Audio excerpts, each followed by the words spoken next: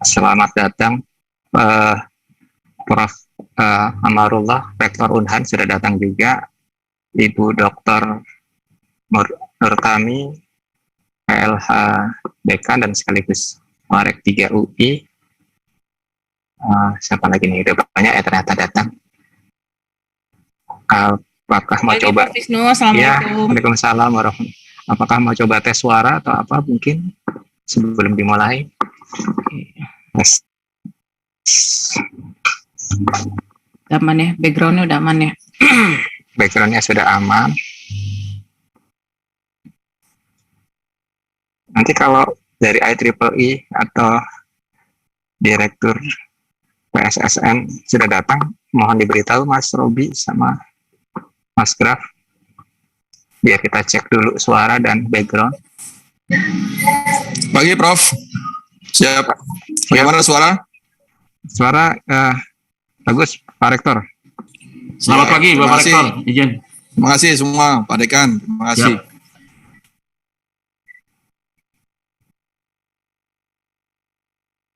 Dari IWBIS, Pak Wahyudi belum kelihatan ya, Pak Dr. Wahyudi, terutama yang memberikan kata sambutan nanti.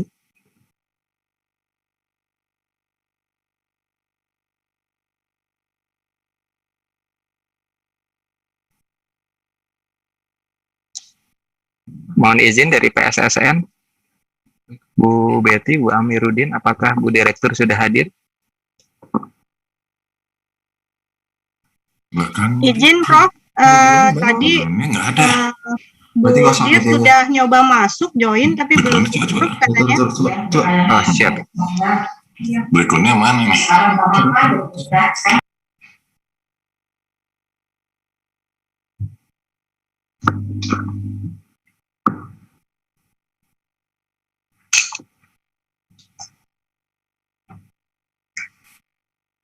Nih, saya juga sekaligus memantau 3 nih ya, dari YouTube, peserta, dan juga nanti jam 8 baru kita pakai bahasa Inggris ya Bapak Ibu. Nih sekarang pakai bahasa Indonesia dulu, nggak apa-apa. Sudah di broadcast ya Mas Robi dan panitia ya. Oh, attendee-nya juga sudah banyak ya, berarti sudah masuk suaranya ya. Sudah Prof. Mas Robi mungkin WA ke Ketua IWBIS Indonesia Section Pak Dr. Wahyudi mungkin. Iya Pak, sudah. Belum ya? Oh, siap. Izin Prof. Wisnu, Bu Direktur Poltek sudah masuk. Oh, siap. Munil. Ibu Direktur PSSN, apakah mau tes suara dulu? Posisinya di attendee ya, jangan sebentar. Oh iya, ditaruh di attendee, Prof. Maaf. Oh, di attendee. Ya. Kalau begitu tolong di-upgrade dong, panitia. Sudah Pak. Barusan. Jadi linknya memang ada 2, satu yang khusus, mungkin karena memang agak ini ya, tapi nggak apa-apa. Sudah di-upgrade ya? Ini tinggal diakses sama Bu Direktur. Ya, mohon izin diberitahukan Ya, baik. ke Bu Direktur PSSN, kita upgrade jadi panelis supaya bisa bersama-sama di ruang panelis. Oke, sudah masuk. Oh, sudah ya.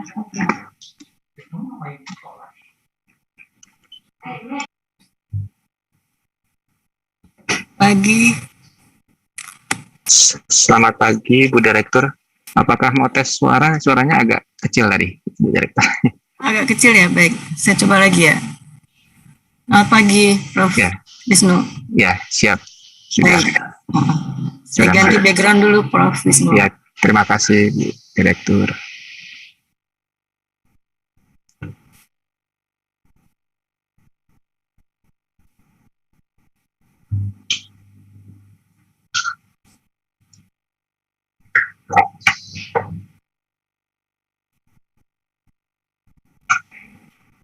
Ayo Pak Adila, jangan lupa virtual background-nya. Langsung aja sih.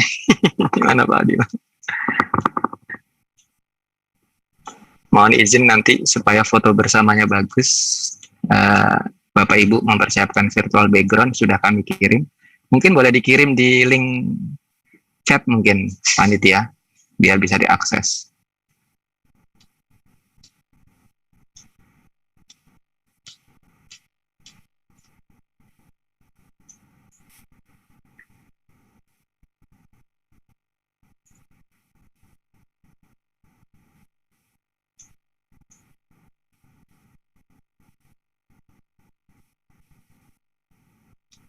Ya, mohon izin Bapak Ibu, terutama yang di ruang panelis. Tadi nyari-nyari gambarnya. Di sini Mas Adila sudah di chat, di download aja. Oh, udah saya download, cuma tadi keselip Ya. di mana?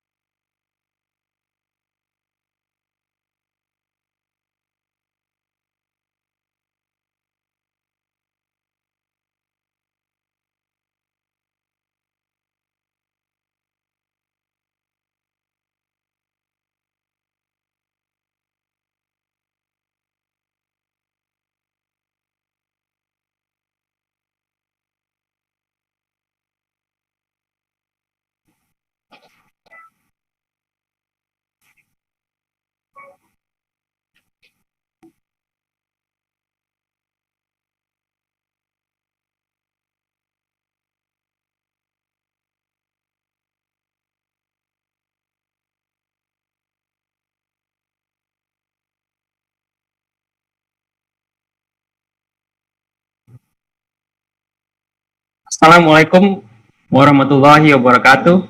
Selamat pagi, every good morning to you all. Welcome to the joint conferences, the 13th International Conference on Advanced Computer Science and Information Systems, ICACSIS, and the 5th International Workshop on Big Data and Information Security, IWBIS. My name is Pancha Hariputra. I'll be your host for this morning session, live from the Faculty of Computer Science, West Java, Indonesia.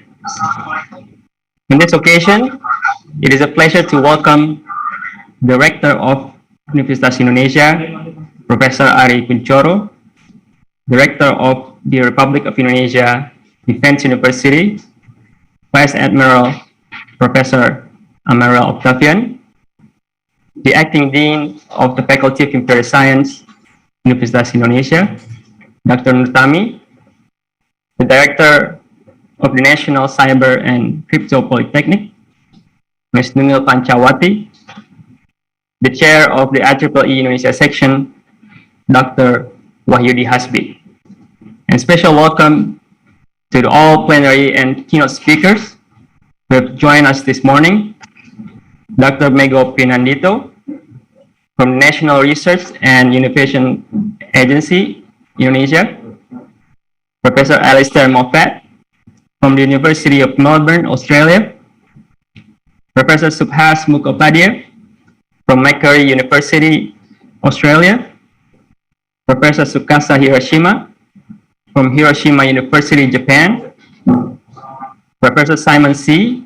from NVIDIA, the United States, Professor Taku Komura from Edinburgh University, United Kingdom, Dr. Martin Strepp from SAP AG, Germany, Professor Eko Supriyanto from University Technology Malaysia, Professor Yudo Giri Sucahyo from Universitas Indonesia, Professor Heru Suhartanto from Universitas Indonesia, Professor Ahmad Gamal from Universitas Indonesia, Dr. Susilo Adi Purwantoro from the Republic of Indonesia Defense University, Dr. Wahyu Kasarendra from University Brunei Darussalam. And also very warm welcome to all distinguished guests, all presenters and participants, ladies and gentlemen.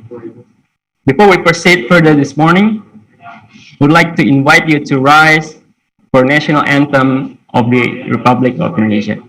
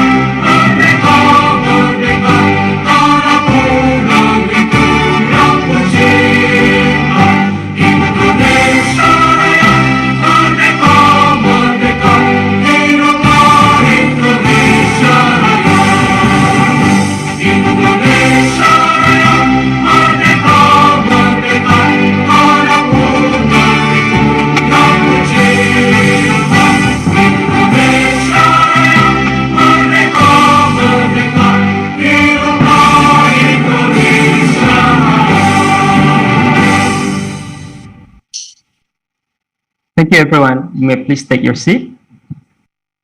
Today, we are very grateful to Universitas Indonesia and the Republic of Indonesia Defense University for the tremendous support they have provided for as host of ICACSIS and IWBIS. We're also fortunate for the support of National Cyber and Crypto Polytechnic as the co-host of IWBIS. This event is also held in conjunction with the 5th Indonesia International Defense Science Seminar, or IIDSS, and ICACSIS and IWBIS bring together academia, researchers, entrepreneurs, and policymakers in an international forum designed to examine key innovation and research in the areas of computer science, information systems, big data, and information security. For this year, both ICACSIS and IWBIS have managed to screen hundreds of research papers from 17 countries to be presented in the parallel sessions. Although this event is held virtually, we're hopeful that it will offer enriching experience for all participants. Ladies and gentlemen, without further ado, let us welcome the Rector of Universitas Indonesia, Professor Ari Kunchoro, to deliver his opening remark. Please welcome. Assalamualaikum warahmatullahi wabarakatuh. Om Swastiastu. Namo Buddhaya. Peaceful greetings to all of us. Distinguished participants, ladies and gentlemen. On behalf of Universitas Indonesia, I would like to extend our warmest welcome to all participants of the 13th International Conference on Advanced Computer Science 2021 and the 6th International Workshop on Big Data and Information Security 2021. It is an honor to welcome you all to these two virtual events in the midst of pandemic situation.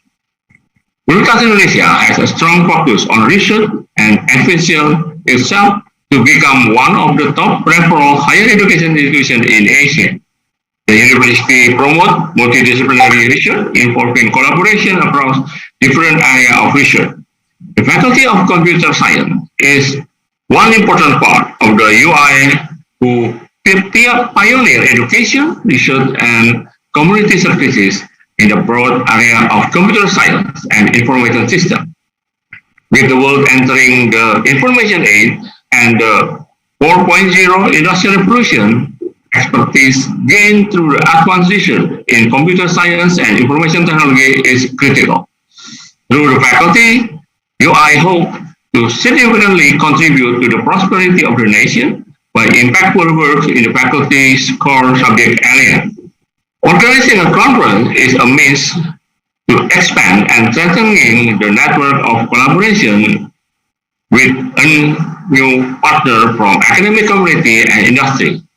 Exchange of ideas through conference activity can spur the development of new frontier research.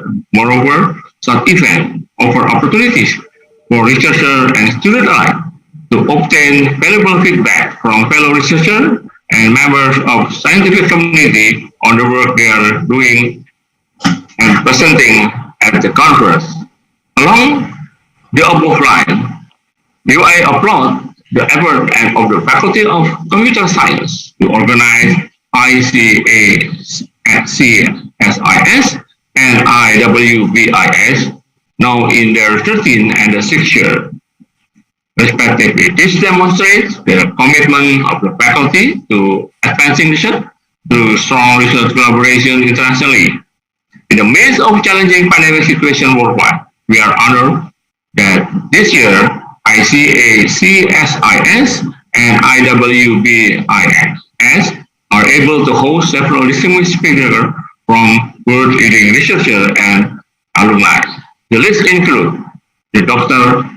Laksana Trihandoko, Chairman of National Research and Innovation Agency of the Republic of Indonesia, Professor Alistair Moffat, Professor of Computing and Information Systems at Melbourne University, Australia, Professor Subhas Mukhopadhyay, Professor of Mechanical Electronic Engineering at Macquarie University, Australia, Professor Sukasa Hirashima, Professor of Information Engineering, Hiroshima University, Japan, Professor Taku Komura, Personal Chair of Computer Graphics, Edinburgh University, United Kingdom, and Professor Simon C., Senior Director, and PIDIA, a Technology Center and at the Nation at NVIDIA USA. In addition to them, ICACSIS and IWBIS also host panelist speakers that surely can provide valuable insight and inspiration to all participants of both conferences. I would also to express my sincere gratitude to the distinguished invited speakers for their presence and contribution to the conference. I also thank all the program committee members for their effort to ensuring a rigorous review process to select high quality papers. I would also to mention the support of IEEE Indonesian section, the Republic of Indonesia Defense University, Indonesia International Defense Science Seminar, and National Cyber and Cryptography Polytechnic for their generous support as hosts and co-hosts that make this event possible. This activity is also very special, considering that apart from the international conference, there are follow-up activities in focus group discussion on cyber defense and security technology and ICT in the health, also artificial intelligence tutorial. This activity form the pentahelix information of academic, industry, government, community, and the press. Finally, I sincerely hope that all the participants will benefit from the technical content of this event. Furthermore, despite the virtual setting, I sincerely hope through both conferences, some fruitful and hopefully long-lasting collaboration can be established and all participants can return from all events enriched and inspired to do more impactful work to the society. Wassalamualaikum warahmatullahi wabarakatuh. Thank you, Rector Arif, for the speech. Now, ladies and gentlemen, we're now going to listen to the opening remark delivered by Rector of Republic of Indonesia Defense University, Vice Admiral Professor Dr. Amarullah Oktavian. Please welcome Rector Amarullah. Thank you. Good morning. The Honorable Professor Ari Kunchoro, Director of the Universitas Indonesia, Dr. Nurtami, PhD, Dean of Computer Science Faculty, Universitas Indonesia, Ms. Nunil Pancawati, Director of National Cyber and Crypto Polytechnic, Dr. Wahyudi Hasbi, Chairman of the IEEE Indonesia section, distinguished plenary speakers, ICACSIS keynote speakers, IWBIS keynote speakers, all moderator, all professor, lecturer, student, and committee member, also all present participants. First of all, let us praise the Almighty God for His blessing and grace. We are all able to participate in the 13th International Conference Advanced Computer Science and Information System and the 6th International Workshop on Big Data and Information Security 2021. It is an honor for us to welcome all the international conference participants. This international conference is held in conjunction with the 5th Indonesia International Defense Science Seminar with IWBIS Indonesia section as technical co-sponsor. Jointly organizing this conference is our contribution towards science in general, and we hope to have more of this kind of collaboration in the future. Distinguished participants, Industry 4.0 has seen widespread adoption in recent years. It is the current trend in manufacturing technology, toward automatization and data interchange. One of the areas where it has a significant and global presence is in the field of military industries, dedicated to state defense. Defense has always been a major driver of innovation, owing to the substantial financing it received from national government. Among the areas covered by Industry 4.0 are cyber, physical system, the Internet of Things, and cloud computing. Their technologies are rarely utilized alone, but rather in conjunction with more effective system. There is a famous adage that technologies used by the general public now were employed by the military 20 years ago. Artificial intelligence is used in numerous phases, including detection with AI-based radar, target attack with AI-based tactical weapon system during conflict, and combat analysis during assessment phases. Data science, or as it is more commonly referred to big data, has critical application in the military. Multiple data input could be combined into a single analysis for proper decision making, ranging from analysis of adversary movement to surveillance of terrorism. Current military information system, notably the C4 ISTAR and CIBN and C3, make use of cloud computing to optimize resources and provide more effective battle support system.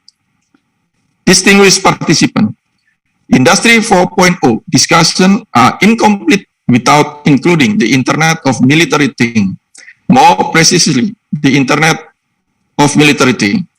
The Internet of Things, or IoT, or its derivative IoMT, refer to physical items that are embedded with sensor, processing capability, software, and other technologies that link to and exchange data with other devices and systems over the Internet or other communication world. The remainder of Industry 4.0's technology agenda include augmented or virtual reality, neurotechnology, advanced material, biotechnology, and distributed ledger. One significant question is how prepared the Indonesian military is for all of this, as militaries around the world seek to maximize the value of every dollar in their budget.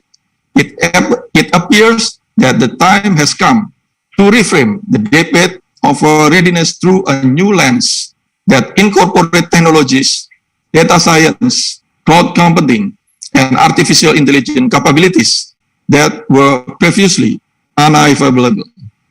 Several important steps must be conducted. The first step is to cease reporting and begin knowing. Rather than precisely reporting all available data in all cases, we begin developing systems capable of analyzing them and producing directly underlying data for improved decision making. Future assessments are generated by combining real-time data stream with past data. The constant and cyclical flow of information and action between the physical and digital world enable real-time access to data and intelligence because no business encounter the same everyday issues as the military. Simply importing commercial solution wholesale would never work. Thus, when industrial ideas and technologies are recombined in novel ways, they can assist the military in resolving similar difficulties. The second step is to know the need. Identifying the capabilities required for a task may appear to be the easiest of all military preparedness concerns. However, there might be a significant difference between military operations that are planned and those that are successfully implemented. This is considerably more than simply examining the order of battle or unit list. Rather than that, it is about comprehending how the various parameters of a task make demand on the forces that will carry it out. Machine learning can step in at this point to provide an answer and alleviate workload. Today, machine learning is ubiquitous, doing jobs ranging from identifying handwriting digits to detecting credit card fraud tendencies. A machine learning tool can be trained to link numerous mission factors with the size and capabilities of the force required to complete them. The third step is to know the asset. While having a true image of real-world mission requirement can facilitate planning, the necessary capabilities must still be available to execute those plans. This problem transcends any organizational chart or theological table. A real-time imaging of personnel, equipment, and infrastructure down to the individual level can assist in addressing this difficulty. And the final step is to determine the best course of action. Again, machine learning technique may be used to solve this problem, ensuring that the joint force is more capable, lethal, and inexpensive than ever before. By merging a real-world and real-time image of force capabilities, planners can effectively build a force digital twin. Leaders can conduct extensive scenario planning using this data-driven representation of the force. They can put the force to the test against a variety of mission and mission combination in ways that would be impossible to replicate in real life. At the end of the day, military advantage is often gained through the integration of technologies, processors, and people. Industry 4.0 is about reinventing those partnerships for readiness. And indeed, this is how the Indonesian military 4.0 should be viewed. Distinguished participants, understanding the importance of this international conference, I would like to convey that this forum is intended as an academic forum for practitioners and scholars to discuss selected topics in various technology issues, as well as model for strengthening defense technology to support national defense. This forum brings together expert speakers who will share their knowledge and view on existing topics, as well as elaborate ideas and experiences, and require active participation from conference participation. During this conference, participants can discuss the material that have been scheduled. This international conference activity aims to explore critical thinking from speakers. This activity is considered to have very strategic value in the effort to build the nation and state. In addition, this conference is a forum to improve the professionalism of the academic community in order to have high competitiveness for scientific improvement and development, especially technological development. Before I end this speech, I would like to express my gratitude to the organizing committee who has prepared this activity well, and also the speakers who have been present with their research. And on behalf of the entire organizing committee, we convey our apologies in anything is unpleasing in the entire conference. Thus, the great thing that I can convey, I wish you a happy participation in this international conference, and hopefully this activity can run safely and smoothly. I hope that in this international conference, all the material discussed will raise bright and potential ideas and provide additional valuable insight for the development of defense technology in the future. I thank you. Thank you very much, Rector Amarullah, for the speech. Ladies and gentlemen, now I would like to invite the Acting Dean of the Faculty of Computer Science, Universitas Indonesia, Dr. Nurtami, to deliver her remark. Please welcome Dean Nurtami. Thank you.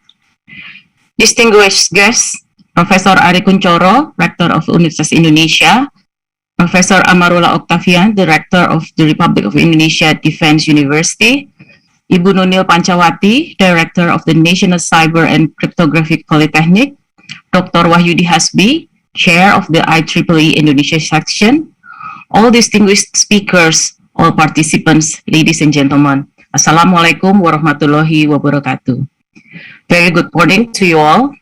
And we would like to sincerely welcome all participants of the 13th International Conference on Advanced Computer Science, ICACSIS 2021, and the 6th International Workshop on Big Data and Information Security, IWBIS 2021.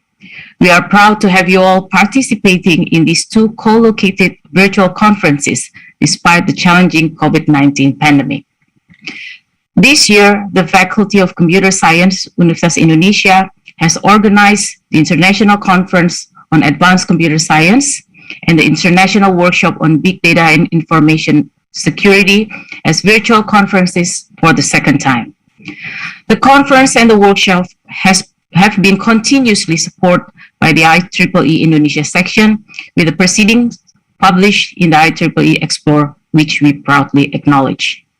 The Faculty of Computer Science, UI, is committed to advancing research through solid research collaborations, both nationally and internationally. The current editions of ICACSIS and IWBIS are hosted together with the Republic of Indonesia Defense University and are held in conjunction with the 5th Indonesia International Defense Science Seminar. In particular, IWBIS is also co-hosted by the National Cyber and Cryptography Polytechnic. In addition to the conference and workshop, there will be two follow-up activities, namely the focus group discussion on cyber defense and security technology and ICT in health, and artificial intelligence tutorials. We thank RIDU and PSSN for their generous support as hosts and co-hosts, enabling the present ICACSIS and IWBIS to be held as a more significant and prominent event. This year, ICACSIS has received 132 submissions with the acceptance rate of 43%. The topics include information management and governance, artificial intelligence and data science, computer systems and networks, software engineering, human-computer interaction, and cross-fields applications. On the other hand, IWBIS, with the scope of its topic in big data and information security, has received 55 submissions with an acceptance rate of 49%. We strive to maintain the quality of publications, and as a result, since 2011, the publications of ICACSIS have been indexed by Scopus, whereas those of IWBIS have been indexed by Scopus since the inception of the workshop in 2016. We expect these 13th and 6th editions of ICACSIS and IWBIS 2021, respectively, to be indexed by Scopus as well. Again, we are deeply honored that the current editions of ICACSIS and IWBIS managed to host several distinguished world-leading researchers as plenary speakers. This list includes Dr. Laksana Trihandoko, the chairman of National Research and Innovation Agency, BRIN of the Republic of Indonesia, Professor Alistair Moffat from the University of Melbourne, Australia, Professor Subhas Mukhopadhyay, professor from Macquarie University, Australia, Professor Tsukasa Hirashima from Hiroshima University, Japan, Professor Taku Komura from University of Edinburgh, United Kingdom, and Professor Simon See, Senior Director, NVDA AI Technology Center and AI Nation at NVDA, USA. Furthermore, ICACSIS and IWBIS also host a separate list of speakers that will notably enrich the exchanges of ideas between all conferences and workshops participants. We therefore would like to extend our sincere gratitude to all distinguished invited speakers for their presence and contributions to the conference and the workshops. Last but not least, we also would like to thank all program committee members for their efforts in ensuring a rigorous review process to select high-quality papers. Finally, we hope that all participants will benefit from the technical contents of the whole 3-day event.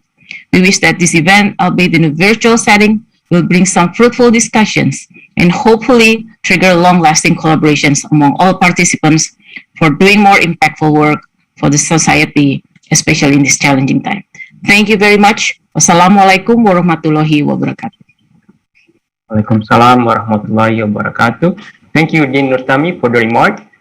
Ladies and gentlemen, we're now going to listen to an opening remark delivered by the Director of the National Cyber and Crypto Polytechnic, Ms. Nunil Pancawati. Please welcome Director Nunil.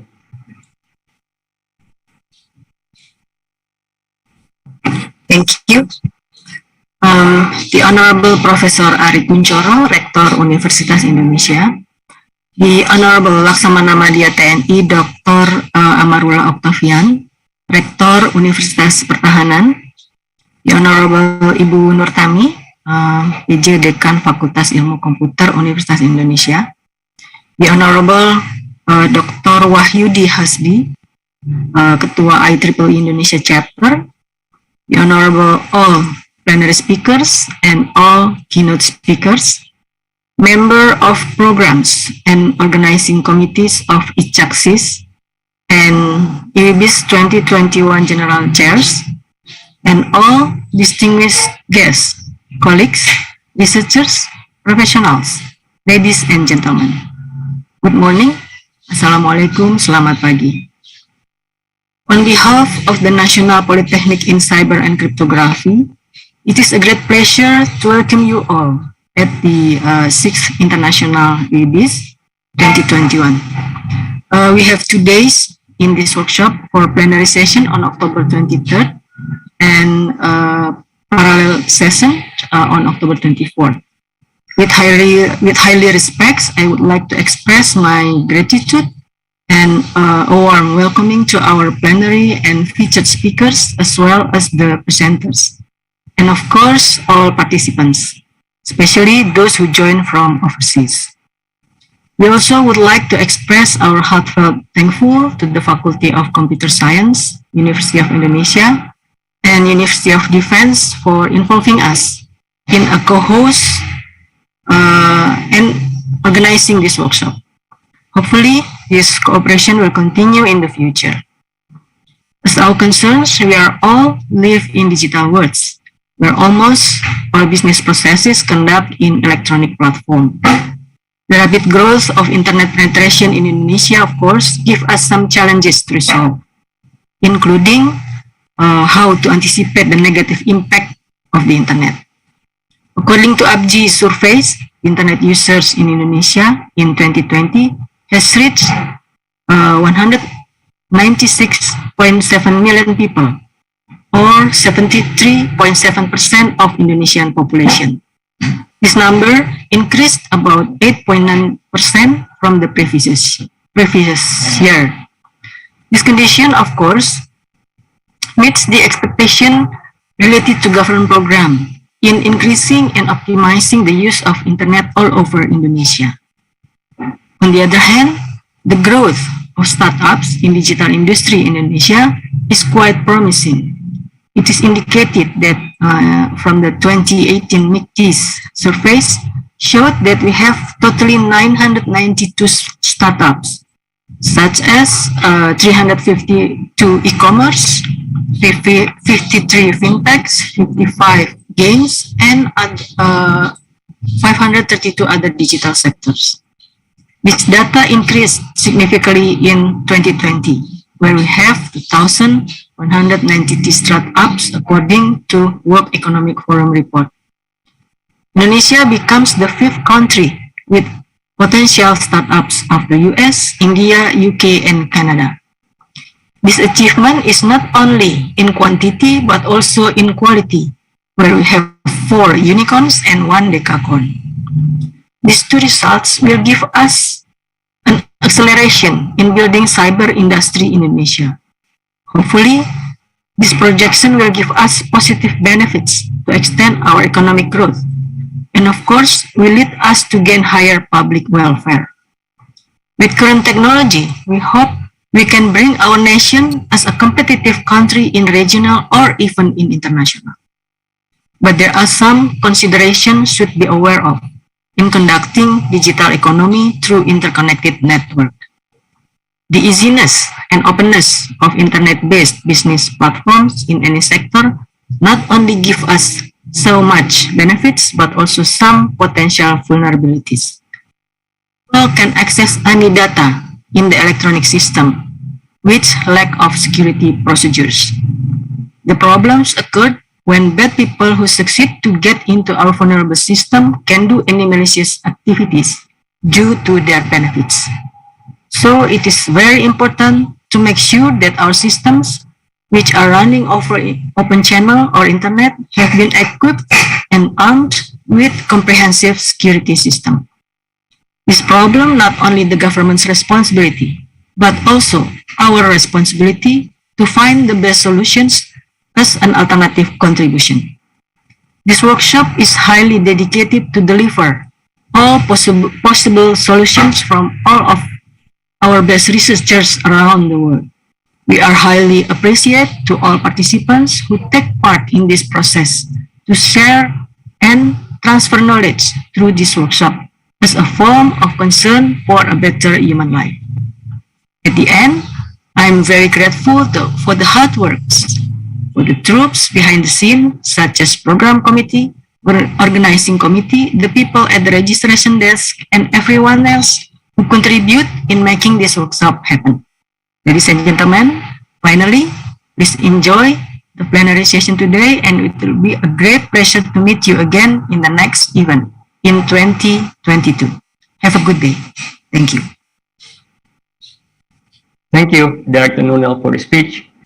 Now, ladies and gentlemen, it is time for an opening remark by the chair of the IEEE Indonesia section that technically co-sponsors this event. Please welcome Dr. Wahyudi Hasbi. Distinguished guests, colleagues, researcher, professional, ladies and gentlemen, Assalamualaikum warahmatullahi wabarakatuh. Very good morning, a prosperous and warm greetings. First of all, please allow me to greet the Honorable Director of Indonesian University, Professor Ari Kunchoro, SEME, PhD, Director of Indonesia Defense University, Vice Admiral Professor Dr. Engineer Amarullah Octavian, ST, MSc, Acting Dean of Faculty of Computer Science, Indonesian University, Dr. Nurtami, PhD, Director of National Cyber and Crypto Polytechnic, Ms. Nonel Pancawati, BSc, ME, the Honorable Distinguished Plenary Speakers, Dr. Laksana Trihandoko, Chairman of National Research and Innovation Agency, Dr. Mego Pinandito, Deputy of National Research and Innovation Agency, Professor Sukasa Hiroshima from Hiroshima University, Professor Alistair Moffat from Melbourne University, Professor Subhas Mukhopadhyay from Macquarie University, Professor Simon C. from NVIDIA, Professor Taku Komura from University of Edinburgh, all distinguished keynote speakers, committee, all participants, ladies and gentlemen. It's such an honor and pleasure for me to be able to greet you all and give a few words to represent the IEEE Indonesia section at the opening of this conference. On behalf of the IEEE Indonesia section, I would like to express my sincere gratitude and welcome you to the 2021 International Conference on Advanced Computer Science and Information System and International Workshop on Big Data and Information Security 2021, hosted by Faculty of Computer Science, Indonesian University, and Indonesia Defense University, and National Cyber Cryptographic Polytechnic. These two events provide an international forum that brings together those who are actively involved in the field of computer science and information systems, and also as an international forum designed to examine key critical innovation in the research of big data and information security areas. Distinguished guests, colleagues, researchers, professionals, ladies and gentlemen. As we all aware, the global data started to grow exponentially a decade ago. It has shown no sign of slowing down. It has aggregated mainly via the internet, including social network, web search requests, text messages, and media files. Another gigantic share of data is created as well by IoT devices and sensors. And they are key drivers for the global big data market growth, which already has reached more than $49 billion in size, according to Statista. Machine learning is also becoming more sophisticated with every passing years. We are yet to see its full potentials beyond self-driving cars, fraud detection devices, or retail trends analysis, even on predicting COVID-19 pandemic. On the other hand, data security and privacy have always been pressing issues, showing a massive snowballing potential. Ever-growing data volumes create additional challenges in protecting it from intrusions and cyber attacks, as the level of data protection can't keep up with the data growth rates. Statistics demonstrate the scale of the problems. Statista calculated the average cyber losses, which amounted to more than 1.56 million for mid-sized companies in 2018 itself, and more than 4.7 million across all company size as of May 2019 itself. In such, so I believe that this conference event is very relevant to these rapid changes and is very important in highlighting the innovation and technology to accelerate the shift to the digital and fundamentally shake up the living landscape. Distinguished guests, keynote speakers, ladies and gentlemen, IEEE Indonesia as a regional organizational unit of global IEEE was founded in 1988, and over the past 33 years, IEEE Indonesia has contributed significantly to various activities that encourage science and technology for humanity in Indonesia. Together with volunteers, members, and all stakeholders, IEEE Indonesia has produced various activities by supporting more than 60 high-qualified conferences every year, including this conference. Compared with the previous years, in 2021, the conference supported by IEEE is increased by 50%. The high-qualified conference papers within the scope of IEEE are published in the IEEE Explore Digital Library, indexed by Scopus Web of Science and any other major databases, with more than 5 million publications and more than 15 million downloads every month. As we all know, IEEE always maintain high-qualified publication as part of our intellectual culture. IEEE also develop industrial standard as an activity. For example, IEEE 802 as a standard Wi-Fi that we use in our daily life. IEEE Indonesia also hold more than 40 professional, technical, non-technical, and administrative activities every year for all its members. Currently, we have more than 2,600 Indonesian members and more than 60 senior members, consisting of professionals from industry, academia, and government researchers. IEEE Indonesia also has supported 26 technical society chapters and joint chapters, 30 university student branches, and 9 IEEE student branch chapters. All these chapters have become a forum for members to have various international technical, collaboration, and social activities and provide Indonesian student members a great experience.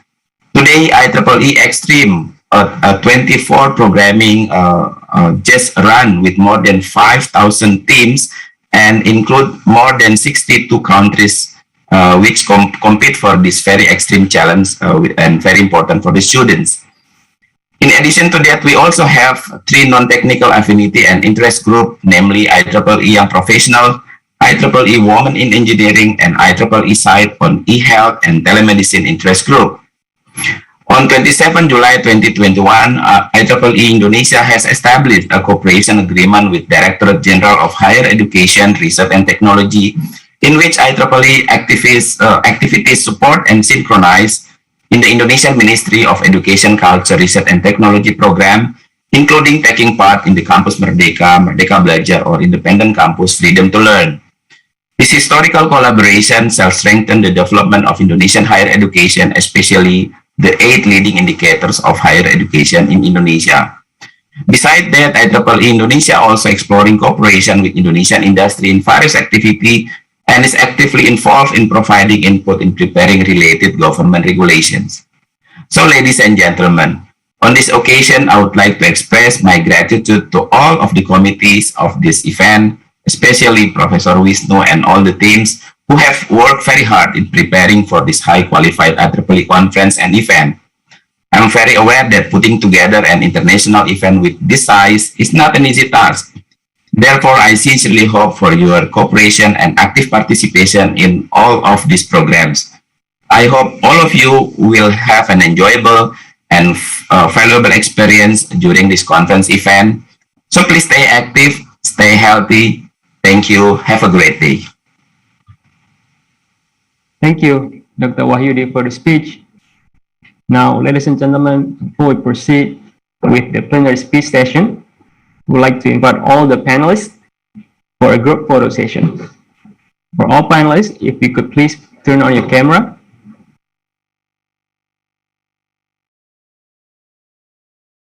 Okay, we're going to count to 3 and take a screenshot.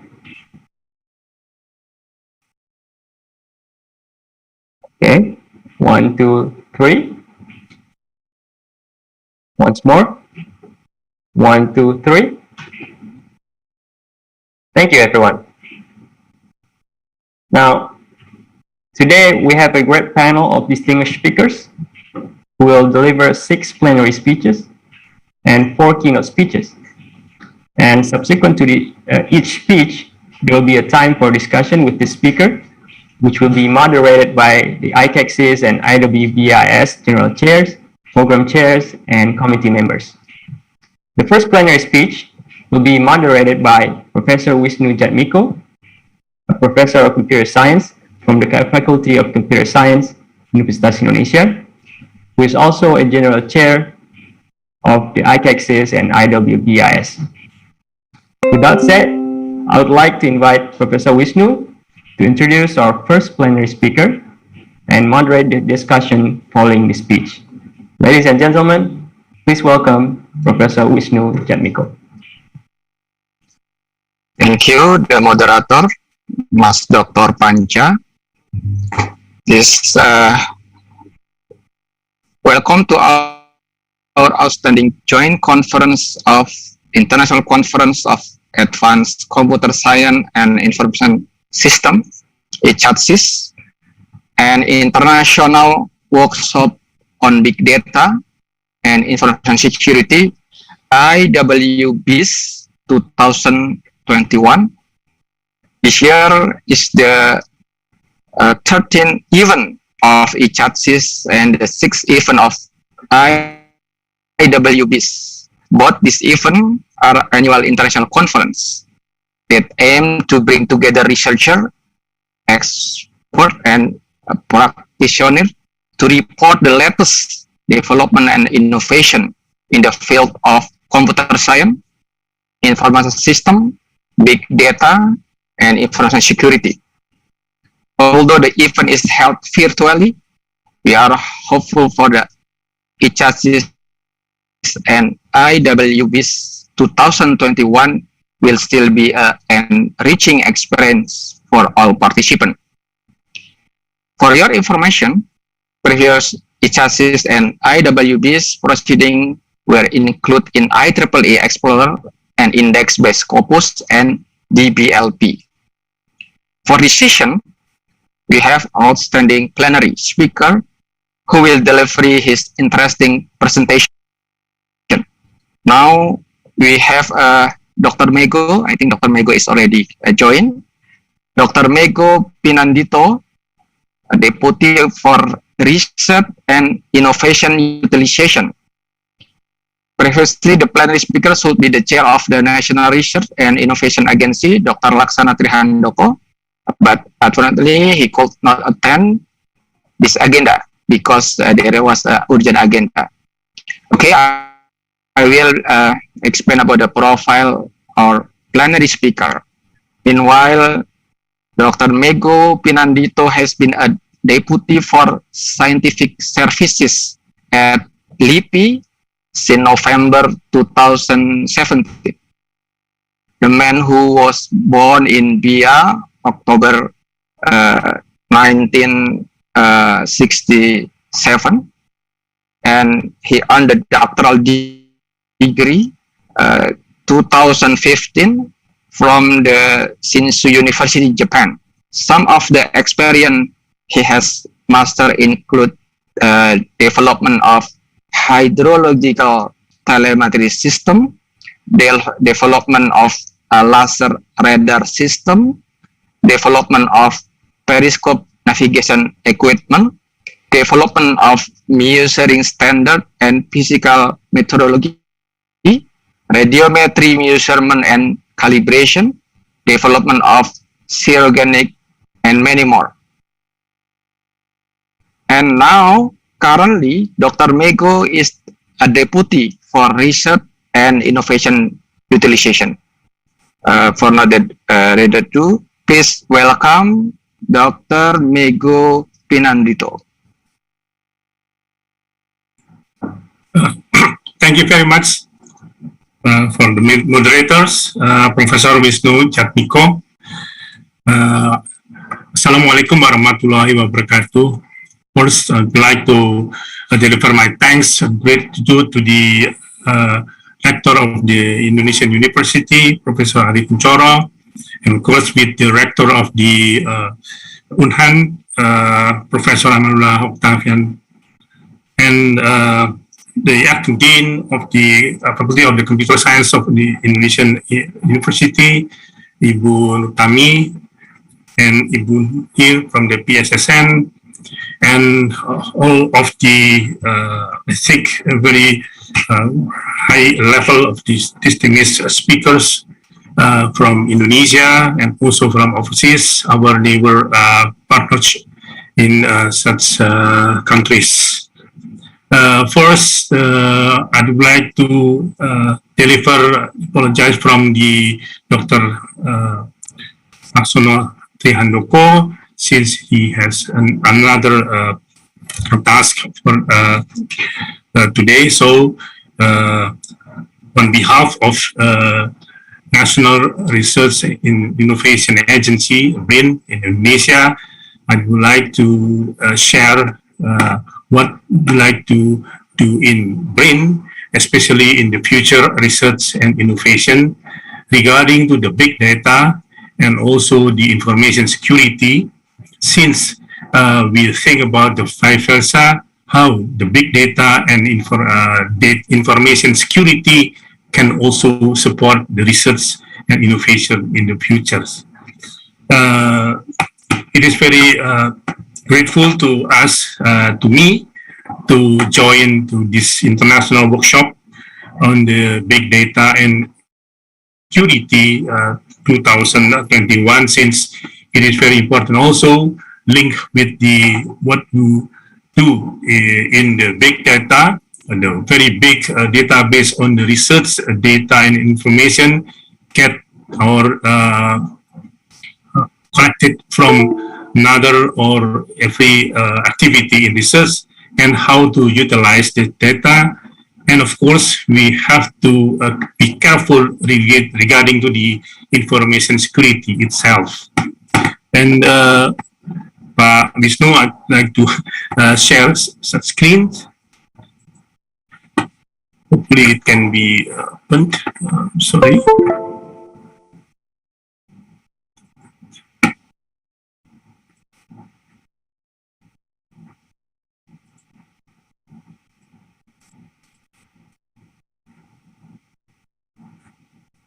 Oops.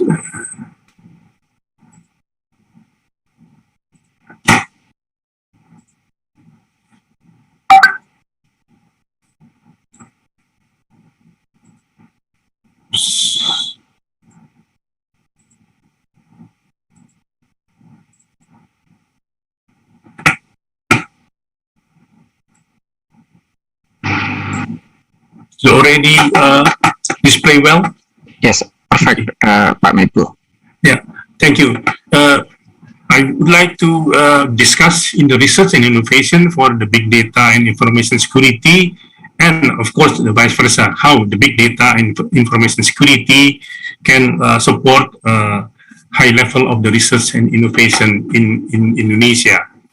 I think just a little brief information regarding to the BRIN itself, the National Research and Innovation Agency. That is not very short history that we have since this year, the beginning of this year, and how the science, technology, and innovation on the big data and information security, that is very important and should be take more attention on it. This is just a little bit information. BRIN, National Research and Innovation Agency, is the special government body under directly with the presidents, and also we integrated all of the what we call the organization resources. This is including the human resource, infrastructure, and also with the funding or budget resources, and brain covering almost in the future, but not yet finished in the process, all the research field, that is including the computer science, information engineering, and digital field, and so on. And of course, we are also responsible for the national science, technology, and innovation policy and executing agency. So between this one, it is being called that we have to get some presidential order to have the special government body. And what we'd like to do in the future is how to overcome the what we call the low critical mass of the research resource in Indonesia. So if you like the before the constellation of the research institute in Indonesia in the separate in several institution, so it become one institution, so that we can improve the research capacity and the competency, particular in the term of the research infrastructure in total, and we can also attract the young talents to support the global engagement and collaborations, and we can also accelerate the knowledge and the skill transfer through the research collaboration, and of course, how to make sure that using the research and innovation, we can get more and more in the economic growth. This is a little bit outcomes regarding to the target of the brain in the future, how to make the Indonesia as the global platform for the natural resources and diversity based on research, because we know that if you talk about the biodiversity, it is not only in the land, but also in the oceans. We still need to make more and more exploration, more in research activities in the ocean research, and also with the social science, social humaniora, and of course with the positioning of Indonesia in geographically, we have the two oceans and also the two continents. The other thing is how to facilitate research and innovation activity in Indonesia by using the brain national infrastructure, laboratories, and the other facilities, including such kind of, for example, how to in the satellite, in the research vessels, and so on. Later I will explain more in detail. And of course, how to increase the direct economical impact from any research activity, and turning the research and innovation sector into the long-term investment destinations. This is just to check what is the regulation that has been ready to use. For example, for the TKDN, the domestic national component, the local contents, and how to make sure that all of the innovative products coming from the research and also been registered in the electronic catalog can be also what we call the priority to be procured by the Indonesian government institution. And of course, the two things regarding to the incentive, it is also incentive for the business players, the industries who are doing research, and it will get more in the super tax deduction until 300%, and also incentive for the inventors. Before, if the inventors can successfully license his or her patents, then they cannot get the what we call the incentive or royalties directly in cash. But now it can be ready permission by the government. So it is really what called the incentive and motivated to the all of the researchers and also the innovators. And the other thing is how to make more support by the funding or budget, not only from the government, but of course linked with the such kind of incentive for the business and so on. hopefully industries or the business player can also share the budget for example, in the new product development activities or the market analysis and so on, can also be part of the national research and innovation grant.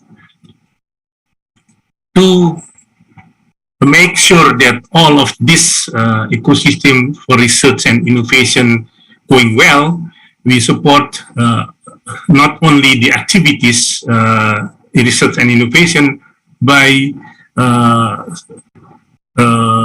for example, to purchase the new facility on another, but of course, we try to support the science-based policy with the focus on what we'd like to do in the future as a brain focus. We provide also the science-based policy recommendation at the national and the sectoral level, since now all of the activities coordinating by brain regarding to the research and innovation activity in such field, in sector and so on, so we can get the better helicopter views, and the evidence and database analysis can also be collected and be analyzed together. So it will get finally the well-proven scientific method to support the science-based policy. It is also, we are discussing with the ministry and institution to get feedback, and of course by the public before we set this, what we call the draft of the recommendation going through the government, the ministry who are responding to this field. And this is really what we offer to the all of the academic society, how to improve the research and innovation and ecosystem itself by open the laboratory in BRIN, especially with international class or global class laboratories with full of the equipment, and also it is already what we call to comply with the regulation and standard. It means that we can do together doing research and innovation in the collaboration, not only with national, but we are open to the global collaborations. It means that for the academic, for example, for the student, the lecturers, and also professors from the university are also welcome to our open platform. We have also set such kind of the incentive. For example, in the mobility program, we can also invite the professor from the university outside the overseas to come to Indonesia to get together in the international collaboration, not only the professor, but also the research fellows and also the research assistantships. The other thing is how to make sure that the Indonesian position is coming better and better. We recruit the PhD students, and also we set the PhD by research program. So this is the academic sides, but again, we invite also the industry, the business player to come to use this platform, the infrastructure and network from the brains, and to use it to facilitate, to stimulate the entrepreneurships through the direct involvement in any research and activity. If look at this scheme, then we can look at the what we call the research, innovation, and commercial industries, since we are really wondering that the research activity does only stop until the, for example, in publication, but we trying to make sure that all of the research are finally in the system or products or any kind of the commercial results. So we need to look at this mechanism in the research institute, the university, and so on, and the industry. We have such kind of the gap, the red one that we call the research and development industrial, or industrial research and development around the industry, which need some infrastructures some global comply with the global standard and regulation, should be comply with standard measurement and also the certified reference material that finally can be passed as the assessment by the three parties. So if you look at this schema, then we know that from the beginning, from the number one of the green one, the research institute, until, for example, in six, the step of 6 in the research institute, and or plus the industries and R&D industry, it will be come as the big data and information. How to use the big data and information for the next step of the research. It is very important to keep the data. For example, of course, by the group of the researchers, they keep the data. But again, if you look at the research innovation law, it should be obligation to put it in the big data or the database under the brain. It is in the what we call the data center at brain, or we can also put in the national database in such ministries. The important thing is we look at this point is how to make this all of the research data becoming the big data, and how to make the big data also be analyzed, be utilized to get information, and finally how this big data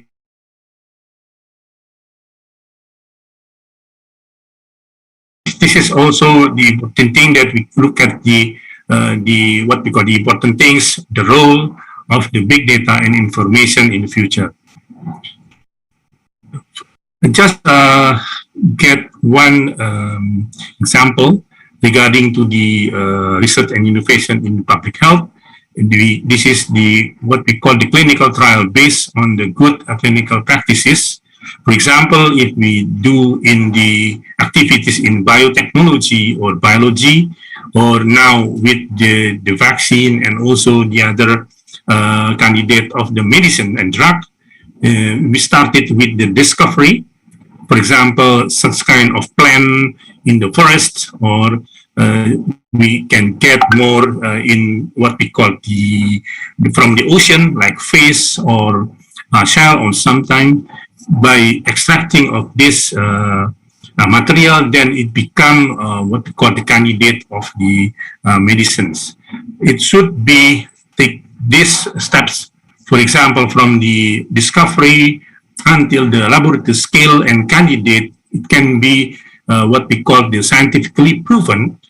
It can be what we call proof by the peer-reviewed scientific publication, the international journal publication. I think the IEEE, Pak Wahyudi can be also explain that this is very important.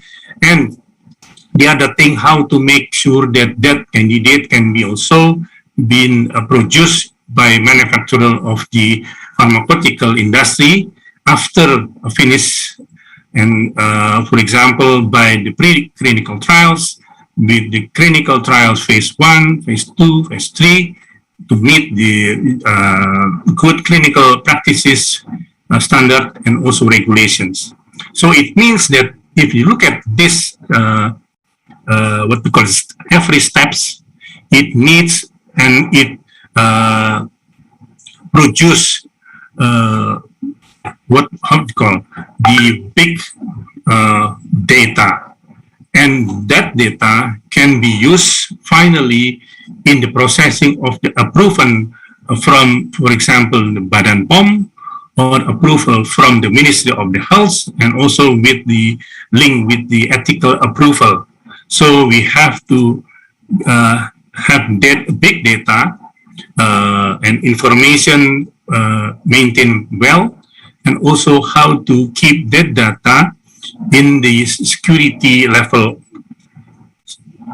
Certification of the analysis, the certification of the good manufacturing practices plus the principal investigator with the certificate and also laboratory comply with such kind of the ISO, and finally it can be approved by the authorities like Badan POM, Ministry of Health, and so on.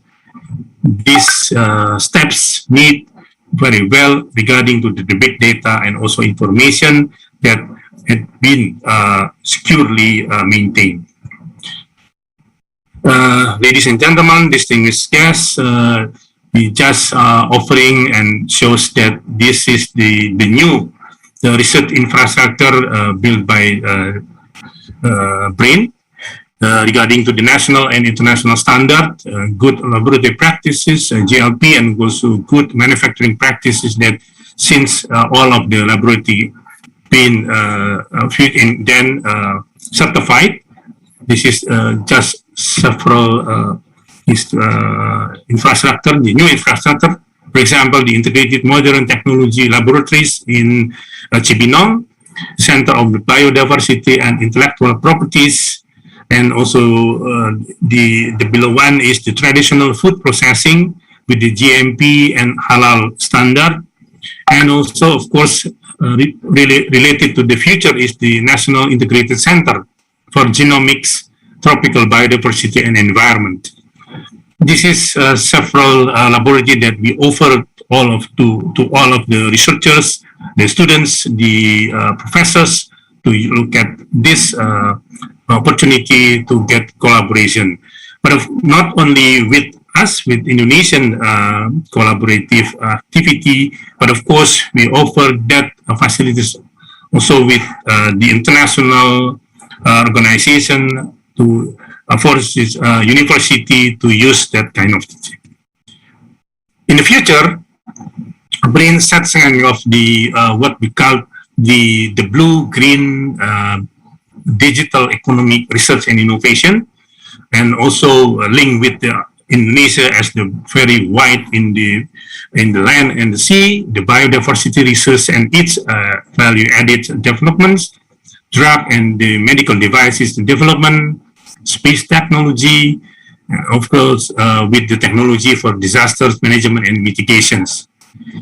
In this future research and innovation, almost all of the activities, what we call the important thing is using the high performance computing, implementation of the artificial intelligence and also digital information technology. We look at the biodiversities, drug and medical devices are also need that kind of sensor and so on. And of course, with the precision technology, we cannot do this in global perspective and global, what we call the competitive, since we have to get more in, of course, with the national and global standard and regulations, the measurement standard with the, for example, in the biology or the biotechnology, we need the certified reference material itself and conformity assessment infrastructure, like the good manufacturing practices and good laboratory practices certifications. So it is again as a loop, the science, technology, and innovation need the activity to support the national class or the national standard and national regulations, how to produce the measuring standard and also the certified reference materials. This is especially if we offering the Oceans Research Innovation at BRAIN. We opened the research ocean by the extreme ecosystem research on the deep sea, geobiodiversity of the submarine volcanoes, we call the Eco Depot. In that research, ocean research innovation is covering at least 6 steps. First, how to use the research cruise or research vessels. Since if you look at the what we call using the research vessel on board in Indonesia, we can get together the researchers under different institution, different field of the disciplinary, for example, to get bathymetry, oceanographic, geological samples, biota, and also water sample, and so on, and comply with several we offering for the foreign research and so on. And also doing in the same times the geology and geophysics and oceanography that will get more and more very big data in the processing analysis regarding to the geology and oceanography, and also with the biodiversity.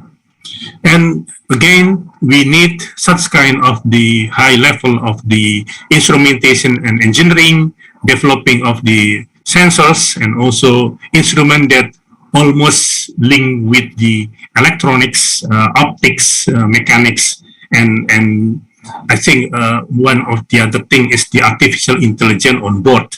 So we're offering that it is very huge activities in the research and innovation on the oceans.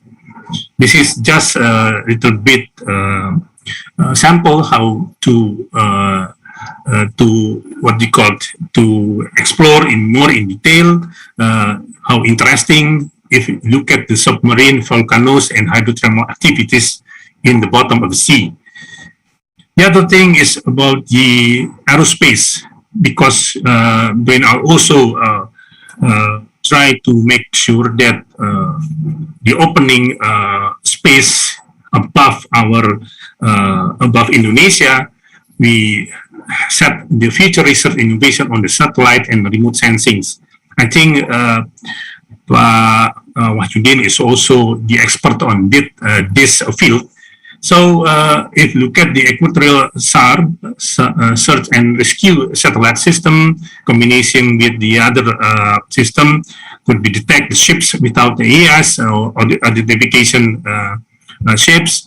And of course, we can see that not only Indonesia in the what we call the land, but also we have to look at almost the whole of the area of Indonesia. It means that in the sea, in the land, and hopefully in the future, we can also cover almost of the Indonesian territory, the area, by the coverage of the satellite. So in the future, we set such kind of several satellite which loaded by, for example, the remote sensings and also several high performance of the optical camera or surveillance system and so on. So this is also again the facility that we have in the brain, and we can look at the almost all the activity can be done in the laboratory. So again, we welcome the students and also the professor, the lecturers coming to get together in these activities. I think again back to this one. The other thing is how to put more in the satellite, because how wide Indonesia is, and how to make sure that the telecommunication system by the low altitude in the communication satellite can be also put in such kind of the blank spot of this communication to get more and more in the high quality of the communications. I think this is the last one, that if you look at the medical and the health, I think universities are also get together with the brain related to the COVID-19, linked with the research on the protections, screen diagnostics, and the treatment and medical devices, and also doing in the research and the social human area. But again, if we like to look at in the future, how, for example, the whole genome sequencings and also the personal medical data are very important to keep as the big data in the future, because we have 200 and around 270 million people. How big data regarding to this medical data, and how to make sure that this data can be securely maintained and be utilized, as well as using through the what we call the new modern medical device, the modern research on the medical therapy and medicines are also the importing and the role of our what we call the responsibility. So I think there is hopefully it can show that how the research and innovation can also produce the big data and need to be analyzed to be used well. But the other thing is how the big data and information security can also make the future research and technology to help us in new better quality of life, better in the economical growth. I think that's all. Again, thank you very much for the attention of all of the participants. Hopefully, it can be also opportunity to open and to come and finally to get in collaboration, not only with the National Institute, but also with the National Institute and University overseas to come to Indonesia and to get together to solve the global problem in the field. Thank you very much. Assalamualaikum warahmatullahi wabarakatuh. Thank you, Dr. Mego. It's very interesting talk. Maybe because today we have many guests, special guests. So as Dr. Mego mentioned, because BRIN is have as in your presentation many good facility and invite the professor even from overseas and also invite from the university or the industry and so on. And I just want to confirm about the open platform and also the facility and also the joint research. I think it's very interesting. Maybe before I give the question open from the floor, is there any I don't know short plan? Usually we call quick win from the BRIN, for example, because the BRIN is joint force, isn't it? Also Pak Wahyudi before is also from Lapan, and now joint become BRIN, and Pak Mego from LIPI, and then maybe it's become a powerful government body. So what is the maybe the short big plan we call a quick win, so that maybe after the conference, for example, can we make some good exercise and then maybe become a role model from especially in Indonesia? Okay, please, Pak Dr. Mego, is there any opinion or any explanation? Thank you, Pak Dr. Mego. Yes, thank you very much for this, what we call the question. Yeah? We are trying to now to open such kind of the program. For example, it will start it as soon as possible, not for example from the January 2022, but if we ready, then we open for example the PhD program by research. It will support by the BRIN grant. And of course, we have also we have already talked with several universities, with the of course with the Ministry of Culture, Education and Cultural, and also Research and Technology, Pak Nadiem, to set what we call the pusat unggulan teknologi, pusat. So that is the what we set the such priority to funding such kind of research, especially in what we call the field, and give funding to the researcher and also the student and the professor to get one or two products concretely. That is one thing. The other thing is we setting again and open to come to offering, for example, one or two special research that will be set. It can be the formally is now in the processing for the oceanic research and innovation, and with setting the what we call the campaign into the we said that the research vessels, it will be started in November to get some routes from Java to the eastern, is coming to Ambon and also going to up to the Manado and back to the Makassar and then back to Java. We offer who will come and join to that adventures. That is also open from there. And the other thing is how to make sure that in research on the satellites and also research on the medical devices and also public health, we are also opening such kind of, we call the clinical trials support.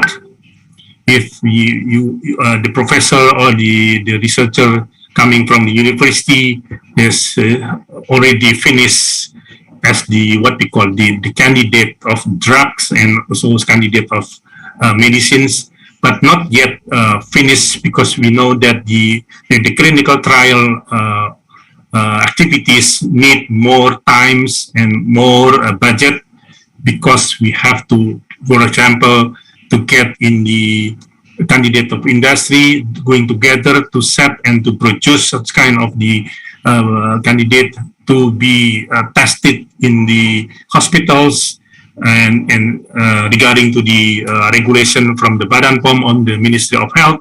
So it is also open and ready to offering to the university. Hopefully from that activity, the gap between the research and commercial product, as we described before, can be filled off, and also finally we can reduce the number of the imported medical devices and also medicines by substituted by what the result from the clinical trial successfully to produce that kind of the what we call the new medicine and so on. That is really what we like to do and to get in the very short time. And of course, we have to say that we are not really finished in the integrating all of the activities and also the organization resources regarding to this research and innovation.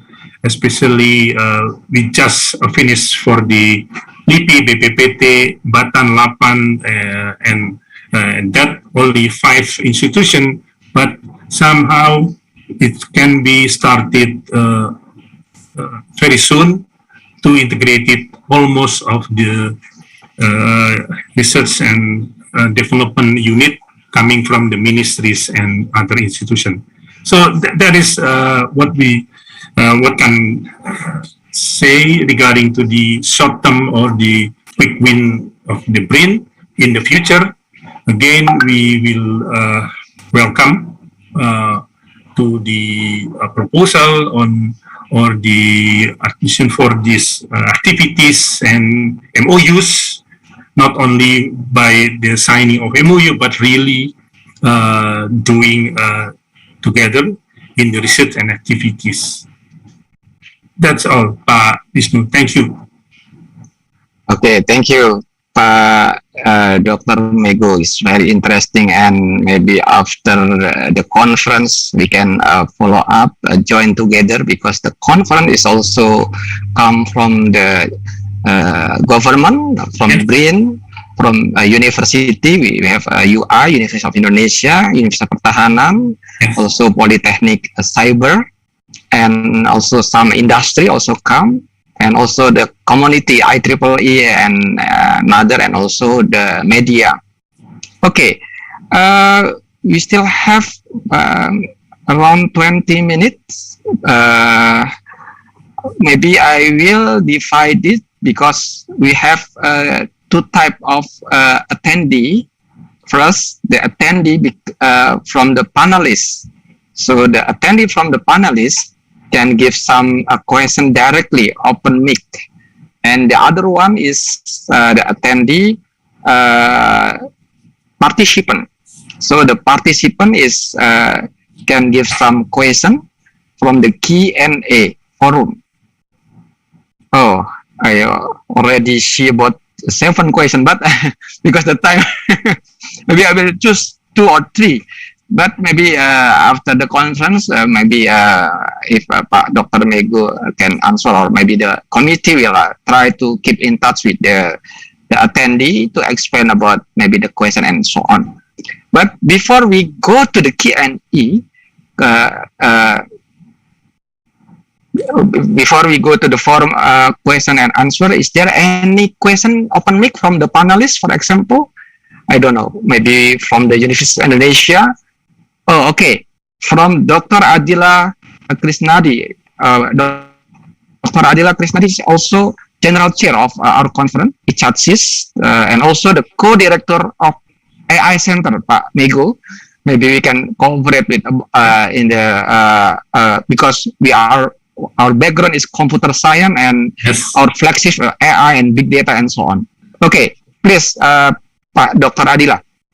Thank you, Professor Wisnu Jatmiko. Thank you very much for the talk, Dr. Pinanjito. It was very interesting. So it's been something we want to know about brain, right? So it's a good thing we know.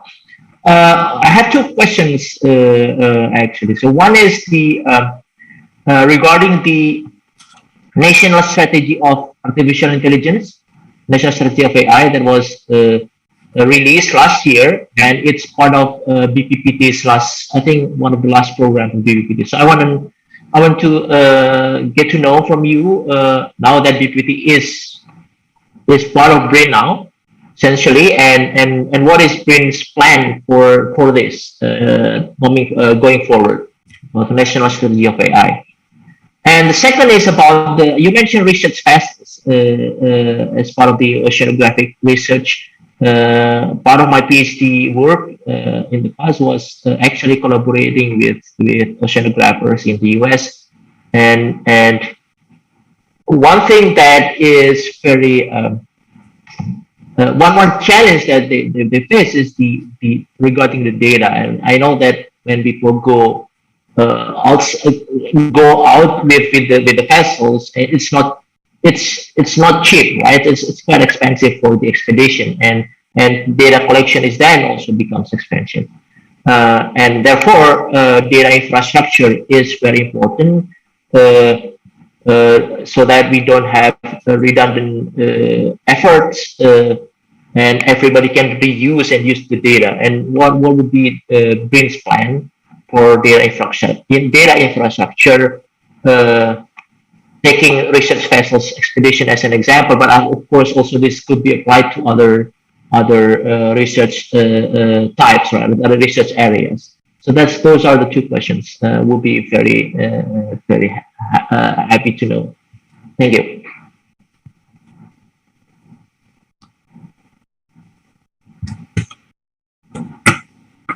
Yes. Yes. Can I answer directly, Wisnu? Okay, go ahead, Pak Mego. Okay. Thank you, Pak Adila Krisnadi from University of Indonesia. There is 2 questions regarding to the strategy national of the artificial intelligence / AI that it had been introduced last year, but of course it is very wide. because we look at the artificial intelligence is cover almost all of the field, the sectors, and perhaps last year we have already discussion in the artificial intelligence in the public health, in the climate change, and also with the there is including the safe energy, the high efficiency energy, and also look at the the traditional activities, traditional we call the local wisdom and so on. And the future we have what we call the planning to have such kind of the artificial intelligence in the what we call the creative industries. So it links to the really what we'd like to do in artificial intelligence is how the digitalization and digital world becoming what we call familiar with us. For example, in the software games development, how to use the local the Indonesian local parts, for example, the customs, the what we call the senjatanya gitu ya, all of these, for example, barang and so on can be used, and the others, the scheme, the strategy, and of course it is also open, and almost in the AI also already with the programming, in the what we call the construction of the algorithm and so on. It meant that how the most efficient and the most fast algorithm can be implemented, and it needs some development in the what we call the subroutine, and also the programming, and also the architecture itself. It is very interesting to do. And regarding to the ocean research, you know that it is very wide, and how to do.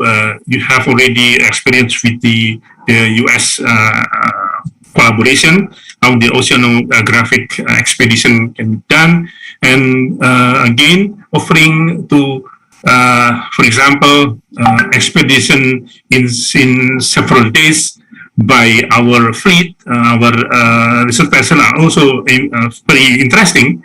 If you have such kind of planning to do in, I mean, in the oceans research itself, or just look at the atmospheric variation regarding to the climate change in the sea, not in the land. So it is important, and again, I'm agree that the big data in the oceans research is very big, and how to make sure that all of the infrastructure in brain, I think it is not at brain, but also we can offering some data center because brain has several data center regarding to the oceans research data and information. We have also data center for the satellite and space technology, and it is also under Pak Wahyudi, and also such kind of activities regarding to the nuclear activities. We open for this activity. So the data center at BRIN, and also we can get together in utilization. For example, to get the data and to analysis and get some information related, and finally back as the next the topics of research. And for example, the other result is coming into the draft recommendation to the government. For example, it is very open. Thank you. Okay, thank you. Pak Dr. Mego, maybe we can continue the collaboration after the conference directly, maybe, because yes, AI is we call the enabler. It's become in everywhere, and I don't know, every time maybe, but because we are from the Faculty of Computer Science, and also Pak Adila, also the director of AI Center, Pak Mego, and I'm also a professor of AI. 5 years ago, I become a professor of AI. So maybe welcome, and maybe we will good to discuss how to continue the collaboration. Thank you, Pak Mego, about the explanation. It is enough, Pak Dr. Adila? Okay. Okay, the next, before I go to the forum question and answer, maybe I will give one question more from the panelists, if any, maybe from the Universitas Pertahanan, also from the PSSN, is any? Before I go to the question and answer. Okay, if not, I will go to the question and answer forum. Oh, it have 8 questions, but I will choose maybe at least 2 representative from the UNHAN, Universitas Pertahanan, or in English is Republic of Indonesia Defense University, was from Pak Sersan Kadet Rian Rifat, from Hudoro Tahdi, and so on. But okay, I just Pak Mego, I just read from the Q&A forum about Pak Mas Sersan Kadet, the student of the UNHAN, we call Sersan Kadet maybe. Yeah? Yes. So the question is, I do really interest about this research and innovation, but there is a question that I want to ask. As we see from the presentation mentioned that there are many open research infrastructure that has been built and still in progress. So will it open for public? Open for public, and it is difficult to make permission to get in there, because as we know, we can learn about research innovation the best from its own facility.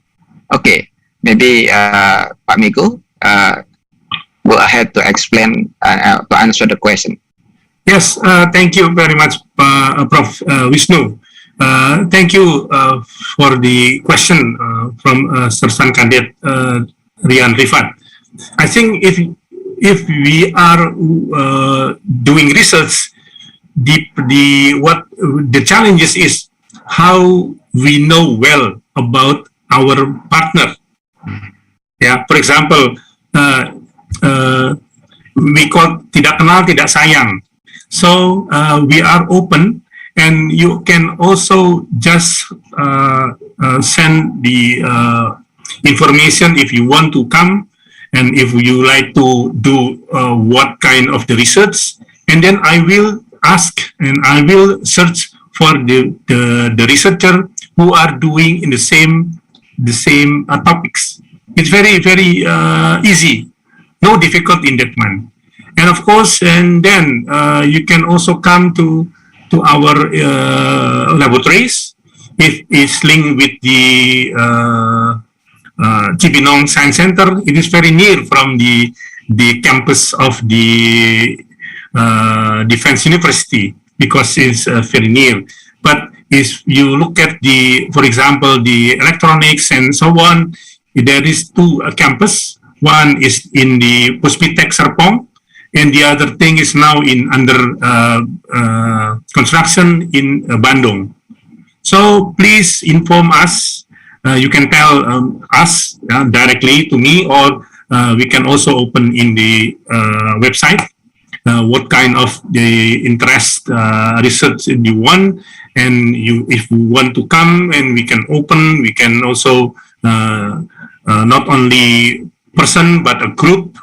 So we set what can, since still in the pandemic COVID situation, we can also open by the video conference first, and then finally you can come to see the activities and doing together in what we call writing the best proposal that we then submit into LPDP or to a BRIN, as we open also for the scientific proposal on several fields in 2020 2, but it can announce soon this year. I think the end of this year, so we can start it really in the beginning of next year.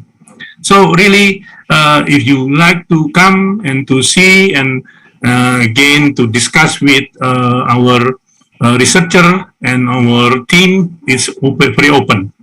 And our chairman, Pak Handoko, is already discussed together with the Minister of Defense. We are open and very near from the campus of Defense University and the Cipinang Science Center. Thank you. Okay, thank you, Pak Dr. Mego. So I think the facility from BRIN is when I see in your presentation, it's very, I think it's very up to date. And when BRIN say, okay, everyone can use the laboratory, so maybe it's first, maybe our from the university, we will try to join together with the BRIN. Okay, please welcome maybe from UI, from Unham, and also from PSSN, and also from another university or industry and so on. So BRIN is very welcome, I think. Okay, as I mentioned before, there is some question when I see in question and answer forum, but I want to choose from the PSSN, because they only choose from the Unhan. So, okay, from the PSSN, from Dr. Santi Indarjani. Okay, I will say the question. The biggest problem related to our sea, especially on Java Island, is how to manage the garbage that more and more polluting our sea with high intensity. According to this condition, what strategy BRIN will take to overcome this problem? Okay, please, Pak Dr. Mego, you can answer directly about Dr. Santi question. Thank you very much for this question regarding to the garbage, especially the garbage who are finally coming to the sea. The first is we have to make sure that the understanding of the people who are the first, what we call the first who produce the garbage itself, is coming from the what we call the household there, from the house, from the home. How we are getting more understanding about that garbage, that what we call we call limbah in anything is finally coming to the sea.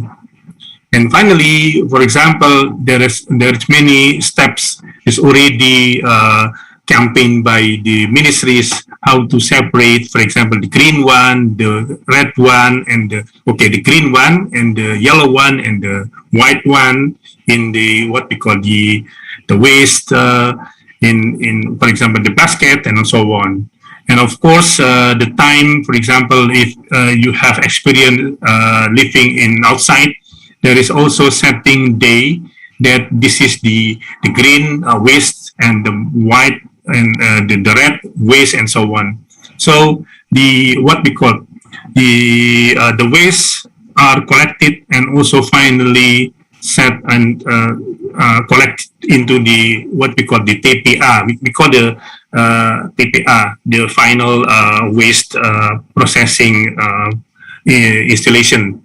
And regarding to what have been done by BRIN is first in the social humanitarian, the activities is how to make sure how to make such kind of campaign awareness to the how to separate that waste into the several things, the green waste, the black, the green waste, the yellow and the red waste. And the other thing is setting to the such kind of incinerator. If you look at the waste from the hospital, from the industry, and so on. We setting such kind of the technology to process the waste, even the liquid waste, the solid waste, and of course to doing research in the gas and also other gases like waste who are make some pollution in the air pollutions and so on. The other things is we are already getting together with the local government, for example, to building such kind of incinerators, to do this what we call the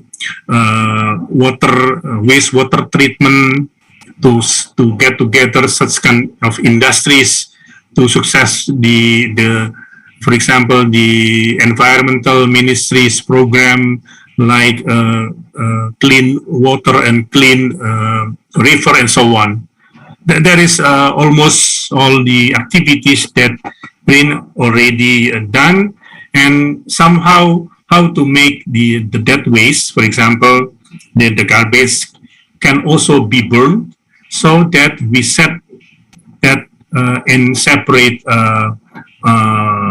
method to use the burnable waste or the burnable garbage, make it into the what we call the biomass for the incinerators, and the other thing is biomass for the electric power producers. For example, this is almost will copy into the other local government using the waste coming from the what we call the tahu processing.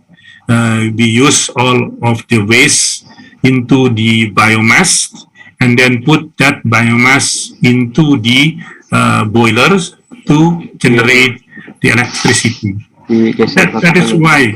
So related to the oceans, it is very important that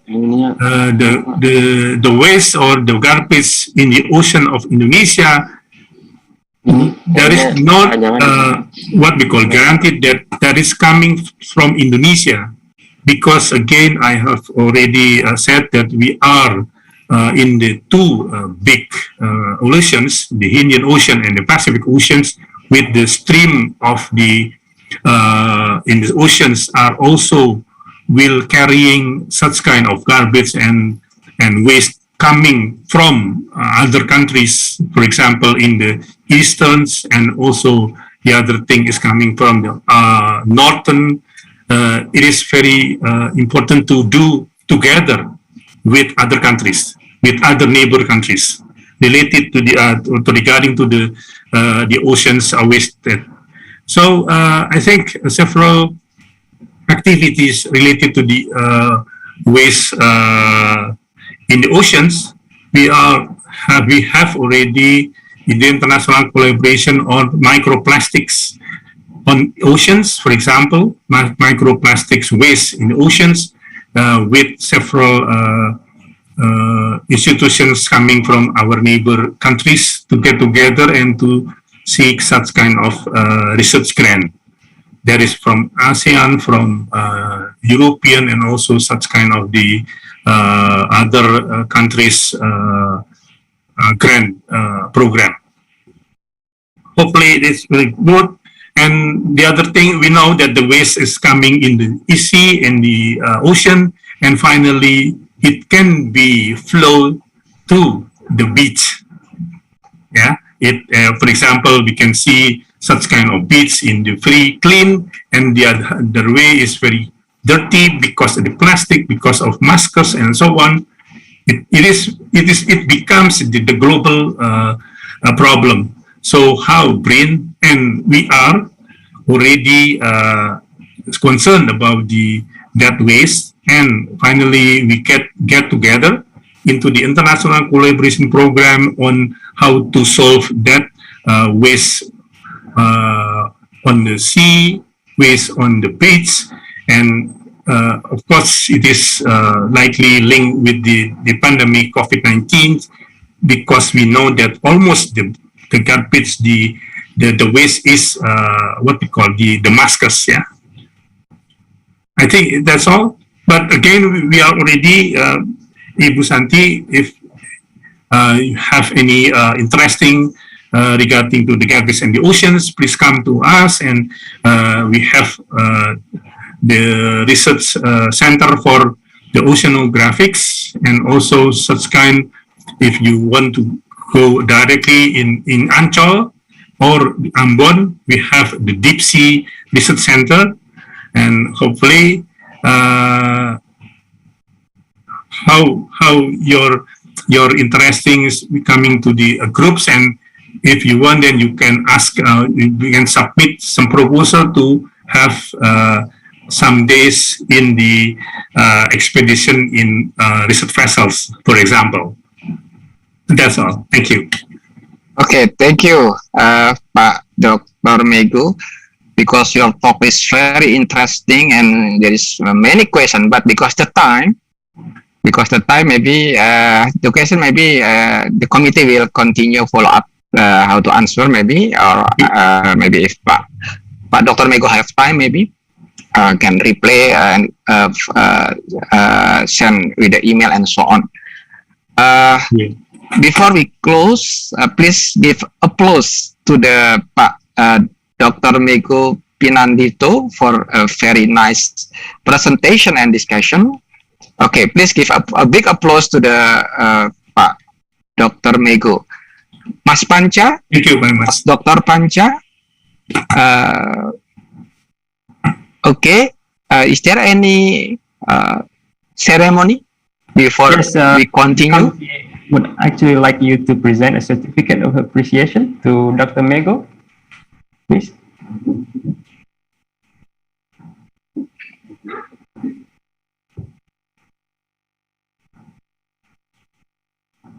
Yes, Prof. Vishnu.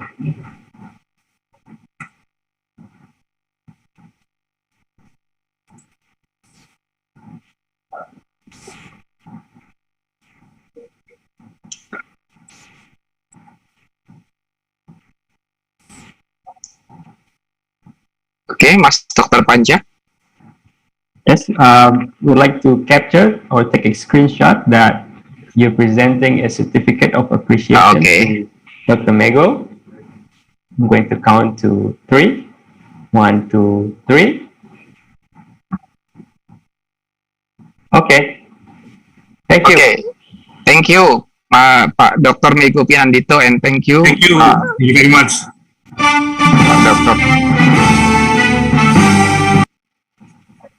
Okay, thank you, Dr. Mego Pinandito, for an insightful speech, and Professor Wisnu Jatmiko for facilitating a fruitful discussion. Now, ladies and gentlemen, let's move on to the next plenary speech.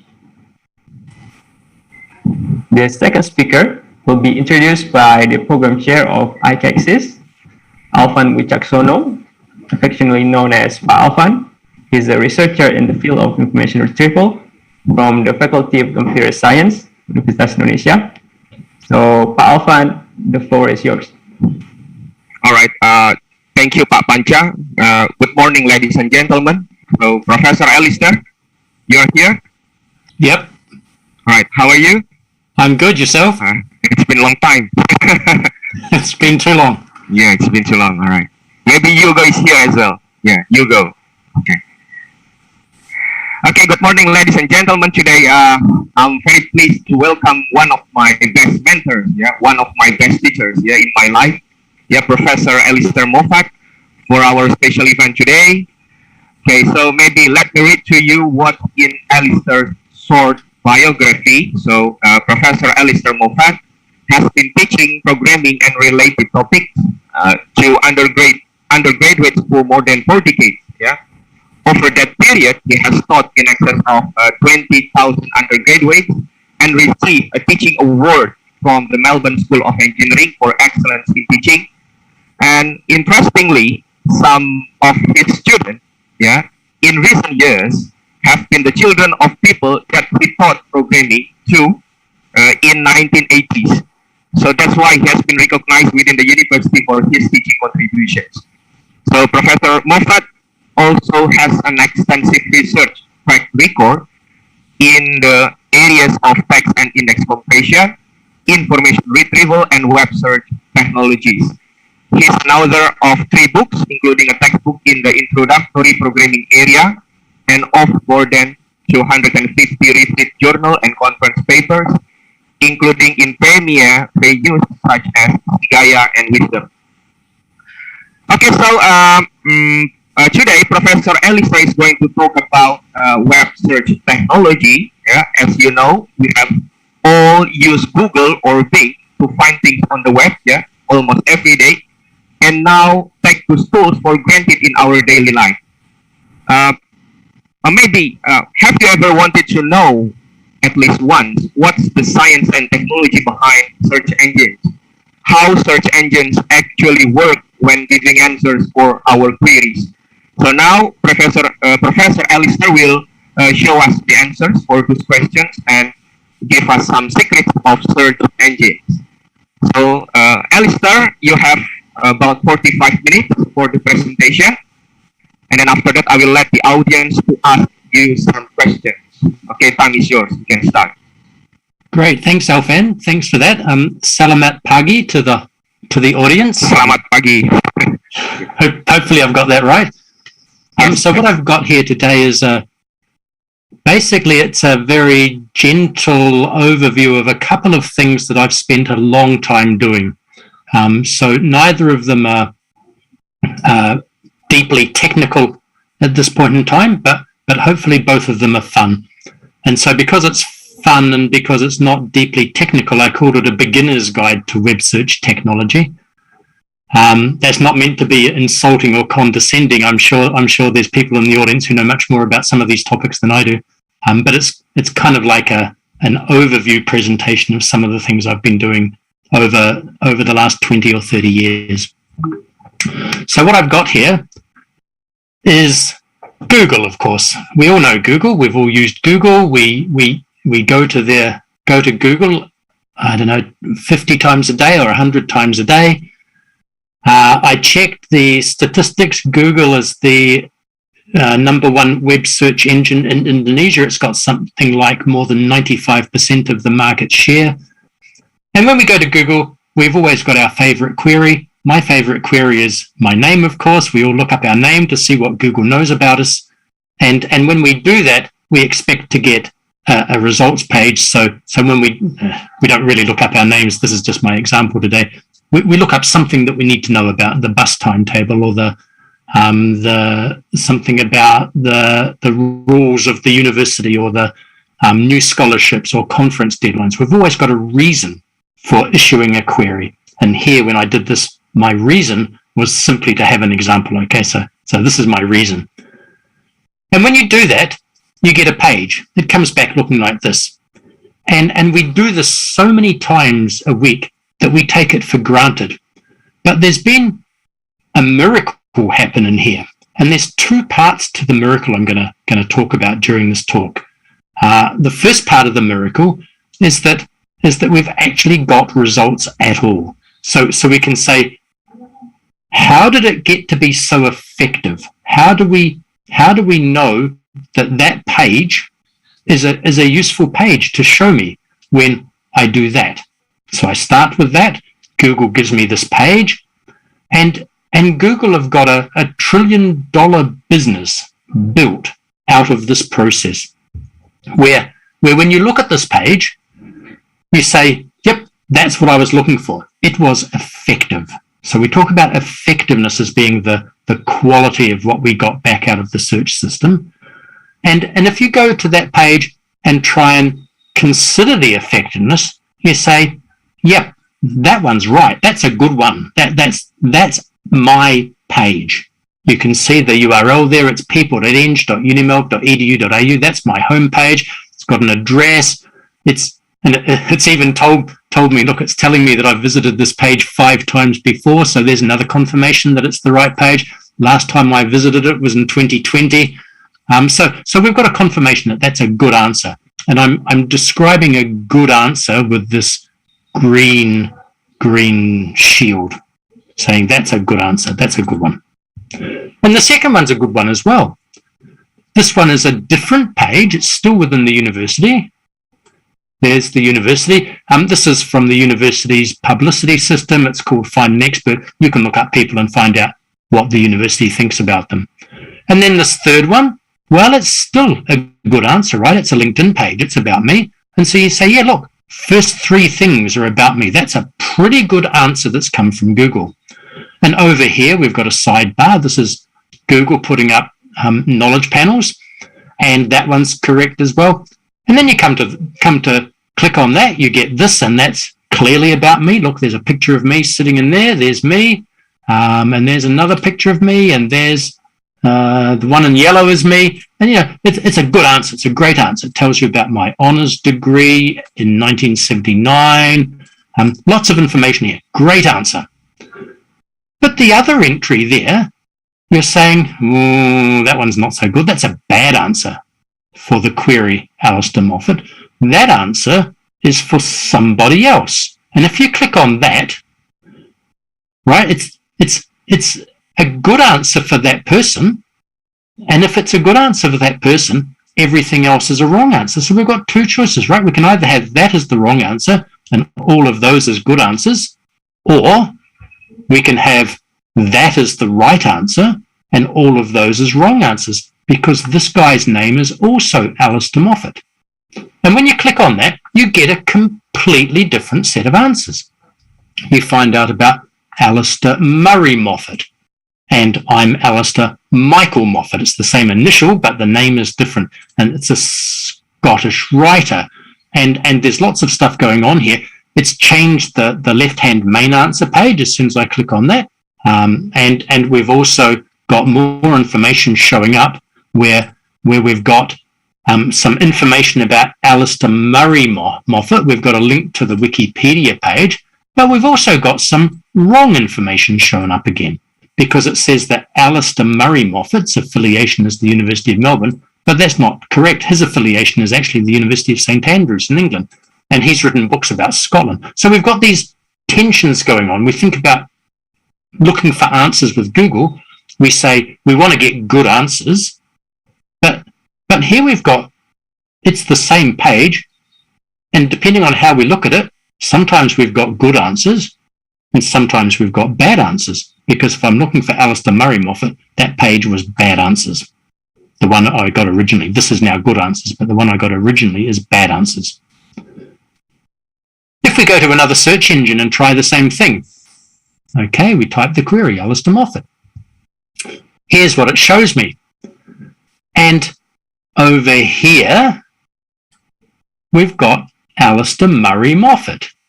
And look, it's got the right educational affiliation. It says University of St Andrews. So Bing, if you're looking for Alistair Murray Moffat, Bing is doing a better job than Google. If you're looking for Alistair Michael Moffat, Google is doing a better job than Bing. If I'm using Bing, I've got wrong answers for me. Except we've still got confusion. It's got my picture. That's me. And the other thing that's a correct answer is that Alistair Murray Moffat is older than me. So I can feel that that's good news. It's not the right answer, but it's definitely good news for me. So you know, maybe in another 20 years when he's 90 and I won't tell you how old, maybe I'll be able to have Google all to myself without having to fight with Alistair Murray Moffat. I have to scroll down at Bing before I find a link to my page. So this is down the page. And look, the photos. It's got us all confused in the photos. That's the other one. First one's the other one, but that one's me. So if you click on the photos, here's the images that you get from searching at Bing for Alistair Moffat. And you say, well, it's a bit of a mess, isn't it? Those ones are me. And now you've got to say, and this is, you're saying, what's the point of all of this? I'm getting to the point. The point is, I got the top spot. The top spot is a good spot, right? We start looking at the top. I've got the first one, the 5th one, the 8th or 9th one, and so on. So is this a better page for me, or is it a better page for Alistair Murray Moffat? I've got 1, 2, 3, 4, 5, 6, 7 images on this results page. Alistair Murray Moffat's got all the rest. He's got more images, but I've got the top spot. And that's an important thing to be thinking about. Here's another search engine. This is Baidu, the Chinese search engine. If we go to Baidu, run the query, this is what we get. I don't know what that is, but it's not anything to do with me. Some kind of I just don't know, but I don't think it's me. The next one is kind of half me, so I've given it a yellow shield. It's me, but it's not about me. It's just something that's got my name in it. This one is me, but it's not really me. It's a book that I'm an author of. This one is me, but it's not really about me. This is a Chinese translation of a book. So this is a book that I'm an author of, the Managing Gigabytes book, but it's the Chinese translation that's been picked up by Baidu. So if you go to Baidu to find information about me, you don't really find it. What about if you're in Russia? You go to the Russian search engine, it's called Yandex, and it completely misses me at the top. It gives me the third one, and Alistair Murray Moffat is in the top spot. And the top spot's important, right? The top spot is the one we trust the most. Think about what happens when you go to Google and run a query. You start reading at the top of the page. You look at the first one and think, yep, that's the one I wanted, and you click it. That's what most of us do with Google. There's a tremendous emphasis on the top spot. So now that was kind of introduction, right? That was to get you warmed up. Now I'm going to be saying, okay, how do we do that more carefully? How do we compare search engine result pages? And this is really important. This is $1 billion business out there, because Google and Bing and Yandex and Seznam in the Czech Republic, and I'm sure you've got one in Indonesia that's doing Indonesian language retrieval. There's enormous money spent on computers and data centers and electricity to run them. There's tremendous money spent on the advertising that goes onto the web pages. This is the commercial model for these businesses. They work by getting money from advertisers. There's billions of dollars spent on salaries for software engineers. There's billions of dollars spent on salaries for web designers who are making web pages so that Google can crawl them. And then there's billions of dollars spent, of course, in the search engine optimization industry, where your university pays a contract to another company and says, tell us what we should do to make us come higher up the Google rankings so that students will find the web page, so that students will come to our university. And of course, we're all doing that. We're all trying to get students to come to our university because we want our university to be the best one. So there's a tremendous business going on here. And the fundamental question, how do we properly measure the quality of a search service? So that's the first thing I'm going to be talking about. And I've set the scene. What we do, one way of doing this, is to suppose that we have some kind of numeric gain attached to each possible document that might be put into the ranking. So we've got this idea of a query. We issue a query to the search engine. The search engine gives us back a listing of results pages, and we say, okay, which of those is useful? And that's what I did. That's why I did that at the beginning when I indulged myself by pretending I was looking for my homepage. We put red or yellow or green besides each of the results. And it's not just the ones that we look at. We have to put them beside all of the results. So we've got every document. We've got some sense of numeric gain. We might say that a green shield is 1.0 of gain. And we might say that a yellow shield is 0.5 of gain. And we might say that a red shield is 0.0 of gain. We've got no gain coming from a red shield. Well, we might even say that a red shield is minus 0.1 of gain because it makes us feel worse. If we see red, red, red, red, red, we end up feeling pretty bad. We say, this search engine is rubbish. And we change search engine. And this is important to Google and Bing because they don't like it when we change away from their search engine. They want us to stay. They want to hold our attention. They want us to stay so that they can give us another ad next time, so that they can get another 1/10 of a cent next time, so that their shareholders can make money. So if we've got a gain value for each of the documents, and we've got some sense of counting the documents down the ranking, so we've got first, second, third, fourth, fifth, sixth, all the way down the ranking to 100, 101, 102, 103, 104, all the way down, 1,000, 1,001, 1,002, 1,003, 1,004, all the way down, 1,000,000, 1,001, 1,002, 1,003. Well, we've still got this problem of measuring the usefulness of the ranking as a whole, because Google gives us the answer, which is lots of documents. They've put them into a ranking for us, and we're going to assess the usefulness of the ranking as a whole. So here's what happens when people look at rankings, and you know, I showed you the examples. Here's the first document, and here's the second one, and we mentally put green shields or yellow shields or red crosses beside each one, and we stop. We always stop. If I was doing this in the lecture theatre, I'd say, please put up your hand if you've ever been to the 10th page of a search results listing.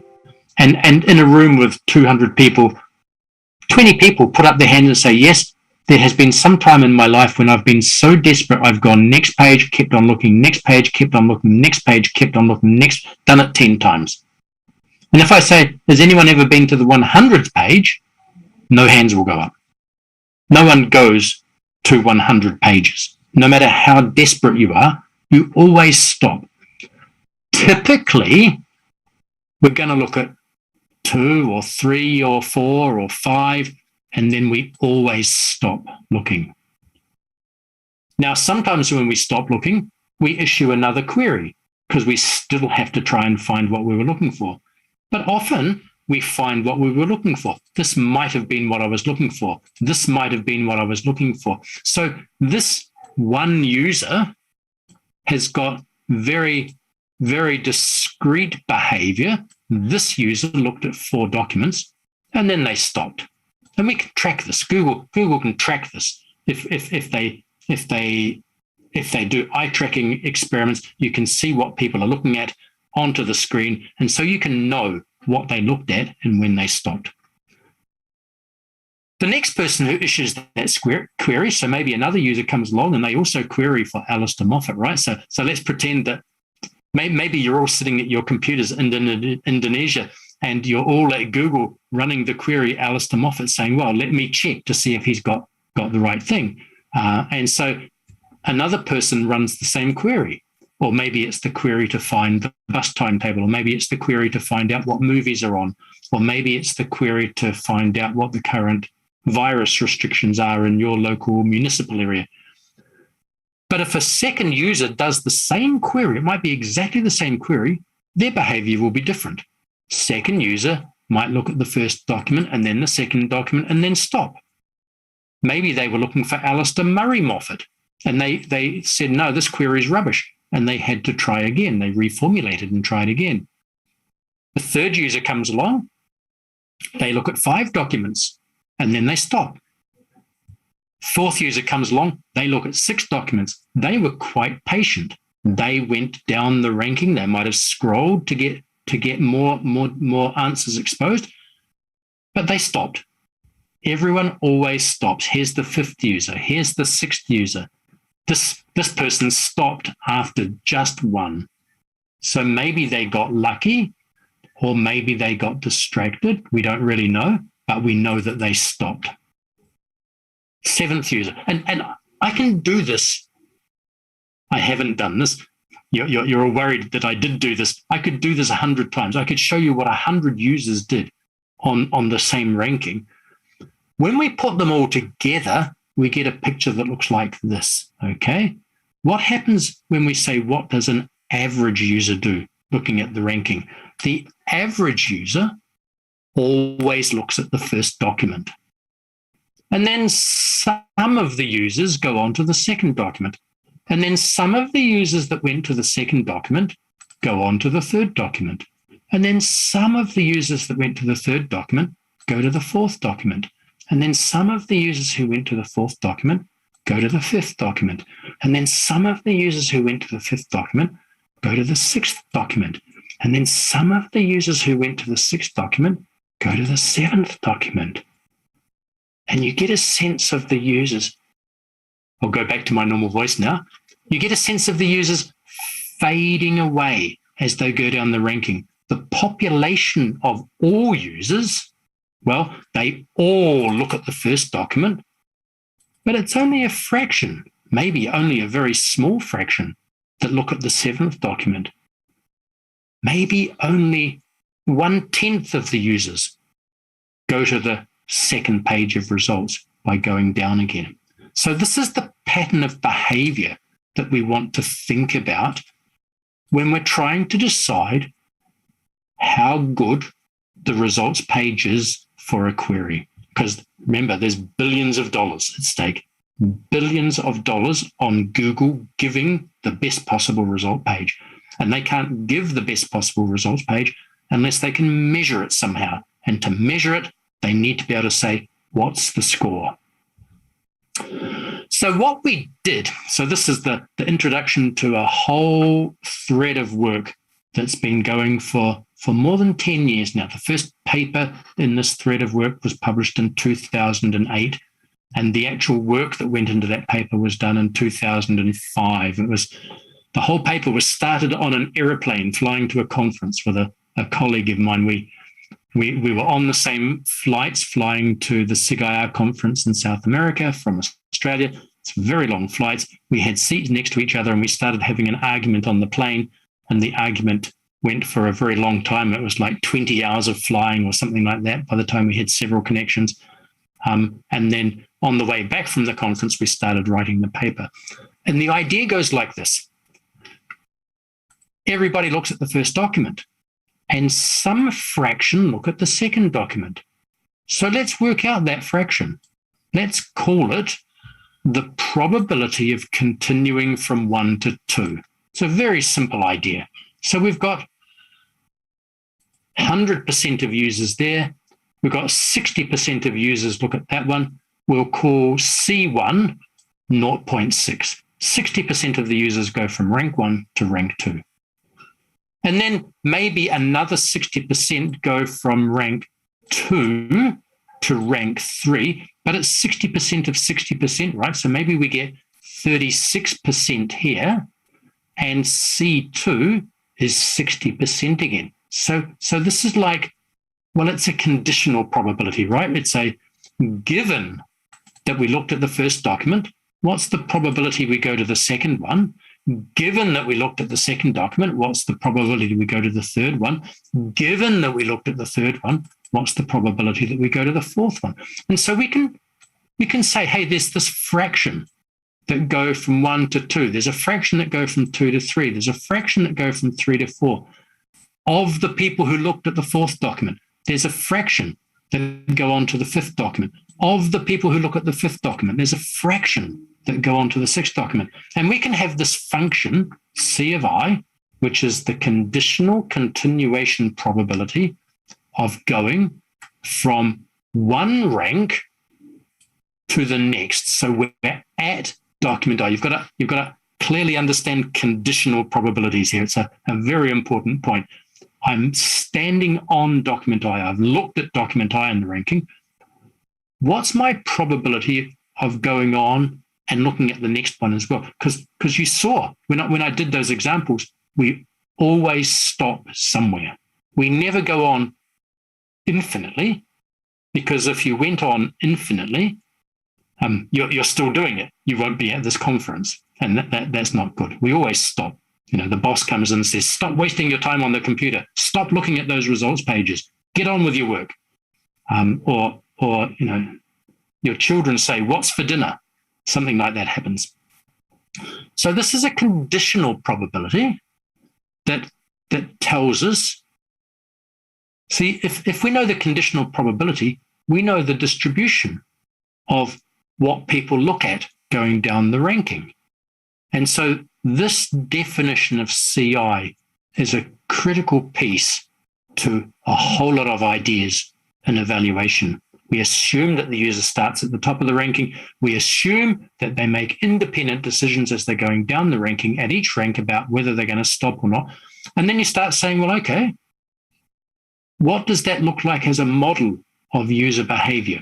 So here's a model of what the user is doing, what you're doing when you're looking at a Google or a Bing or a Yandex or a Baidu result page. You're starting at the top with no relevance. And then you're examining the next document. Document number I gets examined. As you go down the ranking, you accumulate some relevance. So that's the next green box. And then you decide whether to go round and look at another document. So you go round with probability CI and you go to the next one. I goes up by 1 and you examine document I. Or you stop with probability 1 minus CI. And this is a general framework for building effectiveness mechanisms, effectiveness metrics for web search result pages. And then as you're going through, you're building up your relevance. You're saying, hey, yeah, I saw something that was useful. It helped me understand what I was looking for. It gave me some further information about my information need. If I'm trying to understand the political system in Australia, I found another document that gave me some more information. So my total aggregate relevance was able to go up. That's great. I got something out of it. And then eventually we go over into the stop box and we're finished with that query. And we walk away from the search page with some relevance that we've accumulated. So we say, great. Or maybe we say, oh, that was terrible. That page was hopeless. I didn't get what I was looking for. I didn't get enough relevance. And what we're trying to do is to figure out how many times around that loop we go and then give a score for that whole process. So there's a very complex set of interactions going on. What does CI look like really? Well, we know it's between 0 and 1 because it's a probability. If CI is 0, so if we've got equal to 0, then it says you're not going to go on. No fraction of the population will go on to the next page. If I've got C1 of equal to 0, it says every user looks at the first result in the page and never looks at the second one. So if we're trying to decide whether the result page is a good result page, we're only looking at the top document because the second one doesn't matter. If people don't look at it, it can't matter in terms of quality, right? People react. Quality is a reaction. It's a psychological reaction. If I have a positive reaction to something I've seen, I'm feeling good because I saw it.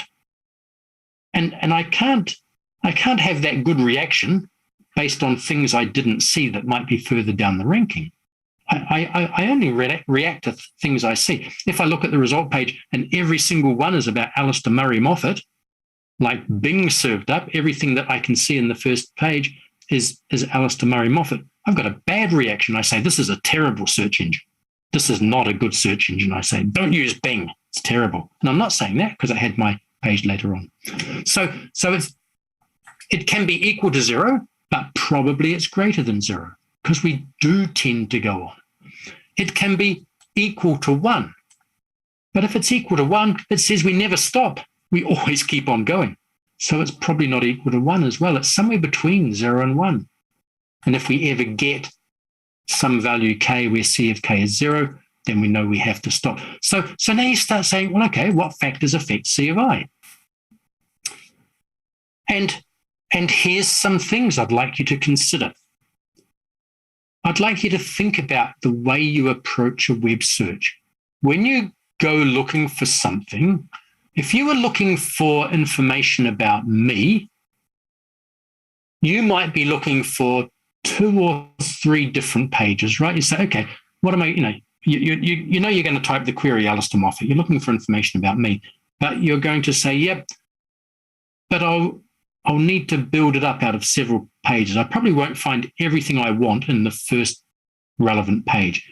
So you might say, I've got this mental model that I'm going to get a set of answers that's got three things in it, in which case I'll say that T is equal to 3. We're looking for 3 units of gain. Remember in the diagram, I was adding up the relevance. As I went past each relevant document, I was adding it up. So T, I mean, I know we don't go to a web search engine and say, I'm looking for 3 units of relevance. We don't type looking for 3 units of relevance. We go to the web search engine, we just type the query. But in our heads, we've got some image of what we're looking for. If I go to the web search engine and I say maximum temperature today, and it says 17 in the top answer, I think, great, I know the answer. I'm not trying to find 5 different places that have got Melbourne's weather today. I'm trying to find 1. So T is 1. If I go to the web search engine and say tourist destinations in Indonesia suitable for 5-year-old children, I'm looking for 10 things. If I'm going to Indonesia for a holiday, I'm looking for 10 different pages. I'm looking for things that I can say, yep, this is what we're going to do on our holiday. So you've got this notion of a target, an amount of relevance that you're looking for. And here is the hypothesis that if T is large, C of I is large. All other things being equal. That's what that stands for. So it's because we've got lots of possibilities here. So if you hold everything else constant and say, how much are you looking for? Well, if you're looking for a lot, you become more patient. And I can't say anything about that except to say to you, I hope you find that plausible. I'm using rhetorical argument here to argue for that relationship because I can't prove it. I can't prove any of these 3 relationships. But if you're looking for more, you'll be more patient while you're looking. If you've already looked at a lot of things, you'll be more patient to keep on looking.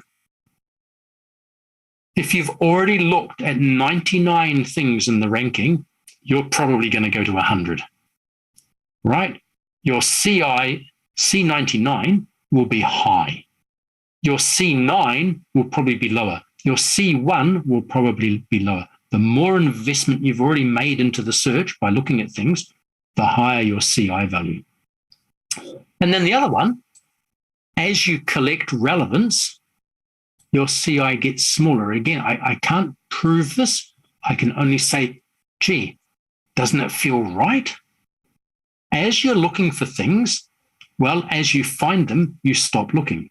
When you're looking for your car keys, you've lost your car keys, you want to find your car keys, you don't keep on looking after you find your car keys. You stop looking when you find them.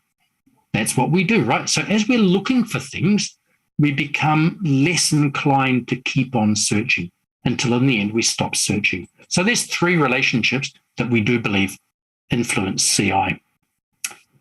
Do we have any evidence? Okay, I said I was arguing rhetorically. I was trying to persuade you of something.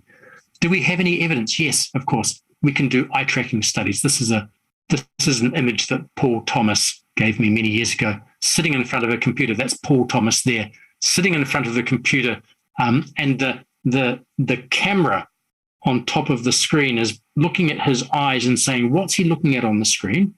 And we can get, and we did some user experiments. So here's the chocolate biscuits that we gave to our subjects doing this experiment. We Paul and I went to the supermarket and bought a couple of $100 worth of chocolate biscuits and then took them back for the users to eat while they were having their eyes tracked.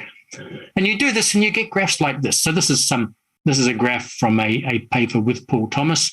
And you say, what fraction of the time were users looking at the first document? And I know it's not exactly decreasing, but it tends to be decreasing. And then you say, yeah, and I can understand what's going on in the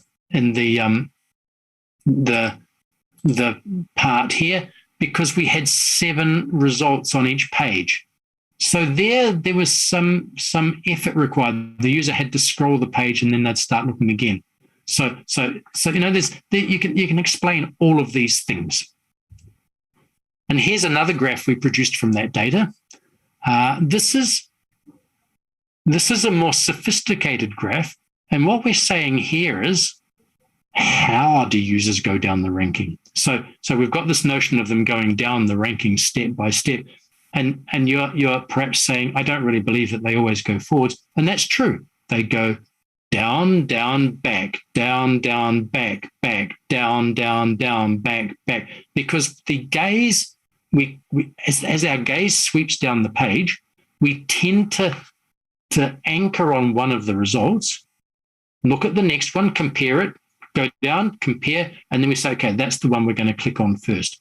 So it's not purely going straight down the page, because what's going on here is that we've got one jump here where we've normalized the first jump. If the first jump is a +1, for example, there's +1. If the first jump is a +1, our next jump is probably also a +1. But if the first jump was a -3, so if we went 3 backwards, well, there's also the possibility that the next jump will be a +4. So the way to think about this is that the diagonal is saying going backwards and then jumping forwards again. So here's some evidence for a more sophisticated type of behavior. This is some work that Alfan did while he was a PhD student at the University of Melbourne. I'm sure he remembers this graph very well. This is a graph that he drew. And this is for some web search, a job search data from a job search company called Seek.com. It's an Australian company. And this is trying to infer values for CI because you get log data. It's very noisy data. You have to say, well, what's the underlying principle here? But the main thing I want to point out here is that the CI is slowly rising as we go down the ranking. And hopefully you're saying, but what happened there and what happened there? Well, that's page boundaries. Seek gives you 20 results on a page. So CI is very low at the bottom of a page. When you scroll down a page, you keep on looking. And when you get to the bottom of the page, you've got a choice. You're either going to load the next page or you're going to exit and stop looking because there's a friction point. There's an obstacle to going forwards. Here's what happens for phone app users where there's no pagination. You can see much smoother behavior. Okay, so there's clear evidence in these two graphs that the page boundary is a disincentive when you're using a desktop computer. And Google and Bing have learned that. That's why they've got the continuous scrolling. How does CI help? Well, it allows us to say how a user might react to a page. It gives us a numerical basis for putting weights on the fraction of users that look at each document going down the ranking to give us a weighted sum, which is an assessment of the page as a whole. And we will get different assessments based on different CIs.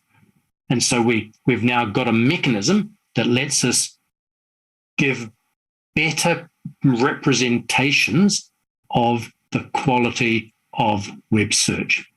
So that's pretty cool. And we can make them goal sensitive. That's what the T was. And we can also make them adaptive. I didn't talk about this at all, but an adaptive one is where it says, as we're heading towards what we're looking for, we get less and less patient looking, and eventually we'll stop looking. So if we find stuff, we'll stop looking. If we don't find stuff, we know we've got to keep looking. Now I've got about 5 minutes left. And in the last 5 minutes, I'm going to pack the other topic and talk a little bit about efficiency, because this is another thing. I've spent the last 30 years. When I get bored with efficiency, I look at effectiveness, and when I get bored with effectiveness, I look again at efficiency. And some students work in the area of effectiveness. So Alfan's project was in the area of effectiveness, but I've also had students working in the area of efficiency. Let's talk about efficiency. Here's that same result page. And look at that. It says about 413,000 results, and it was computed in 0.89 seconds. That is remarkable. There's billions of web search pages. There's hundreds of thousands of them that could be about Alistair Moffat. And Google identified 10 of them, put them into this results page in less than a second. That is pretty amazing. How do they do it so quickly? Well, I'm sure you're familiar with the broad architecture, crawling to follow links and gather data, a massive database of pages that they've crawled, freshness indexes to say how recently that page got updated. They've got a scheduler to try and anticipate how quickly they should go back to websites. So the BBC website gets crawled probably every few minutes, whereas my web page probably gets crawled once a week or once a month.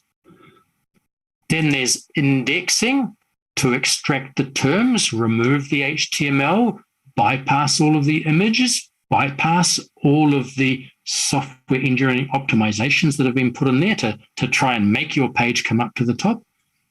Index compression to store the index economically.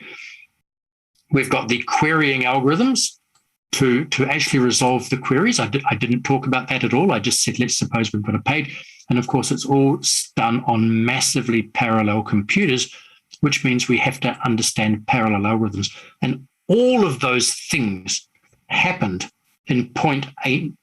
All of the last three happened in 0.89 seconds, and the first two happened every time they built the index. And so the question here is, how can we organize things to consume fewer resources?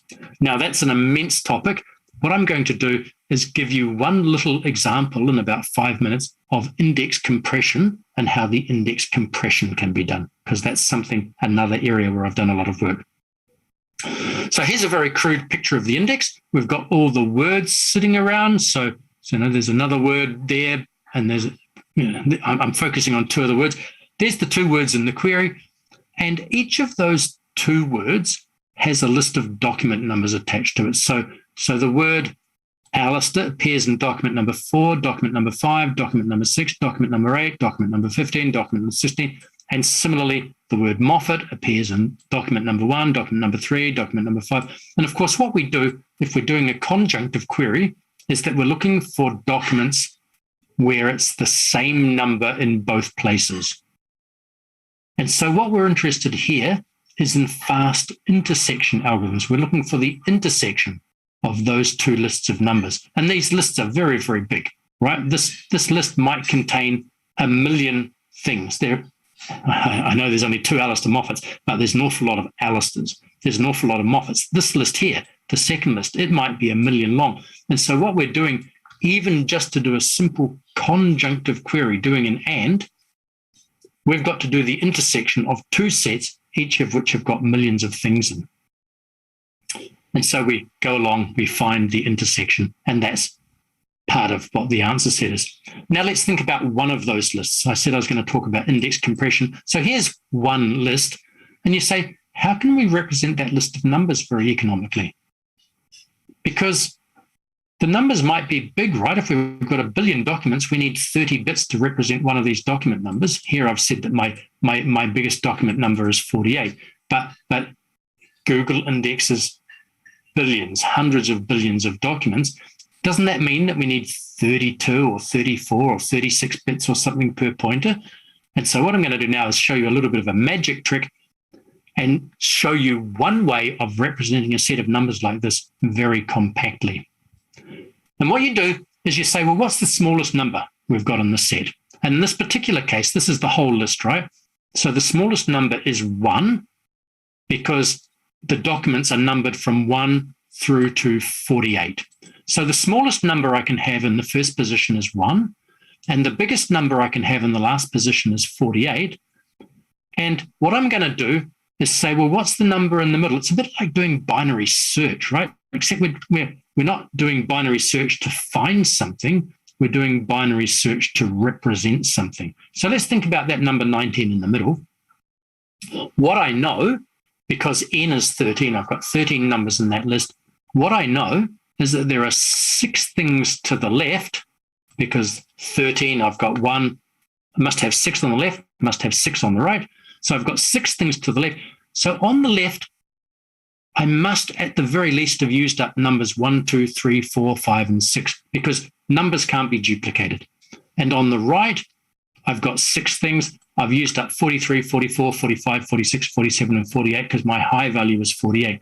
And that means that the number in the middle, the x, we know it's 19. What we're trying to do is to code the number 19 as x, must lie between low plus 6 and must be less than or equal to high minus 6. And from that, we can say, well, what's its range? And from that, we can map the range down to integers. And what we know is that x is sitting between, x minus 7 is sitting between 0 and 35.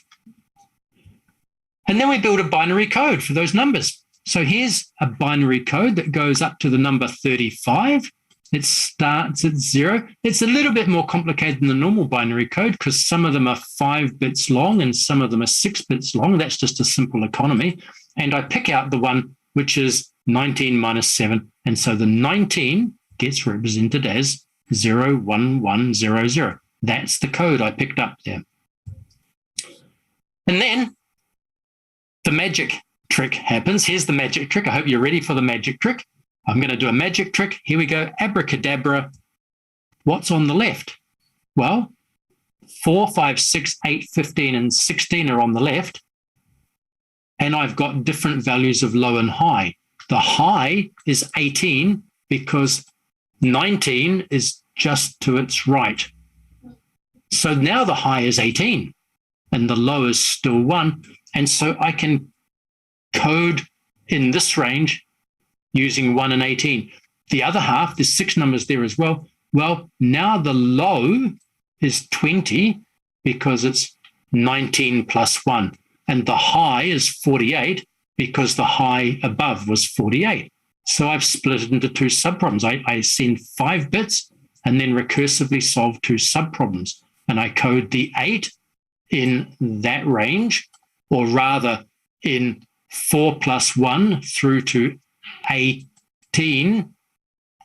And over here, I've got a range of numbers from 20 plus 3 things on the left to 48 minus 2 things on the right. I do that same trick again and keep on going. Just keep on recursively merging, splitting the list and coding the middle numbers, and always binary numbers. And there's one more part of the magic trick. When you get to this situation, because we've got these clusters of information coming from the same source, there's lots of pages at the University of Melbourne in my website that are Alistair. We get runs of numbers that are saying document 52, document 53. And in this case, the magic trick says you do your maths, you get this computation going on, and you end up with the number having to be 0, and it doesn't take any bits. So we get 0-bit code words coming out of it. And that's free. That 54 costs no bits. We can encode a number using 0 bits. And then once we've encoded the 54, the 53 is free on the left and the 55 is free on the right. There's no choice. They must be those values, and we can code that successfully. This approach is called binary interpolative coding. It's 20 years old, and the reason I'm still telling you about it is that it's still one of the best mechanisms for compressing index data in web search engines. It's not fast, so Google don't use it because it's not fast, but it's still one of the best ones. And then the other point I was going to make is that in recent work, we've been improving the compression by reordering the documents and saying what ordering of the documents gives us the most clustering, because the binary interpolative coding exploits the clustering. Summary then, what have I talked about? I guess what I've said to you is that I spend half my life always thinking about how to, the first part of the talk, evaluate and compare search engine outputs, and trying to do that by saying, well, what do users do? And then in the last rushed 5 minutes, I kind of explained this topic, how to make the index smaller, and then in other things that I haven't mentioned in this talk at all, how to make the scoring process faster, how to make the scoring process more precise so that you get better orderings, so that you get higher scores, and then in another whole thread of work, how to cope with massive scale, how to do this in parallel on clusters of computers. I need to acknowledge the contribution of many collaborators and co-authors. This is data I got from DBLP yesterday. So Shane was a PhD student of mine, and now he's a professor down at RMIT. Ein was a PhD student. Matthias Petri was a PhD student of Shane, and then came and worked for me at the University of Melbourne. Andrew was a PhD student. William Webber was a PhD student. Joel is working for me at Melbourne at the moment. And then if you go a long way down this list, you come to Alfan, who is my most recent PhD student graduate. That's all I've got to say. Terima kasih. And I can see some chat has popped up. I don't know if that's questions or not because I haven't looked yet, but I'll look at the chat in just a minute. Thank you. All right, thank you, Alistair, for the presentation. It was really interesting. Okay, so now, so for ladies and gentlemen, do you have any question? Maybe Pak Yugo, how about it? Do you have any question for Alistair? Halo, selamat pagi, Prof. Alistair. Hello, selamat pagi. See you again. Yes. Okay. Thank you. Very interesting explanation about how to measure the retrieval or search effectiveness, right? Yep. But we know that I think we still can play around with the changing the weight with the CI, right? Because actually, what I really interested is to play around with the not exact CI, the probability, but somehow we can still change you put some weighting. Okay. So the weighting you can compute once you've got CI. I didn't really give very much detail here, but there's a group of 3 things that all go hand in hand. There's CI, which is the conditional continuation probability. Right. There's WI, which is the weight that you attach to that object. Yes. And you can compute, if you think you know WI, you can compute CI. And if you think you know CI, you can compute WI. Right. And then there's a third function called L, which is the fraction of users that view the ith document as the last thing that they look at. And CWL are all related. From one of those functions, you can compute the other functions. So anytime you want to do an evaluation, you can say, okay, do I think I know the C function? Because if I do, that determines the other 2. But sometimes you might say, do I know the L function? Because if I know the L function, if I can measure the L function by eye tracking or by something like that, I can determine the other 2. And then the metric value is a combination, an inner product of the WIs and the scores that you assign to each of the documents in isolation, their utilities. So you can make any metric. I'm not telling you what the metric is. I'm telling you that here's a framework that lets you make any metric you want. Yeah. Okay, understood. Okay, another thing. When we have very fast growing information on the internet, yes, we need to have a more effective searching. But on the other side, the size of the information, at the same time, we need also compression, not only the index compression, but the actual document itself, right? Yes. Okay. Do you have also research direction in that area, the compression at the same? Not currently. I have in the past, so I've done a lot of work with compression in the past, as you well know.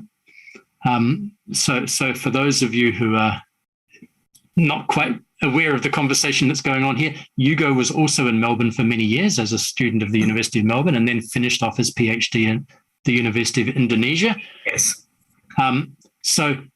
So what's going on with the document compression is a different thing to the index compression, but you certainly also want to compress the documents, because compression is a win-win operation. You save on space, and also you often save on processing time.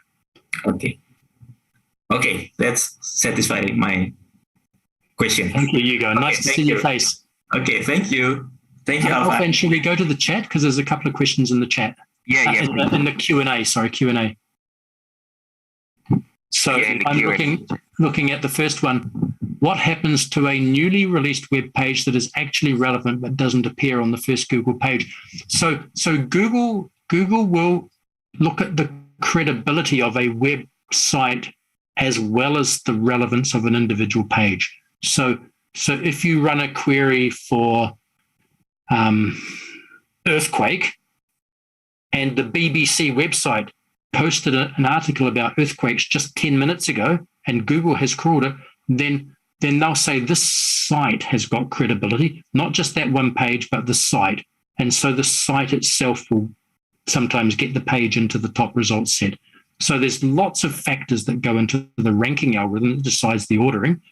And recency is one of them. A page that's been there for 10 years probably isn't getting searched for, but a page on a reputable site with a high credibility index, a recent page might make it into the first part of results. So the actual ranking process is an incredibly complex balance between matches on the words and recency, and also whether the owner of the page is advertising or not, and whether it's believed to be a truthful website or not, and how often the website gets refreshed, whether it's got a complex quality score that's a composite of many factors.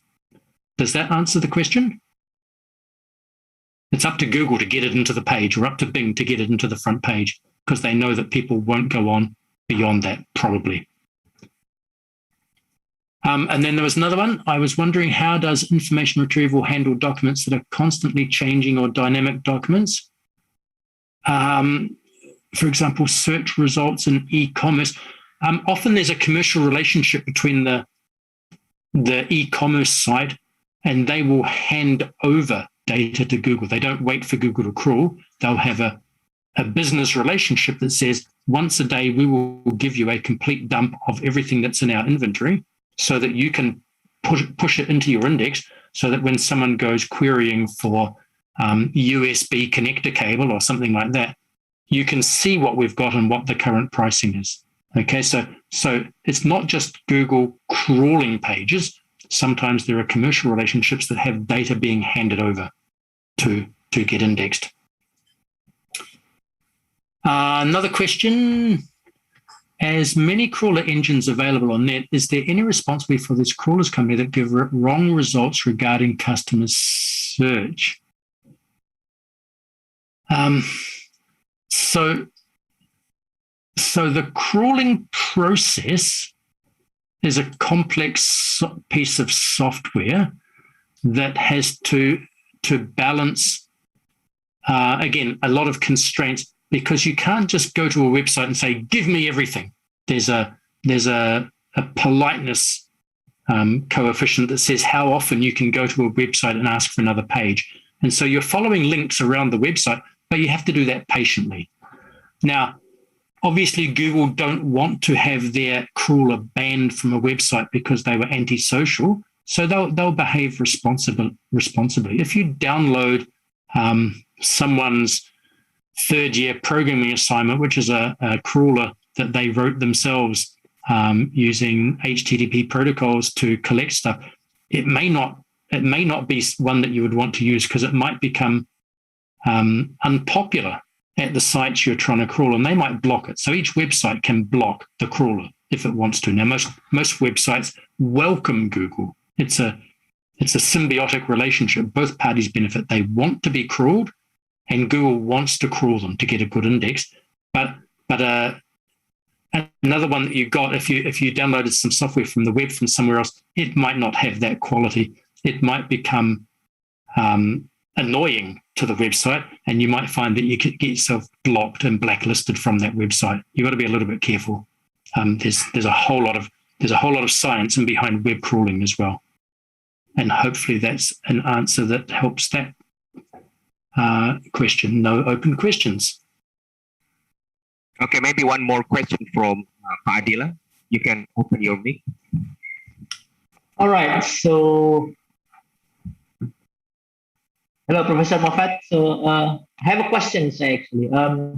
In your you do user study to look at the effectiveness of the search results, but how do you account for personalization of or sort of a subjective view of the search result itself? Right. For example, for a certain individual,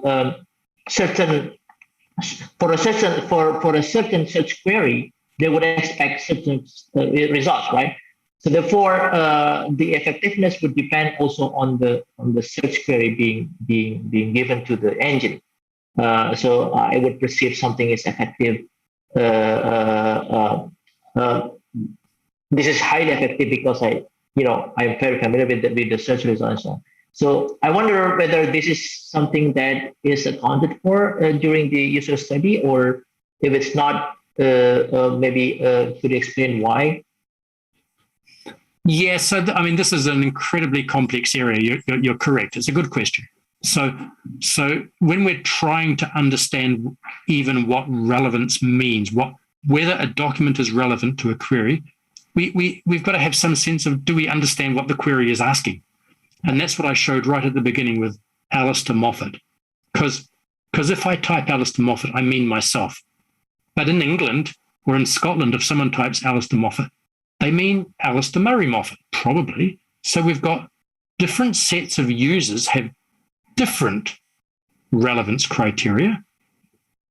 And then what we've got to try and do is to somehow blend them into one.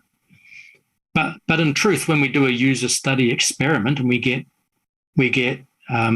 students or colleagues to come into the lab to do a user study experiment, and we give them a little bit of script and we say, pretend that you're looking for Alistair Moffat. Well, already there's a leap of faith there, because we're saying pretend that you want something, and straight away it's no longer a native request. It's no longer directly that person knowing what they're looking for with a mental model. And then that's if we've got them in a lab. And often we do user studies experiments using Amazon Mechanical Turk, for example, or Crowdflower, or Figure 8 as it's now called. And so what happens is that we write that down and we give it to some person that we've never even seen before, and we say, pretend that you're looking for this, or pretend that you want to do this. And we say, what would your query be? How many of these dots? And so there's all these layers of potential places where there's a disconnect between what actually you measure and what you wanted to measure, and it's very, very hard to get it right. So the most reliable experiments are ones where you bring people into the laboratory and say, please just go about your normal daily business, but every time in your normal daily business you came to the position of needing to do a web search, we're going to track what you did, and then later on we're going to ask you why you did what you did. But that's extremely expensive research. It takes a lot of resource and a lot of care, and it's still not real, because they're still not going to do what they might do if they were by themselves. When I'm by myself, if I query earthquake and I see a cute picture of a kitten, I might watch the kitten. I might stop looking for the earthquake. I might just watch the kitten. But I won't do that when I'm in a user experiment in a laboratory. So it's incredibly complex. I see. Okay, thank you. All right. Thank you, Pak Adila. I think because of the time, I really apologize that I think I have to stop this session. So if you have any other question, I think you can directly send email to Professor Alistair. I've got a better suggestion. If you've got any other questions, direct email Alfan. All right. Okay, so yeah, I think we have come to the end of this plenary session.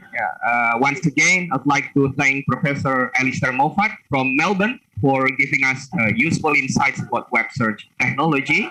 So let's give a big applause for Alistair Moffat. And then, ladies and gentlemen, thank you very much for your coming and your nice attention. Don't forget that after this, we still have some plenary sessions that are also very interesting. Alistair, maybe, I think we will meet again in near future, talking about the paper. Sure, I hope so. I still owe you one paper, maybe. Sure, okay. All right, thank you. Thank you. Bye. Bye. Okay. Thank you, Prof. Alistair Moffat, for an excellent overview of web search technology, and Pak Alfan for facilitating a fruitful discussion. Before we move on to the next speaker, let's take a group picture while we, on behalf of the committee, would like to present a virtual certificate to Professor Moffat.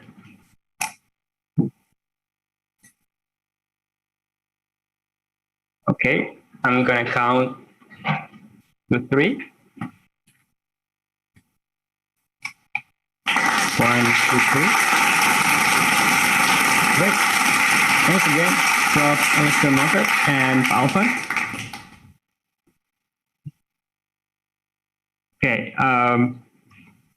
Now, ladies and gentlemen, for our third plenary speech this morning, we'd like to invite back Professor Wisnu Jatmiko, who is our Artificial Intelligence and Robotics Professor from Faculty of Computer Science, Universitas Indonesia, and introduce our next plenary speaker and moderate the discussion. So let's welcome back Prof. Wisnu. Back to you, Prof. Wisnu. Okay, thank you, Mas Dr. Alfan. Prof. Subas, are you there, Prof. Subas? Yes, I'm there. Okay. Okay, everyone, for the session, we have outstanding plenary speaker who will deliver his interesting presentation. Now we have Professor Subas Mokapodai, Professor of School of Engineering, Macquarie University. This is profile plenary speaker of Professor Subas.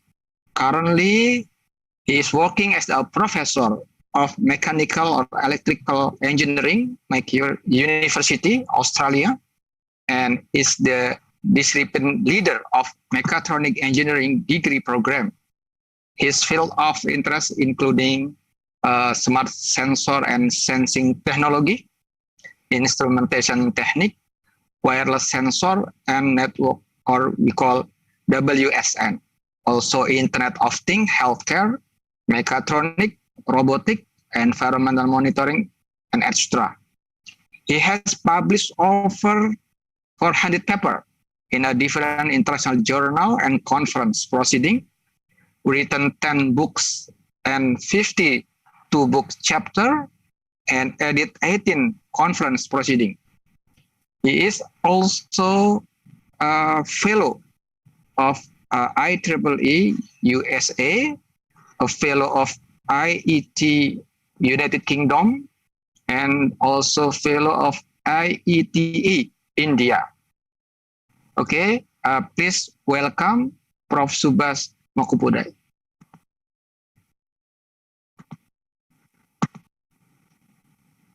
Wisnu, can you see my screen? Yes, perfect, Prof. Subas. And please, full screen. Okay, perfect. You can continue. Yeah. So thank you very much, Wisnu, for your nice introduction. Actually, I would like to acknowledge the committee of this 13th ICACSIS International Conference on Advanced Computer Science and Information Systems. I have been to this conference a few times, and of course we know due to pandemic, this is happening via online. So I am very happy to deliver the keynote, and I look forward to my visit to Jakarta or Yogyakarta, wherever you organize in future.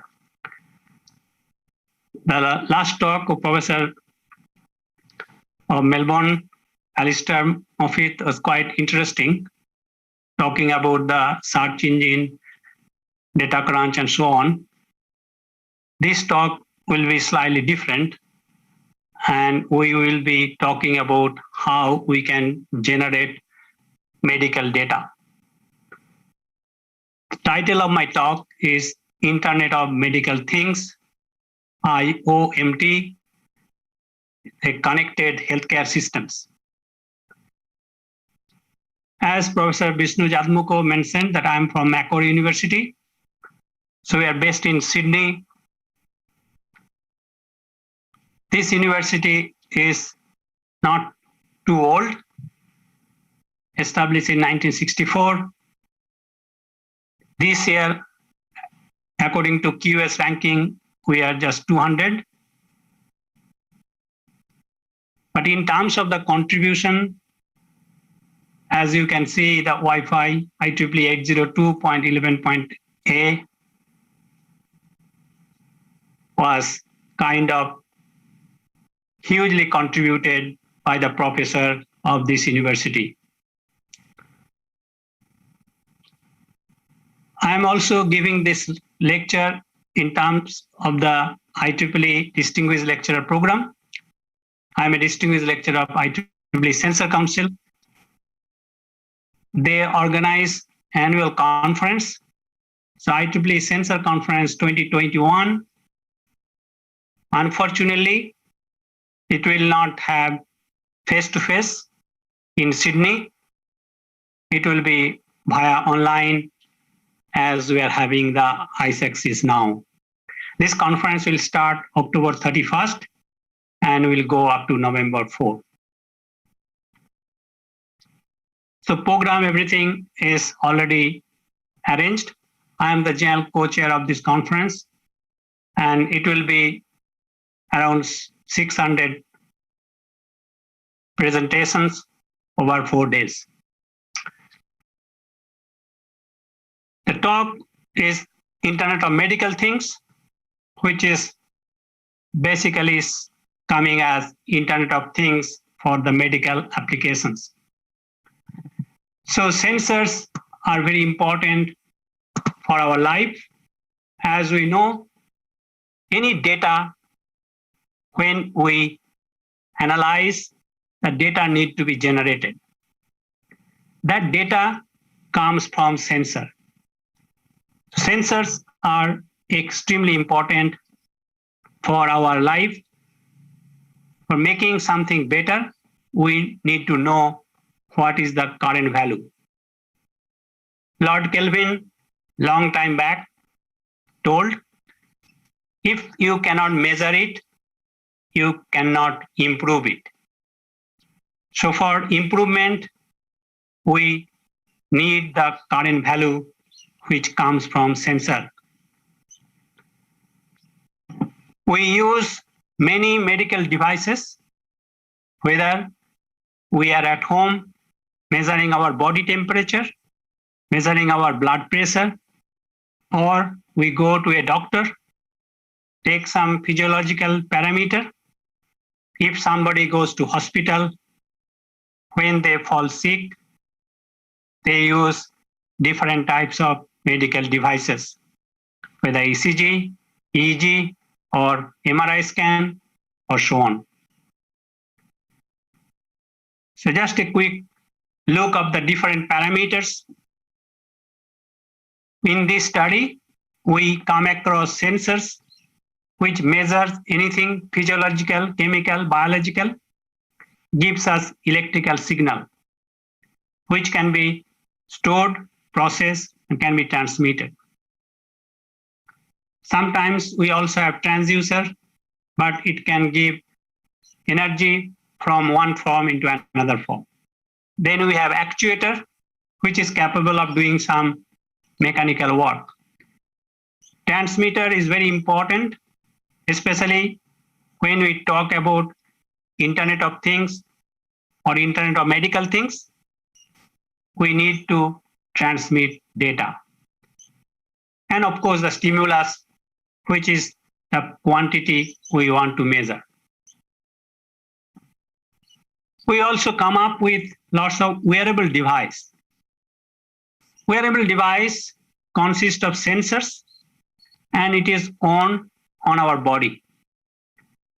They are powerful processors which can analyze the physiological parameters coming from the body and transmit.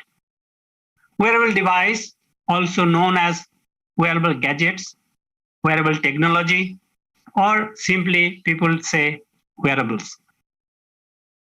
As we can see here, these days wearables can be anywhere from the leg to the head. Sometimes it can be implanted inside the body. Due to the advancement of semiconductor technology, nanomaterial, high processing embedded computers, and of course smart wireless systems, it's possible to develop lightweight wearable technology which can be on our body.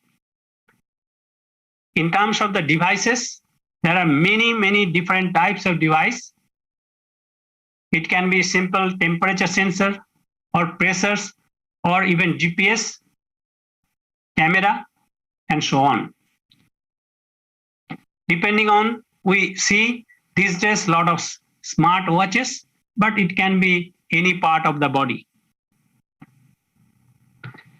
In terms of the applications of the wearable device, we can have, depending on the situations, either monitoring physical or psychological stress.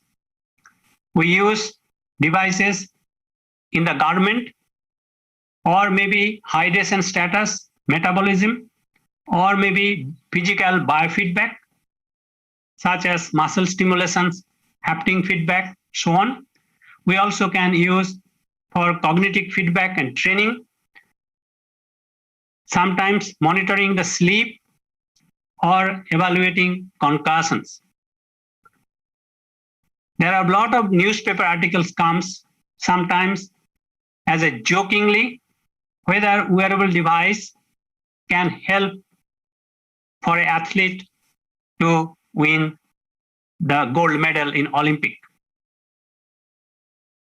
So, what is IoMT, Internet of Medical Things?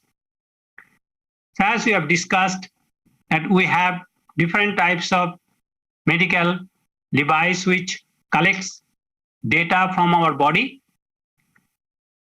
So starting from a diabetic kit, many people suffering from diabetic, they use at home, or when you go to hospital, when you fall severely sick, a surgeon does operations, take different types of scan. So those devices, they are produced and manufactured by different medical technology we call medical tech or med tech industry. Those devices, they generate, they can also collect, analyze, transmit different data all related to medical domain. Those data can be stored in the internet, in the cloud, and can do different types of processing. If we could do that, then that will make a connected infrastructure of health systems and service. That is known as IoMT, Internet of Medical Things. Now, what it will do, if this thing happen, we will have different advantage. It will provide better patient outcomes. It can help to reduce the healthcare cost. It can also help to improve the efficiency of the healthcare systems. And also it provides a new way of engaging and empowering patients. So doctor and patient interaction can be much better. So these are the different advantages we'll have. Then how do you actually make this IOMT node? Effectively, you see here the 4 block diagrams. The important one, the second one, as we can see here, the sensors. That's the most important one because we want to measure physiological parameters from the subject. Next one is some kind of processing. These days we talk about edge computing and so on. So we need the processing the raw data. And then the data will be transmitted to internet. So we need internet connectivity. Now this can be done by different types of wireless transceiver. And when we upload the data in the cloud, we are taking a huge risk. We are exposing ourselves to different hackers. So we need to give a huge importance on security. So there is a different research area which is there for us, cybersecurity, how they can actually take care of this aspect. So these are the 4 main building blocks for making a IOMT node. So advantage as IOMT, I have also already mentioned that most important thing is that anyone will be very much aware of their physiological data, and that can help to improve the diagnosis and treatment of any kind of disease. And that will also reduce the healthcare cost, and the patient's experience of the whole process can be drastically improved. As per the prediction, 2018, the market of IMT was $18.75 billion. And the forecast is by 2026, it will be $142.45 billion. So there is an increase of almost every year 10 to 11%.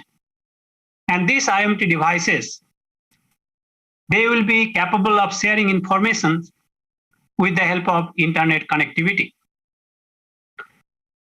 If we see area-wise, almost every part of the world, there is a huge growth in this sector. Europe, it will go from 12 billion to 44 billion, whereas Asia Pacific, 11 billion to 51 billion, and so on. In terms of the research philosophy and the funding options, what we can see that the trend on developing connected devices will increase. Though it will not increase drastically in the next 5 years, but it will be significantly increased in this area. Big companies which will be playing the key role in making these IoT devices are Biotronic, General Electric, GE Healthcare, Boston Scientific, Medtronic, Johnson & Johnson, Cisco, Welch Allyn, IBM, Siemens Healthcare, Koenigsegg, Philips, and so on. Of course, there are many other companies, but these are the big industry which will play a key role. There are some challenges. Current funding model or the business model has to change. There are old way of doing the things that need to slightly change. One of the problem what we face is the interoperability. We need to go for open platform in the software domain. Right now, IoT, as we all know, that it is playing by the big company. We follow the protocol which is given by a big company, but that has to come as an open standard. Security play a huge role. It's a deterring force pulling us back. We also need to have new talent in the digital area so that we can have more people will be willing to work in this area with much more capability. We also need to maintain our trust in the digital age. And of course, we have to scale up from a small system to a very large system. These are the challenges we face. In terms of the area of applications, it can be any devices, whether it is in hospitals or clinics, whether we use at home or even wearables, and also remote monitoring. Wherever we do any medical device, they can be all connected, collecting the data, putting them in the cloud. In terms of the devices, we can also classify some are the fitness wearables when we do mainly during exercise and gym activities. Some of them should be in the clinical grade wearables, much better in terms of the accuracy and standardizations.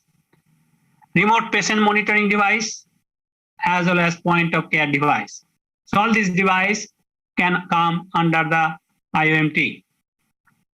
So in terms of the periphery of the IOMT, what we would like to see, any device which are used for monitoring human, they all can be connected to internet, putting the data in the cloud. Of course, there are many issues because it should be for the individual subject and it should be kept in such a way that we can extract the right information very easily. But whenever we have either somebody is going to hospital by ambulance or somebody going to a doctor to meet the physician or somebody is using devices at home, all these need to be connected. There are different types of apps coming up now, which are very helpful, which can help in this domain. So in terms of the architecture of this IOMT, whatever we collect using different IOMT devices, that has to go to the cloud. So the cloud will play a big role and there will be huge amount of data. As we all know, big data, so it will be big medical data. This cloud will have coming from different people. And that's a big challenge, how we can actually store this data safely without any kind of intruding privacy and stealing of information.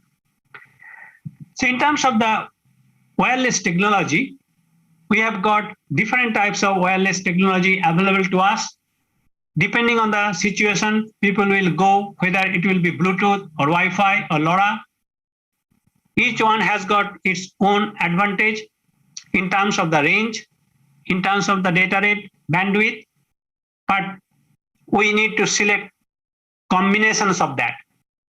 For example, if we use Bluetooth, it may be useful at the home environment where range is not an issue, but when you go outside, Bluetooth may not be the right transceiver system or wireless communication system for uploading the data in the internet. So we may have to go for Wi-Fi and so on. I will quickly go through our work, what we have done in this domain for last 15 years or so. Way back to almost 2005, 2006, when we started working in this area, we were concentrated on helping the elderly people. The main work was basically fall detections. How could we detect a fall of an elderly person and provide help as quickly as possible? So we developed devices which can be worn on the finger or worn on the wrist. These devices are basically based on accelerometer, and we can analyze the accelerometer signal and to tell whether the person is doing well or person has fallen down. One of the problems of the wearable device is that people need to wear it 24/7. Sometimes not only the fall, but also elderly people need to talk to either relative or somebody. Otherwise, they feel unhappy, they feel sad. So we extended that to emotion recognition platform. And with some simple classification technique, without having too extensive training data, we are able to accurately predict 4 states: neutral, happy, angry, and sad. And if the person is angry or person is sad, the system will automatically send a warning message to the caregiver that it is time to talk to the persons. Our big picture of this IOMT is called Smart Home. Smart Home is a place which will provide a safe, sound, secure, and independent living environment, not only for the elderly people, but also anyone who would like to live independently at home. And as we can see, people live much more longer than before. But still, when somebody becomes 65, 70, 75, they are not physically fit. They need help from others for their day-to-day life. That may be the age where technology may not help much, but when people live alone independently, any unforeseen incident can happen. Technology can help very well under that situation. And as we can see that both men and women of age between 15 to 64, almost 1/3, they live independent lifestyle. So technology can help a lot at that situation. So whole idea is you can use combinations of wearables and non-wearables. With the help of sensors and technology, we can monitor different devices, different appliances which are used by the persons for their day-to-day life. We collect the data, and those data can be collected on real time and analyzed to say whether the person is living a normal lifestyle. If there is some kind of irregularity, then the system can generate a message that something is wrong. So we made a old house with the help of technology, converted into a living lab. And all this technology has been used. So this house built in 1938, we installed the technology in this house, which can monitor the person's different activities and also track the persons. This is the volunteer we have who lives in this house for many months and years, and we collect. All these devices when we made, they were all Zigbee based technology. Zigbee was very popular early 2010, but right now we do not see Zigbee is that popular, but still can be used as a wireless device. So when we talk about technology assisted home, we have few components: sensors, embedded systems, communication device, and we collect the data on real time with timestamp. The raw data comes to the receiver, and where the data is collected and stored. Once the data is stored, then we actually analyze the data. So the data analysis and activity recognitions is very important, which tells us how well the person is living at home, whether there is a need of providing any help. So a lot of computing programming is involved here. The most important topic here is called behavior detections or behavior analysis. How do we analyze the behavior of the persons? And as we talk about the human subject, where one's human can be different from others, so it becomes subjective. So here we have developed different algorithms for annotating the activities. We also develop some probabilistic approach, which is based on data. The time series analysis, as this is something which people's behavior changes with time, so the algorithm need to be intelligent and adaptive. Also, we developed some activity pattern matching. So there are different computing algorithms required which deals with the data. One of the important thing is that how do you decide what type of sensors will be required? That also mathematically can be selected based on called frequency of sensor usage. And if we find that one sensor is not used very significantly, we can actually ignore that sensor. So from the sensor data, we can talk about the activity and we can annotate what type of activity person is doing. Whether person is taking rest, person is sleeping, person is gone for toilet, person is cooking food, person is grooming, or so on. And then we can define how well the person is. So we define the wellness functions, which tells the person is doing well without any kind of health issue. And this comes from two types of situation. One is that there can be some time when we are not able to tell about the person's health status because we are not using any sensors on the body. So it starts from 100%, slowly reduces, and we can make a threshold value 50 or 60% where we generate a text message to the caregiver. Another wellness functions comes from the excess usage. Some appliances are used excessively high, and we can again think that something is wrong. So for example, if the person is sleeping on the bed and sleeping for a long duration, we can also use the data. Using the old data, we can forecast what is going to happen, and also we change the regular activity of the persons based on the old data. So we use 8 weeks of data and analyze the data with the time series analysis. With 95% confidence, we can talk about the future activity of the persons.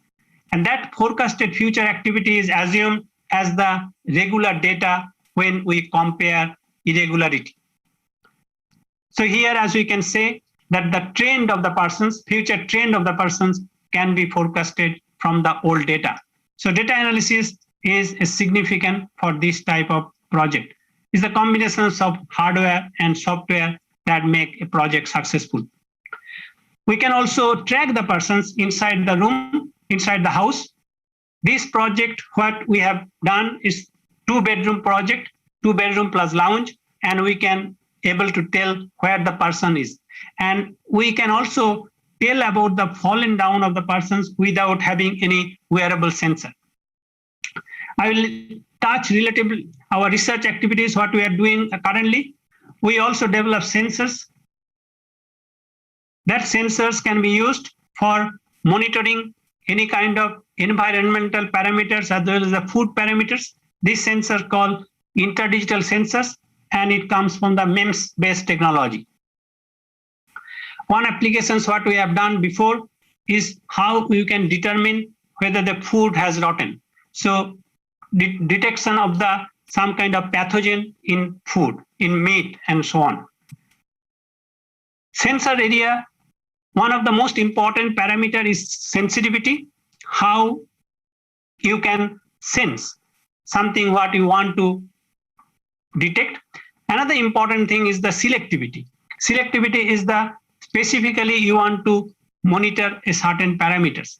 So we developed some technique called MIP technique, molecular imprinting technique, which comes as a selective material on top of the sensor surface.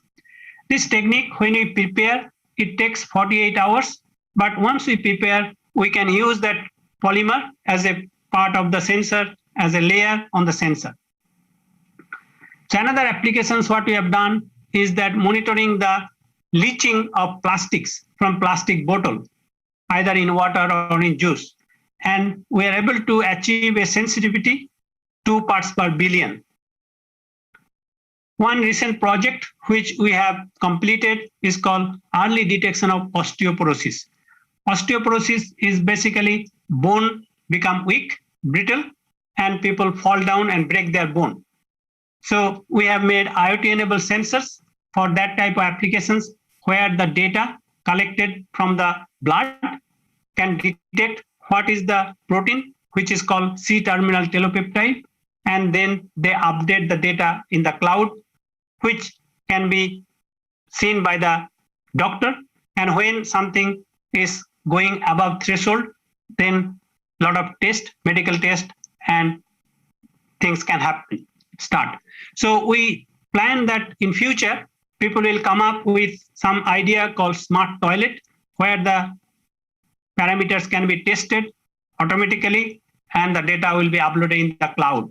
In order to do so, the sensor need to be very robust, and also they should be for long-term usage. So these are the current challenge of this type of sensor development. Recently, we do call flexible material-based sensors, because MEMS-based sensors need to have very high infrastructure. So in university, some university may not have that high infrastructure. So it is possible to work on the flexible material, which is very simple, and without much infrastructure, it is possible to fabricate. This flexible material can also give another advantage because of the stress and strain when it is used in the garment or wearable clothes. This can provide very simple indications whether there is any stretch and strain, and we can measure very easily. So there are different types of material used for this type of sensor fabrications. As a base material, we have PDMS, polydimethyl siloxanes, or maybe PET, polyethylene terephthalate, or polyimide film. And on top of that, we can have the electrode material, which can be carbon nanotube, or maybe graphene, or maybe aluminum. So all these things, material can be used to fabricate the sensors, and it can be applied to many different applications. So here at Macquarie University, we have fabricated for last 3-4 years different types of sensors which are used for the physiological monitoring, or maybe for industrial applications as a tactile sensors in the robotic arm, and so on. We also have developed sensors for monitoring nitrate for environmental parameters monitoring. One of the biggest challenge of this type of sensors is that how can you make the sensor the large one with sufficient resolutions as well as sensitivity. So this is the current project. We are now trying to develop large sensors, for example, emulating the human skin. Human skin is wonderful because we can monitor at any point, whether from leg to human head, any place we can detect. So how can we develop such a large skin using this flexible material with high resolution and sensitivity? So in terms of the design guidelines for IoMT node, most important thing is the selection of the sensors. We need to know what exactly the sensors we are developing. Sometimes it is important we can have the sensors which is readily available in the market. That sensors need to be interfaced with the embedded processor. Selection of the embedded processor is also very important. Amount of output input and the processing speed and the processing power, memory, all these things, whether it comes out with the wireless transceiver. Sensors give different types of signals. It can be analog or digital. The embedded processor who should have the capability of interfacing any types of signals which comes from the sensor. So sometimes we have to go for some kind of hardware-based filtering circuit or signal conditioning circuits, or also sometimes we can go directly to software. So digital filter can be implemented using the software technique, which can give different advantages. And for the embedded processors, we have to be selectively choose the right embedded processor for these applications. And of course, some embedded processor comes with wireless capability. So we have to select whether we go for Wi-Fi or we go for LoRa or Bluetooth. We have to select depending on the applications. Each one will be different from others in terms of the rate of data transmissions, range, as well as the power consumptions. Then we have to decide where we upload our data, whether we make our own server or we use the public server. So that's another important considerations. So for example, here at our university, we have two types of systems. For short experiment, we use ThinkSpeaks, but for longer duration experiment, we use TTN network. So this TTN network called the Things network, it's like a public network. We have to pay a subscription, but we can use. So there is, of course, issue of the security and trust. So the data in the Things network, if you use LoRaWAN, goes like that. You do not need to send too many bytes of data. The important data is your payload. And once you have this, then you can actually use the data for the visualization. You do not need to have your own server. If you want to have your own server, then of course you can design that, but you do not need to have your own server here using TTN. So applications is very important for the data visualization, which is not very complex. So once you develop the app, then you have the full control of the data, and then you can visualize the way you like. And there is, of course, you can use either in the mobile platform or your laptop computer or desktop computer and so on. So some of the data, what we are showing here is environmental data collected from our sensors, and we can see a pedestrian as well as different environmental parameters such as temperature, pressure, and so on. Humidity, carbon dioxide, or total volatile organic compound, or pressure, and so on. Next part, of course, whether data has got any kind of influence from one parameter with other parameter. For example, if we have a hot day, whether we'll have more people on the road, or so on, whether air quality is very poor on that day, whether people go out. So that is a complex parameters to correlate. But important thing what we can see that on a certain day, during the lockdown and no lockdown, how people are different on a certain area. So this is not possible to visualize or possible to compare if we do not have long-term data. Because we have the long-term data, on two particular day, we can actually compare that how the different happening, because people have the freedom to go out. During the lockdown day, people are not able to go. So the number of people are basically the people who are essential workers. So that's very interesting observations. And also we can use that for many other situations. And also it is possible for the police to know whether many people are going at a certain place when there is no permission. Another important thing is the security. As I told, the cyber security is a very hot area of research. Security plays an important role when we talk about the IoT and IoMT.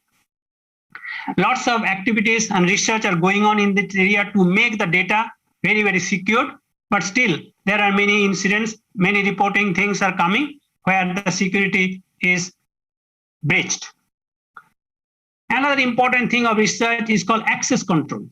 Because as we know, the medical data has got different types of informations.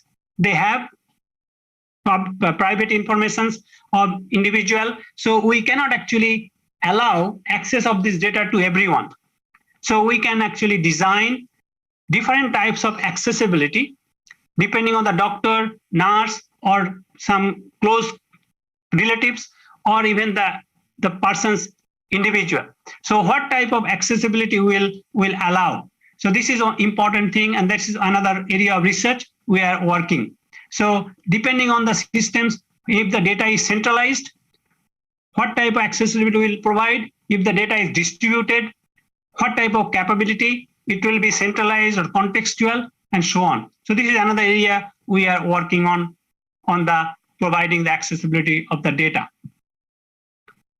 So I will stop here. Basically, our lab, we are trying to develop different types of sensors both for the monitoring different types of activity as well as physiological activities which can come under healthcare. And this healthcare data, when we make it's a open system and uploading in the cloud, there are a lot of issues involved which need to be addressed. But this is becoming more and more popular. In terms of the developing of the new sensors, we are concentrating on resolution, sensitivity, and selectivity. And one of the project is developing large skin electronic skin, which is a big challenge of developing large skin. So we also develop different types of implanted sensors, which I have not touched here in these presentations, but we are also working some implanted sensors which can be implanted inside the human body. And again, the energy harvesting and other options we need to consider. But right now, there is a thrust on making Internet of Medical Things. And we like to see that within next 5 to 10 years, a significant amount of work will be done. And this will provide a connected healthcare systems, which will provide a interesting domain for many people to see their data, and which have a lot of advantage in terms of cutting the healthcare cost for any nations. So thank you, and I'll be happy to take any questions or comments. Okay, thank you, Prof. Subas, for a very nice presentation and also very interesting. So actually we have two guests also from internal, we call panelists, and also from the participant. So first I will give a chance for the panelists, because the panelists can directly give a question by open mic. There is any question from the panelists? I can see two questions in the chat. Oh, okay. The question is actually from the Q&A is from the participant, Prof. Subas. Oh, okay. So okay, and first we will request directly, if any, from the panelists, so that we can interact. Okay, maybe before we go to the Q&A, maybe could I give you some question and comment, maybe Prof. Subas? Yeah. Because actually Prof. Subas is also, we invite him for the world-class professor 2 or 3 years ago, and already come to Indonesia 2 or 3 times, or maybe more than 3 times. So what is your opinion about, because you work in the sensing technology, and also about the IoT and hardware, because in the computer science, we focus on the software. Is there any opinion from you, so that maybe we can make some more collaboration, or maybe we can make some joint project and so on, because we have some different background, but in your research, it's same with our research is, we call the interdisciplinary research, multidisciplinary research. Okay, could you give some opinion, Prof. Subas, about that? Yeah, Professor Bisnu. Yes, I have been to your university, I think, more than 3 times. I think we started in 2013, and then I've been quite a few times. And I have enjoyed my visit, my stay with your university, with your hospitality. But coming back to the question, yes, you have also appointed me as the world-class professor. So thank you for that. So coming back to your question, that whether computer science and hardware, we can do something together. But if you see, basically you have to see as a system. A system consists of hardware and software. You cannot separate them. You cannot say that, okay, software will work only here. Because when we talk about a system, when we talk about the medical sensors giving the data, and that data you have to analyze. So we have to think of a system, and that system need to work as a integrated systems. It cannot work separately. So that's what is very important, that we think of as a system point of view. And when we talk about the system, then we cannot actually draw the line between a computer science and engineer. It will be together. Because whenever we think of a system, it will be hardware and software, and then software people will be actually doing the data analysis in a smart way, which you are getting the data from the real sensors, and that can actually help to reduce or to eliminate lots of redundant data which you have got in a data file when you do offline data analysis. So effectively, it's a very good opportunity to work together, because we have to think of as a system, combined system, which is combinations of hardware, sensor, integrating processor, and computing systems together. Okay, thank you, Prof. Subas, for your nice explanation. Okay, we can go to the Q&A. It's up to you, Prof. Subas. You so first one, how does the work? Okay. Yeah, how does the work done by the internal medical team compared to doctors? Is it more perfect, or is there a still more weakness? Is there possible in the future the duties of doctor will be replaced by IOMT? So at the end, we cannot replace doctor. Okay, because when we feel sick, we need to go to the doctor, and once you go to the doctor, you are 50% cured. So you need to keep the doctor. The biggest problem what currently holding us back is that the ethical and security and privacy things. So doctors, they do not like to share the data with others. They do not like their data to be open in the cloud. This is the big problem. So if we can make sure that our system is very robust in terms of the trust, in terms of the security, and people cannot play it with hijacking, then you will find more openness in future in this domain. So at the moment, we are now struggling against the vulnerability of our system, which is existing now. Very easily can be hacked, very easily can be breached, very easily the data can be stolen. This is the problem at this moment. And the doctors, they don't like that data to be easily used by others, because they are in the society, they are obliged to make that data as private as possible. So that's the one thing. So in future, it may be much more open, because definition of privacy can play important role. And it also depends on the country. In some country, privacy is treated in a different way than other country. So there is a more education required for all general public to know what is actually this privacy, where it can do harm. So if something is harming us financially, then definitely this is something to be done. So my private information should not be stolen by somebody where they can withdraw money from my bank. So this type of things will come, and we'll know that what is actually real privacy things which will not do harm. So I think that it will be happening in next 10 to 20 years time, but lots of research I could see now happening in this domain. Second question is that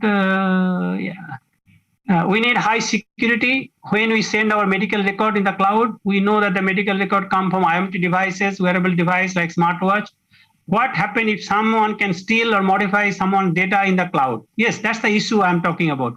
If that case is compromised by the doctor, so he know he can get wrong data, what should the doctor do? What's our content of mechanical engineer, IoT R&D? So yes, that's what I'm telling, that this is the important thing, that the security, trust, privacy, those things need to be more and more research oriented, so that we can rely on the systems. So sensor can measure very correct data, but when we transmit, if somebody can doctor the data, then it's how the doctor will do. Yes, that's the issue. So that's the important thing. So security will play a huge role in future for making this happen.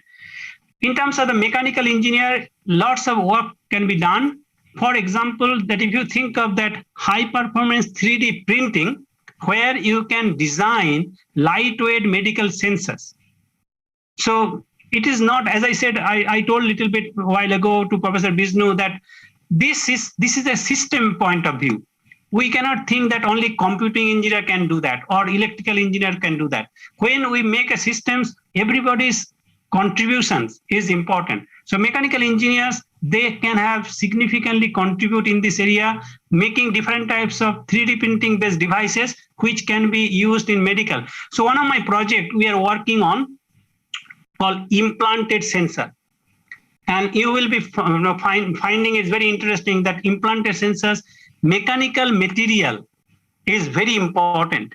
How can we make material which will be very strong, at the same time flexible, and can adjust or adapt in our body very easily? So we use titanium material for that, but there are new material which we are working on. One of the material called PEK, polyethylene ether ketone. So that type of material. So the mechanical engineer and material engineer, they can play significant role, and it's a combination of systems. How we can make a sensors which can be inside that material, can make highly sensitive and selective measurement. And also how can it harvest energy? Because inside the body, we cannot have battery. So how can we harvest the energy which can send the data? So those type of things is happening. Okay, so is there any other comments? Let me see quick, yes.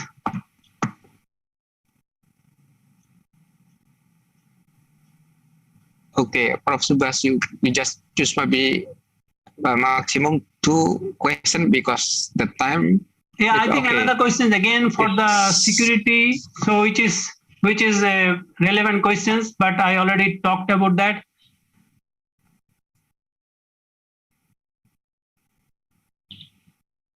If you use carelessly, yes, abuse it. That is not only IoT, that is for every system. We have to use it properly. Energy source for equipment. So energy source, depending on the applications, if you use outside environment, you can have energy harvesting options. We are also looking into for some applications, for example, implanted sensors. We are trying to provide energy from the external source. So we need to make some circuits which can harvest energy. So there are some research going on that area. And resolution sensitive interelectronic material is how to prepare full data and big data things run well. Yeah, so due to time, I think I will not be able to give the answer for everything, but if anybody wants to know more, please send me email. We can communicate over email. So thank you very much, Vishnu. And I wish the conference will go very well. Thank you, Prof. Subas. Actually, I just want to inform you because today's seminar is very special because this is the joint seminar from University of Indonesia and also from Universitas Defense and also Universitas Cyber Security. So some student also from the medical. So as your presentation is referred to the medical device. So we hope maybe next year after pandemic, we will invite you again to come to Jakarta and maybe to visit the University of Defense or the Cyber University and so on.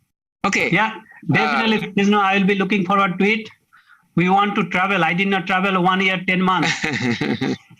Okay.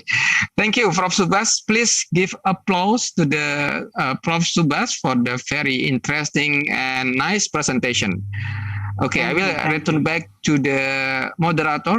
Please wait, Prof. Subas. We will give some certificate ceremonial. So, Mas Dr. Panja, please go ahead. Thank you, Prof. Vishnu.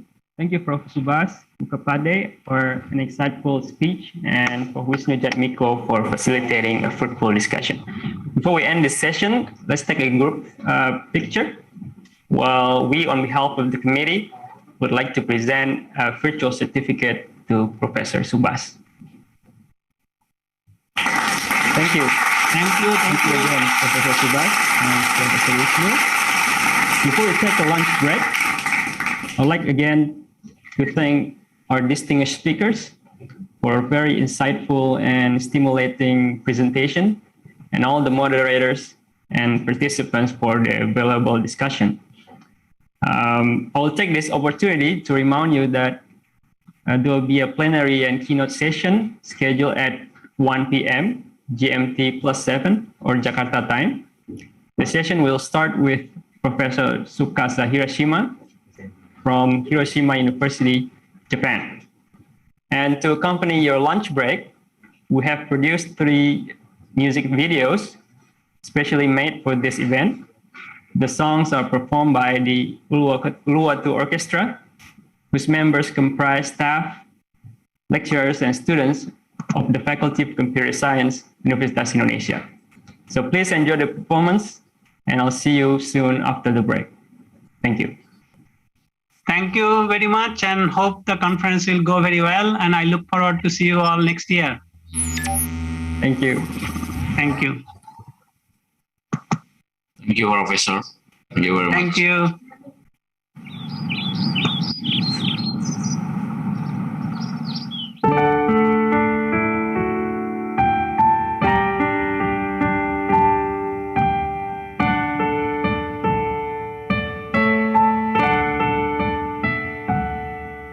Bayu pun semilih, puspa pun mewangi, karena di kau.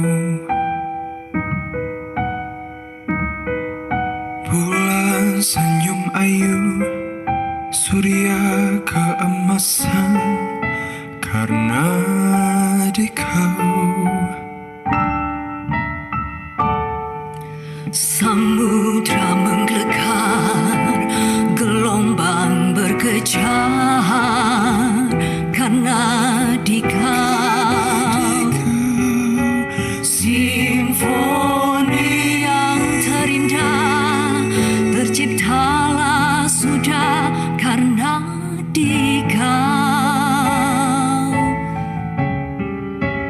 Di kau penyejuk rasa, bila senyummu mengulur.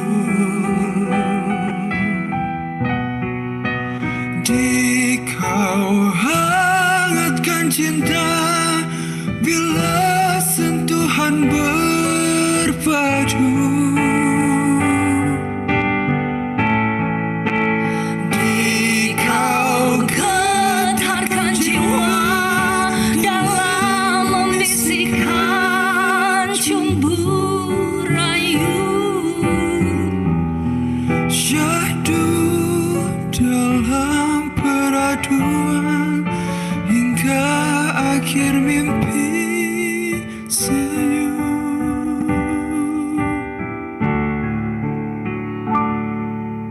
Cinta putih murni, balas kasih suci untuk di kau. Di kau teruntuk daku, daku diciptakan untuk di kau. Di kau penyejuk rasa, bila senyummu mengulur. Di kau hangatkan cinta bila sentuhan berpadu. Tuhan bimbinglah kami hidup berdua hingga akhir.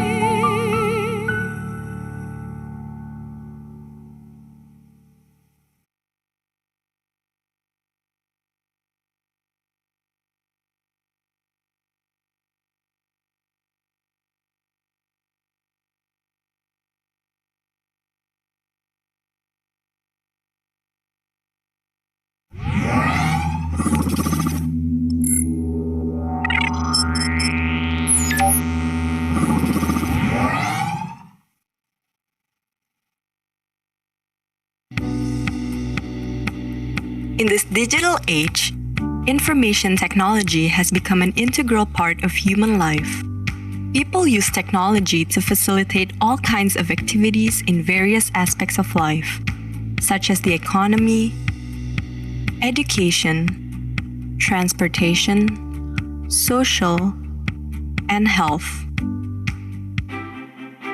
Established under the name of Computer Science Center of Universitas Indonesia in 1972, the Faculty of Computer Science Universitas Indonesia is based across two sites, Depok, West Java, as well as Salemba, Jakarta, both located in the Greater Jakarta area. The faculty is the unique place for people who are curious and passionate about innovating and working in technology, especially in the fields of computer science and information systems.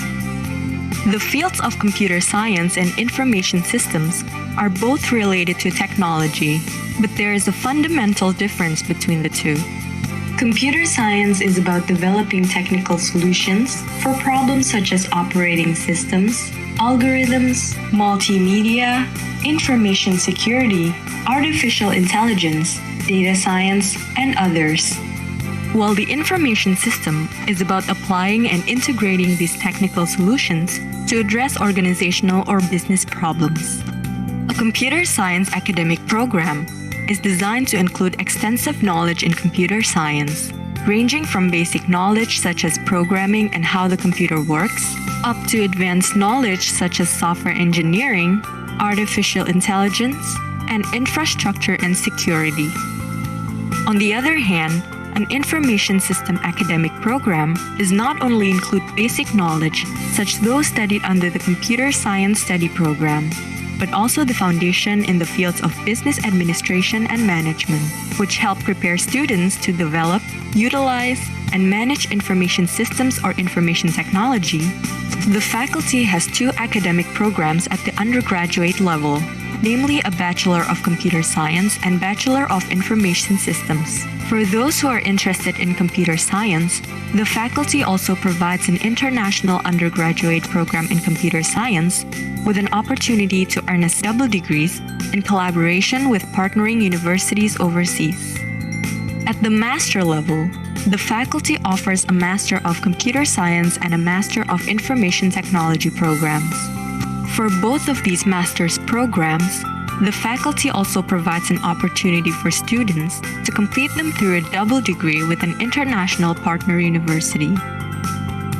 At the doctoral level, the faculty offers a Doctorate in Computer Science program, which has produced many leading scientists and researchers in the fields of computer science and information systems.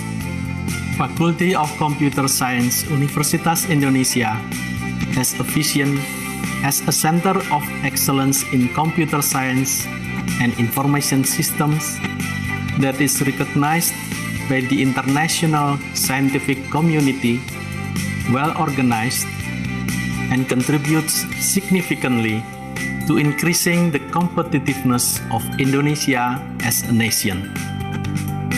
To achieve our vision, we commit to implement three goals, namely excellent education, professional research and service, as well as the outreach programs.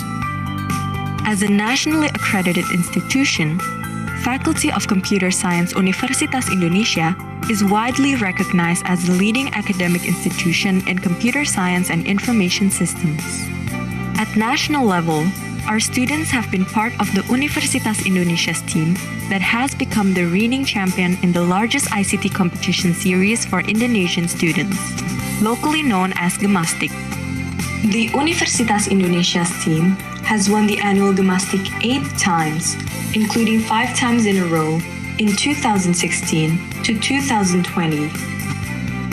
At the international level, the faculty also routinely gain notable achievements, such as at the 43rd Annual World Finals of the International Collegiate Programming Contest or ICPC, where Universitas Indonesia was ranked 21st in the world, tied with other top universities in the world.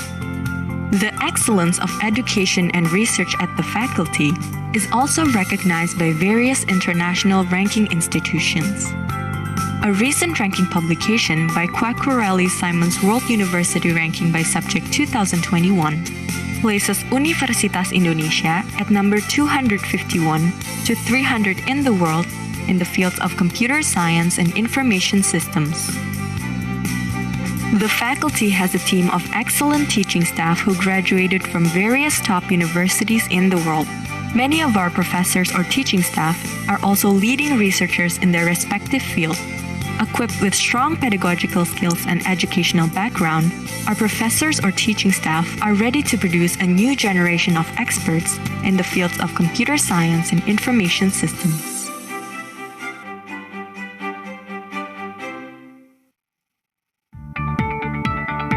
The faculty provides various amenities and facilities that can support the learning process and various student activities. Starting from a comfortable classroom, libraries with huge collections, spacious halls and auditoriums, computer labs, to advanced computing facilities such as a supercomputer, which is readily available at the Tokopedia UI Artificial Intelligence Center of Excellence. Our student body is a melting pot with best students coming from all parts of the Indonesian archipelago. These students take part in a rich tradition of academic activities, which include 2 flagship international scientific conferences held by the faculty every year, or other programs, such as the Teaching Assistantship or the Fellowship Program. Apart from academic activities, students are also encouraged to develop non-academic skills, which are accommodated by various student organization activities, such as the Student Executive Board and other student organizations or autonomous bodies. In addition, our students are also known for their ability to organize extraordinary events, one of which is the annual COMFES event, that is recognized as the biggest student-run event in ICT in Indonesia. This is in addition to other student communities or clubs, which provides an avenue for personal development in sports and the arts. Research and development is one of key activities at the faculty. Our staff and students are encouraged to produce works and solutions that address contemporary problems faced by both global and local communities. Our research contributions are not only in the form of basic and theoretical research, but also in application of various forms, ranging from software, information systems, to intelligence systems based on robotics and artificial intelligence. More than 6,000 alumni with a network spread across 7 continents. The majority of our alumni started working while still in university. While some of our graduates are employed in various companies and institutions, such as big tech companies in Silicon Valley, startups, consulting companies, research and education institutions, others have become entrepreneurs starting their own companies. Some of the companies founded by our graduates have been successfully acquired, listed on the stock exchange, and their founders have also been rewarded many prestigious international awards. Fasilkom UI menjadi bagian tak terlupakan dalam hidup saya. Ia seperti rumah kedua bagi saya, tempat di mana saya terbuka matanya untuk menjadi orang yang lebih baik dari hari ke hari. Saya percaya di zaman-zaman kuliah itu sebetulnya pembentukan karakter, pembentukan mentalitas gitu, dan UI itu is a very good place for me to have a good character. Fasilkom UI telah memberikan saya banyak sekali ruang untuk mengembangkan diri, mulai dari pembelajarannya yang selalu mendorong untuk berpikir kritis, hingga kegiatan-kegiatan akademis seperti KOMPES, panitiaan yang diadakan tiap tahun, dan juga organisasi-organisasi seperti BEM, Ristek, yang tak hanya meningkatkan soft skill saya, namun juga membantu saya mengeksplorasi passion saya dalam bidang IT. By implementing the 3 duties of higher education or 3 Dharma, namely education and teaching, research, and community service, the Faculty of Computer Science Universitas Indonesia is at the forefront of producing the best graduate for Indonesia and the world.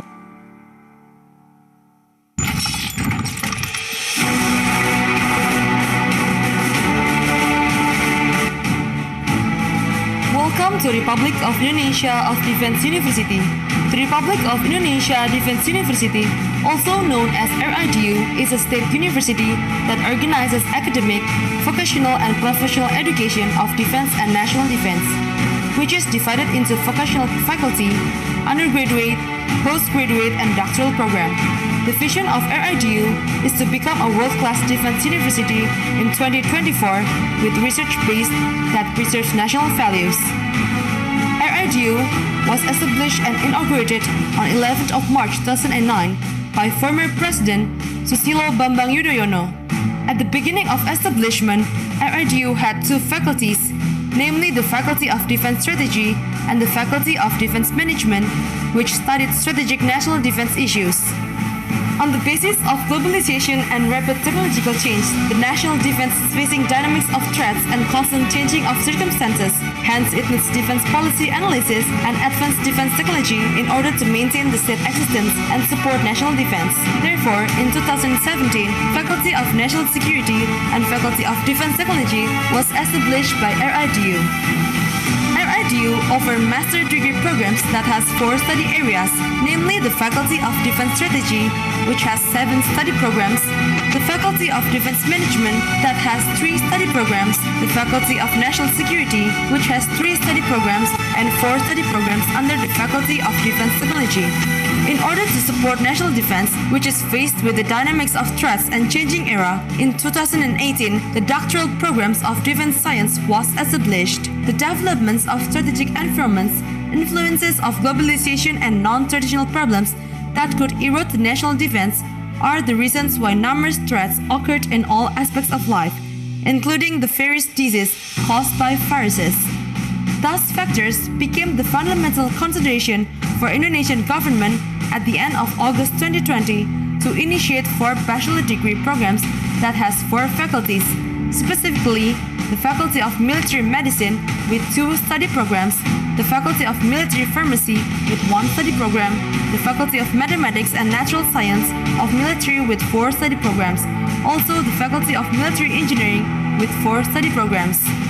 Intending to empower and strengthen border area on logistic needs, food security, and excellent human resources, on August 30, 2021, RIDU has opened a vocational faculty with 7 study areas. Master degree programs and doctoral programs is conducted in Salemba, Central Jakarta, while for undergraduate students are located in Indonesian Center for Peace and Security in Sentul, Bogor, West Java, while vocational students are situated in Ben Boy Campus, Belu Regency, East Nusa Tenggara. In the sectors of research, students and lecturers of RIDU conduct international systematic research certifications on science and technology that utilizes supercomputers, big data, and artificial intelligence. While in the field of community service, students will become a part of RIDU socialization state defense programs by adapting to the futuristic era of the Industrial Revolution 4.0 and Society 5.0 through the utilization of digital technology, which can be beneficial for both Indonesian and other nations in the world. RIDU has been conducting numbers of national and international seminars through collaboration with academic universities and non-academic institutions. International seminars bring together scientists and practitioners from world-renowned universities. In order to contribute to the development of defense science, since 2017, RIDU carried out an annual seminars named Indonesian International Defense Science Seminars, or IIDSS. IIDSS is one of these international seminars that discusses diverse topics from the perspective of defense studies and defense technologies in facing global challenges. The accreditations of Republic of Indonesia of Defense University has earned an A rating and currently is pursuing international accreditations by 2024 and attempting to obtain world-class generation by instilling the spirit of national defense for a bright future of Indonesia.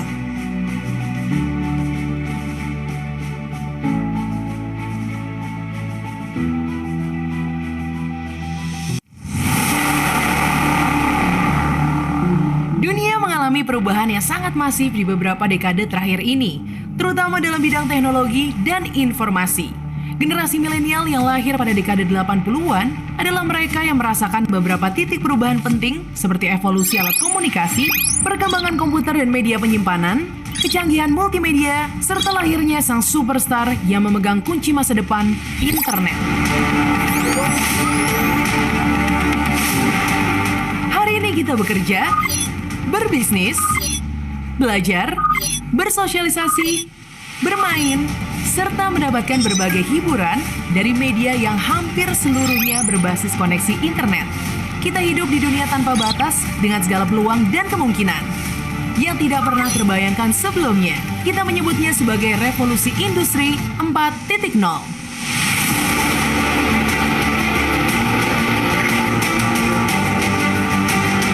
Peluang selalu berjalan bersamaan dengan ancaman. Sisi lain dari kecanggihan teknologi yang kita nikmati saat ini adalah tindak kejahatan di dunia maya yang juga sangat berbahaya, atau yang biasa kita sebut dengan cybercrime. Data menjadi sebuah aset yang jauh lebih berharga dari uang. Semua tindak kejahatan di dunia maya menyasar pada data pribadi, keluarga, perusahaan, hingga kenegaraan.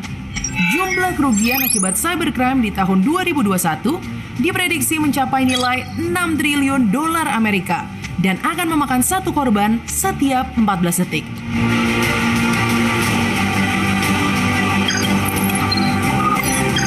Bagaimana kita mempersiapkan sebuah generasi yang siap untuk menghadapi tantangan masa depan? Generasi yang bisa memenuhi kebutuhan rasa aman dari dunia maya.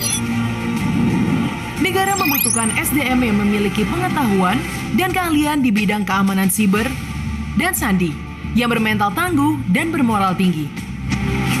Politeknik Siber dan Sandi Negara atau Poltek SSN mempersiapkan sebuah generasi kelas dunia yang siap bersaing di dunia maya, berjiwa Pancasila, dan siap melayani bangsa dan negara.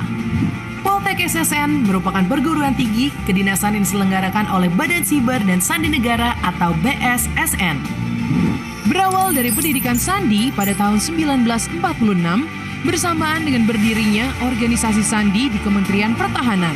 Organisasi ini ditingkatkan statusnya menjadi suatu badan atau lembaga tersendiri bernama Jawatan Sandi, dan sistem pendidikannya disempurnakan menjadi sandiman dan juru sandi. Pada akhir tahun 1969, dibuka pendidikan ahli sandi gaya baru yang menggunakan kurikulum gabungan pendidikan ahli sandi brevet A dan pendidikan sandiman. Pendidikan ahli sandi gaya baru dinyatakan secara de facto sebagai Akademi Sandi Negara atau Aksara pada tahun 1973. Tahun 2002, Mendiknas menilai Aksara yang setingkat D3 layak untuk ditingkatkan menjadi Sekolah Tinggi Sandi Negara atau STSN. Dan pada tahun 2019, dalam meningkatkan kualitas dan kompetensi sumber daya manusia di bidang siber dan sandi bagi BSSN dan kementerian atau lembaga lain, dilakukan perubahan kelembagaan Sekolah Tinggi Sandi Negara menjadi Politeknik Siber dan Sandi Negara atau Poltek SSN. Poltek SSN dibangun secara holistik untuk menunjang proses pendidikan yang seimbang di dalam aspek jasmani, jiwani, dan rohani. Fasilitas utama yang tidak terpisahkan dari proses belajar mengajar adalah kolam renang, asrama, poliklinik, lapangan olahraga yang sangat lengkap, perpustakaan, sarana beribadah, dan 5 laboratorium. Di antaranya lab komputer, lab elektro, lab bahasa, lab sandi, dan lab cyber. Kegiatan mahasiswa meliputi olahraga, makan bersama, apel, perkuliahan, bela diri, klub olahraga, klub kesenian, kajian rohani, kegiatan senat, IMKA, Bapra Kecuara. Poltek SSN memiliki 3 program studi setara D4 yang harus diselesaikan dalam 8 semester. Di antaranya adalah program studi Rekayasa Keamanan Siber, program studi Rekayasa Kriptografi, Rekayasa Perangkat Keras Kriptografi. Program studi rekayasa kriptografi memiliki dua bidang minat, yaitu rekayasa sistem kriptografi dan rekayasa perangkat lunak kriptografi, menghasilkan aparatur persandian negara yang unggul serta berkontribusi dalam keamanan nasional. Sedangkan program studi rekayasa perangkat keras kriptografi melakukan pengembangan ilmu spesifik yang berkaitan dengan embedded system computer engineering, cyber physical system, dan cryptographic hardware engineering. Era yang serba canggih membutuhkan satu generasi yang juga canggih, yang dapat memegang peranan penting dalam membangun, mengembangkan, serta menjaga sistem keamanan negara dari berbagai ancaman dan tantangan. Politeknik Siber dan Sandi Negara.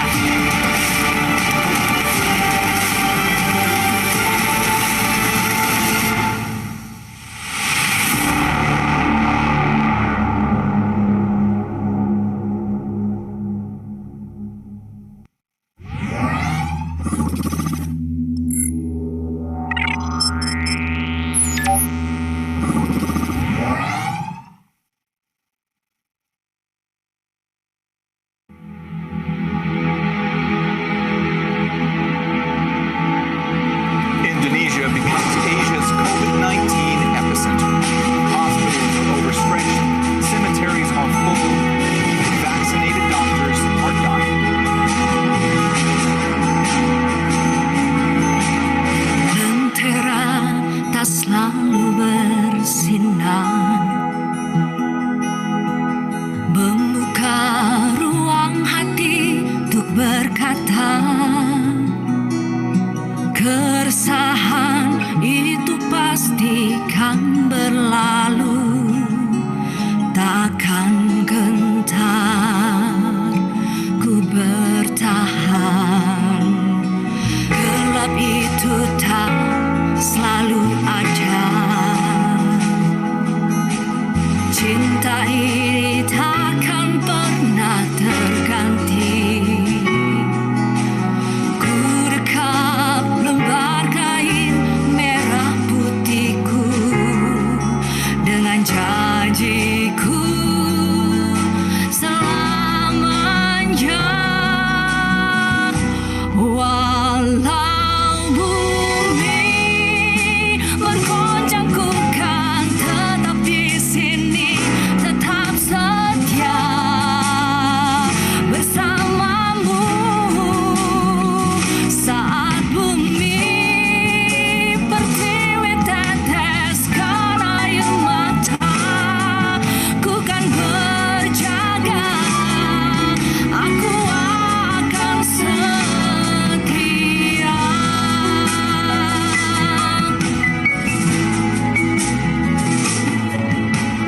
Gelap itu tak selalu ada,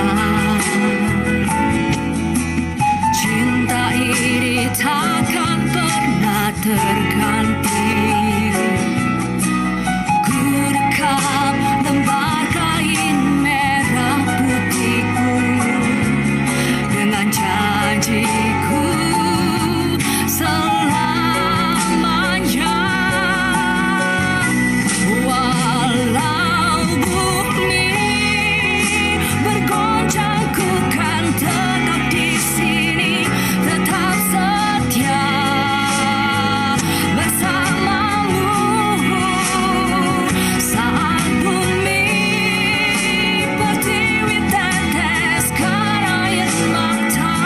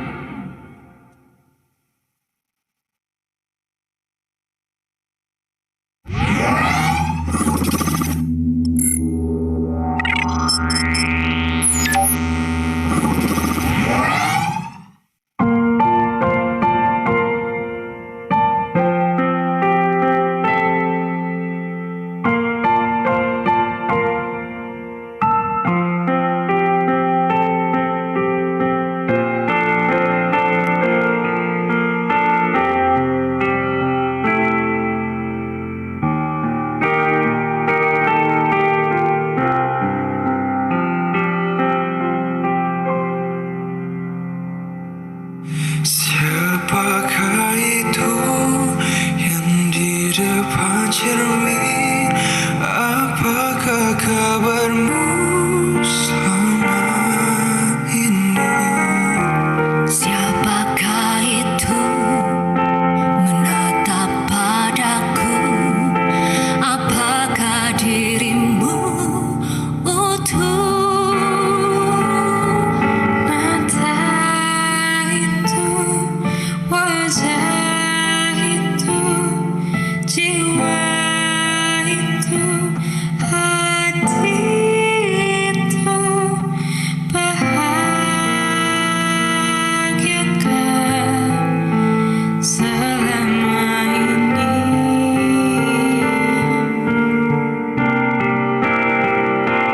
Kau terindah walau tak sempurna.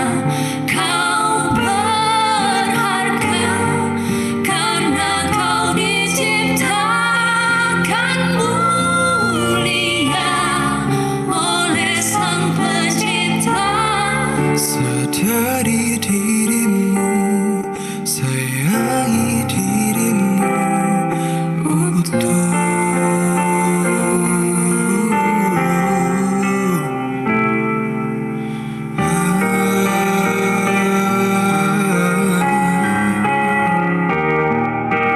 Siapakah itu menatap padaku? Apakah dirimu utuh? Mata itu, wajah itu, jiwa itu, hati itu, bahagiakah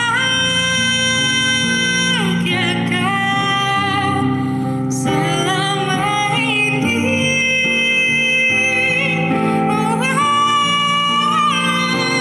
Kau terindah walau tak sempurna. Kau berharga karena kau diciptakan mulia oleh Sang Pencipta.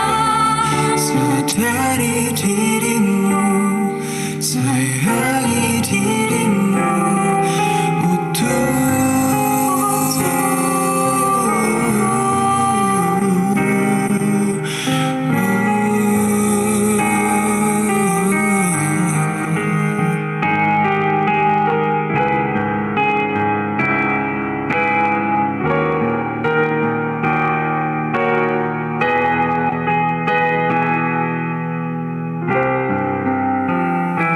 Kau terindah walau tak sempurna.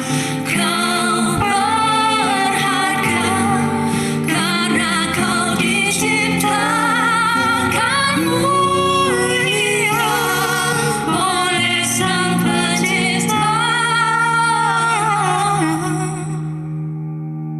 Sadari dirimu,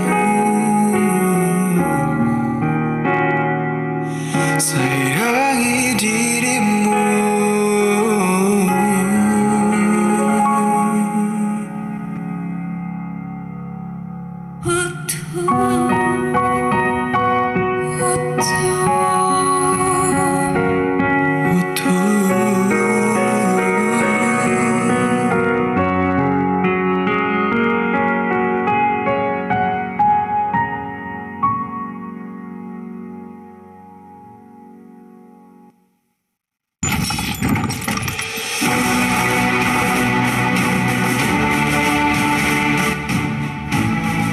Welcome to Republic of Indonesia of Defense University.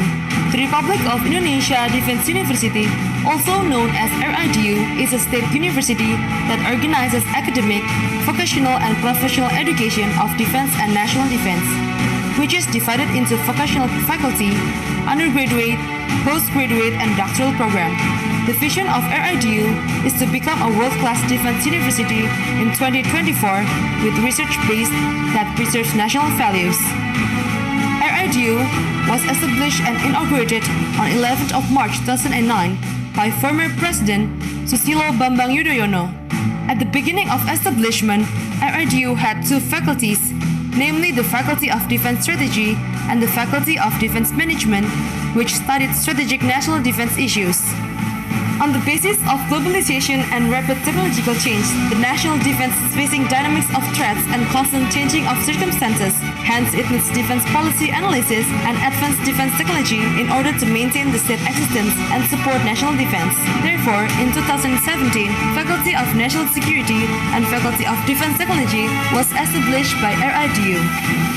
RIDU offer master degree programs that has 4 study areas, namely the Faculty of Defense Strategy, which has 7 study programs, the Faculty of Defense Management that has 3 study programs, the Faculty of National Security, which has 3 study programs, and 4 study programs under the Faculty of Defense Technology. In order to support national defense, which is faced with the dynamics of threats and changing era, in 2018, the doctoral programs of defense science was established. The developments of strategic environments, influences of globalization and non-traditional problems that could erode the national defense are the reasons why numerous threats occurred in all aspects of life, including the various diseases caused by viruses. Thus, factors became the fundamental consideration for Indonesian government at the end of August 2020 to initiate 4 bachelor degree programs that has 4 faculties, specifically the Faculty of Military Medicine with 2 study programs, the Faculty of Military Pharmacy with 1 study program, the Faculty of Mathematics and Natural Science of Military with 4 study programs, also the Faculty of Military Engineering with 4 study programs. Intending to empower and strengthen border area on logistic needs, food security and excellent human resources, on August 30, 2021, RIDU has opened a vocational faculty with 7 study areas. Master degree programs and doctoral programs is conducted in Salemba, Central Jakarta, while for undergraduate students are located in Indonesian Center for Peace and Security in Sentul, Bogor, West Java, while vocational students are situated in Ben Boy Campus, Belu Regency, East Nusa Tenggara. In the sectors of research, students and lecturers of RIDU conduct international systematic research certifications on science and technology that utilizes supercomputers, big data, and artificial intelligence. While in the field of community service, students will become a part of RIDU socialization state defense programs by adapting to the futuristic era of the Industrial Revolution 4.0 and the Society 5.0 through the utilization of digital technology, which can be beneficial for both Indonesian and other nations in the world. RIDU has been conducting numbers of national and international seminars through collaboration with academic universities and non-academic institutions. International seminars bring together scientists and practitioners from world-renowned universities. In order to contribute to the development of defense science, since 2017, RIDU carried out an annual seminars named Indonesian International Defense Science Seminars, or IIDSS.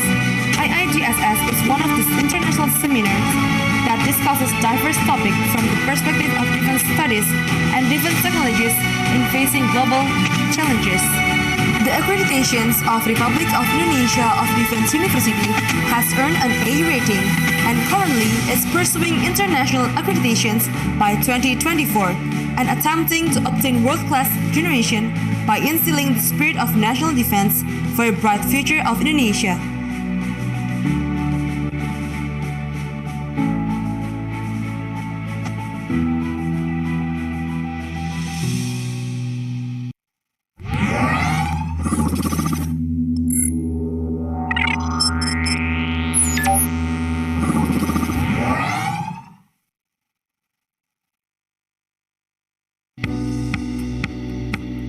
In this digital age, information technology has become an integral part of human life.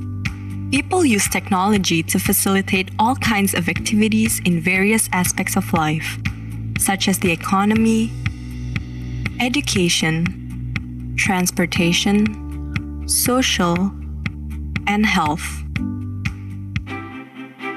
Established under the name of Computer Science Center of Universitas Indonesia in 1972, the Faculty of Computer Science Universitas Indonesia is based across 2 sites, Depok, West Java, as well as Salemba, Jakarta, both located in the Greater Jakarta area. The faculty is the unique place for people who are curious and passionate about innovating and working in technology, especially in the fields of computer science and information systems.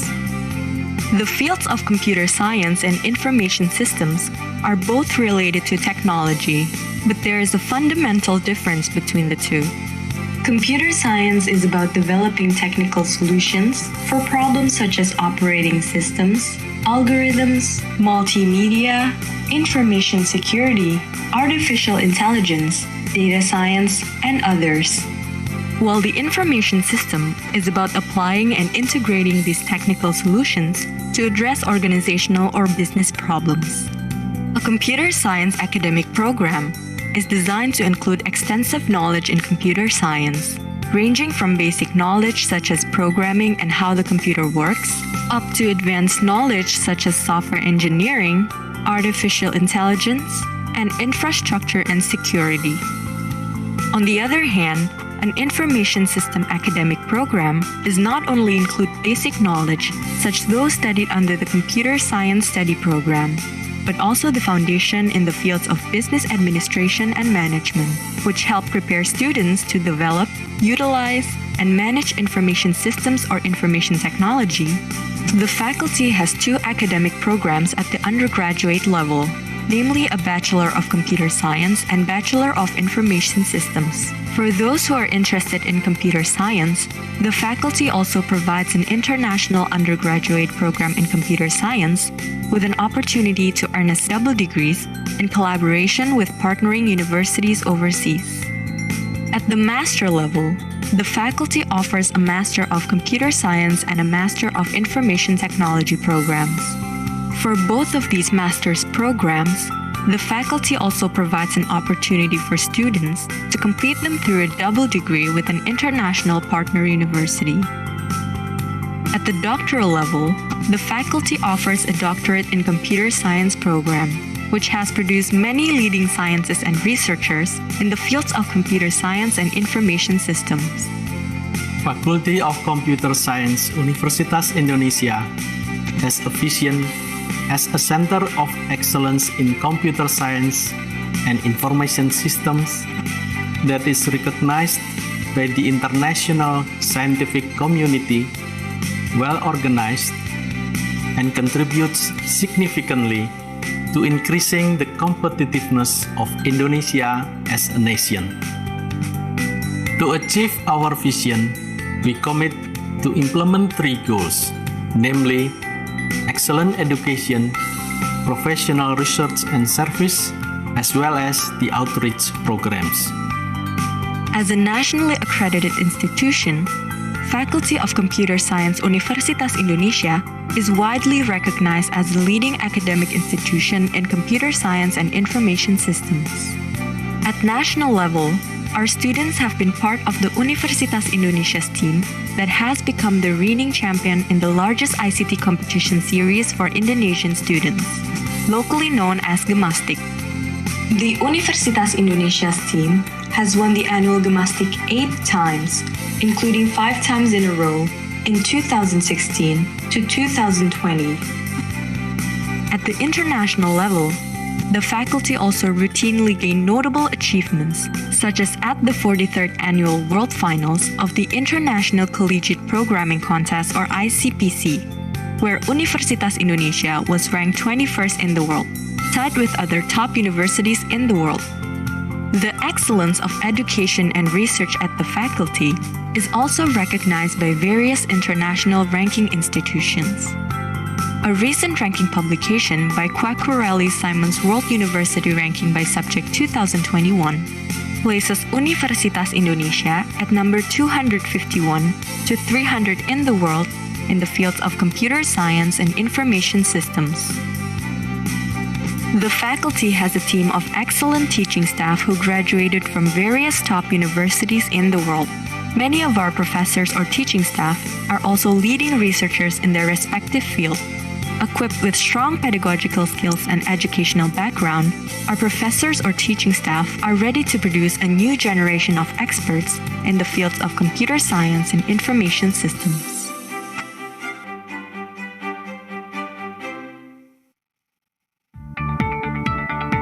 The faculty provides various amenities and facilities that can support the learning process and various student activities.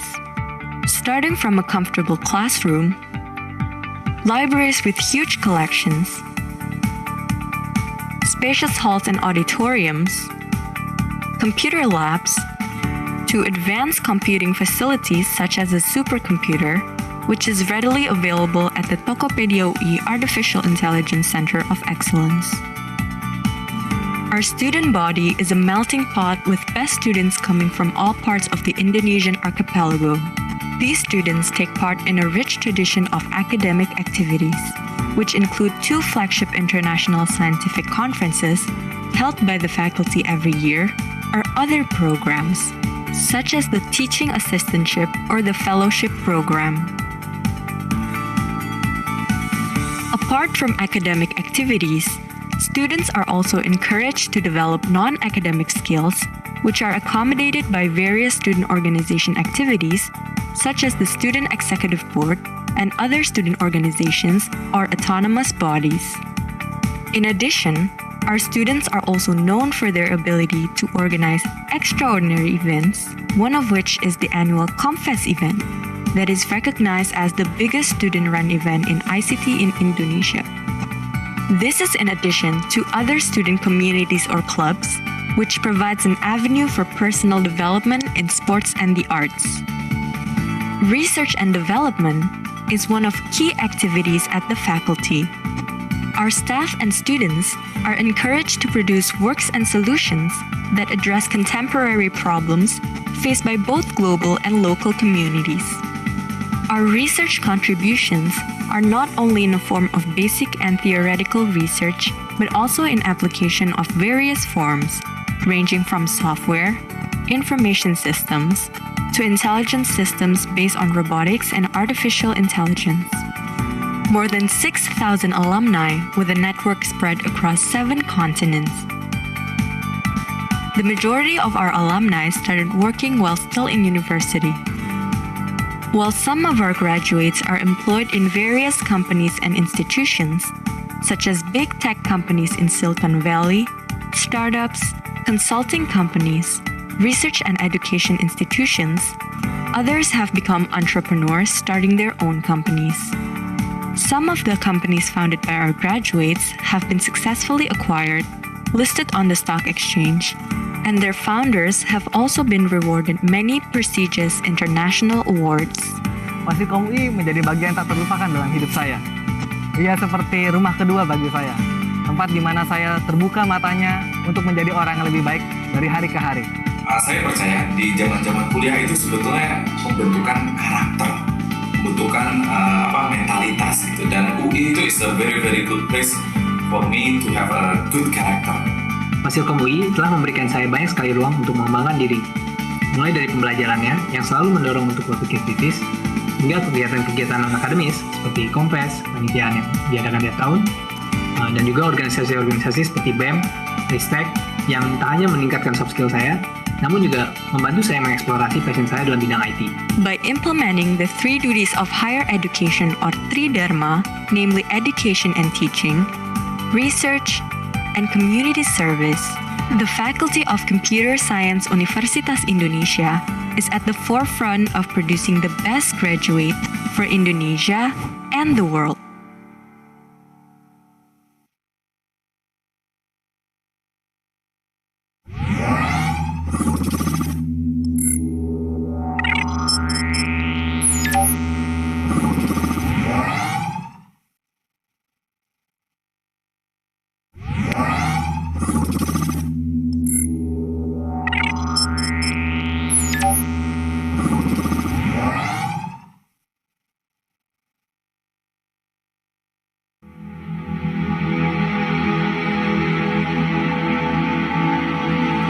Indonesia becomes Asia's COVID-19 epicenter. Hospitals are overstretched, cemeteries are full, vaccinated doctors are dying. Lentera tak selalu bersinar, membuka ruang hati untuk berkata. Keresahan itu pasti kan berlalu, takkan gentar ku bertahan. Gelap itu tak selalu ada, cinta ini takkan pernah terganti.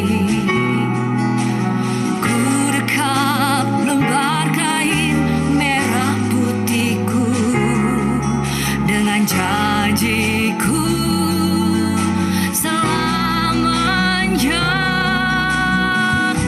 Walau bumi bergoncang, ku kan tetap di sini, tetap setia bersamamu. Saat bumi pertiwi teteskan air mata, ku kan berjaga, aku akan setia.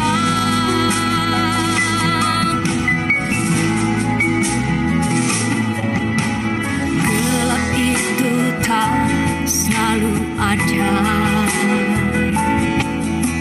cinta ini takkan pernah terganti. Ku dekap lembar kain merah putihku dengan janjiku selamanya. Walau bumi bergoncang, ku kan tetap di sini, tetap setia bersamamu. Saat bumi pertiwi teteskan air mata merah putihku, aku akan setia.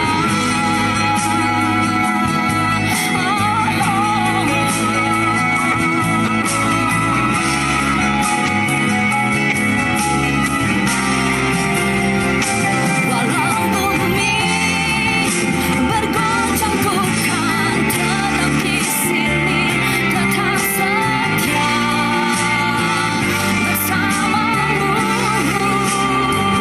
Saat bumi pertiwi teteskan air mata merah putihku, aku akan setia.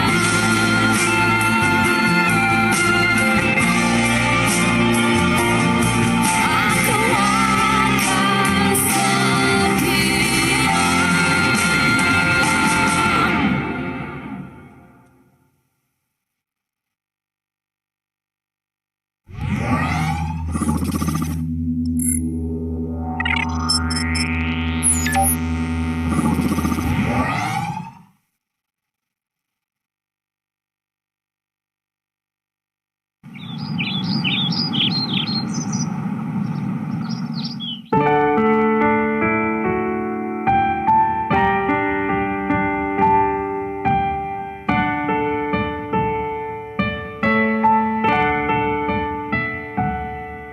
Bayu pun semilih, puspa pun mewangi karena di kau.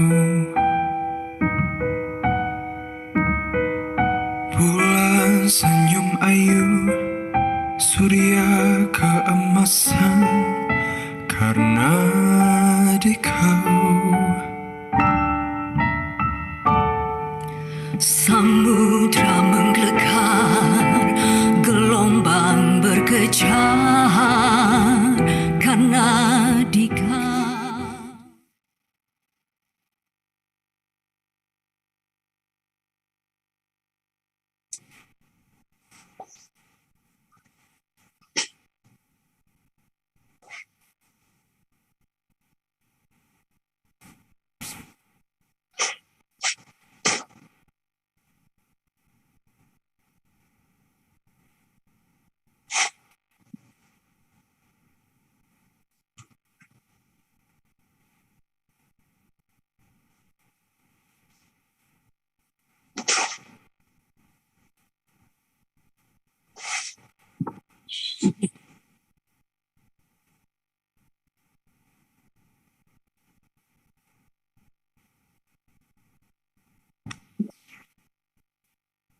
Assalamualaikum warahmatullahi wabarakatuh. Selamat siang. A very good afternoon to you all. Welcome back to the ICACSIS and IWBIS plenary and keynote session. I hope you had a good break and enjoyed the musical performance. It is our pleasure to welcome all the plenary and keynote speakers who will deliver the speeches for us this afternoon. Professor Tsukasa Hiroshima from Hiroshima University, Japan. Professor Simon C. from NVIDIA. Professor Taku Komura from Edinburgh University, United Kingdom. Dr. Martin Schrapp from SAP AG, Germany. Professor Eko Supriyanto from University Technology, Malaysia. Professor Yudo Giri Sucahyo from Universitas Indonesia. Dr. Wahyu Kasarendra from University Brunei Darussalam. And also very warm welcome to all distinguished guests, all presenters and participants, and ladies and gentlemen. As I mentioned earlier, this afternoon we have a great panel of distinguished speakers who will deliver 7 talks. Subsequent to each talk, there will be a time for a discussion with the speaker, which will be moderated by the event's general chairs, program chairs, and committee members. Now let's move on to the next plenary speaker. Our fourth speaker will be introduced and moderated by Associate Professor Hari Budi Santoso from the Faculty of Computer Science, Universitas Indonesia. Dr. Hari, who is also our program chair for IWBIS, is a researcher in the field of e-learning and human-computer interaction, who now also heads the doctoral program at the faculty. Dr. Hari, the floor is yours.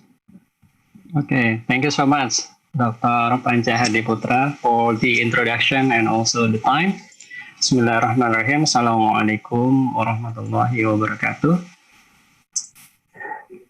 Good afternoon, everyone, distinguished speakers and guests.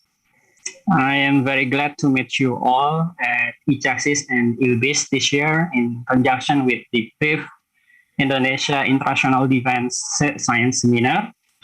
And this year, the event held by Faculty of Computer Science, Universitas Indonesia, and Indonesia Defense University, or Universitas Pertahanan Indonesia. And for your information also regarding AI, Big Data, and Information Security Research, our faculty has 2 research centers, named Tokopedia, UI Artificial Intelligence Center for Excellence, and Cyber Security and Cryptography Center. And first of all, I would like to say thank you so much for joining this plenary speech session. And this session is the 4th plenary speech session today. And I will be the moderator for this session. And I think Prof. Hiroshima is already with us this afternoon. Hi. Okay. Good afternoon. Good afternoon. Okay. Before we start, I would like to share with you the short bio of our speaker, Prof. Hiroshima. Tsukasa Hiroshima received his Bachelor of Engineering, Master of Engineering, and also his PhD from Osaka University in 1986, 1988, and 1981, respectively. He became a professor at the Graduate School of Engineering, Hiroshima University in 2004, and now he is a professor at the Graduate School of Advanced Science and Engineering at Hiroshima University. And Dr. Hiroshima has contributed to technology-enhanced learning, especially in artificial intelligence in education. He has proposed the open information structure approach as an original framework to design technology-enhanced learning based on knowledge engineering.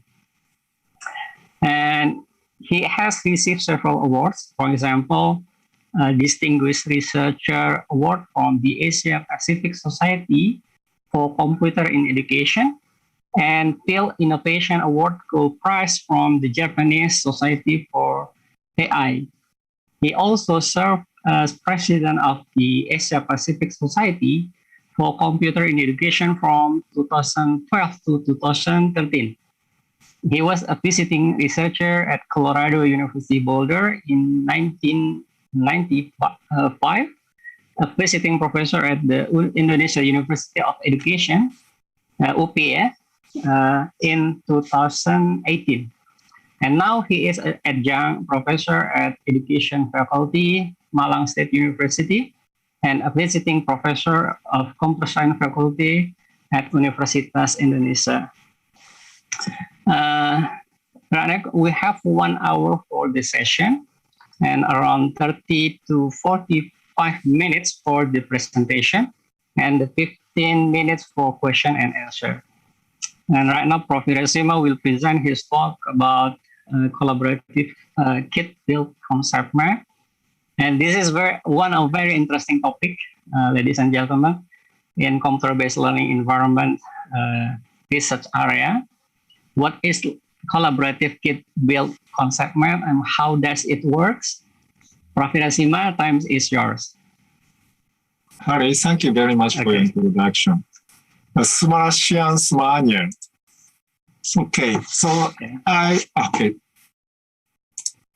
share my slide. So I try start my presentation. Okay, so let me thank you very much for attending my presentation. Okay, sorry. Okay. So I'm very happy to have opportunity to have presentation my research in this big and then prestigious conference. And then, so especially that is organized by Indonesian researchers. So because my laboratory or our team's achievement is generated by some of them generated by Indonesian researchers. And then we have a very tight connection with Indonesian researchers. So this is a list of my PhD students from Indonesia. Okay, so I have already six researchers already gotten the PhD from my laboratory.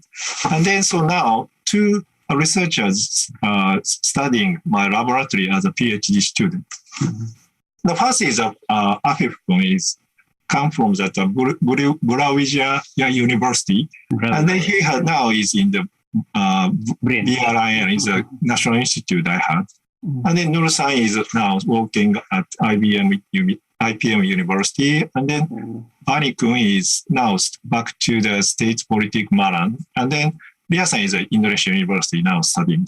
And then Didik is come from that Malang State University and then got a PhD last March, and then now is staying at the Hiroshima University as a postdoc. And then Aryo-kun is come from Brawijaya University, and then now he's also stay at the postdoc, but and he's a senior or responsible developer of today's introduced kit build concept map system. And then two students come from the university from Indonesia is in my laboratory. So and these six students, PhD students, is their research topic is today's topic, kit build concept map. So I'm very happy I can present that achievement result to Indonesia because that your country's researchers result I can feedback for you.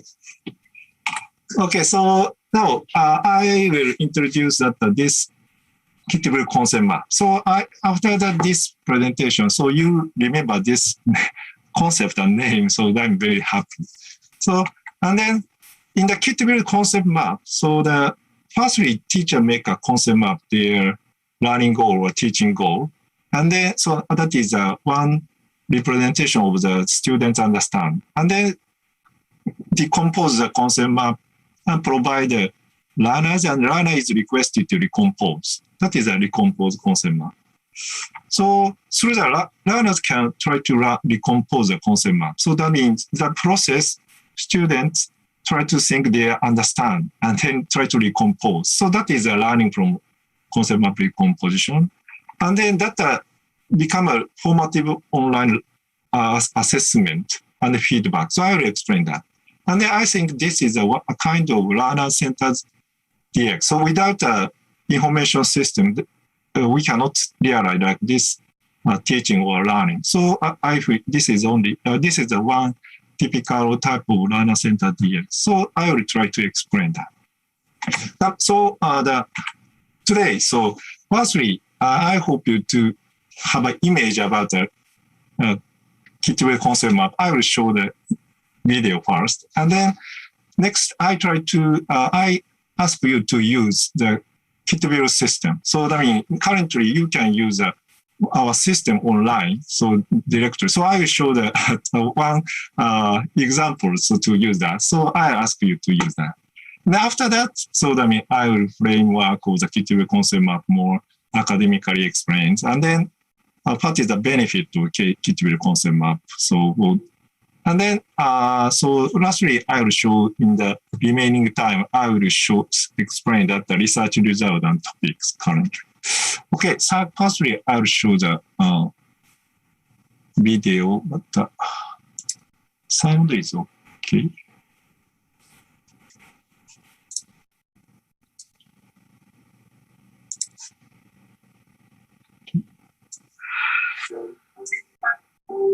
Sound is hearing that?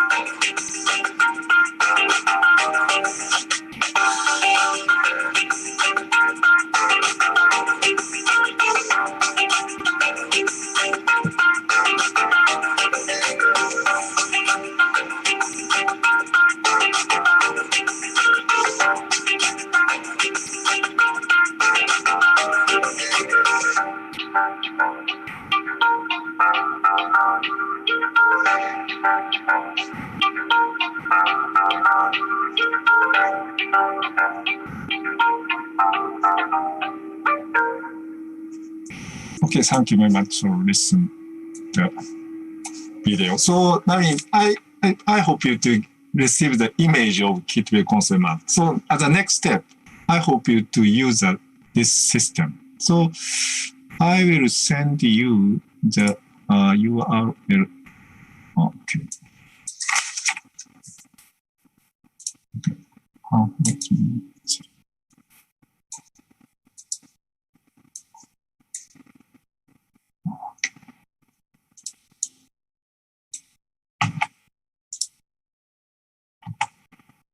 So in chat, I sent the URL of this system.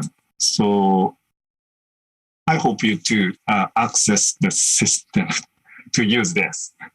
So and if you access the URL, so you can see like this login interface. So would you input your any name? So I mean, this name is used for the analysis. So I mean, as in the video, so the decomposition process or making a consumer process is analyzed. So in that case, so that name, so login name is used that. So please don't use that important name. Okay. Okay, so I mean, that is firstly, I hope you to access this and then give you put a temporary username about that. And then that name is in use, as I said, used in explanation of the analysis. So please avoid the important name. Okay, so if you input the name, you can see like this interface. I mean, that is a semi-structured concept map. So that is, so I mean, it's possible, of course, to full decompose, but full decompose is a little difficult to decompose that. So, of course, that is necessary to think more, but this today, it's not so much enough time. So I will show the semi-decomposed one. And then, so in that case, by clicking this, you can find the link like this. And then by this, move this, and then put this, connect that. So I mean, this is usually we say that the link name, and then this is a node name. So by clicking this, find this, and then connect that. That is a decomposed concept. So the teacher. So in this case about the Japan. So the geographical information of Japan. So and then so if the teacher teach in the class about that, and after that, so to confirm, student can understand that what the teacher said. In that case, teacher like to confirm, okay, you should decompose this one. It's okay or not. So that's a situation. And then of course, I mean, some of them you don't know about the Japan information. In that case, you can find this read. So I mean, this read command, you can see the information that about this map. So of course, so this is the option. So I mean, teacher. So okay. So now without that reading or additional text, sometimes teacher requests to decompose the concept map. But someone sometimes show the information. For example, about English reading comprehension. So teacher gave a sentence to read, and then so student seeing that reading that text and then make a concept map. That is one typical way to use that. So I hope, so if you don't have, you have enough knowledge or try to without this reading, but if you feel very difficult, so don't familiar about this name, in that case, please read and then decompose that. And then that are several functions. So maybe if you feel that it's too small, in that case, you can make more bigger and then smaller. And then, okay, and then so if you also receive the feedback. So then basically, so teacher make a original map.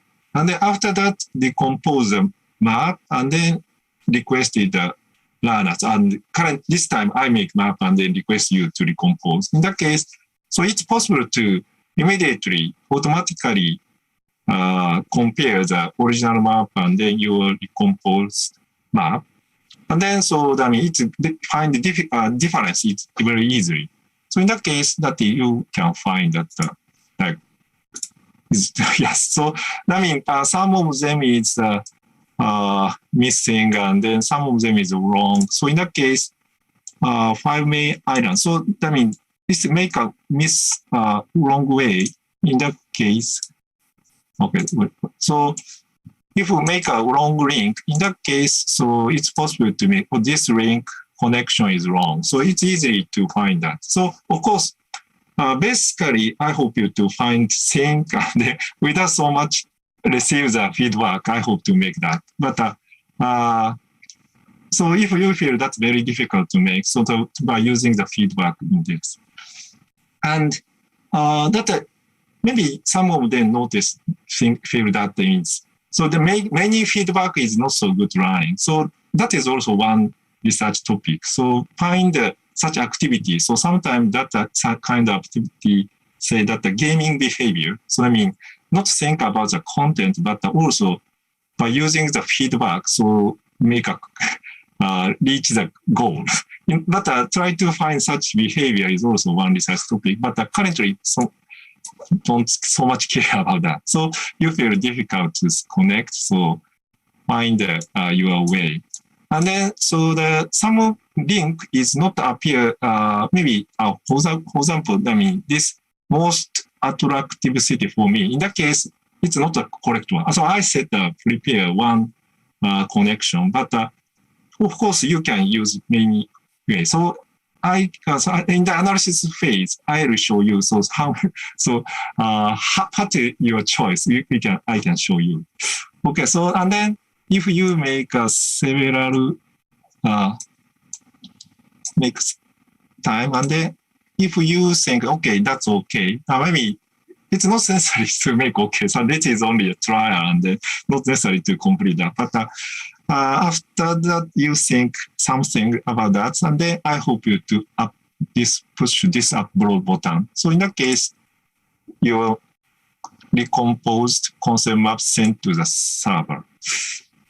Okay, so that's not so much time. So would you send upload that you recomposed one? So I will show the results.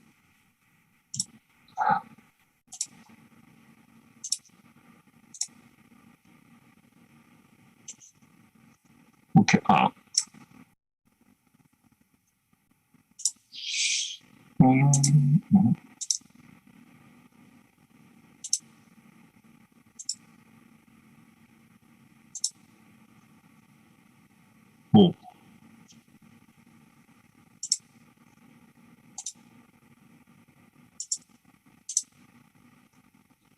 Okay. so I mean, maybe my guide is not so good. So not so much people use the system upload that. Okay, so but of course, I mean, I can show the results. So maybe not so much people is. So then, okay. No, so I mean, so this system can easy to use and then have experiment to use. So if you have interested to use that, so then even after that, so please contact me. So I hope you to, if you use that, so you can understand that what is the meaning, that's more easier. Okay, so that means I will show the results, one results, and then so gather the all recomposed map. Okay, and then so in that case this map is composed of the same component. So all map can be overlapping. So and then it's also overlap with the original map. And then so if we think that the overlap original map, so teacher's map is correct one, we can find easily the difference. What is the difference? Okay, so in that case, not so much map is gathered, but okay. So I mean, this is currently we gather the recomposed map, and then how many link is generated. So by checking that, so I mean, if this is a correct link. So that correct means same link teacher make. And then so in that case, it's also find that who make this, who make this link. And then, so this is a correct same link with teachers. And then this is a different link with teacher. So then in the link that is not appeared in the teacher's map, but the student map is appeared student map. So that is, maybe this is a, we can say that is a wrong link. So in that case, okay. So for example, this is also find that who make that is an immediately. And then the case about that, okay. So that is a most active city for me. So that is no correct answer. So I said I set for intentionally make this. In that case, so the pair that is a one try to find the learner's opinion. So don't say that it's correct or not, but find that it's possible to like to use. And then in that case, we try to find like this. Okay.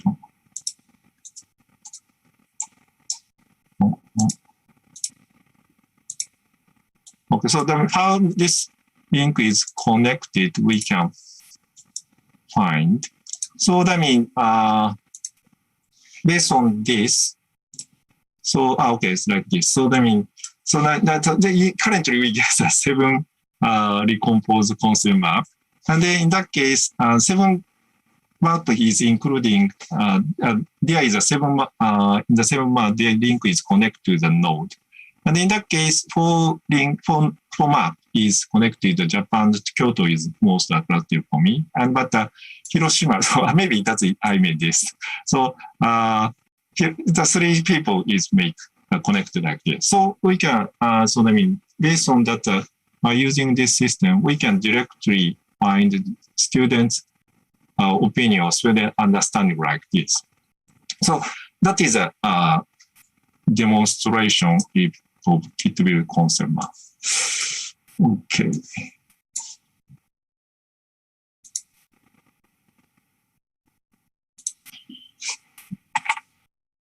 Okay, so and then so next I try to explain that the framework of kit-build concept. What is this? So maybe I still so you can use a decompose the concept map. So I mean practically we can provide even that the elementary school students, they can do that. So I try to use the framework. What is mean of the decomposed concept map? I try to explain that. So, okay, that is, for example, concept map. Concept map is, okay.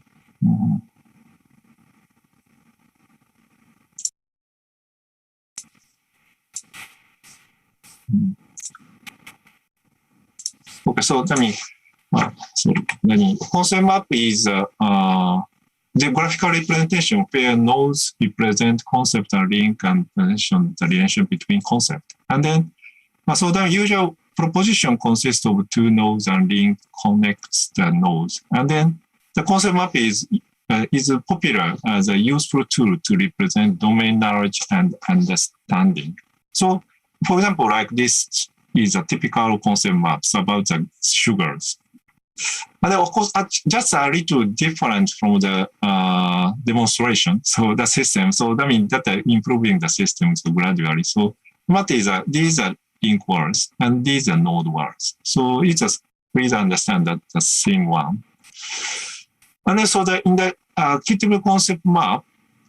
So firstly, teacher make a concept map. So as a teacher map. So that means teacher hopes student to understand like this. So of course in his lecture or textbook that students should read. So appear these concepts, but sometimes they cannot understand well or cannot read well. In that case, so to confirm that student can understand or can read correctly the text or lecture, so try to confirm that by using kit-build concept map. And then firstly make this map, and then it's compose that. So that means as a link word and node word. And then provide these components, learner requested to recompose that. So then sometimes student cannot make correct same way. And then in that case, students don't understand, wrongly understand or don't listen teachers think. Or so in that case, they sometimes cannot make that. And then so in that case, so it's by comparing that the teacher's map and then student map, find the wrong link and then missing link is very easily. So that is a formative assessment. So I mean, in this case, formative assessment, how to evaluate learners now, and then that assessment or that difference is teachers should support that. So I mean, that now teacher hope to understand like this. So about these words or these link words, these node words connect like this. So that, but the student cannot make this. That means the difference, students maybe don't understand the same way with teachers. Now, of course, that cannot understand the same way is not, so this means don't teacher force to the same way, to understand the same way, but the teacher hope to understand in the same way like a teacher. So I mean, at least learner can understand teacher what he said. And then, of course, additionally, learner understand his herself is no problem. But without understand teacher what he said, teacher understanding to think to understand own way is not so good in the class, at least in the classroom. So teacher should confirm that learner can understand what teacher like to hope to student understand. So in that case, this is one good way to confirm that. So maybe learner has another understand, but basically about these about components, teacher think like this. This is the Hit-Will concept map. So from that viewpoint, so that means student cannot recompose teacher's understanding. In that case, learner has something missing some understand about that. And then teachers should support that misunderstanding or lacking understanding point. Because teacher give a next explanation or next lecture based on this understanding. So teachers teach something and then students think like this. So next explanation is based on that. But a student cannot understand like this. In that case, additional explanation is maybe missing or not so good for learner. So that is to confirm that student can understand what teacher said is very important formative assessment. And then, but diagnosis, and if you only simple visualization also, that is a feedback to guide learner to teacher map.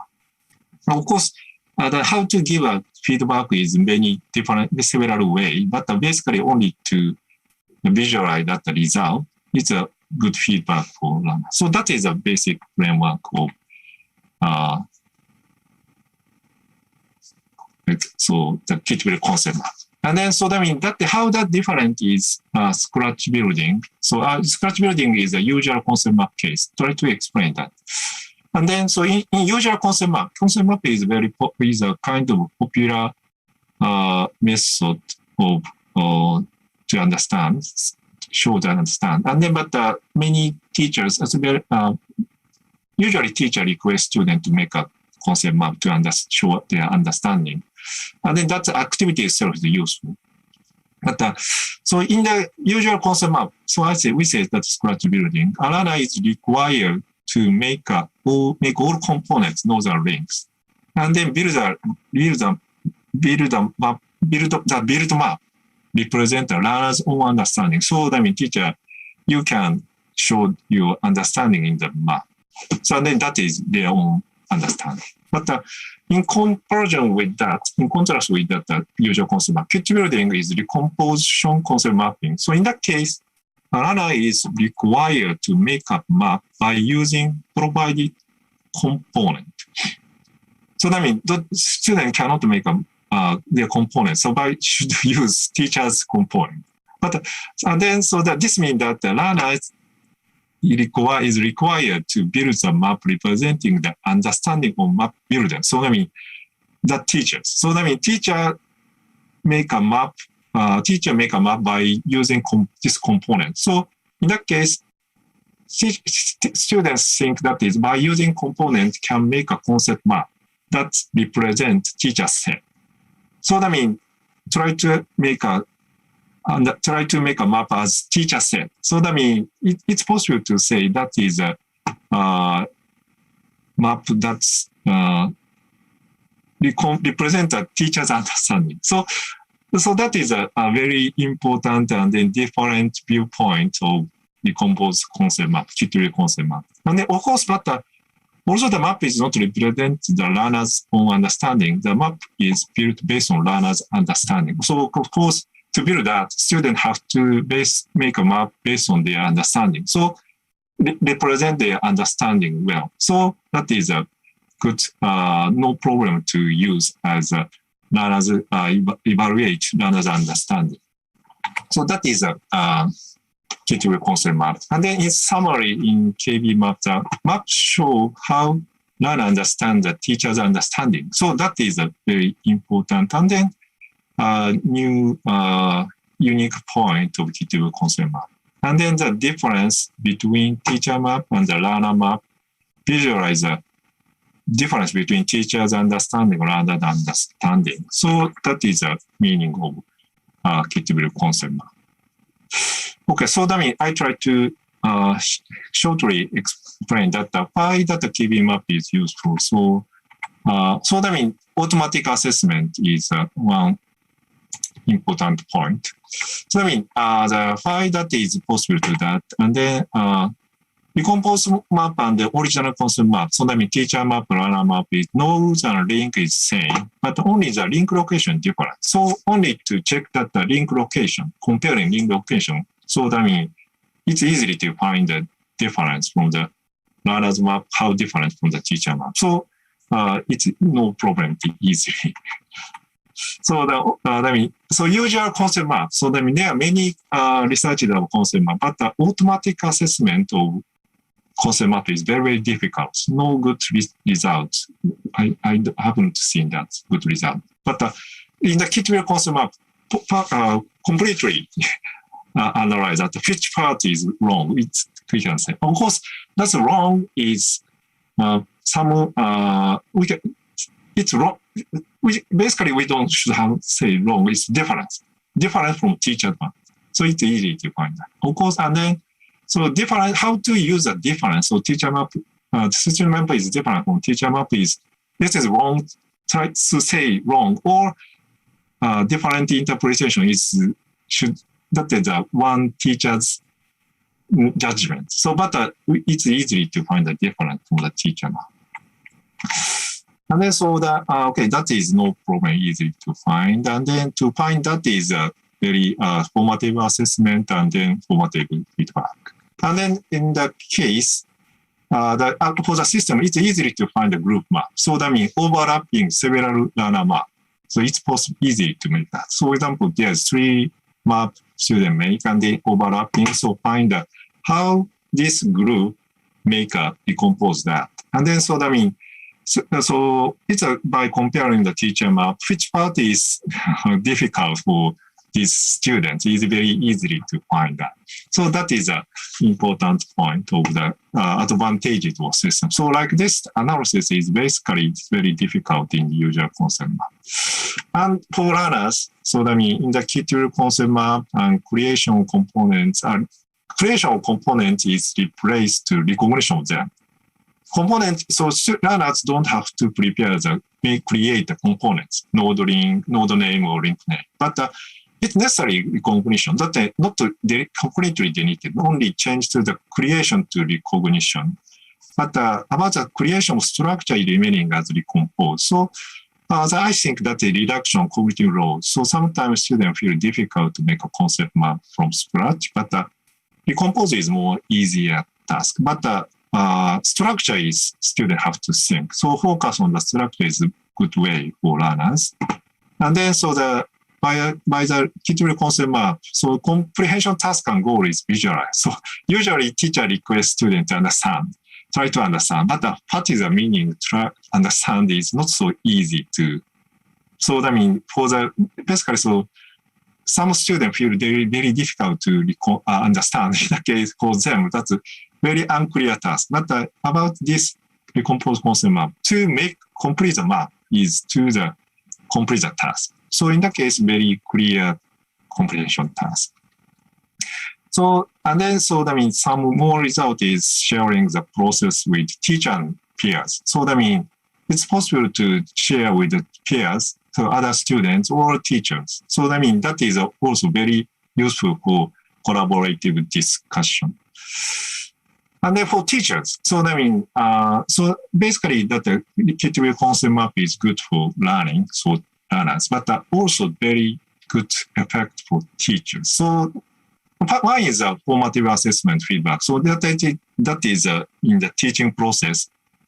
Many teachers feel that is formative assessment very important, feedback also that good, but not so easy to that. But Kit is to do this. So that is a basic function advantage of Kit concept. But additionally, so in the process, our experience to use that, teacher change their teaching way based on by using Kit concept map. So now we have not so much research about that, but I feel very potential research topic, I think. So that means that critical, so Kit concept map motivates, so then promotes teachers critical reflection with the current teaching. So firstly, teacher need to prepare recomposable map. So that means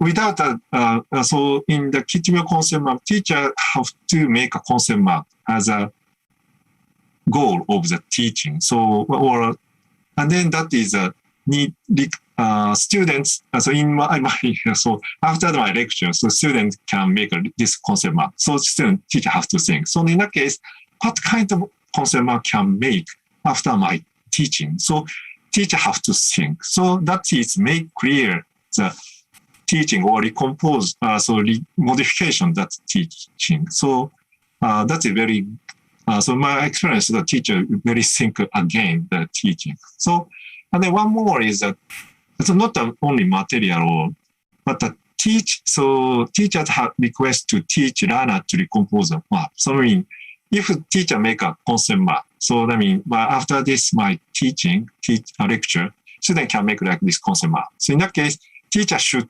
explain that about that. So that is very effective. So to think again their teaching. And then one more thing is share the other teacher map. So that's a very good good promotes to teachers reflect their own way. And then that additionally, so the improvement development next teaching based on the formative assessment. Student make but like this concept map after the lecture. In that case, what is the missing point or wrong point? So in that case, teacher try to improve that, modify their teaching is a very typical feature of the effective teaching. So that is not so much result currently of the research, but I hope that is already very good potential research topic about the Kit concept map. Okay, so I mean, sorry, it's not so much my enough time. So I will introduce several research topics. Okay, so I mean, I will shortly introduce that practical research and then practical use in classroom about the elementary school. I also, this case, I will use that this Kit concept map of a university, but also elementary school. So I will show the one example of that.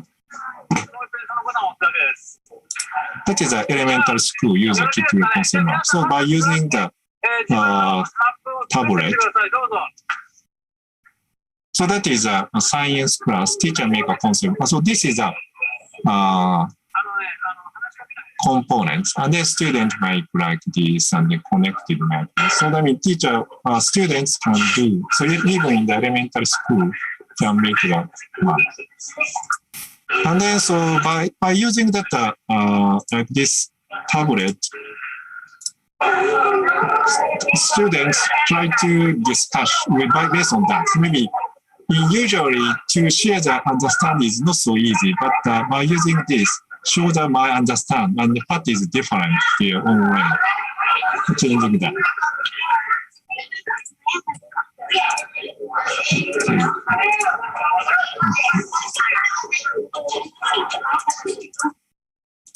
Okay.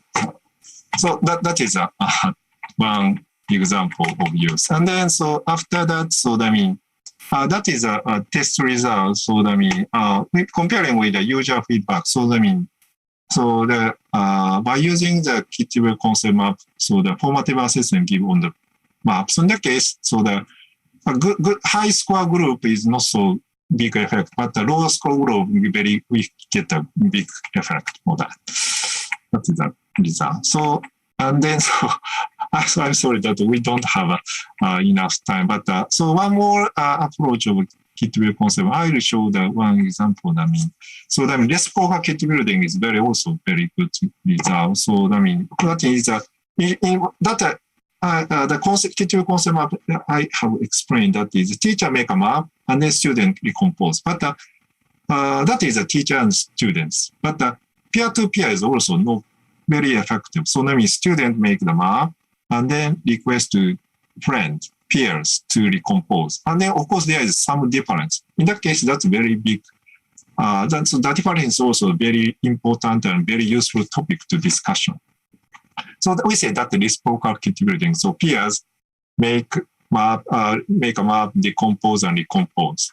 So as a result, so I mean, as say that is we get about a group of user reciprocal kit building. So in the discussion, there is the quality of the talk very good. We can observe that result.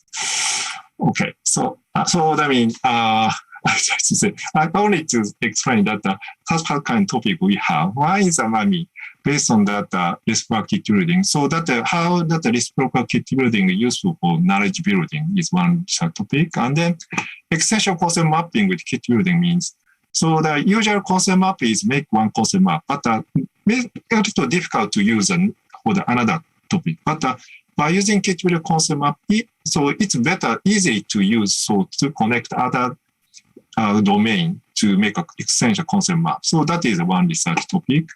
And then so the real-time online collaboration is also useful. So I mean, in the concept maps, collaboratively make a concept map with peers. That is one way.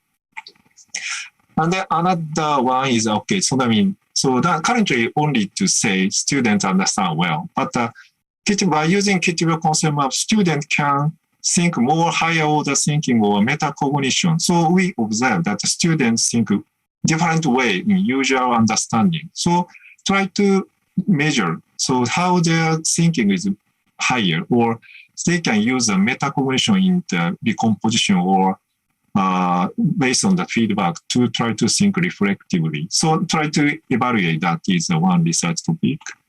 And one more thing is dynamic analysis. So, I mean, in the kit building process, we can gather process data, and then all process data is formalized because I mean all components same. So we can gather and compare the process. So based on that, we can use more effective way to modeling the learner's process. So we say that is a dynamic analysis. So these are current research, important research topic, I think. So based on that, this background of the Kittiwell concept map is artificial intelligence AI, but it's a symbolic AI. But by using that dynamic analysis of framework process, so that we can try to use a statistic AI. So that is a current very popular AI. So I have to combine that symbolic AI and statistic AI in this research, I think. Okay, so sorry that because of the time limitation, I passed that. Okay, conclusion. Okay, so I mean, currently, so I try to say the Kittiwell concept map. So include many promising current and potential research topics. I hope you. So I cannot say so much well, but I feel that is a concept map recompose is maybe idea is very simple, but including many potential current and potential topics. I hope if you think so, that I'm very happy. So and then not so research focus on this. Many people feel that make a concept map is scratch is very traditional way, but Kittiwell is also very good or recompose. And then so the one more point about the more this is, I think this is more already practical and useful learning tool. So I hope you to try to think to use that. So I mean, Aryo-kun is now is in Japan as a postdoc, but he will back to Indonesia, Brawijaya University. So but he will also continuously use this tool. So I hope you to interested about to use that system. And then, so I also this opportunity thing. That research topic, decompose concept map is. I believe our team believe that is very good and then potential top. But no other research group focus on this or interested in that. But I hope to, if you have interest about that, so please join our research topic as a design, development, analysis, and inventory practice. So if you have interest about research, so very happy for me. Thank you very much for your attention to my research presentation. Thank you very much. Okay. Thank you so much, Prof. Hirazima. Very interesting. And we can see that you have a solid research team and also result from the presentation. And I would like to invite the participant to ask to Prof. Hirazima. So this is very important topic, I think, and timely and also relevant, especially in this pandemic era. Okay, any question from the participants? We still have less than 10 minutes. Okay, let's use the time.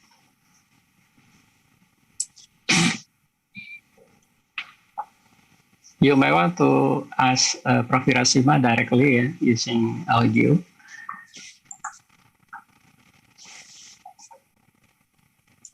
I have one question here, Prof. Hirazima. This is from Manan, Bapak Manan, a student at the Universitas Pertahanan Indonesia, Indonesia Defense University. He asked about how the learning process in the lecturer country is related to the epidemic or pandemic in your country. Okay. So, of course, I mean, that is, and how effective. So I think that in the pandemic situation, so I think this research more important because to observe learners' situation is become very difficult online. So I mean, we discuss with teachers, so in high school or senior high school. So they try to understand students' understanding state by observing them.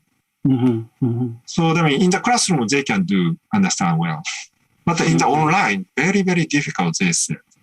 Right. And then, so I mean, for example, so teacher say request, okay, try to read this text, but what they do is very difficult. But in the critical concept map, so teacher request to read. In that case, okay, you should recompose a map.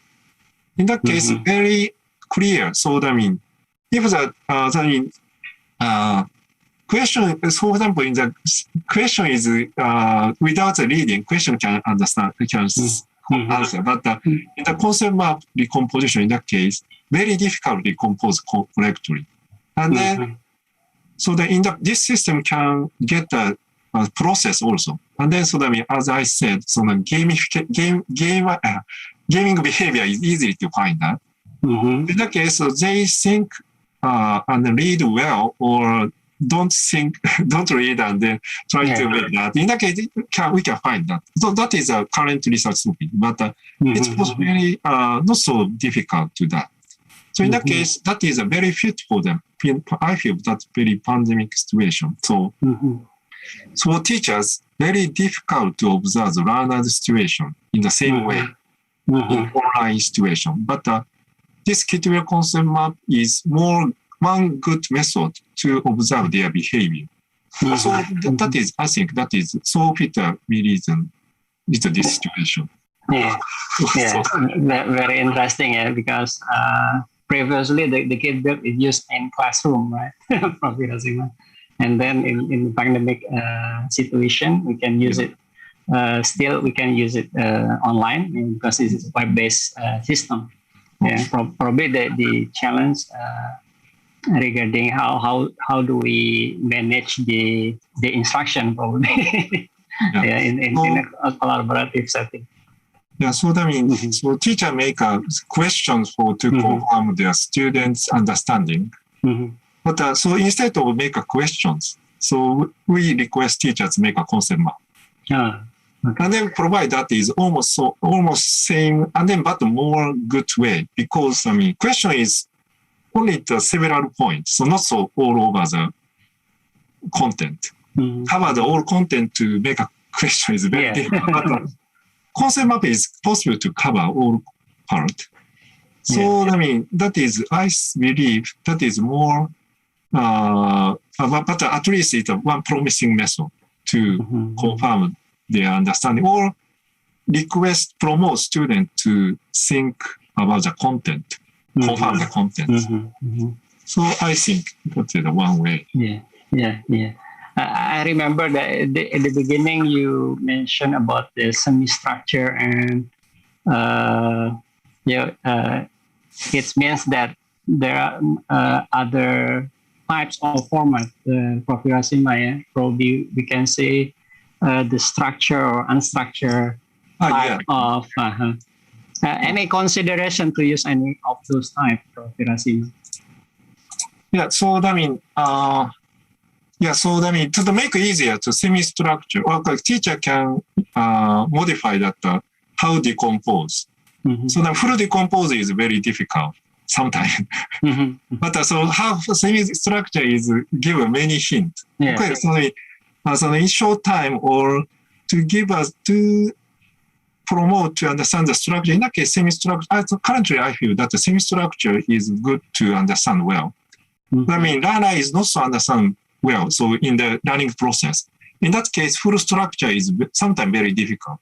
And then full decompose way is good for the test. Evaluate the learner. But in the learning process, semi-structure, maybe it's better to for them. Current result, I think so. And then for the, of course, our system can do the full decompose. Okay, so in that case, the component that I showed that in the demonstration, this maybe you can see that this is a full decompose. So from that to make a structure is sometimes difficult. But if the students understand well, in that case, no problem. But in the learning process, very hard. So that means to use a full decompose or half decompose is teacher should judge that, which is better, I think. Okay. Very interesting. One more question. This we have two, but I think because we have very limited time here. This is we have one question from Hisham, Prof. Rasima. Thank you for your interesting presentation, Prof. Rasima. I'm Hisham from Fasilkom UI.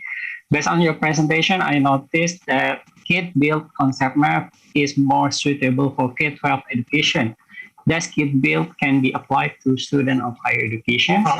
Because I think the knowledge in the higher education level is more complex. So that means the result of reciprocal kit building. So that means that is a result of university use. And the number of to use is more universal. So even the university, the students, so the decompose. So in my experience, so that not so easy. Okay. So that means of course that depends on the teacher's map. So that means I show that the very simple map, but so sometimes teacher use, and so that means, for example, my PhD students use a concept map in the database or information science, or even that sociology in university. So they use they also use that system. And then but now today I will show the use that very simple map, but So I mean, firstly, I try to think like this map. Can you see this? Okay. So now this is a map. Try to make a map my presentation. Too much difficult. I understand that. So of course that is to use that is more make that more partially divide and to use that. But so if you of course I mean teachers should think well about that, but how to use. But even in the university, I believe that's very difficult. So it's my laboratory. So all presenter request to make a map, prepare a map, and then request that the audience to recompose that. So in that case, not so easy to recompose, and then that is a good feedback for presenters. Presenters think audience can make a map easy, but sometimes very difficult. So that is a very good feedback, I believe. So we do.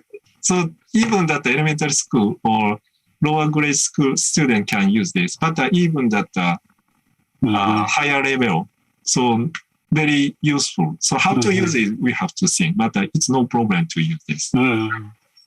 Okay. Thank you so much, Professor Hiroshima. Actually, we still have one more, but I suggest the last participant can ask directly to Prof. Hiroshima. If you don't mind, I can share your email, probably, Prof. Hiroshima, or to Aryo. Yeah, we still have one more question because our time is limited. Yeah, I think we can suggest to ask through email. Yeah, to Aryo or Pak Aryo or Prof. Hiroshima. Okay. He is asking about to calculate the score of student math. Okay. So, of course, I mean, not so much difficult. So, I mean, this another evaluation is checking that the location of link. And then the location of link is already decided. How many link is correctly located is only the score. Okay. So that means, so usual concept of course that's very difficult. But in the case of to build the concept map, so that is only using that component. So maybe yes. Okay. That means as okay. And this is only the node same, link same, but only different location. And then so if in the teacher map, so for example, 5 location is there. In that case, so how many link is same way, same place in the map is a score of them. And then we confirm that the map score is significant correlation with the test score. We confirm that. So maybe that if the student make a good map, a good score map, in that case, student understand well. Is already experimentally we confirm that. Okay. Thank you, Prof. Hiroshima. And we have a certificate of appreciation for the presenter. I would like to invite Dr. Panca to present the certificate of appreciation for Prof. Hiroshima. Okay, thank you. This one, Prof. Hiroshima. Thank you very much. Okay, thank you very much for your presentation and your insightful presentation. Okay. Thank you. Okay, thank you, Prof. Hiroshima. Thank you very much for your attention. Thank you very much. And see you again see you in the next event. Okay, we can close the certificate. Thank you so much also to all participants for attending this plenary speech session. And okay, I will give the time back to Dr. Panca. Thank you. Thank you very much. Yeah, thank you very much. Thank you, Prof. Hiroshima, for an excellent presentation, and Dr. Hari for moderating a fruitful discussion. Thank you. Okay. Now, ladies and gentlemen, let's move on to the next plenary speech. The 5th speaker will be introduced by the General Chair of ICACSIS, Dr. Adila Alfa Krishnadi. who will also moderate the subsequent discussion. Dr. Adila is a researcher in the areas of semantic web and ontology design patterns. And in addition to being a professor at the Faculty of Computer Science, Universitas Indonesia, he also co-directs the Tokopedia Universitas Indonesia AI Center of Excellence. So please welcome Dr. Adila Krisnadi. All right. Good afternoon, everybody. Thank you, Dr. Panca Hadiptra, for the introduction. So in this session, we will have another plenary speaker, and I would like to introduce him. So our plenary speaker is Professor Dr. Simon C. Welcome, Dr. Simon C. I see you again here. Thank you. Yes. Can you guys hear me? Yes, that's perfect. Very nice.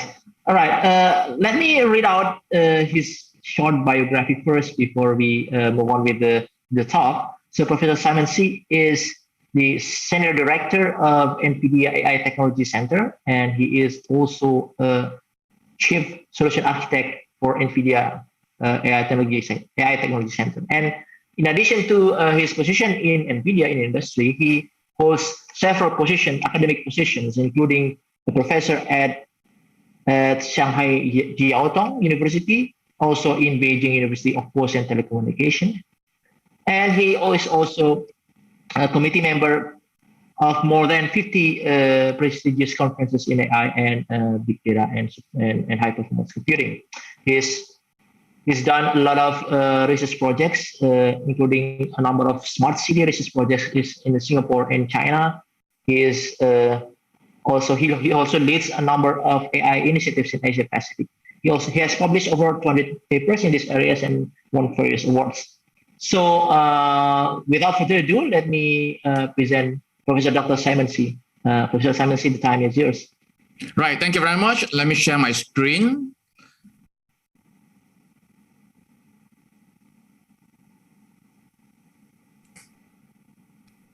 Okay, can you guys see my screen? Yes. Yes, great. Thank you. Thank you everyone for having me here on this talk. And I really, I'm really saddened that I couldn't be in Indonesia, because I would love to go to Indonesia to, especially with the Indonesian food and the hospitality, right? But however, still, it is a great time to actually spend some time with you guys and to share with you some of the work that we are doing and some of the thoughts that we are going. Now, today, my talks is going to be on a couple of things. One of them is about how AI, games, and simulation, how the things is able to infuse together, and they are basically symbiotics in one way or another. Now, many of you would have play a lot of games or whatsoever, and how games is affecting AIs and how AI is affecting game. And this is what the talk is all about. Just to be professed, I'm not really by training, I'm not really an AI person. I was trained as applied mathematicians. And as you could see over here, this is one of my favorite equation. Basically, is the Maxwell equation, which describe the electromagnetic equation and phenomenon and so forth. Now, however, as we all know, AIs and the machine learnings are mathematical in one way or another, and statistically is a statistical learning process. So that makes things very easy. Also, the other thing is that I'm not really a gamer. However, games has become a very important part of AIs. And let me tell you why in the next couple of slides. Now, before we do that, let us take a look at history of AI. I think many of you will have known about the history of the artificial intelligence. The AI was started in the very early in 1956, where there was a AI conference. And from that conference onwards, there was a lot of discussion about artificial intelligence. In fact, there was a fifth generation AI that was being put on the table. However, it went into a winter, and then, of course, some people actually continue on to continue on to work on the artificial intelligence, and recently it became a great phenomenon. Now, the wave of AI consists of a couple of things. One of them, as you will know, is that now computing style become very low cost. It's democratized, right? With the use of accelerator like the GPUs and some other accelerator, now you can actually train a artificial intelligence network, a simple artificial intelligence networks very easily. I mean, just think of it as AlexNet itself. AlexNet in 2012 was used one GPU card, and he trained the networks over a period of 2 weeks. And then when he got the results, it did better than all the other algorithms in that. That's one thing. The other thing is of course, the explosions of data. And that data allow one to actually train and make the algorithms actually learn the parameters extremely well, so that you will not be underfit and stuff like this. The other things is that we see over the last period of time is that the explosion of cloud. Because of the cloud itself, now more people can actually do artificial intelligence work. And that is one of the great push in adoption of artificial intelligence. Lastly, but not least, the last two aspects of it is the 5G that is coming out right now. The connectivity itself that allow us to have data that is able to transfer and collection a lot of data from across the world. And the last one is nothing. It's very important. It's the sensors and things will be like robotics and so forth that allow the artificial intelligence to be applied and also to have collection of the data for the artificial intelligence algorithms. The industry applications is a little the same. The design optimizations, all of us would know that design optimization now has used artificial intelligence for a fair bit in manufacturing operation, supply chain, logistics, and data science. So what I want to do in the next slide is to show you the, let me just bring to the next slides.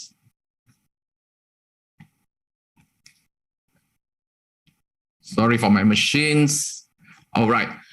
And the AI has transformed every single industry sectors, from manufacturing, aerospace, to transport, logistics, and metal. All these things has been predicted that the productivities of this industry will increase tremendously because of the use of machine learning and artificial intelligence, which previously cannot be done. Right. So let me just show you a short little video on where artificial intelligence is being used.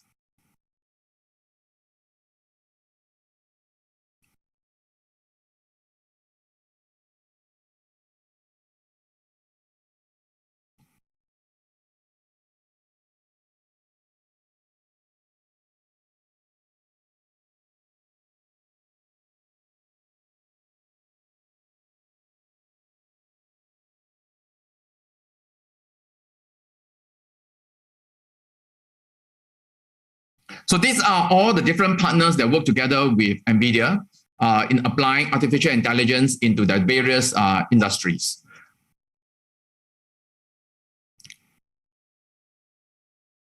Right? Now, the other area which is also being used in the use of cybersecurity. As we all know that the data stream is a very high velocity. In fact, at the moment right now, it's almost very, very difficult to track where all the servers are actually communicating with one another and whatsoever. In this area itself, NVIDIA as a company, we are working internally because we have a networking division right now. You could see over here that we could actually detect abnormally using machine learning to detect anomaly within the network itself. So where are the abnormality is happening? And basically, we could train a machine learning algorithms to detect all those different anomalies. And not just that, what will be the cost to the other part of the network? And this is a project Morphus. For those who are interested and would like to work on this together with us, there will be a great thing to do, because this is a very, very important part of how artificial intelligence can be used in cybersecurity. Right. So the industry challenge is this. There is connectivity, scalability. How do we actually connect all the different IoT together? The scalability, how do you scale up all the different AI itself? Because now AI is being used to do many things, right? How then you can able to deploy it very quickly onto the thing. Security itself is one issue, like I said before. Other things will be like safety, and then autonomy, where we want to have autonomous vehicles, autonomous or robots. And lastly but not least, but also what we want to have is a digital twins that allow us to do digital transformation.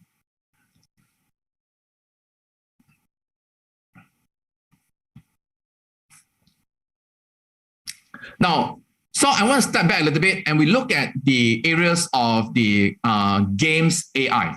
Now, in the earlier part, we were talking about AI, the history of AI itself, but games play a very important part in the area of artificial intelligence. Because one of the very earlier things, the founder like Samuels and Miskoski, whatsoever, most of the people would think use games as one of the way to test the intelligence of the algorithms, right? Ever since the Dartmouth conference in 1956, Samuel Checkers was one of the first to born, and then you have the chess. And as you guys will know, the things move on. And then, of course, we have Deep Blue, where in 1997, where they beat Kasparov in the famous world champion, where Kasparov was very angry. He walked out of the chess game, with a very, and then least but not least is the most famous one is the AlphaGo, where AlphaGo in 2016 made Mr. Lee Song-do in the Go games by 4-1.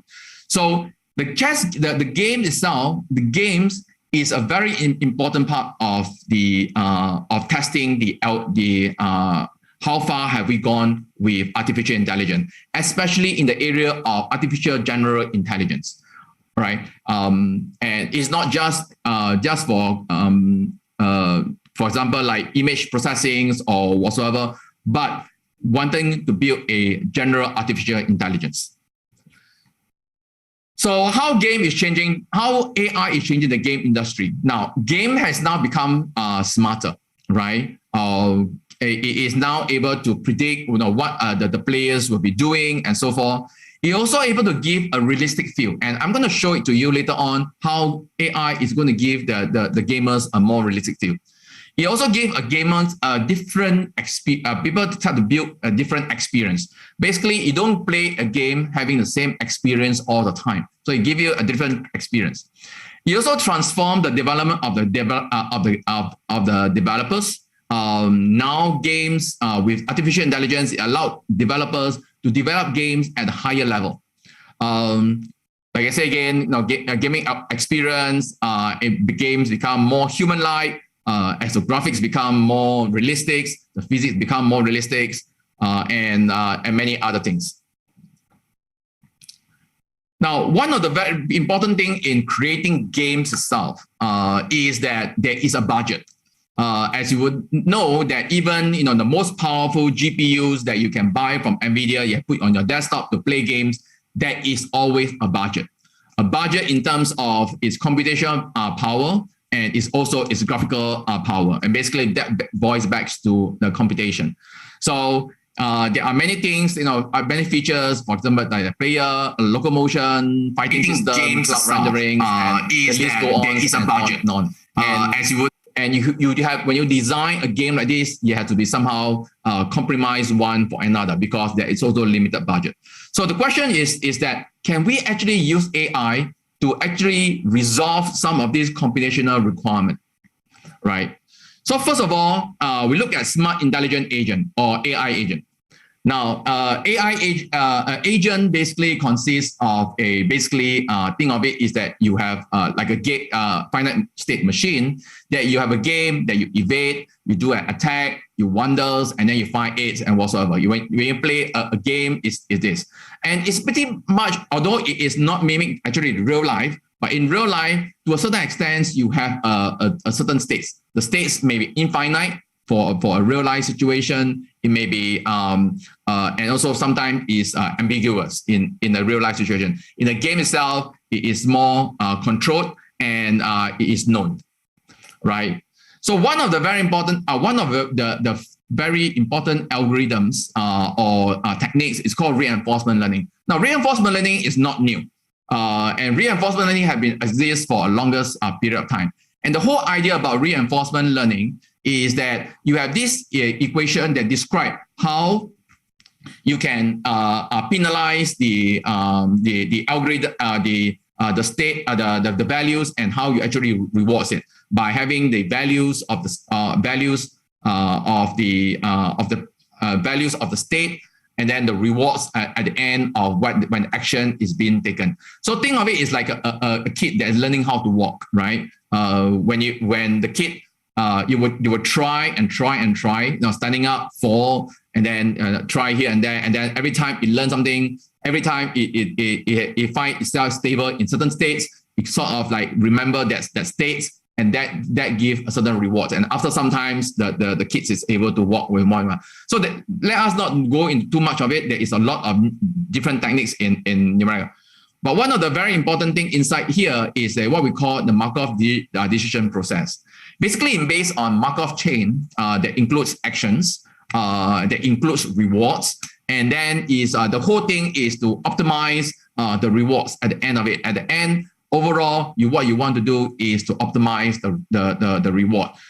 So for a kid, for a young baby who doesn't know how to walk, the rewards is that finally it knows how to walk. So the maximization is learn how to walk.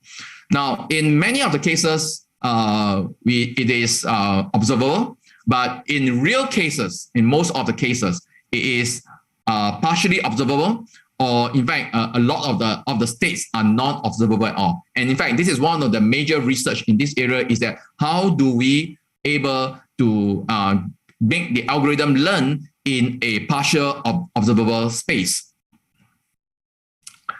Now, what has made it extremely famous, right? Like I said before, the algorithm was around for the idea was around for longest period of time. What made it famous was in 2015 when DeepMind published this paper, and it shows that the algorithm is able to play above human capability in just 72 hours of training. So it played breakout. The algorithm was trained for 72 hours, and after 72 hours, it played much better than a human. Now, then of course, as along the way, there is a lot of new algorithms coming out where you have the DQN, you have noisy nets, dueling, and then you have classical deep neural networks. Of course, you have the diffusion, reinforcement learnings, and so forth. So there are various algorithms. As you can see over here, the one that is, the graph basically shows how well the algorithm is performing, right, over the period of time. So we are seeing better and better new type of reinforcement learning algorithms over this period of time, right? Another one of the breakthrough was actually the multi-color tree search. Again, it is not a very new idea.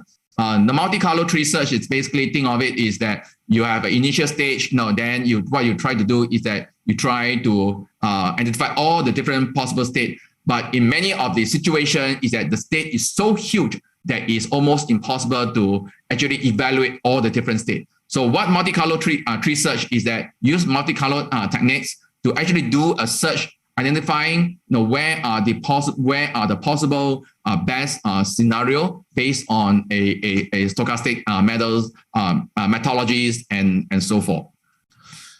So what this come out is actually AlphaGo. AlphaGo is basically a mix of reinforcement learning together with Monte Carlo. As you guys would know, this is a phenomenal results of the reinforcement learning.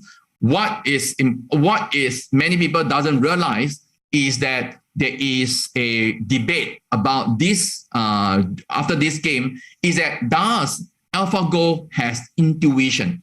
Because there are many moves by when AlphaGo was making is that is beyond human expectation. That many of the move itself is that the grandmasters, most of the grandmaster will sit down and analyze it, didn't expect it. In fact, one of a few of the move was considered as as a mastery move within the Go community. So what happened is that as moving on, AlphaGo, DeepMind create the AlphaGo Zero. Now AlphaGo Zero and AlphaGo is very different. AlphaGo was trained on almost 20,000 expert online games. So it play against online, and then it play against, and then it collected all the different information on the previous masters that has played and so forth. Of course, they do some self-play, it play about 1 million self-play, and it trains for a long period of time. AlphaGo Zero is trained by itself. It starts from random move. Basically, it doesn't have a history of where all the different algorithm is, and then it trained all by itself. So it no supervision, human supervision. And the interesting thing in this is that when they analyze the algorithms whatsoever, they found that the AlphaGo Zero, the reason why AlphaGo Zero able to win and beat AlphaGo by almost 100% is because it does not inherit human behavior. It does not have any of the weakness of a human inside AlphaGo Zero.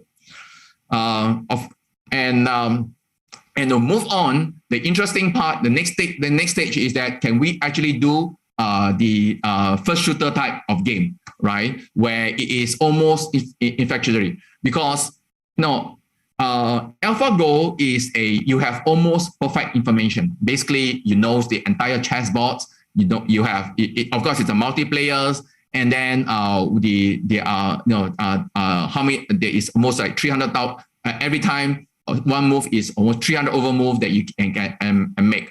But in a first shooter games, right? The information is imperfect and it is almost reactive. You do not know what is going on in the next 2 steps or 3 steps or whatsoever.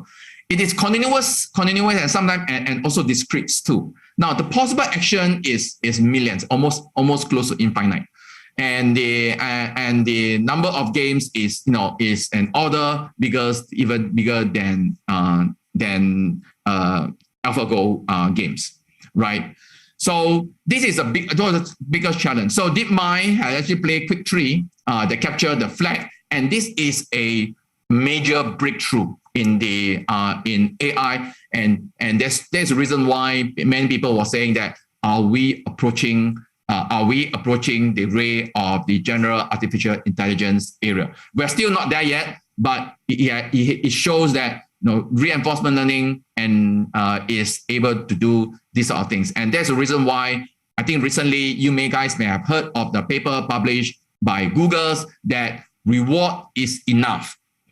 Basically, that means that by having these reward mechanisms, which is used in reinforcement learning, will be enough to able to us to build the general artificial intelligence. But again, that is a debatable question.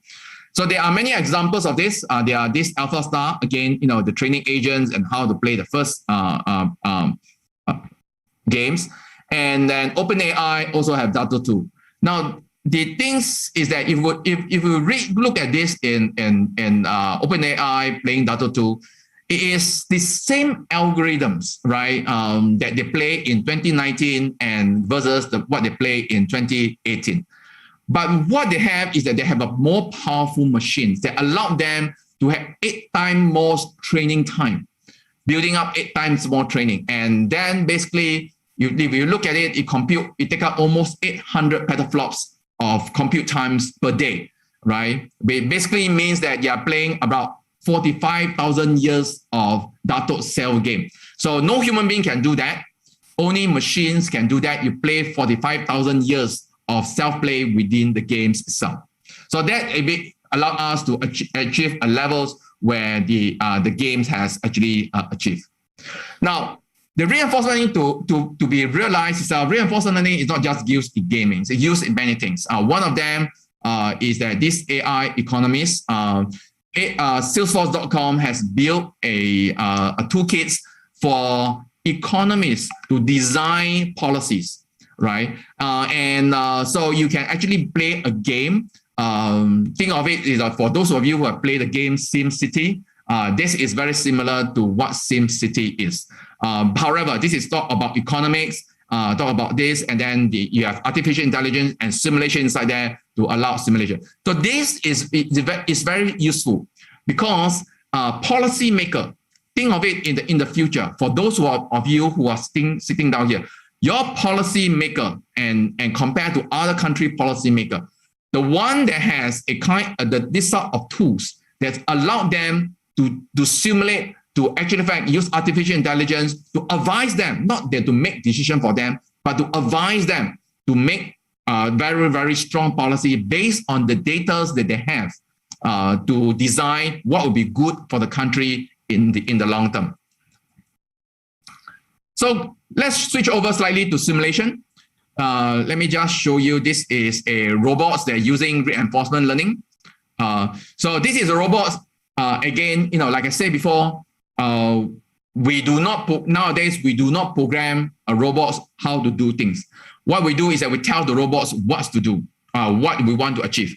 So this robot is trying to play hockey and is trying to learn by itself. And you can see that the guy is trying many times to put the thing there, and then finally, the robots learns and finally able to play hockey, just playing the thing. Now, don't forget that this go through thousands and thousands or hundreds, if not thousands of iteration.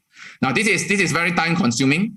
And so what we do is that now we can actually build that together with simulation, because we have done simulation for the longest period of time. We combine simulation with training. So having built this into the simulation environment, we can, just like the game where the self-play game where they play 100 million of times within the computers.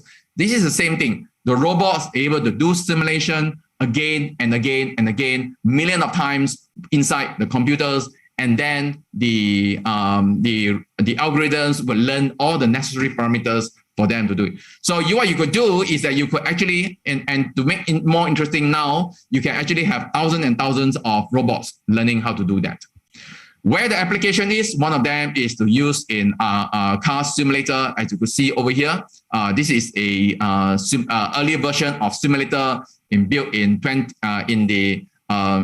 early stage, and this is the simulator that we use in NVIDIA, which is more realistic, right? But it's still not as realistic as we want it to be. It's still, you can see that the graphics is now better. The reason why you need graphics to be better in terms is that because now many of the cars are using cameras as a way, as a sensors to do detection instead of just what you need to do is that the cameras is able to detect the real life things, because as you guys will know that we still are able to if the graphics is not good enough, it's not realistic, and the camera may not get the real stage, real situation, real information, and so forth. So this is the latest version, and let me just.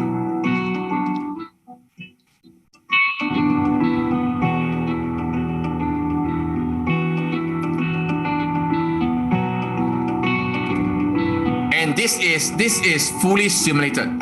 The graphics on the clouds, the roads, the lighting, the renderings, and everything. This is all simulated in real time, rendered in real time. And we have developed tools that allow ones to actually create the map. I mean, for example, this guy is now, what he's doing right now is that he's creating the entire road, right?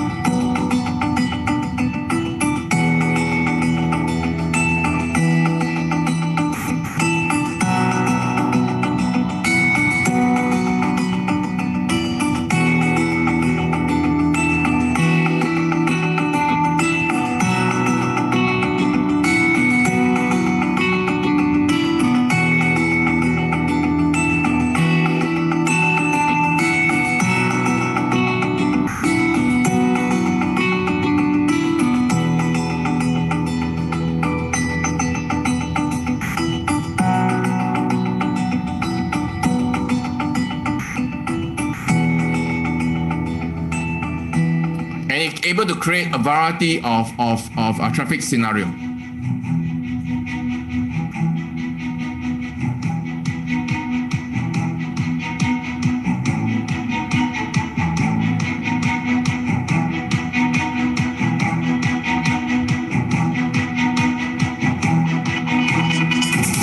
It's not just the cartoonish type of things. It basically generates and rendering those things in real time, so that you can actually simulate exactly how the cameras will actually look like.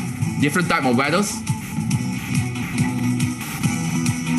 And all these things can be done inside a computer instead of having to have the real conditions as it is. But of course, in the end, is that we still need to test it on the real road and whatsoever, right? Like I say again, but it can be now, a lot of the artificial intelligence training can be done on a computer. All right. So we can do the change of day, add traffic scenarios, and then change of weathers and so forth.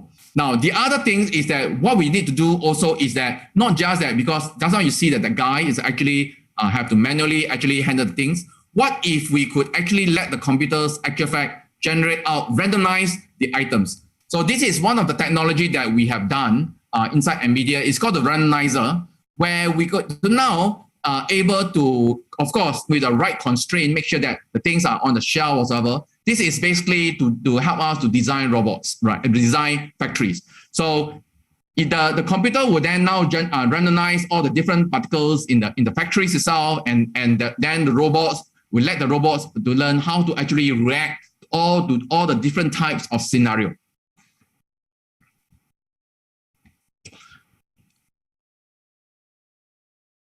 Right. So this is Omnibus. We actually built some a software called Omnibus, and together with BMW, they are now building the entire factory virtually, and then using randomizers, using also of technology, you can now build the entire digital twins of the whole factories.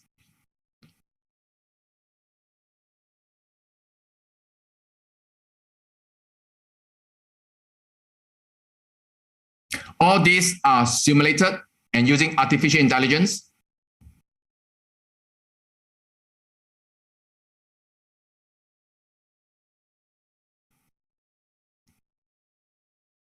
And we could use them to actually understand what are the bottlenecks and the best configuration of the factory will be, right? Now, due to the lack of time, let me just quickly move on. Okay, the other things is that inside some of the games and whatsoever, physics is very important thing. Now, many of the times when once play a game whatsoever, you find that the physics behind it is sometimes are pre-recorded. Now, in our case, what we want to do is that the physics to be real, right? Is compute in real time, and this is extremely computational intensive. So one of the ways is to actually cut down the simulation by using artificial intelligence. In fact, there was a paper that was published a couple of years ago, AI shortcuts speed up of simulation by billions of times. So this is used in the scientific areas right now. The communities right now is using a lot of fluid dynamics guide, astrophysics, and whatsoever. And in fact, my team is working a lot into this. For those who are interested in using how artificial intelligence can be helped in the area of science, please have a chat with me.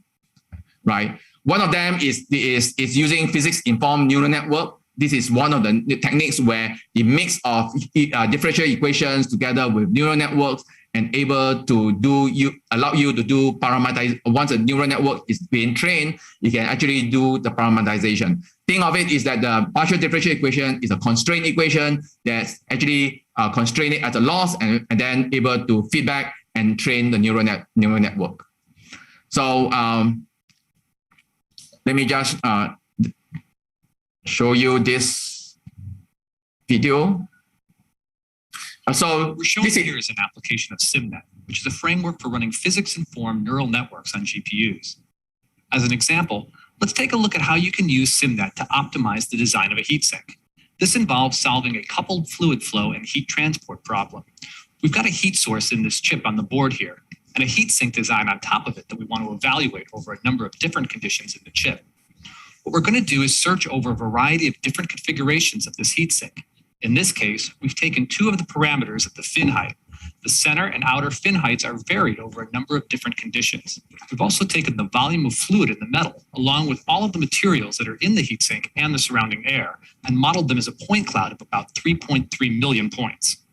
We then train a neural network on all those points using the various physical parameters, and map those onto a loss function governed by the partial differential equations of Navier-Stokes fluid flow and heat transport. The training takes about 4 days on a single DGX-1. Once the training is complete, we can evaluate and explore 25,000 different various configurations in a matter of seconds. Here we are visualizing a subset of those. You can see the heights of the center versus the edge fins are changing as I move these sliders, with the temperature map and flow instantly reflecting those changes. What we're looking for in this optimization problem is a condition where we've got minimum temperature for Tmax while still remaining underneath this gray plane here, which is the maximum pressure drop that our cooling system can provide. What we ended up finding was that the optimal configuration was not a completely rectangular block, but rather a roof structure. This makes sense because the heat is actually generated here in the middle, at the top of the chip. If you look at any other configuration, either the temperature or the pressure drops will increase. And finally, we are showing a simulation of transient flow with colored smoke vectors. The green vectors are showing flow that is slow, and the All right. So let's give you ideas of that. Now you can actually train the neural network, and you can actually use it and to study 25,000 different type of configuration, all in a matter of seconds.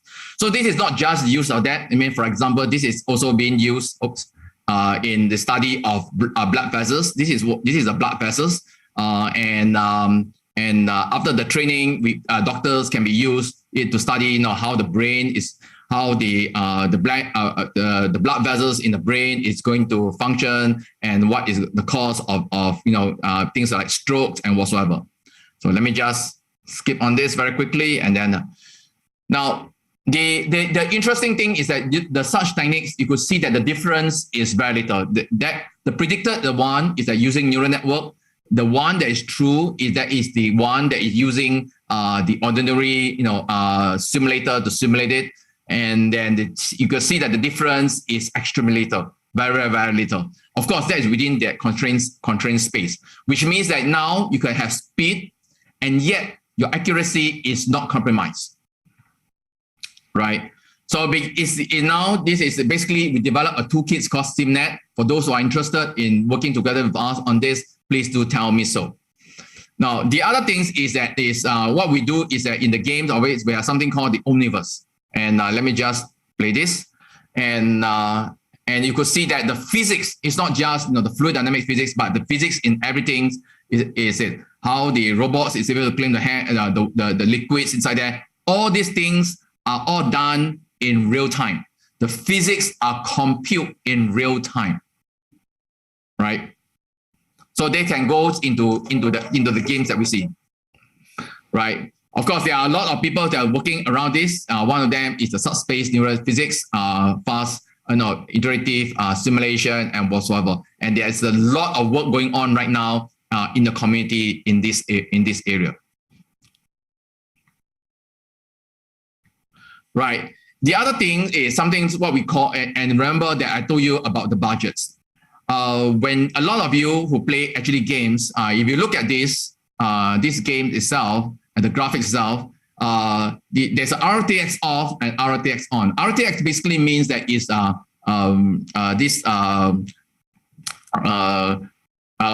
RTX rendering, basically use our ray tracing rendering techniques.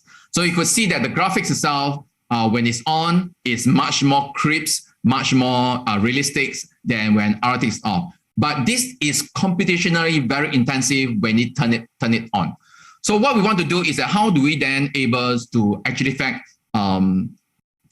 reduce the amount of computation? One of the way is to use artificial intelligence. Now there is a technique called the super resolutions, right? Basically from a smaller resolution graphics, you want to expand it up to a higher resolution graphics without heavy computations. So there is a lot of work being published, and just want to show it to you. And let me just, instead of showing all this graph, let me show you the things. The whole idea is this: is that you have these graphics, and then you have motion vectors, and you fit into a convolution auto encoder. What you do over there is that you do a 4K anti-aliasing. This is a 4K anti-aliasing output versus a 16K. So you compare the 16K and then the temporal difference. The difference itself is feedback into the motion vectors, and then do the corrections onto the convolution auto encoder itself. So in this case, you're able to start training the auto encoder to actually better build even a low resolution, able to come up with a higher resolution graphics. Let me just show you the output of it. And this is the output of it. Oops.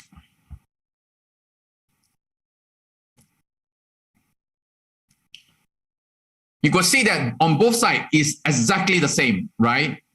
One is having a 64 frames per second. The other one is 28 frames per second, because one of them is what we call DLS is off, basically using the artificial, not using the artificial intelligence network techniques, and the other one is using the AI techniques.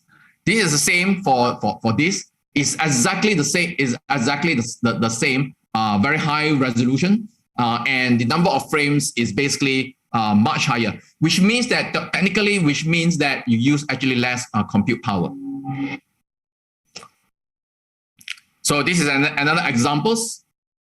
Let me just another things that we do is, and we are building on right now, is how are we going to build games without to make things easy. So trying to learning to simulate dynamic environments within the games. So think of it is that now you have 3 different games. How do you able to interchange the games all together? So what we have done is that in NVIDIA, we built something called the game gang. So most of you will have learned about gangs. Basically is the generative adversary network. And basically it generates out different types of games, different types of datas, right? Based on basically based on the competition between adversary and the discriminator.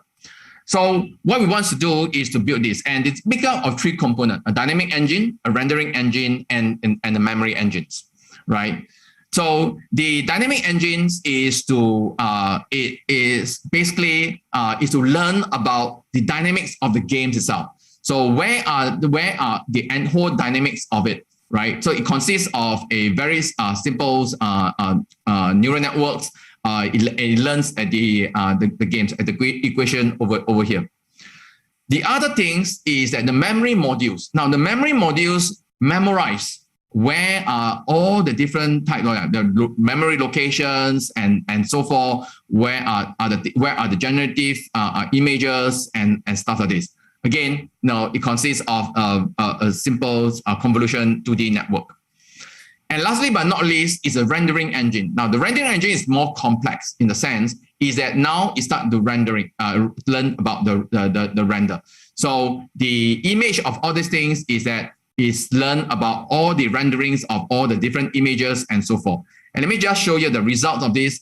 So now what we would do is that we could actually transform the dynamics of one game to the next game.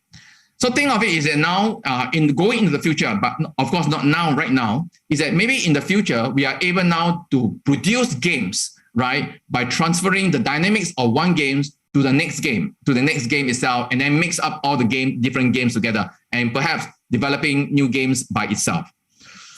So this is examples. The other one is AI encoding, right? So many of you would know about coding. Coding is, some of you would love it, some of you hate it, and sometimes it can be painful, right? So OpenAI has produced a codex AI, and this is examples of it. What you do is that they use natural language processing to extract to generate out codes. So you type it in human natural language. Like for example, in this case, you could see over here, go half speed, and then you just click, and then automatically the code will be generated and so forth. And so you take a look at this, And this is the future of coding.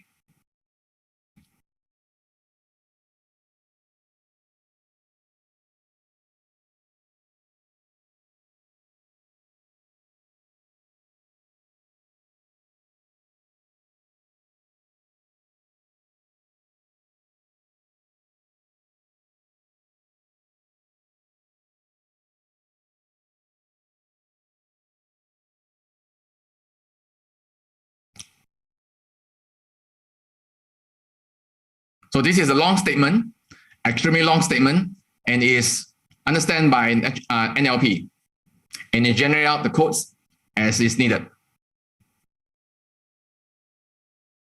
Right. So I guess you get the point of where the coding right now is going towards. Now we can develop games and many other applications using such a techniques. OpenAI Codex X is only one of them. The other one is by Salesforce by Salesforce.com and in NTU in Singapore, where they use Code T5 to do identifier, also a way of code understanding and code generations, and even create commands and so forth. Right. So how AI is changing the game industry? Like I said before, the games has become smarter, as I could say. It gives us a very realistic view, and the things goes on as I explained before. So with that, just to show you, just to give you guys an idea, our tech centers is for those who wants to work in collaboration with us. This is a centers that we have in the world, and what we like to do is to form collaboration across centers. We have students that is in Taiwan working with people in Italy and Australia working with Japan and whatsoever. So what we want to do is to form a collaborative environment with the universities and with you folks. And for those who are interested to join us to do some research together, please do contact me. So with that, I thank you very much. All right, thank you very much, Professor Simon C, for the presentation. It's very interesting. It seems like there is a lot of exciting developments in applications of AI in games, and I invite the audience to ask questions first. Do we have questions from the audience or the panelists?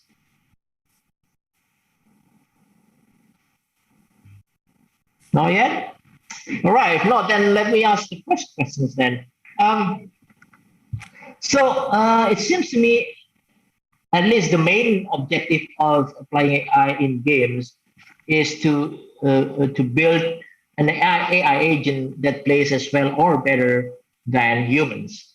Now, I wonder whether it is also possible to think of an agent that is trained or that is developed to train gamers. So, for example, gamers who start from the beginner stage and they learn to play the game and up to the expert professional level. So, do you think it's possible to do that? Oh yes, yes.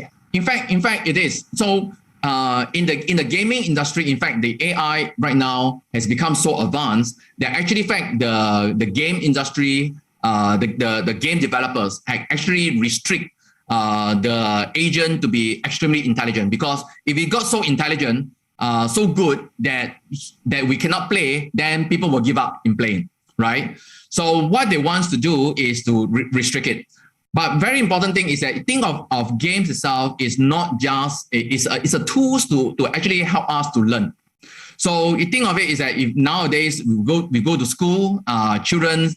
There are new learning methodology that allow children to learn about a certain subject by playing a certain games. So what we have right now is that we're using artificial intelligence to train the game, so that when people play the game, they learn about new things, right?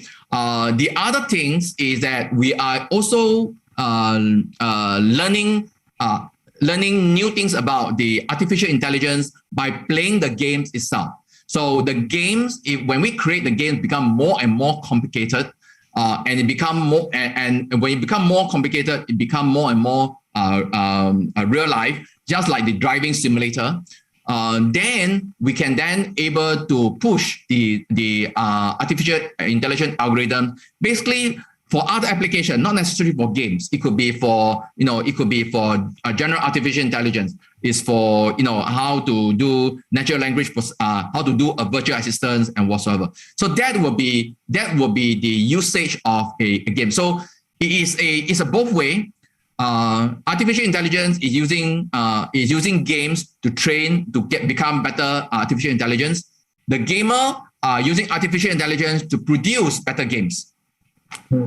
I see. That's very interesting. So it's not because usually what people think of when we talk about games, AI in games, it would be like AI that plays as well or better than human. So it seems that we could also use it differently. Yeah.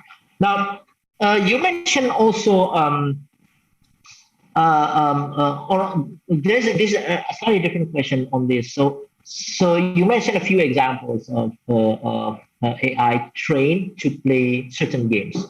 Now, has there been any research or work in which you apply a kind of transfer learning scenarios where an AI agent is trained to play one type of game, and then it's sort of you ask the agent to play another type of game? This is the big research questions, right? At the moment right now, the problem with many of these AI, other than recently there is a alpha mu. Alpha mu is one of the very first to be generalized algorithms that play a game in general. So you can play Go, you can play chess, you can play and stuff like this. So there was the very first algorithms that's able to do that. The challenges, like you say again, is how to transfer from one game to the next game. And the moment right now, we are still very far from it. I see. Right. So Professor Wisnu Jatmiko would like to ask questions. Go ahead, Professor. Okay. Thank you, Pak Adila. Professor Simonsi, see you again. It's very nice and very interesting presentation.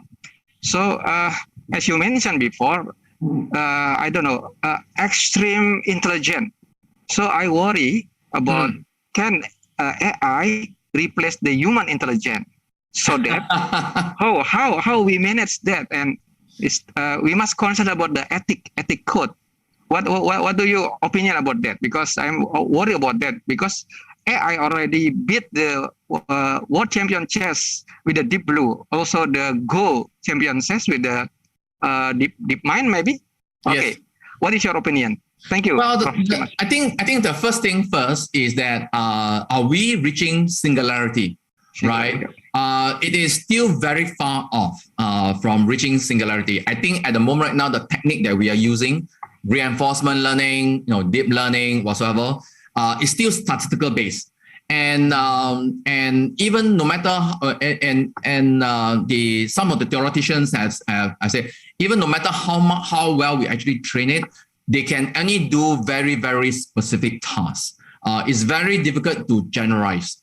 So even though you have this algorithm that play, you beat human in chess, human in Go, and many other games, it is still very far off that's able to, like I say again, be generalized. So you do want this thing very, very well. It can't even open a door, right? You can transfer it to to even open a door, or even to pick up a cup and feed the person to drink a cup. So it's not there, right?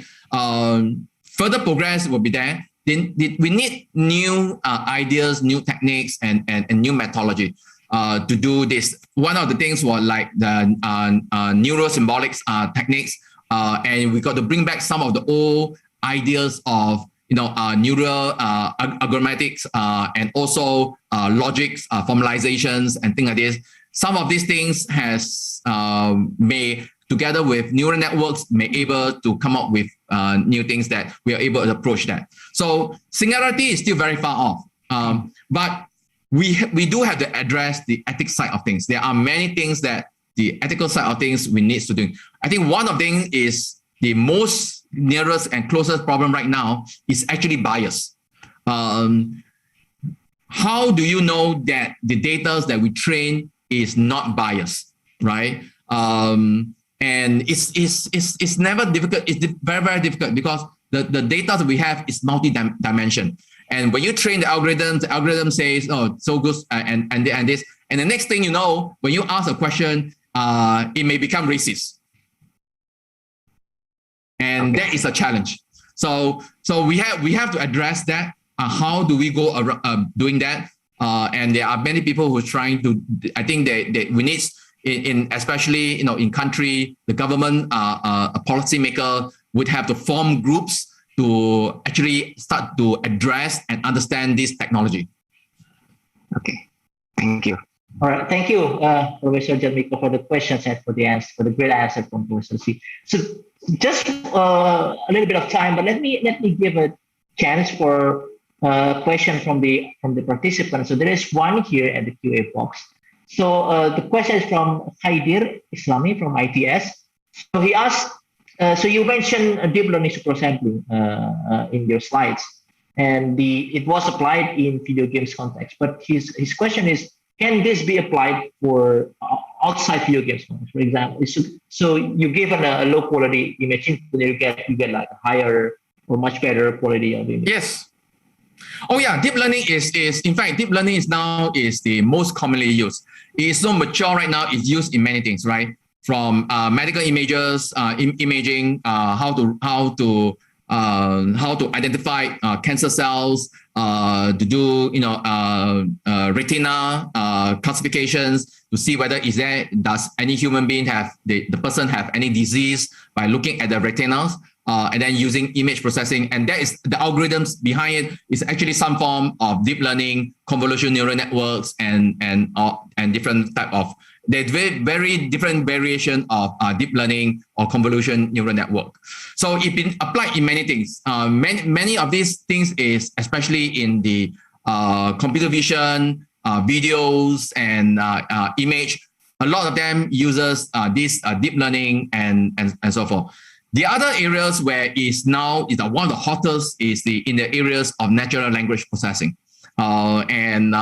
Again, previously we used LSTM or SQL to SQL and things like this, or recurrent neural network, which tends to be a log time series. Now you could actually, if you think of it, it's just reformatting it into a way that you can do it within like a matrix. So it's very similar type to a deep learning algorithms. So it can be used in natural language processing and so forth. So there are many different applications. All right, great. Thank you for the question, for the answer. So I think that concludes the talk, the session. Thank you. Once again, I would like to give a thank to Professor Simon C for the exciting explanation and very exciting development in AI. And let's give a round of applause to Professor Simon C.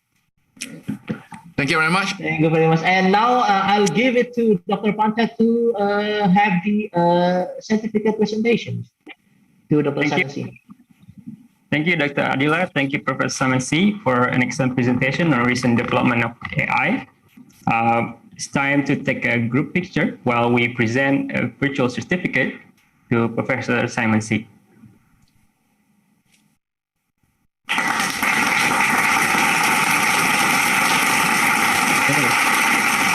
Once again, Professor Simon C and Dr. Adila. All right. So thank you again, Professor Simon C. I guess let's move on to the next topic. Thank you. Yeah, we'll see you again maybe next time. Right, sure. Yeah. Right. Now, ladies and gentlemen, for our sixth plenary speech this afternoon, we'd like to invite Dr. Febrian Ramadi to introduce our next speaker and moderate the subsequent discussion. Dr. Febrian is a special postdoctoral research fellow at RIKEN, Japan's largest research organization, and an associate researcher at the Faculty of Computer Science, Universitas Indonesia. So please welcome Dr. Febrian Ramadi. All right, thank you very much for the nice introduction. My name is Febrian. So in the next session, I will moderate the next preliminary session with Professor Taku Komura, who was actually my PhD supervisor. So it is nice and honor to become a moderator of the next sessions. So I will briefly introduce Professor Taku Komura. So Taku Komura joined Hong Kong University in 2020. Before joining HKU, he worked at the School of Informatics, University of Edinburgh from 2006 to 2020, City University of Hong Kong 2002 to 2006, and RICAN from 2000 to 2002. He received his Bachelor of Science, Master of Science, and PhD in Information Science from University of Tokyo. His research has focused on data-driven character animation, physically based character animation, crowd simulation, 3D modeling, closed animation, anatomy-based modeling, and robotics. Recently, his main research interests have been on the application of machine learning technique for animation synthesis. He received the Royal Society Industry Fellowship in 2014 and the Google AR and VR Research Award in 2017. So yes, I guess, please welcome Professor Taku Komura, and then the time and place is yours, Taku. Hello, hi, can you hear me? Yes, we can hear you. Oh, good. So I share my screen now. Yes, please go ahead. This one. Does it work? Yes, we can clearly see the presentation. Let me start then. Okay, hello everybody. Thanks Fabian for the introduction. My name is Taku Komura from University of Hong Kong. Today I would like to present about our work titled Learning Character Controllers from Motion Capture Data. Okay, and so these are the works that we have been working in Edinburgh and recently in Hong Kong, but most from my work in Edinburgh. And so the research goal here is to build interactive character controller that that can synthesize character movements in real time and in a very realistic manner. And so for this purpose, we wish to learn these movements from the motion capture data where, we are capturing the real human movements. So here you can see that we have a character following the instructions of the user. So you can see that these lines on the ground, they are produced by a game controller. So the user is moving the game controller joystick in different directions. And then the character is following these trajectories on the ground, and so these kind of controllers can be useful for computer games or virtual reality type of applications. And so for this purpose, as I mentioned, so we are capturing the motion capture data, so we can set up a studio like you show over here and surround the person with many cameras, and then follow the trajectories of the body movements. So once we are digitize all the movements, we can generate this kind of a skeleton motion like you see here. And using these skeleton movements, we can control the polygon character like I showed before. Okay. And so this kind of a data-driven character controllers is not really new. It has been going on for nearly 20 years already. And so there has been lots of classic approaches for managing this. So what people usually do is that after capturing all the motion capture data, we segment the motion into shorter motion clips and then synthesize a data structure that we call this motion graph, where each, which is a graph structure where each node corresponds to a short motion clip, and then these edges correspond to the transitions. And so as far as we are transitioning traversing along these nodes of the graph, then we will be able to synthesize, continuous movements of characters. And so this usually require a lot of manual processing of the data. So we need to segment the motion and then classify the motion into the same categories.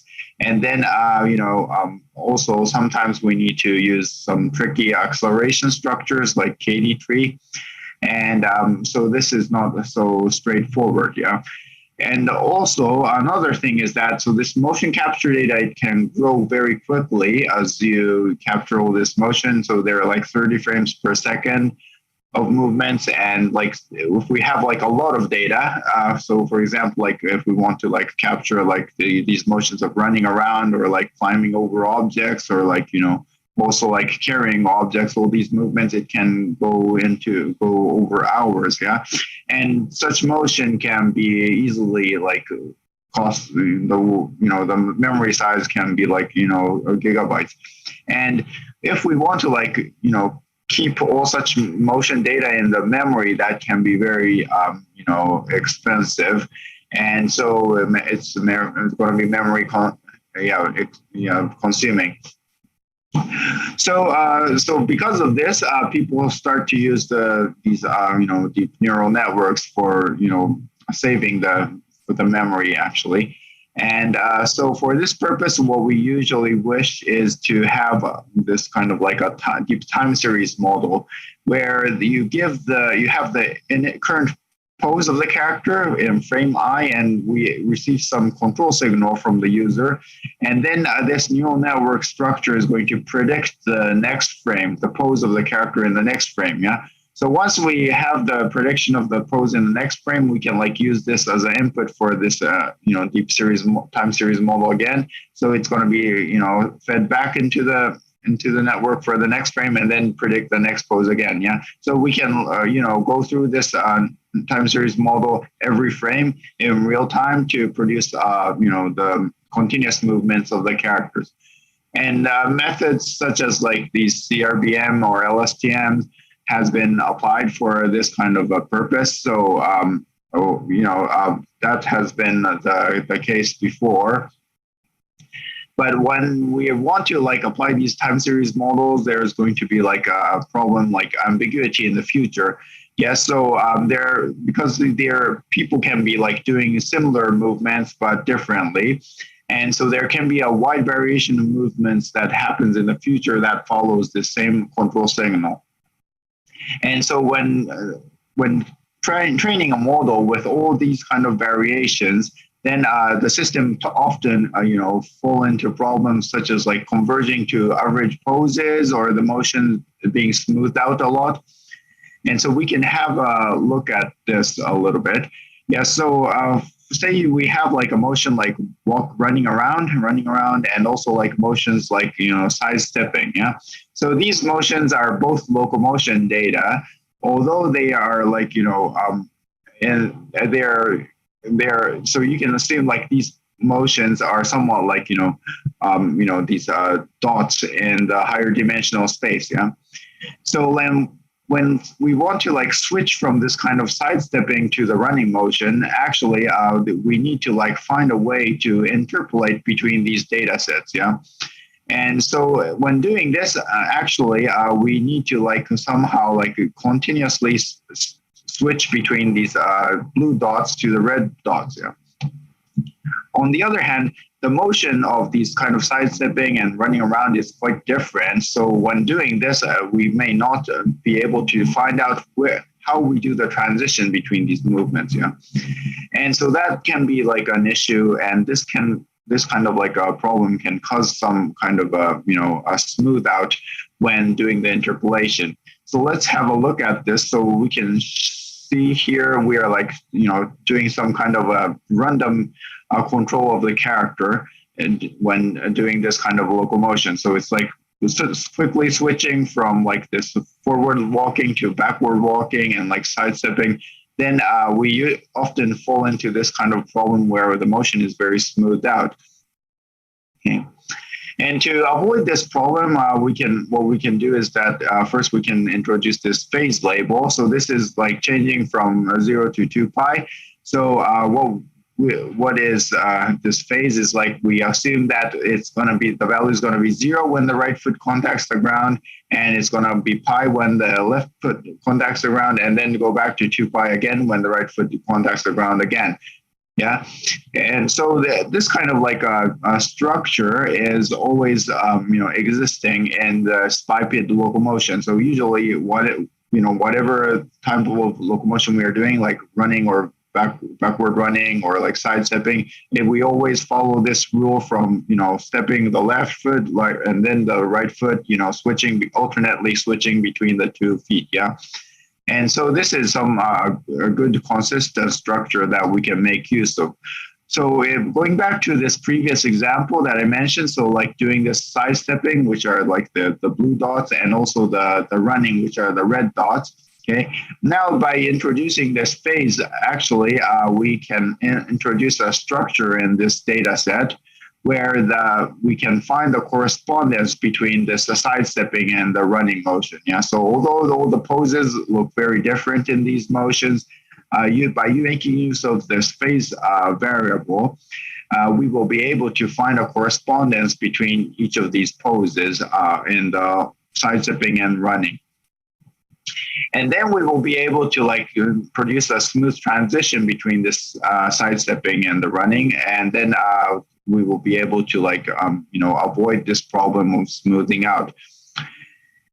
And so for this purpose, we introduced this network structure that we call this a phase function neural network. Yeah, so the phase function neural network is a neural network that is also a time series model. So given the pose in the previous frame, we want to predict the pose in the next frame. Yeah, and so different from what we had from an ordinary neural network is that the network weights are not constant as usual, but we are going to change the network weight values according to the phase variable that I just mentioned. Yeah.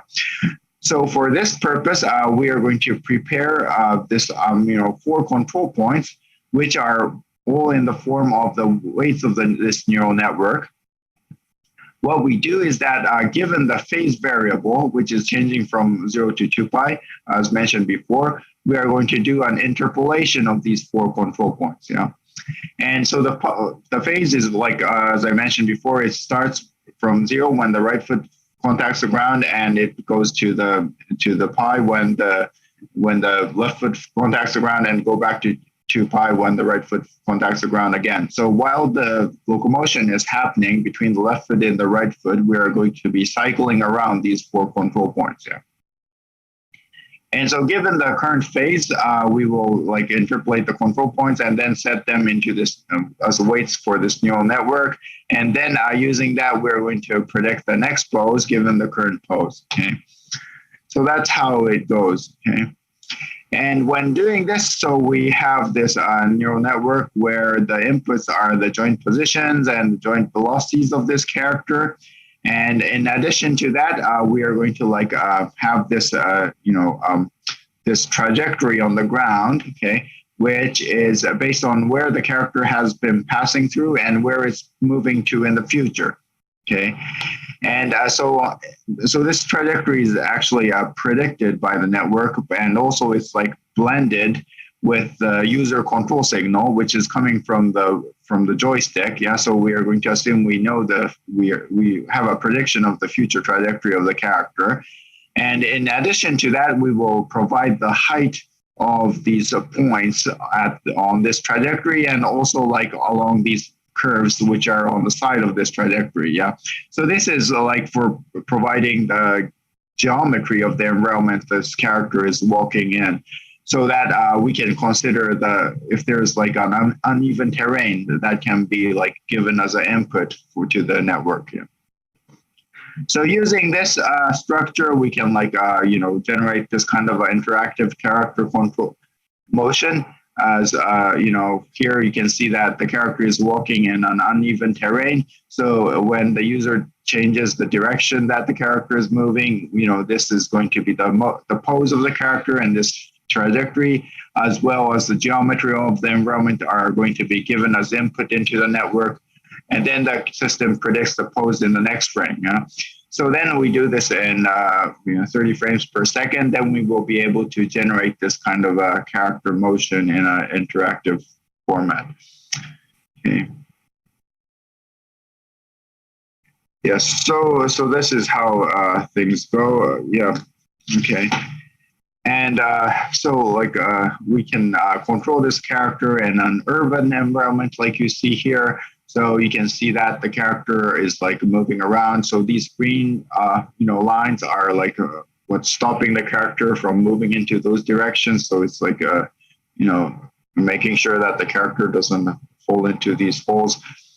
And but you can see that when the character is like following these instructions, the character is considering the geometry of their environment. So in this kind of like a narrow beam, the character is like spreading the arms so that it can like keep the balance.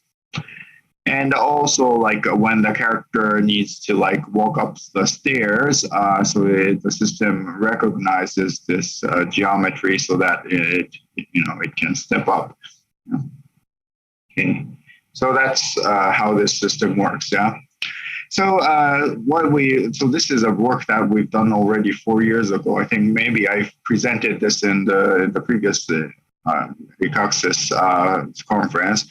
But what we learned from this was a lot. Yeah. So giving the phase, it can remove this ambiguity problem that we had before. So there can be like different future poses, and the character might like speed up or slow down or like step in a different way. But by giving this phase as input, we can like resolve this ambiguity. And it also helps a lot to produce these transitions between different motion styles from side stepping to backward walking or backward walking to running. And this, because this helps to like remove the smoothed out effect that I was showing in the very beginning. Okay. And we also like learned that we also give a lot of inputs to this network. So this trajectory on the ground, this is like it also reduces the ambiguity in the future. So this helps to like produce the sharper movements. Okay. And also what we learned from this is that, this kind of architecture, like this, this phase function neural network that we introduced for synthesizing this kind of movements is very helpful for like, is helpful for like learning from the data. Yeah, so it's good to like introduce this kind of architecture that is aware of the structure of the data. So as I mentioned before, so this locomotion is actually a movement. It has a data structure where it's like always following this left foot and right foot rule. Yeah, and so we will always have like in the high dimensional space this kind of like a cyclic movement. Where like the poses are switching between frame to frame, yeah, in a cyclic manner. So by like being aware of this structure in the high dimensional space, by introducing this kind of a network structure that is like considering such kind of like data structure, that will be helpful for learning the movements well. Okay, and so that's the thing. So the work was done by Daniel Holden, who was my was my PhD student. He now works in Ubisoft Montreal, and he's still doing research, this kind of research there. Okay, and after that, we were like start working on dog locomotion. Yeah, so it was this phase function neural network was good for the biped locomotion where the person is like walking with two legs. Yeah, and but then we were working with a movie company in Japan that is called this Marza Animation Planet. Yeah, so they were interested in producing a movie for these quadrupeds like the dogs. Yeah. And we noticed that when applying this phase function neural network to the dogs, it doesn't work very well. And so this is we got this kind of like a locomotion data of a dog. So this is a motion capture of a dog. We had like this 30 minutes of dog movements, Yeah, so it includes like the walking, running, and like like sitting and all these different movements. And for this, well, we train this phase function neural network. Actually, there's a lot of problems with the movements of the legs. Yeah, so you can see that the leg movements are not very smooth, and so there's like lots of sliding of the leg movements, especially at the back legs. Yeah, so we had to like address some problems. Yeah. And so what the main issue is that, for the biped locomotion, we always follow this, rule that the right foot and left foot alternate pattern of landing onto the ground. So this was consistent for all kinds of locomotion. But on the other hand, for the dogs, actually, when the speed of the locomotion changes, the footfall pattern of the legs is going to change. Yeah. So you can see in the walking motion, the front leg and the back leg are synchronized well.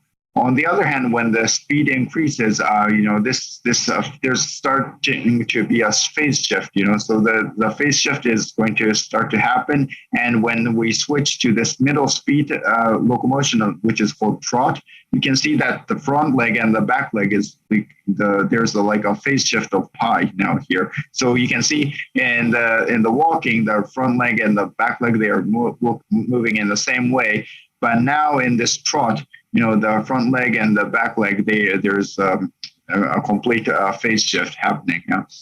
And also, when the dog further accelerates, you can see that, in the very beginning, there's a phase shift of the right and the left leg, like you see over here. But then there's going to be like this, the phase is going to gradually disappear, and then they become more synchronized. Yeah. So when this the speed of the dog changes, so there's going to be like this kind of a phase shift happening with the legs all the time. And now we cannot really like synchronize all these locomotions by using this simple rule of the phase that I mentioned before. Yeah. So how do we to manage this? So this is like showing that the dog is like changing its footfall pattern. The way that they walk according to the speed of the locomotion. Yeah. So what we do is that we introduce this new new neural network structure that is called the mode adaptive neural networks. So again, this is like a time series model. So given the pose in the previous frame, we predict the pose in the next frame. So this is the same as the phase function neural network that I mentioned before. Okay. So again, the network weights are going to be changing over time. Yeah. So we are going to use 4 control points or more like before. Yeah. And so we're going to interpolate between these 4 control points. So these control points each of them are in the form of the neural network weights of this, network that predicts the next pose from the previous pose. And we're going to interpolate between these 4 control points. Yeah. Previously, we were interpolating the control points by making use of this phase variable, which was changing from 0 to 2 pi. But we cannot do this anymore because of this complexity of this locomotion pattern. Yeah. And so what we do now is instead, we prepare something called another neural network that is called this gating network. Yeah. The gating network determines how much these 4 control points should be, weighted to compute this neural network weights for the final, pose prediction network. And so this gating network is like computing this, the weighting for these 4 control points, but it's going to use this velocity of each foot of the dog to like as an input and then predict the weighting for this 4 control points. Yeah. So this is what we do here. Yeah. And so because the dog, as I mentioned before, so I was saying that, as the speed increases, that the feet is going to move in a different way. So actually the feet velocity is going to be a good feature for like switching between, to decide what kind of locomotion that the dog is doing. And that is like going to be a good feature for deciding how we should interpolate between these control points. Yeah. So that's how things work. Yeah. So given the feet velocity of the dog, okay, so we are going to calculate the weighting for these control points. Using these control points, we are going to like calculate the weights for this, post prediction network, and which is going to be used for predicting the next pose from the previous pose. Yeah. So we get to calculate the pose in the next frame. Again, this is going to go back into the input for the next frame, and then we keep on going through this loop. Yeah. Okay, and so that's how it goes. Yeah. So now using this mode adaptive neural network, so we can like control this dog. Okay, and so we can like control the dog in an interactive fashion by using this keyboard or like the the gamepad again. So we can like also like control the dog to do motions like jumping. So you can press the jumping motion and then let the dog run. And like you can also let the dog sit down, like you see over here. Okay.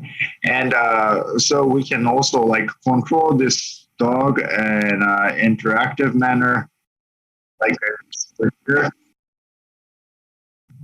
So here again, like you can see that this dog is following this trajectory, which is like again computed by using the gamepad controller, and also it's also predicted by the network as well.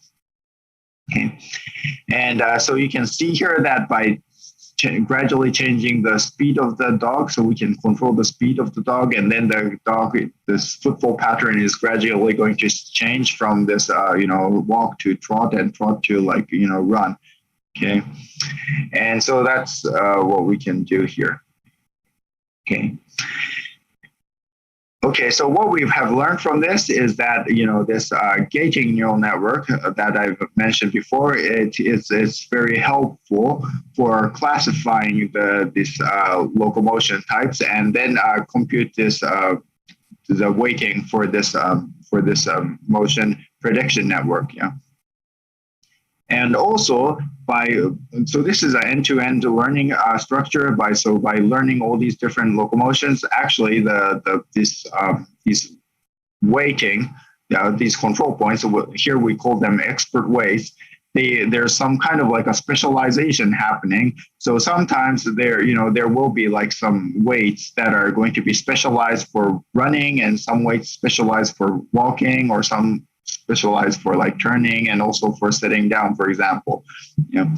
So when we visualize these activations of these different experts, we will be able to see, some specific weights are always used for some specific movements. Yeah.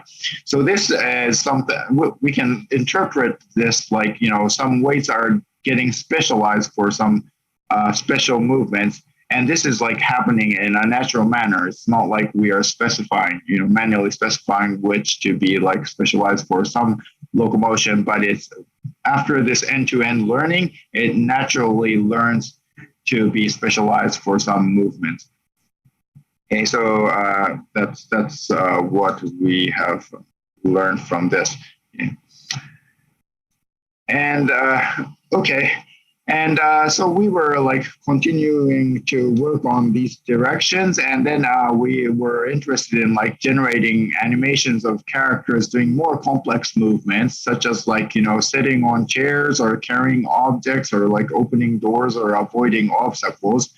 And so we were like, interested in this kind of movements, which will be again useful for computer games and virtual reality applications. And so how could we like extend our previous work for generating such kind of movements? Yeah. So one straightforward idea is like we define these phase variables also for these complex movements like grasping objects or like sitting down. Yeah. So for example, like for sitting, again, we can define a phase for this phase variable for the sitting. So when the value is 0, we can assume that the character is like standing in front of the chair. And when we gradually increase the phase, the character is like going to like sit down. Yeah, so when the phase is 2 pi, the hip is going to be landing onto the chair and like finish the sitting down motion. Okay. And another thing is that because we are now the character is like interacting with objects, we again need to consider the geometry of these objects so that the character can adapt to different geometries. Yeah. And so for this purpose, we introduced some sensors. Okay, so there's going to be like a voxelization sensor that is like interpreting the geometry of this object, and we also have like environment sensors that are going to detect these kind of obstacles that are surrounding this object so that the character doesn't walk into them. And so, again, we developed this kind of architecture, this time series model that predicts the pose in the next frame given the previous frame. But this time we are going to add extra inputs, such as like this geometry of this object that the character is interacting with, and also like this environment sensors that is like detecting these obstacles surrounding this character. Yeah. And so these are going to be like, combined together and then given as input into this gating network as before. And also we need to like the user wants to specify what the character wants to do. So we give like this action label, which is like walking or running or opening the door, or, carrying objects. So these labels are specified by the user, and then they are going to be like,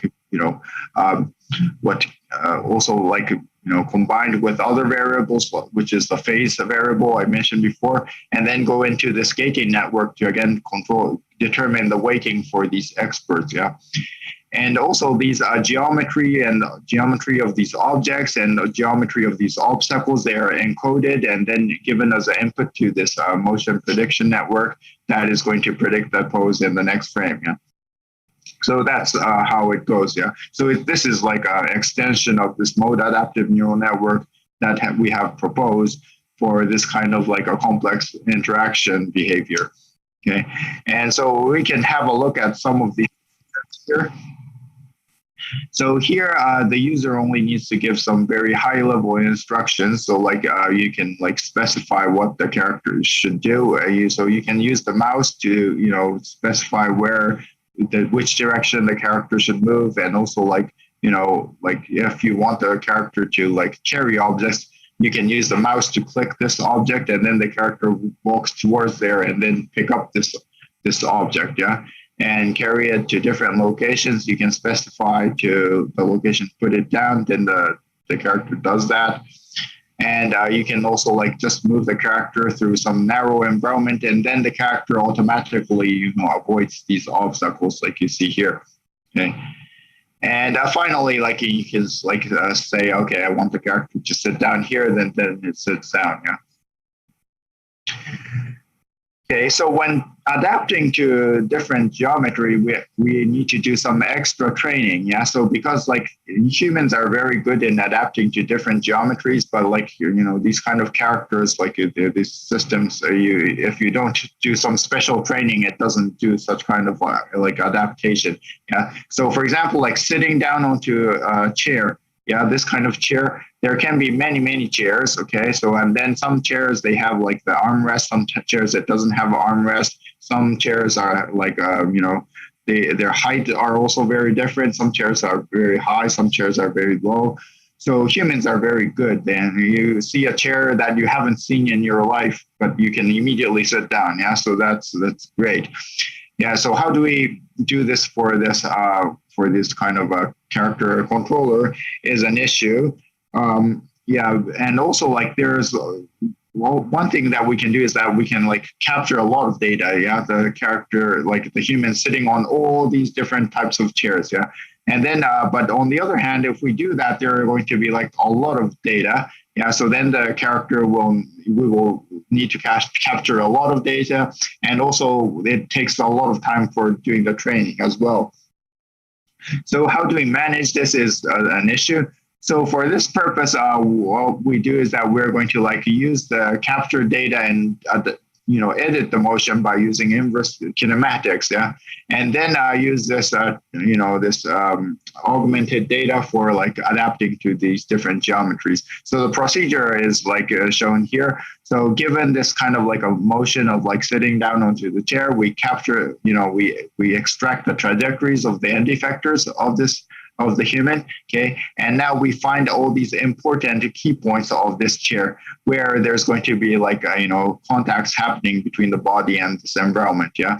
So these points are going to be like, once these are extracted and given a new chair, we are going to find the corresponding points on the new chair, yeah? And then, so you can see that there's going to be a point that corresponds to the armrest in the new chair and also the bottom, yeah? And using this new location of these important points, we are going to like edit these trajectories of the end effector by using inverse kinematics, yeah?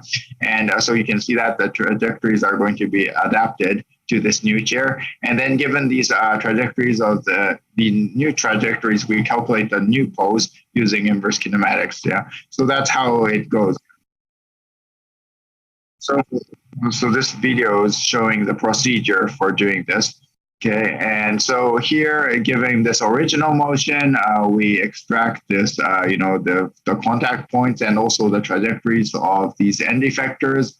And using this new location of these, feature points, we're going to, find them in the new object and then adapt the trajectory to these new trajectories. And then given that the character motion is going to be edited, yeah, so we can randomly switch these geometry of these objects, and then we can like compute the new pose for each these different frames, yeah. So we can do this for the sitting motion or like the avoidance of this obstacle, and then we will be able to like adapt the character to be like all these different kind of geometries, yeah. So you can see that the character can like adapt to these chairs which are like have these different shapes. And also by using this obstacle detection, we can like let the character like avoid this obstacle, like this desk in front of the chair. So even though we'll ask the character to walk in and sit down onto the chair, the character will walk from the side and then avoid sitting, hitting this chair, hitting the desk, yeah. Okay, and so the system is very interactive, like, so you can see over here that the user can like move this object, this target object all around, and then the character still, follows this object and like do the instruction that is asked by the user. Yeah, and so the character can like also adapt to objects that have never been seen during training. So you can see these chairs and obstacles, they are like only seen during runtime. Okay. And so what we've learned from this is that, aligning the motion with phase based on the contact is needed for like these kind of movements again. So again, we have to define the phase for when this, when this motion starts and when it's going to end. Yeah, but these are all based on how the contact is happening between the body and this environment. Yeah. And also for adapting to different geometries, we need to do a good amount of data augmentation. And so we had to like use this inverse kinematics for such purpose. Yeah. And so I notice I'm running out of time. So let me just quickly go through the rest. Yeah. So we also did some kind of like a research for like producing this kind of a basketball motion. And so here we were like, again, we were like, introducing this phase variable. Yeah. So this phase variable is necessary, but like, for motions like basketball, actually this contact is happening in a very random manner. So it's very difficult to define a phase that is based on the context of all the body parts and the environment as well as the ball. Yeah. So so this is something like it's so this from 0 to pi. Yeah, we cannot really find out what is the phase for all these random movements. Yeah. So because there's like contact happening at different parts of the body all the time. Yeah. So for instead of that, what we do is that we define something called this local phase. Yeah. So the local phase is only a phase that is based on each part of the body and each part of the environment. Yeah. So the phase is only we are defining phase for each limb in this case. Yeah. So according to the contacts between each limb and the environment or the object, okay, we are going to define this kind of phase. So you can assume that the phase is there's going to be a contact happening at these blue points. And then we are going to fit some sinusoidal curve into this local phase and define the phase per limb. Okay, so for each limb, we can now define the phase we can calculate the phase by this kind of optimization. Okay, so which is changing from 0 to pi to 2 pi.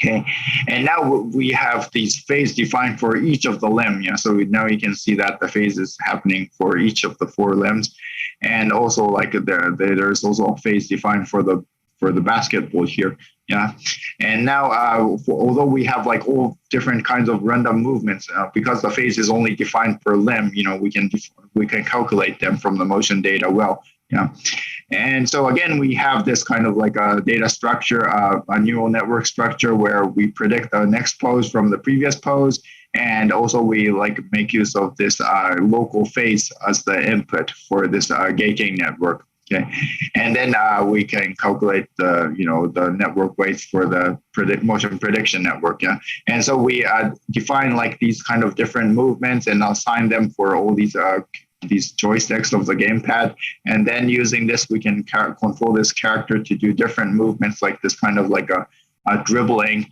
Okay, so now we can control this dribbling using 2 joysticks. So one is for specifying the direction of the movement, and another is for specifying the orientation of the ball around the body, and then we can do this kind of a complex behaviors. Okay. And so here's another, complex, dribbling motion. So all this, so my student, he was doing an internship at this Electronic Arts, which is a game company. So they have lots of, motion capture data of this kind of a basketball. And then we can train the character based on these. Yeah. And so this is a motion of dribbling and then doing a shooting of the ball. Okay, and so you can do this kind of shooting movements, and so I think there was another one where so you can now control this character in this kind of a game-looking environment to shoot the ball and play basketball. Okay. And so we can control 2 characters. So one character controlled by different users, on the 2 ends of the network. Yeah. So, and then you can let them play this kind of one-on-one basketball. Yeah. So you can see that one character tries to avoid the other character, and the other character trying to defend. Yeah. So you can see that the other character is responding to the movements of the other character. And so this local phase idea actually is also useful for other movements, like this kind of interaction with the environment, or quadruped locomotion. And we found it performs very good. Yeah, so it actually improves the quality of the motion compared to the previous network structures. Yeah, so it's quite good. And so here is also applying it to this interaction with the environment. Yeah. And so from this we have learned that we can learn this kind of local phase, and this performs pretty good, and it's we can combine these actually some experts get specialized for some limb movements, and then we can combine them together to produce the full body motion. And let me quickly go through this final example. So here we are generating animations of the hand. Yeah, so the finger movements are generated so that we can have a detailed finger movements manipulating objects. Yeah. And so let me show this video, quickly show this video is what we're doing. So here, we are giving the wrist motion and the object 6 degrees of freedom motion. So you can see that this right top is the input. Yeah. So given the wrist motion and the object motion, the system can generate the detailed finger movements. Yeah. So you can see that, given this kind of like we can use it for this kind of virtual reality type of environment. Yeah. So here the input is only the wrist and the object motion, but we can generate the finger movements like you see over here. Yeah. And so again, we have this kind of a time series model predicting the next pose from the previous pose. Yeah. So so this is a joint work with Facebook Reality Labs. So my student went to this Seattle to capture all these movements of manipulating objects. So we captured all the detailed finger movements there, and using that data, so we captured motions of manipulating all these kind of complex geometry. And using that, we can use this network I introduced for generating these detailed finger movements. So you can see that this motion is very complicated. Yeah. So the input is something like this, but all these finger contacts can be nicely generated so that it appears like the person is really manipulating this. So we can use the same input for different geometries. So you can see that the input to these systems are actually the same, but the human is adapting its fingers to the geometry. So it's even though the geometry is different, you can see that the fingers are doing the same manipulation. Okay. And so we can also calculate the forces between the fingers and this object, so that possibly we can do a physical evaluation of the motion. Okay. And so here is again manipulating this kind of a kitchenware. And so that's it. Yeah. So here's the interactive demo. So it's you can this is the input, but we can manipulate this kind of object geometry that has never been seen during training. Yeah. And so this is, you can see these pigs and these various geometries. Again, as I mentioned, they are not seen during training, so it can adapt to these different geometries. Okay. So from this, we have actually introduced some data, representation that is based on spatial relations. I didn't describe about it much, but we can try to make use of such kind of a spatial relation representation for reducing the training data, and adapt to novel geometries. Yeah. And so the work was done together with these guys. Yeah. So they are working in the Yuting and Takaki. They're from this Facebook Reality Labs. So we're still collaborating with them. Okay. So in summary, I introduced all these different architectures for pursuing different type of motion data. And we try to do these all in a supervised learning fashion so that it's easier to train. Yeah. And so for the future work, we are interested in learning from videos, and instead of just motion capture data, and learning from various motion styles as well. So people in different age groups, they move in a different way. Also the gender affects the motion. And so it will be good if we can model all such kind of variations. Yeah. And so we are also interested in learning how the humans interact with the other humans. So talking and gesturing while talking, and so all these kind of if we can learn such human behaviors, it will be useful for virtual reality and augmented reality purposes. Also, because of this COVID thing, people have less opportunities to meet people, so we can maybe talk to our friends through the network using these kind of techniques. And also maybe we can control a virtual friend, who's just a virtual guy, but by if we can use the natural language processing to produce new sentences, and then we can have a friend we can keep on talking to forever. Yeah. So that's all, and thanks a lot for inviting me for this opportunity, thank you very much. Okay. All right, thank you. Yeah, all right, thank you very much, Tapu, for a very interesting talk. So maybe I will ask a question first. I mean, because in the video games, usually we would like to have a very smooth video games experience. So usually the games want to achieve at least, for example, 30 frames per second or maybe even 60 frames per second. So how about the speed compared to the conventional methods? So actually, that's a good question. Yeah. So this kind of like a neural network.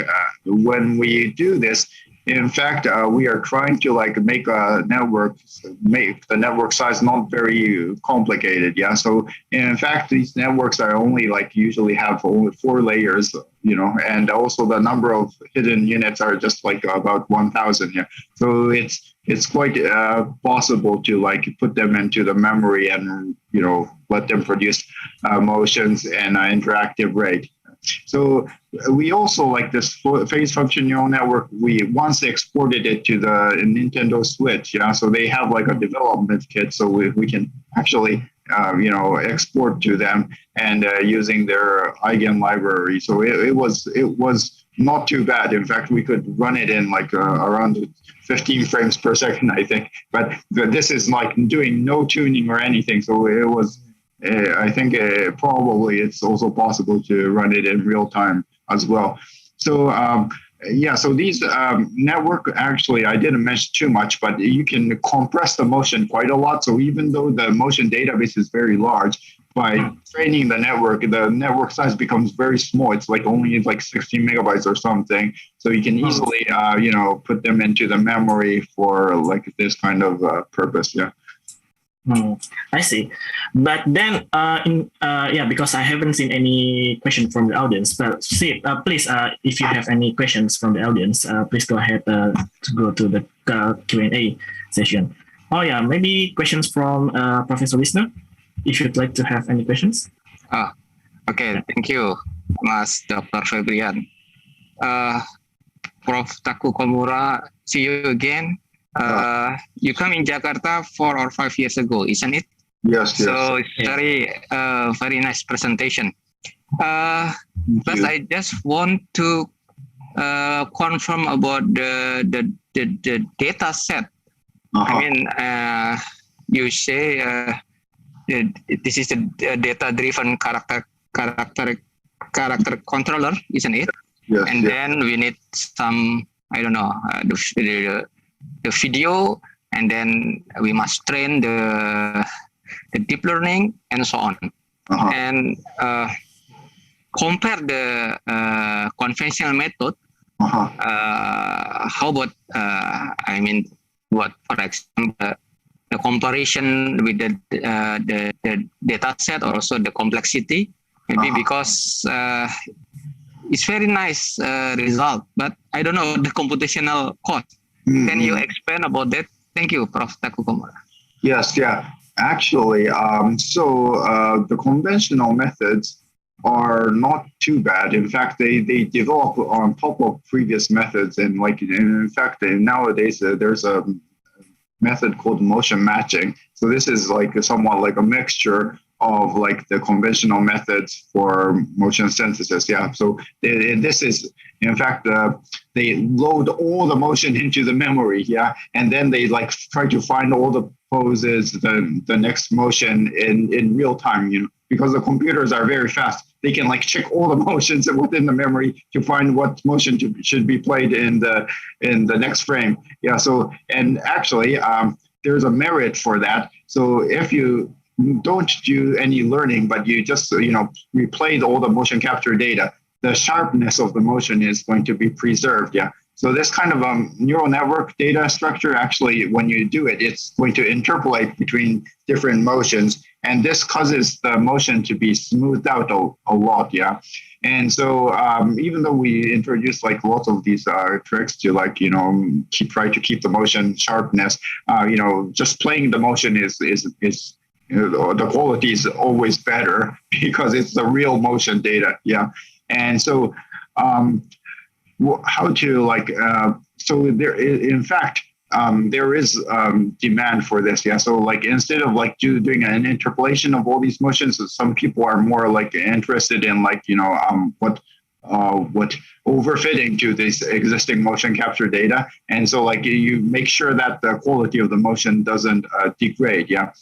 So what I can say is that, of course, like there's traditional data structures that are used in computer games, but they are also like trying to evolve it a lot to, and try to make use of like these neural network techniques to improve the quality of the motion while using lots of data. Yeah. So, as I mentioned, so even though the memory is cheaper and the computers are fast, still they want to like their demand is very high, so they want to really use loads of data. And so there's a lot of movement in the game industry nowadays to like try to like improve the quality of the games, because that is going to like affect sales quite a lot. Yeah. So there's a lot of interest in this kind of a deep learning architectures also in the game industry. All right, thank you very much for the question and then the answer. Maybe the last question from me. So what is the challenge of this method to be used actually? I mean, because I haven't seen, based on my, my knowledge, that I haven't seen any like big games even use this this proposed method. So what is the current challenge to use this kind of data-driven methods? Yeah. Yes, actually. Again, that's a good question. Yeah, so the challenge is what I mentioned. So with this smoothing out effect, so when you're doing some kind of interpolation of movements, you can produce new motion, but the motion gets smoothed out a little bit. Yeah. That's one of the main issues that people in game industry doesn't like. Second is that this phase variable that we have always been using, So this is like you need to have like an additional variable that tells you where in the motion you are. Yeah. And so the game guys hate using this extra variable, so they don't really like it. Yeah. So they always ask, in this phase, please remove it. So then like that's becoming like a hurdle. And so like this Daniel Holden, actually he moved to Ubisoft. He's like, he introduced this other, deep neural network based method that avoids using such kind of a phase. Yeah. So yeah, those are like the main issues. Yeah. I see. Okay. Again, thank you very much for your interesting talk. So we can, I will give to the host for the certificate presentation. Is it okay? Yeah. To the MC. Yes. Yeah. All right. Again, thank you very much, Taku, for your nice presentation. Hi, Brian. Yeah. Good to see you. Yes. Yeah. It's been a while, isn't it? Yes. Yeah. Okay, let's present a virtual certificate to Prof. Komura.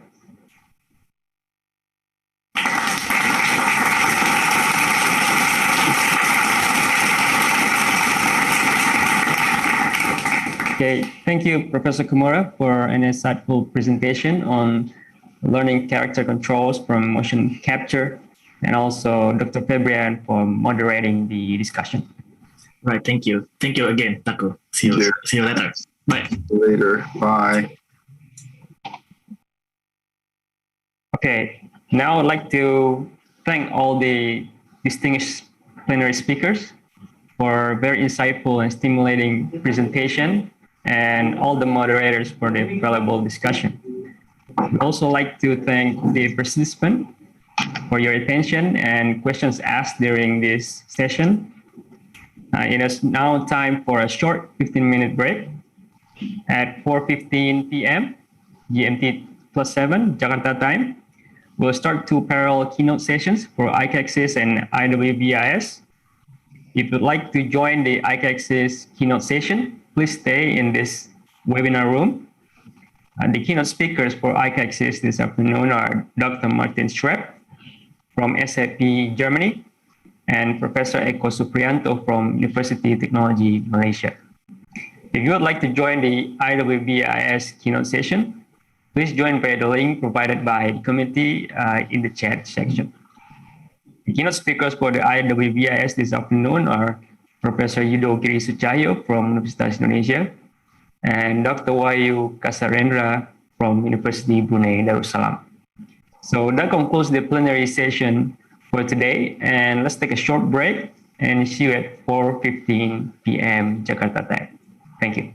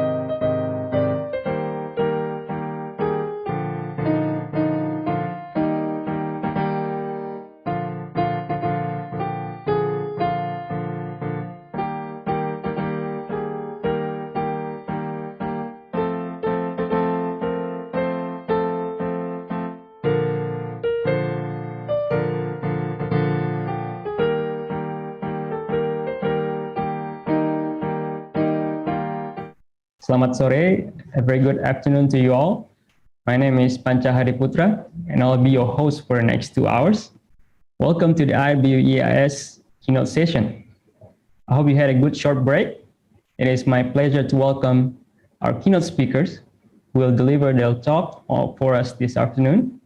Our first speaker, Professor Yudo Giri Sucahyo from the Faculty of Computer Science, Universitas Indonesia.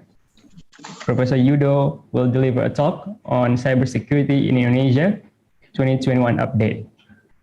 Our second speaker, Dr. Wahyu Kasarendra from the Faculty of Integrated Technologies, University Brunei Darussalam. Dr. Wahyu will deliver a talk on AWS-based machine learning method for aerospace industries. And also very warm welcome to all distinguished guests, all presenters and participants, ladies and gentlemen. As I mentioned earlier, this afternoon we have 2 distinguished speakers. Subsequent to each speech, there will be a time for a discussion with the speaker, which will be moderated by IWBIS committee members. Our first keynote speaker will be introduced and moderated by Dr. Betty Hayat Susanti from National Cyber and Crypto Polytechnic. With a background in mathematics, Dr. Betty is known as a researcher in cryptography and graph theory. So please welcome Dr. Betty Susanti. Thank you, Dr. Panca. Bismillahirrahmanirrahim. Assalamualaikum warahmatullahi wabarakatuh. Good afternoon, ladies and gentlemen. As mentioned before, my name is Betty Hayat Susanti, and I will be moderating this keynote session. And this is the first keynote session of Room 2 of IWBIS 2021, and our speaker is Professor Yudo Giri Sucahyo. Hello, Professor Yudo. Hello, good day. Good day, everyone. Thank you. Okay, before we begin, let me introduce Professor Yudo's profile. Professor Yudo is a professor at Faculty of Computer Science, Universitas Indonesia, and chairman of Pandi.id registry. Has a bachelor degrees and master's degree in computer science from Universitas Indonesia, and doctorate degree in computer science from School of Computing, Curtin University of Technology, Australia. He is also certified information system auditor, CISA, certified information security manager, certified data privacy solution engineer, certified ethical hacker, and ISO 27001 LE.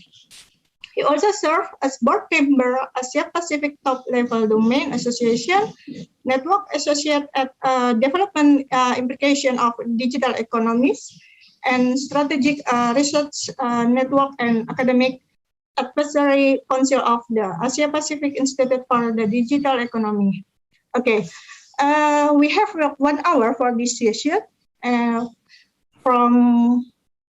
Okay, it's okay. Now it's my pleasure to now commence the session by handing over to Professor Yudo with his presentation entitled Cybersecurity in Indonesia 2021 update. Please, Prof. Yudo, the time is yours. Thank you, Dr. Betty, for having me to speak as keynote speakers at IWBIS, the International Workshop on Big Data and Information Security. Really, it's an honor for me. And also thank you to Professor Wisnu, who always working so hard since the first of ICACSIS or ICACSIS, we say, until now we have 2 parallel, ICACSIS and also IWBIS. Okay, so as we know that IWBIS stands for International Workshop on Big Data and Information Security, and Professor Wisnu has specifically asked me to speak more about security. So in this time, I will focus more on cyber security. So I will let other panelists or other speakers to speak about big data. So allow me for the next 1 credit, 40 minutes, 45 minutes to share with you about the current condition of cybersecurity in Indonesia. And I'm sure Dr. Betty, since you are from the Polytechnic of the Cyber and Crypto, so you must know some of the things that I share in this session. Okay, let me share my slide. Okay.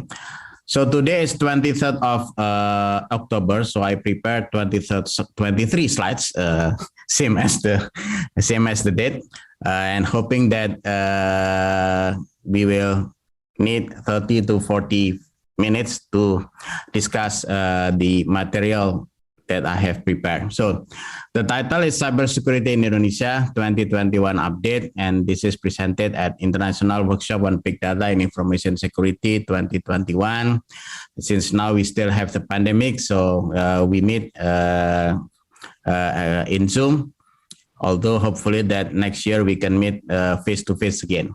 So this is the agenda. I will start with the introduction and then Global Cybersecurity Index 2020 from ITU and CSI 2020, and then Transmicro research or white paper, government initiatives, and then I will share government initiatives, particularly in this case is actually from the National Cyber and Crypto Agency, or we know in Indonesia as BSSN, and then the Faculty of Computer Science, Universitas Indonesia Initiatives. And since I also have another hat as the chairman of PANDI, I also want to share the initiatives from the technical communities, and this part is actually particularly PANDI, the .id registry. So we know this is the Indonesia digital profiles from We Are Social.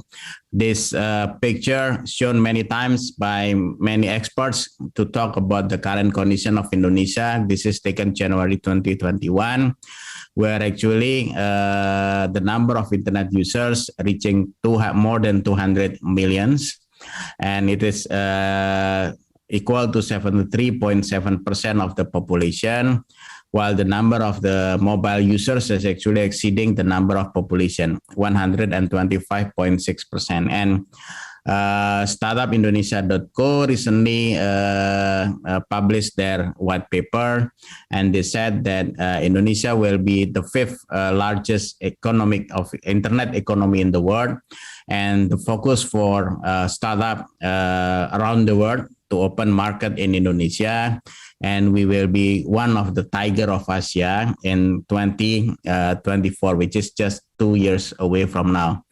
And if we look at the Statista, this is the internet penetration rate Indonesia from 2017 to 2020, and then 2021, and then forecast until 2026. As we can see here, if you look at from We Are Social condition at January 2021, number of percent of population is 73.7, and it is not far from the prediction from the Statista. And it is growing at the rate which is actually the fastest in Southeast Asia. So actually, Indonesia is the heaven of the e-commerce market, which is why we have so many unicorns coming to Indonesia to open their market, because actually we have the numbers. And more than 60% of Indonesian people is actually less than 40 years old. So we also have what we call the demographical bonus. So it is a gift for us, but if we do not know how to take advantage of those bonus that we got, then we will have a problem. So it is now our chance to prepare the digital talents of Indonesia to get to prepare for this coming condition for Indonesia, where we actually the e-commerce, the internet economy, Indonesia will be pushed.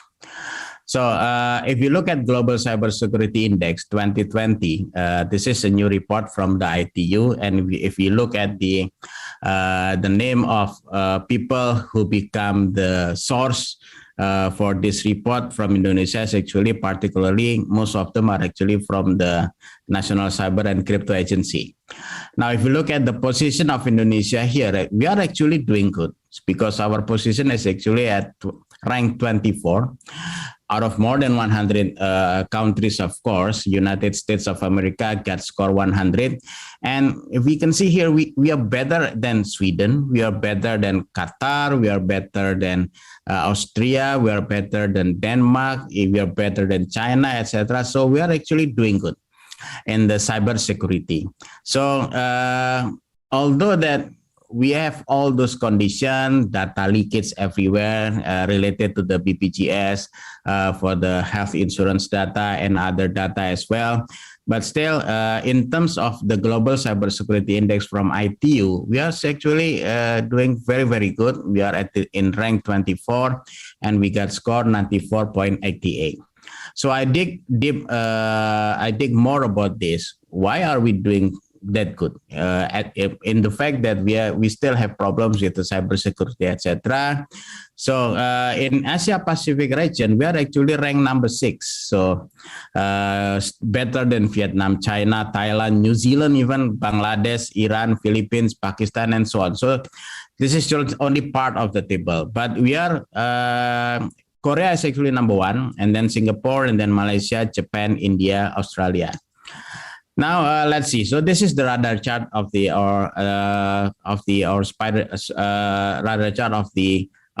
our country, and we can see here that areas of relative strength are actually cooperative, technical measures, capacity development. So we are doing good in capacity development. We are doing good in technical measures. I will explain about this later. And then we are doing good in cooperative, but still we have room to grow, is actually on the organizational measures. So if you look at this chart, it's nearly maximum. So it's which is why we are actually ranked number 6. Okay, so let's dig more about this. What are the indicators that actually taken by the Global Cybersecurity Index taken by ITU? As you know, that ITU is actually a big organization, so I'm sure the way they are doing research will be maintaining the quality. And if we look at the measures, here are the measures. So legal measures, they will measure based on the existence of legal frameworks dealing with cybersecurity and cybercrime, which is actually in the case of Indonesia, we have already got government regulation on the information and electronic transaction, or Indonesia, we call it Undang-Undang ITE. We also have government regulation on the electronic transaction. We call it PSTI. And then we also have head decree from the National Cyber and Crypto Agency, mandating that all government agencies must be certified ISO 27001 lead auditor. And we also have regulation on One Data Indonesia. We also have regulation on the e-government and so on. So since 2008, there are so many regulations related to IT. Before that, nothing. Okay. So we are doing good in the legal measures. Next, and on the technical measures, actually measure based on the existence of technical institution and framework dealing with cybersecurity. And for this part, actually, we need to give salute or give our hands to thumb ups to the National Cyber and Crypto Agency, where actually they have worked very hard in the last 2-3 years, setting up the CSIRT, Computer Security Incident Response Team, in many agencies, which is actually those things that they did, things that they are doing is actually also contribute to this technical measures. And then organizational measures, actually measures based on the existence of coordination institution, policies, and strategies for cybersecurity development at the national level. And fortunately, now we have a National Cyber and Crypto Agency. Before that, it's just a National Crypto Agency. So yes, they are dealing with the cryptography, but not so focusing on the cybersecurity. But nowadays, because now they have changed their name to National Cyber and Crypto Agency, they need to focus on the cybersecurity as well. So now we have National Police, if there is any cybercrime. We have the National Cyber and Crypto Agency, and we also have the MCIT, Ministry of Communication and Information Technology, or Kominfo, we call it in Indonesia, who handled all things related to the cybersecurity. And all of them are actually, they are coordinating. And then from the capacity building measures, basically measures based on the existence of research and development, education and training programs, certified professionals, and public sector agencies fostering capacity building. So in the next slide, I will share to you things that have done by the National Cyber and Crypto Agency in fostering capacity building, and not to mention that even our Faculty of Computer Science, Universitas Indonesia, we also collaborate with the Ministry of Communication and IT, Kominfo, in the program called Digital Talent Scholarship, and we cooperate with them on 3 modules: IoT, AI, artificial intelligence, and also cybersecurity. So capacity building on cybersecurity are actually, there are so many things that we can do. There are so many programs and initiatives conducted by government and also the universities and also technical communities. Now, cooperative measures actually measures based on the existence of partnerships, cooperative frameworks, and information sharing networks. And we can see from the previous chart that actually we need to do something on the organizational measures, which is in this case based on the coordination institutions, policies, and strategies for cybersecurity development at the national level. Yes, now we do have National Cyber and Security Agency, but more collaboration, more synergy between all those agencies related to cybersecurity are actually needed. We can mention that like MCIT, Kominfo, and then National Cyber and Security Agency, BSSN, and also from the police agency. Okay, so next. Now, just like universities, we have QS and we also have THE for university ranking. Also in cybersecurity, there are so many agencies. There are several agencies who conducted or survey on the ranking on cybersecurity. So Global Cybersecurity Index is actually one of the index which is actually globally known and recognized. So this index is also well known among the cybersecurity practitioners because it is actually published by ITU, a respective organization. But somebody in Estonia, they have what they call National Cybersecurity Index, and this is actually our current condition in Indonesia. Rank number 80 with points 38 with score 38.96. So on Global Security Index, we are on National Cybersecurity Index is rank 80, but on Global Cybersecurity Index, as we can see before, 24th, ICT Development Index 111th, Network Readiness Index 73rd. And these are actually, they measure on the policy, as you can see, nothing here. So I'm just thinking maybe they haven't recognized or they haven't been introduced to National Cyber and Security Agency Indonesia to answer things about policy, which is why it's 0 there.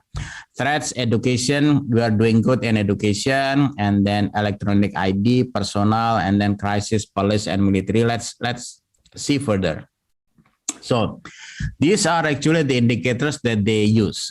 This is version 20 April 2020. There are 3 dimensions, or there are 3 indicators: general cybersecurity indicators, baseline cybersecurity indicators, incident and crisis management indicators. And if you look at the general cybersecurity indicators, there are still lots of room for improvement. Like in Cybersecurity Agency, you only got score 1, Cybersecurity Strategy Implementation Plan. As we know that Indonesia still lack on this one. We still don't have a roadmap for the cybersecurity strategy for the next 5 years. Yes, we do have roadmap on the e-government from the president decree on the e-government. In here, we call it SPBE. And then we still have room for improvement on public cyber threat reports published annually. But actually, National Cyber and Crypto Agency have also done this. And then Cyber Safety and Security website. And related to our work in university, they also have indicators here: bachelor's level cybersecurity program, master level cybersecurity program, and also PhD level and cybersecurity program. We are actually, there are still lots of improvement here from us. We can take role for this to develop a program on cybersecurity. And then contribution to global cybersecurity, convention on cybercrime, and so on. The next indicators actually under the group of baseline cybersecurity indicators. Here, things that are being measured: protection of digital services, protection of essential services, e-identification, and trust services. As you know that we still have problem here for the unique persistent identifier, whether we use the ID from the Ministry of Internal Affairs, Kemdagri, and also from the taxation, they also have a tax number. And now we are happy that soon the tax number will be merged with the ID number for the citizenship. And then electronic signature, time stamping, and so on, protection of personal data. As we know that the government regulation on PDP, personal data protection, or here in Indonesia we call it pelindungan data pribadi, is still currently being drafted and being discussed by the people of representative and the government. And next, the incident and crisis management indicators. We have rooms for improvement on the cyber incident response, cyber crisis management, fight against cybercrime. This is actually on the police era, on the police area, and then the military and cyber operation is actually this is for our friends in the military. Okay. From Trend Micro Cyber Risk Index, they said that they also measure on the Cyber Risk Index, and actually Indonesia not doing quite good here, because actually we are getting negative from the points since last year. But they have categorized risk into 5 categories: data risk, cyber risk, infrastructure risk, human capital risk, and also operational risk. And they mentioned that top 3 threats globally are actually man-in-the-middle attacks, and then ransomware. So with the development of blockchain, there is, as you can see, that internet, there are always 2 sides, positive and negative. Yes, we do have blockchain, and then from blockchain we have Bitcoin, Ethereum, etc. But on the other hand, we also have a negative thing. In this case, is ransomware. And then also phishing and social engineering. So for the next slides, later I will share to you what Pandi has done for to fight phishing and social engineering. Okay, so challenge in Indonesia, actually we still have what we call digital divide. So more than 50% of internet users are still in Java Island, and then 21% are actually in Sumatra Island. So we still need lots of things to do. We still need to work very hard for our brother and sister in Borneo, our brother and sister in Celebes, our brother and sister in Papua, and also Nusa Tenggara, and so on, to help them to reduce the gap of the digital divide. Now, I will share to you what are things actually being done by the government, by the universities, and also by the technical communities to reduce the gap of this digital divide, especially in cybersecurity. If you look from the BSSN, National Cyber and Crypto Agency, they have lots of initiative on the digital literacy, especially security literacy. Early warning, security advisory. So if you belong to the group for the information security expert, regularly the National Cyber and Crypto Agency send to us early warning so that we can prepare before the risk being exploited by agent or threat agent in this case. And also cyber attack trend report. National Cyber and Crypto Agency has also worked very hard in building CSIRT in many agencies and also for the multi-stakeholder collaboration. So these are actually the example of the capacity building being done by National Cyber and Crypto Agency. They gave what they call security advisory. So if we are actually the administrator for the cyber security in a company, then it will be a very good idea to sign up to always check the security advisory from the National Cyber and Crypto Agency. They also have lots of resources for education and literacy. And then even for the people representative also appreciate things being done by the National Cyber and Crypto Agency for the information security during the pandemic COVID-19.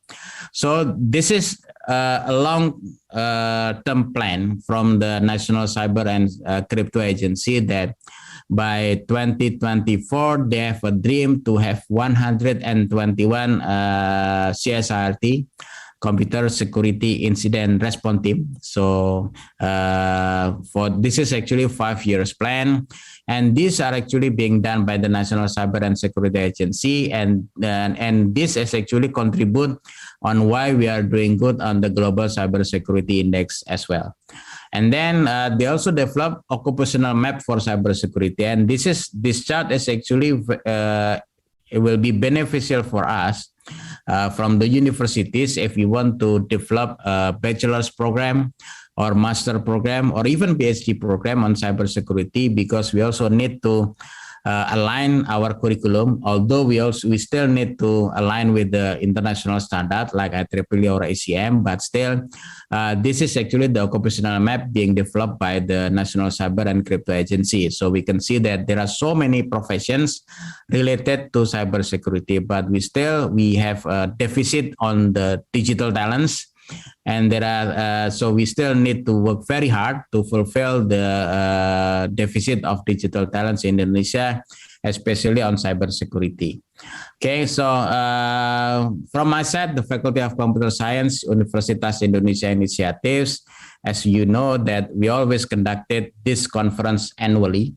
So like for this one, the ICACSIS and also IWBIS is being conducted many years. So we contribute directly to the development of the information security and cybersecurity by having this conference. So in this conference, we gather so many researchers on the information security, and Universitas Indonesia Faculty of Computer Science also contribute to the research from the government. So like this paper, this is actually a research paper written by my students on certificate policy and certification practice statement design for national public key infrastructure. So Faculty of Computer Science always actively involved on the research by the government and also by other institutions. And we always committed to have a conference like this, international conference like this, so we can share the development of big data and information security in this forum. Next, we also have a research center. You can check directly on security.cs.ui.ac.id. We have set up what we call CCSC-UI, Center for Cybersecurity and Cryptography, Universitas Indonesia. As you can see on the menu, you can check current issues, you can check our activities, you can check our research areas, members, publications, portfolio, it's all there. And now it's actually being led by Pak Setiadi, Dr. Setiadi. So he's a well-known expert on the information security, frequently interviewed by media as well. So if you need anything on cybersecurity or information security, feel free to contact Dr. Setiadi, and we're always happy to help you on the cybersecurity and cryptography area. Okay, so now let's talk from the technical community initiative, since I'm also the chairman of PANDI as well. PANDI is actually a .id registry, so we maintain the infrastructure, we maintain the DNS for the .id. So whenever you type blah blah blah .id, then it always goes through our DNS to get the IP address of that URL. So we realize that phishing is actually in Indonesia really increasing. Those actors in phishing used to use like Bitly or Blogspot and so on. But nowadays we can see that some of them are actually using s.id. S.id is actually a URL shortener as well. So that's actually the shortest URL shortener in the world because it's only 1 characters. Bitly, it's still 5 characters. YouTube, 7 characters, right? So s.id, S, only 1. So it's the shortest URL, s.id. If we count ID, then it is actually 3 characters.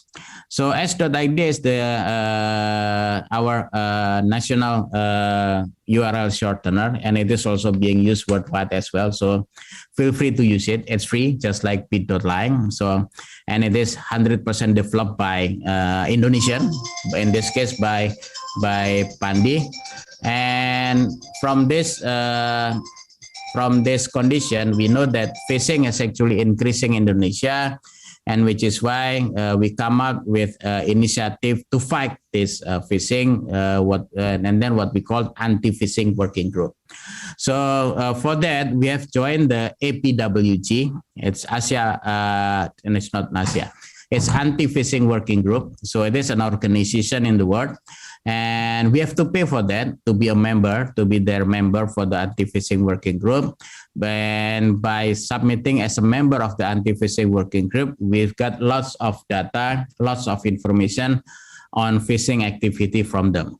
And we can see that for the third quarter 2020, the phishing is actually actively targeted webmail, targeted financial institution, and then also payment system, and then we have social media, e-commerce, etc. Okay. Now, this is actually from their information. We also derived that the usage of .id for phishing activity is also getting increasing, especially on April and May 2020. So something happened on that time. And then we dig further, and then we can see that most brands used in phishing is actually Apple, and then DocuSign, Bank of America, Wells Fargo, Persona, and so on. Then the most phishing by country, we can see here Indonesia is actually number 1. So yes, we need to do something. So which is why it is our concern. It is also concern from the internet communities as well. Then we also need to take part on dealing this part. While hoax or fake news is actually being battled by the Ministry of Communication and IT, as you know that MCIT or Kominfo, every day they always broadcasted list of the hoax or fake news. So Pandi think that we need to take part on the fighting the phishing. So which is why we call it anti-phishing working group.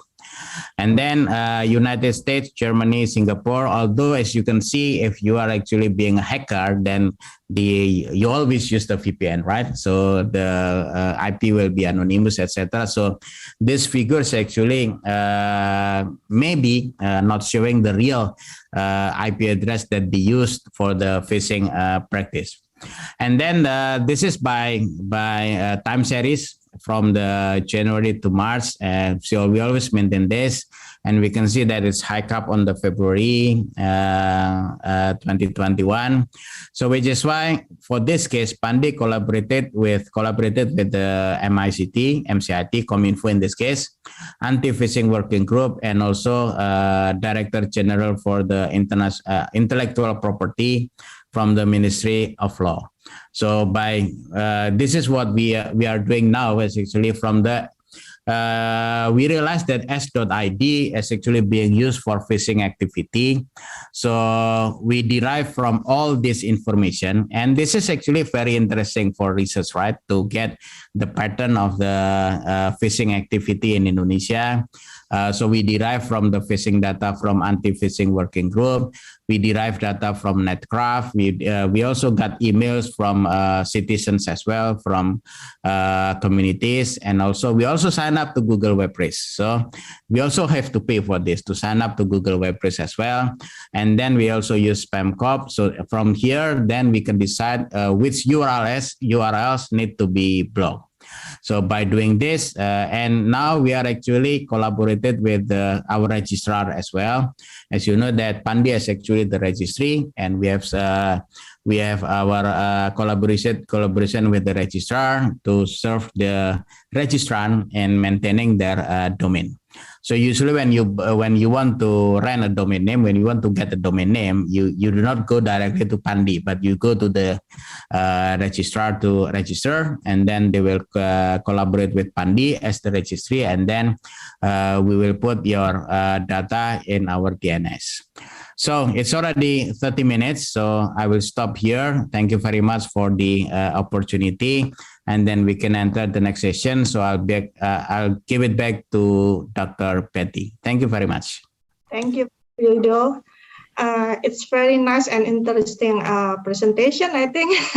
And there is 2 questions, one raised hand and one in note. But I want to ask first, is it okay? Oh, no problem, no problem. Okay. Okay, Prof. Yudo, as you mentioned before, I want to know your opinion.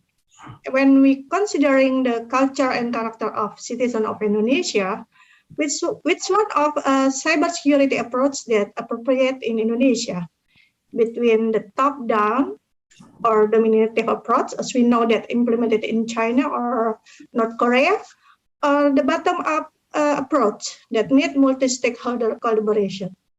Thank you. Okay, thank you. So, in my opinion, dealing with Indonesian people, we need to do a hybrid approach. Okay, I will use an example when we have things what we how to have what's the name of in English? It's not a sleeping police, right? So. If we just have a sign, say, please slow down. It is actually like a top-down mechanism, right? Written by the head of agency, or in this case, by the head of community. It won't give an impact in for our people if we do not come up with or if we do not build the architecture as well. So by having an architecture to slow them down directly, then the behavior of the people will change. So in this case, why I mentioned about hybrid approach is that still we need to have a regulation. We need to have a policy, even from the ministry or from the National Cyber and Crypto Agency, or even from the head of the agency as well. By having a policy, then we can arrange the behavior of the people that we want to create. But still, dealing with Indonesian people, policy will not be enough. So if we want to, let's say, manage risk by just having a regulation is not enough, then we also need an architecture. We need to have things that we need to have control mechanism like security people or other things that we implement then to reduce the risk that we will face. So that's actually the bottom-up approach. The top-down approach, yes, and then the bottom-up approach also, we also need to use it. However, we also need to realize that people need to be educated to increase their awareness on the information security. So if let's say I'm actually a customer of a bank, it is actually the responsibility of the bank itself to teach me, to educate me on the information security. It is not my responsibility to find knowledge by myself. So I need to be given a clue, or I need to be educated by the bank on how to protect my information or my banking information. And still, they also need to come up with several measures or several controls. As an example, like the maintaining or regulating the length of the password, on how to use password, on, or let's say CAPTCHA, etc., or two-factor authentication. Those are actually just a control to mitigate the risk. So in this case, it is the responsibility of the agency itself. It is the responsibility of us, me as the lecturer, National Cyber and Crypto Agency as the leaders of the cybersecurity in Indonesia, to also educate the people. So by doing that, then the bottom-up approach we also can do, while also we hope that the government, MCIT, National Cyber and Crypto Agency, to also regulate the information security in Indonesia. Okay. Which one that you prefer first to be implemented? The top-down or bottom-up? Or Okay. you have to choose parallel? Now, in this case, I will always align with the risk appetite of the leader. So if the leader is actually somebody who really like to sign a policy, then we need to come up with top-down first. But we also, sometimes we also have a leader, which is actually, let's go action. Enough with the regulation. Then by doing, if we have a leader like that, then we can go bottom up. But at the end, it's going to be hybrid. Okay, because if you are doing top down, then after you're doing for some time, then you realize that, come on, culture of the people will also need to be developed, right? And then if you just go bottom up, okay, culture, education also is important, but then, oh, come on, there is no regulation, then it won't work. So it has to be hybrid, top down and also bottom up, in my opinion. Okay. Okay, thank you, Prof. Yudo. I think there are two attendees that raise hand. Mr. Ari, you can ask Prof. Yudo directly. Please open your microphone.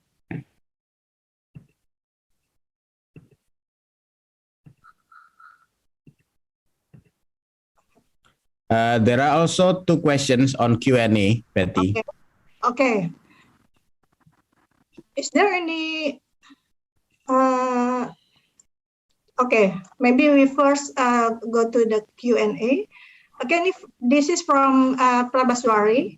Prof, please share your views on how to build a public-private partnership to take joint efforts in dealing with and preventing cybercrime via social media, since Indonesia is known to be one of the largest social media users in the world. Please, Prof. Yudo. Okay, thank you. At the end, government cannot do it by themselves. So they will need us, lecturers, professors, and also technical communities, which is why if we know ICANN is actually the organization who manages the internet in the world, always use what we call a multi-stakeholder approach. So even in Pandi, the .id registry, we're also following the multi-stakeholder approach, because there are 3 representatives in Pandi. So from the academics, and then also from the governments, and also from the technical communities. Now those groups need to work together doing something. So in this case, to answer Prabaswari question, on the public-private partnership, there are lots of opportunity to collaborate with, even with the government and also the technical communities. So I will take first the example from the government. There are so many research or initiative conducted by the MCIT, even by the National and Cyber and Crypto Agency, in doing research in information security or doing collaboration on the cyber security. Now the question is that how can we be recognized by them, and also how to know somebody to be contacted. But if National Cyber and Crypto Agency and also MCIT, they have lots of program on increasing the digital cybersecurity knowledge. So one great example is actually from the MCIT. They have a program on digital talent scholarship. And cybersecurity is actually one of the modules that are being taught in that program. And they also collaborate with so many universities. So it is our part. This is an opportunity for us to be part of that, to reduce the gap for the cybersecurity digital talent in Indonesia. That's from the government side. And also from the MCIT, they also give scholarship for the master program. Each year around 60 scholarships available on master program, and also collaborated with the Universitas Indonesia as well. So regularly, Faculty of Computer Science, Universitas Indonesia, we get students from the government agencies. So that's also part of the public-private partnership. Other than that, technical communities like Pandi, we receive so many revenues from the domain. Those are actually coming from communities. So it is also our responsibility to give it back to communities. So if you have any program or any initiative on the cybersecurity, feel free to send your proposal to us. Obviously, we will assess that, and then we can have a collaboration. Like today, we have a collaboration with Ono Purbo. You must know him, it's a very well-known expert on cybersecurity as well. So we also have what we call Pandi Institute, and we regularly invited many experts to speak in that program. So it is just, if you want to do it, then there are so many opportunities. Social media or not, it's just actually a platform. It is just actually media.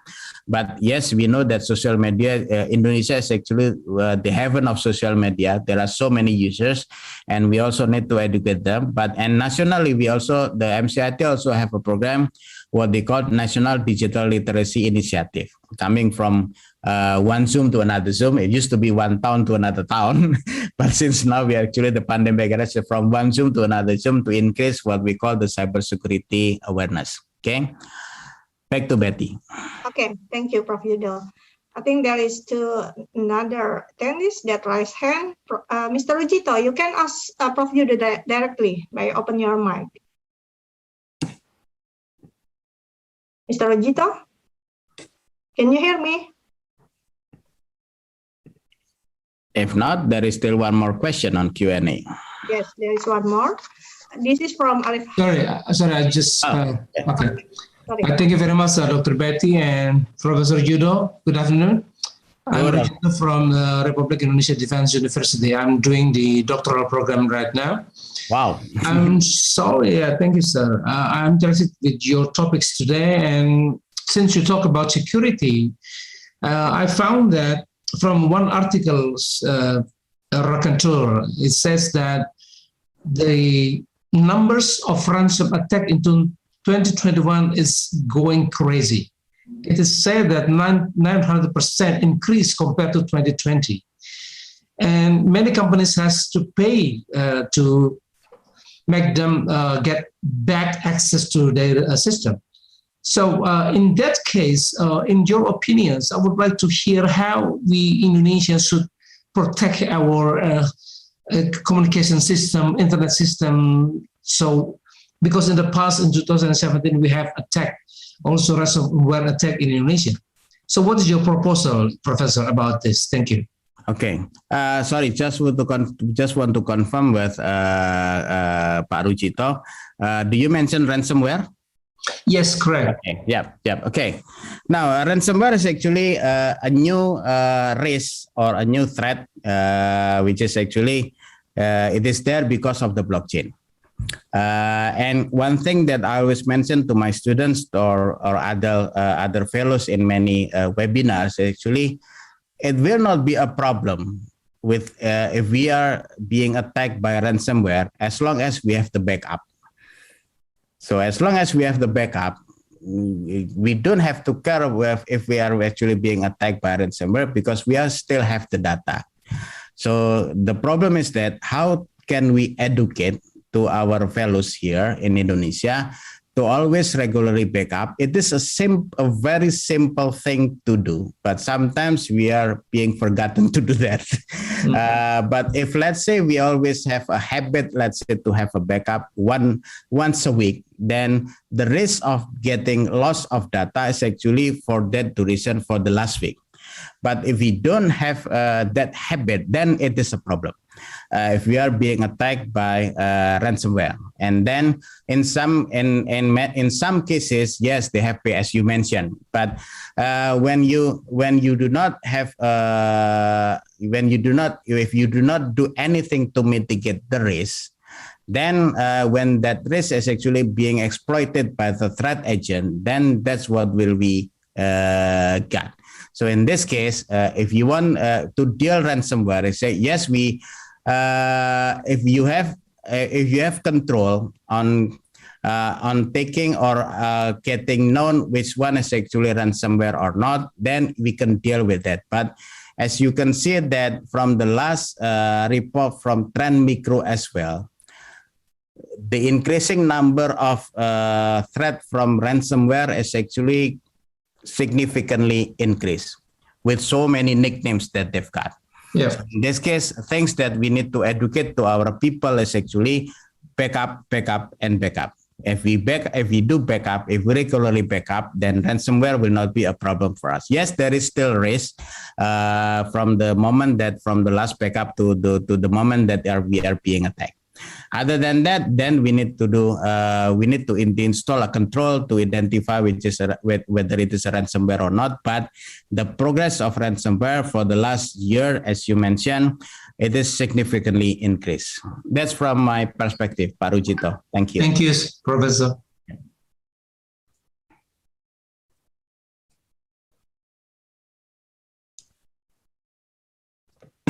Still muted, Betty. I'm sorry. Okay. There is two questions in Q&A, but I think I will read the first one. Dear Prof. Yudo, is there any consideration when choosing NCSI instead of other cybersecurity in this as our reference? Okay, please. Okay, there are so many frameworks, or there are so many indicators that we can choose. If we follow the National Cyber and Crypto Agency, they also have developed what they call Index KAMI. KAMI stands for Keamanan Informasi, or in this case, is actually Information Security. Now, KAMI Index is actually a subset of the ISO 27001. And regulation from the National Crypto and Cyber and Crypto Agency also mandated that all government agencies in Indonesia must have a certification on SNI ISO 27001, which is why when I got mandate from the member of Pandi to be the chairman of Pandi in 2019. That is actually our first. That's one of the first thing that we did to get certified on the ISO 27001, other than ISO 9001 as well for the quality management. Okay. So there are so many indicators, but there are always good and bad side of all those indicators. ISO 27001, which is actually being referred by the National Cyber and Crypto Agency, we can see that ISO 27001 is actually really flexible, depends on the statement of applicability. So there is a room or an opportunity to make the framework suitable to the condition of the agency. While the Global Cybersecurity Index, which because it is being published by the ITU, it is more recognized than compared to NCSI. NCSI actually developed by a research group in Estonia. And at the end, actually, the quality of its indicators actually depends on the how they can get the information from each country.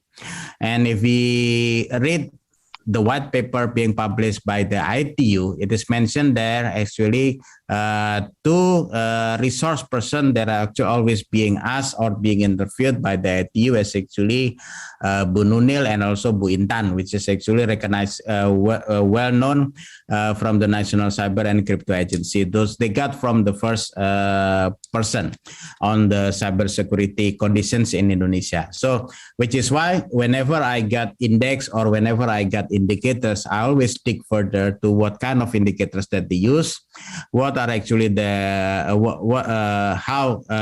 methodologies as well, and who are actually persons actually being interviewed by them. But obviously there are so many indicators around the world, but there are always many things that we can learn. So GCI did not mention about the police and military aspect, while the NCSI also mentioned about the police and military aspect. Now, the question is whether we want to open that information to them or not, right? I'm sure that our friends from police and army, they must have something on the cybersecurity, but not all things can be open, right, on the cybersecurity issue. That's for Pak Arif Hakim. Back to Betty. Okay, thank you, Prof. Yudo. There is another one, raise hand. Mr. Hassan, you can ask Professor Yudo directly. Please Hassan, open your mic. yeah, Hassan also typed his question on Q&A. Oh, sorry. Okay. Thanks for insight on the subject. My question is that in Indonesia, we see people using social media for transmitting all sorts of information, even sensitive and official correspondence is shared via WhatsApp. This can create a major breach in information security. And then his question is, what is your view about this? And is there any awareness being built in this regard that is educating people about the grave repercussion of such practice? Okay. Okay, thank you. So, yes, correct that we see people using social media for transmitting all sorts of information. But if we want to be frankly to ourselves, not all of those information are actually categorized, classified. So as long as we doing a conversation which is actually not in category classified or very secret, top secret, and so on, then it is always okay to communicate even using Gmail or even using Yahoo or other public platform as well. But in the case that it is classified as top secret and so on, then we always need to do what we call encryption. And there are so many things, so many tools that we can use if we want to do encryption. HTTPS is actually one of the example. But if you want to go further than that, then we can use the public key infrastructure as well. So do we have to use always PKI for everything that we communicate? Obviously, no. Okay. So we need to be able to classify the data, which is why currently MCIT, Kominfo currently being drafting regulation on the data classification based on risk profile as mandated by government regulation PSTE number 71 2019. So it is mandated there that the MCIT need to have a minister decree on the data classification, and I'm currently with my team, of course, being part of the legal drafter for that regulation. Now, once you have data classification, if the data or information is actually being classified as top secret or limited, then we need to use some measures, we need to use some mitigation, we need to use some control to ensure the confidentiality of the information. If it is open, or even if, let's say, somebody else know what you are actually being taught and it is okay, then we do not need to worry about all those things, because you do not need to use an encryption. If it is something that is actually okay for others to know about the information, but if it is a secret, then you need to use the encryption. How do you do it? There are so many things that you can use, PKI or a simple inscription and other things. Back to Betty. Okay, thank you, Prof. Yudo. There is one more question from Pak Baswari. What is your opinion about encryption law that has been launched by Australia last year, which regulates that technology or social media companies should open their encryption for the sake of law enforcement? Do you think this kind of law can be implemented in Indonesia? I always agree in the name of the law enforcement. Okay, so it is the right of the digital platform provider. If it is related to the law enforcement, then they need to open up their information to the government or to the in this case law practitioners. So even Pandi also support this as well. So you know that nowadays, if you want to check the ownership of the domain by using Whois, if you use Pandi Whois, then you can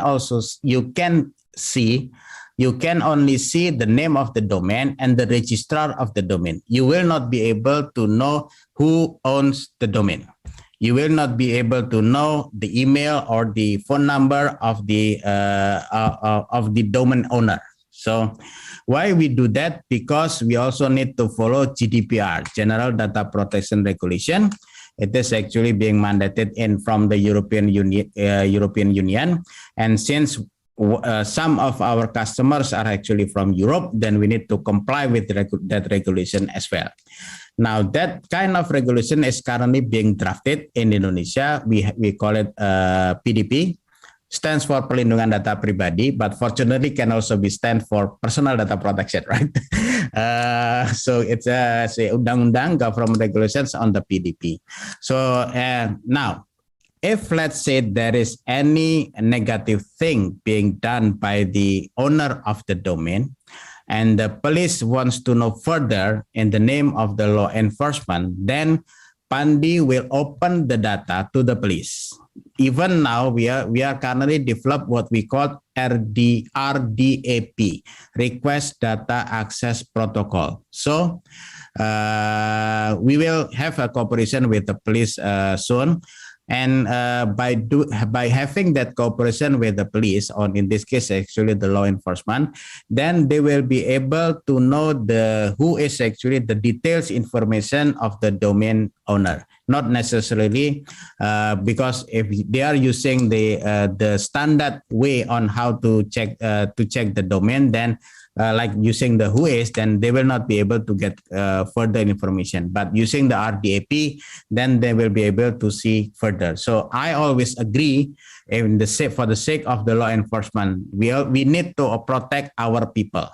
So if there is any negative thing that they're being done by the digital platform provider, as now you can see, pinjol everywhere is actually being targeted as well because they are actually giving a negative impact to the people, then we need to do something.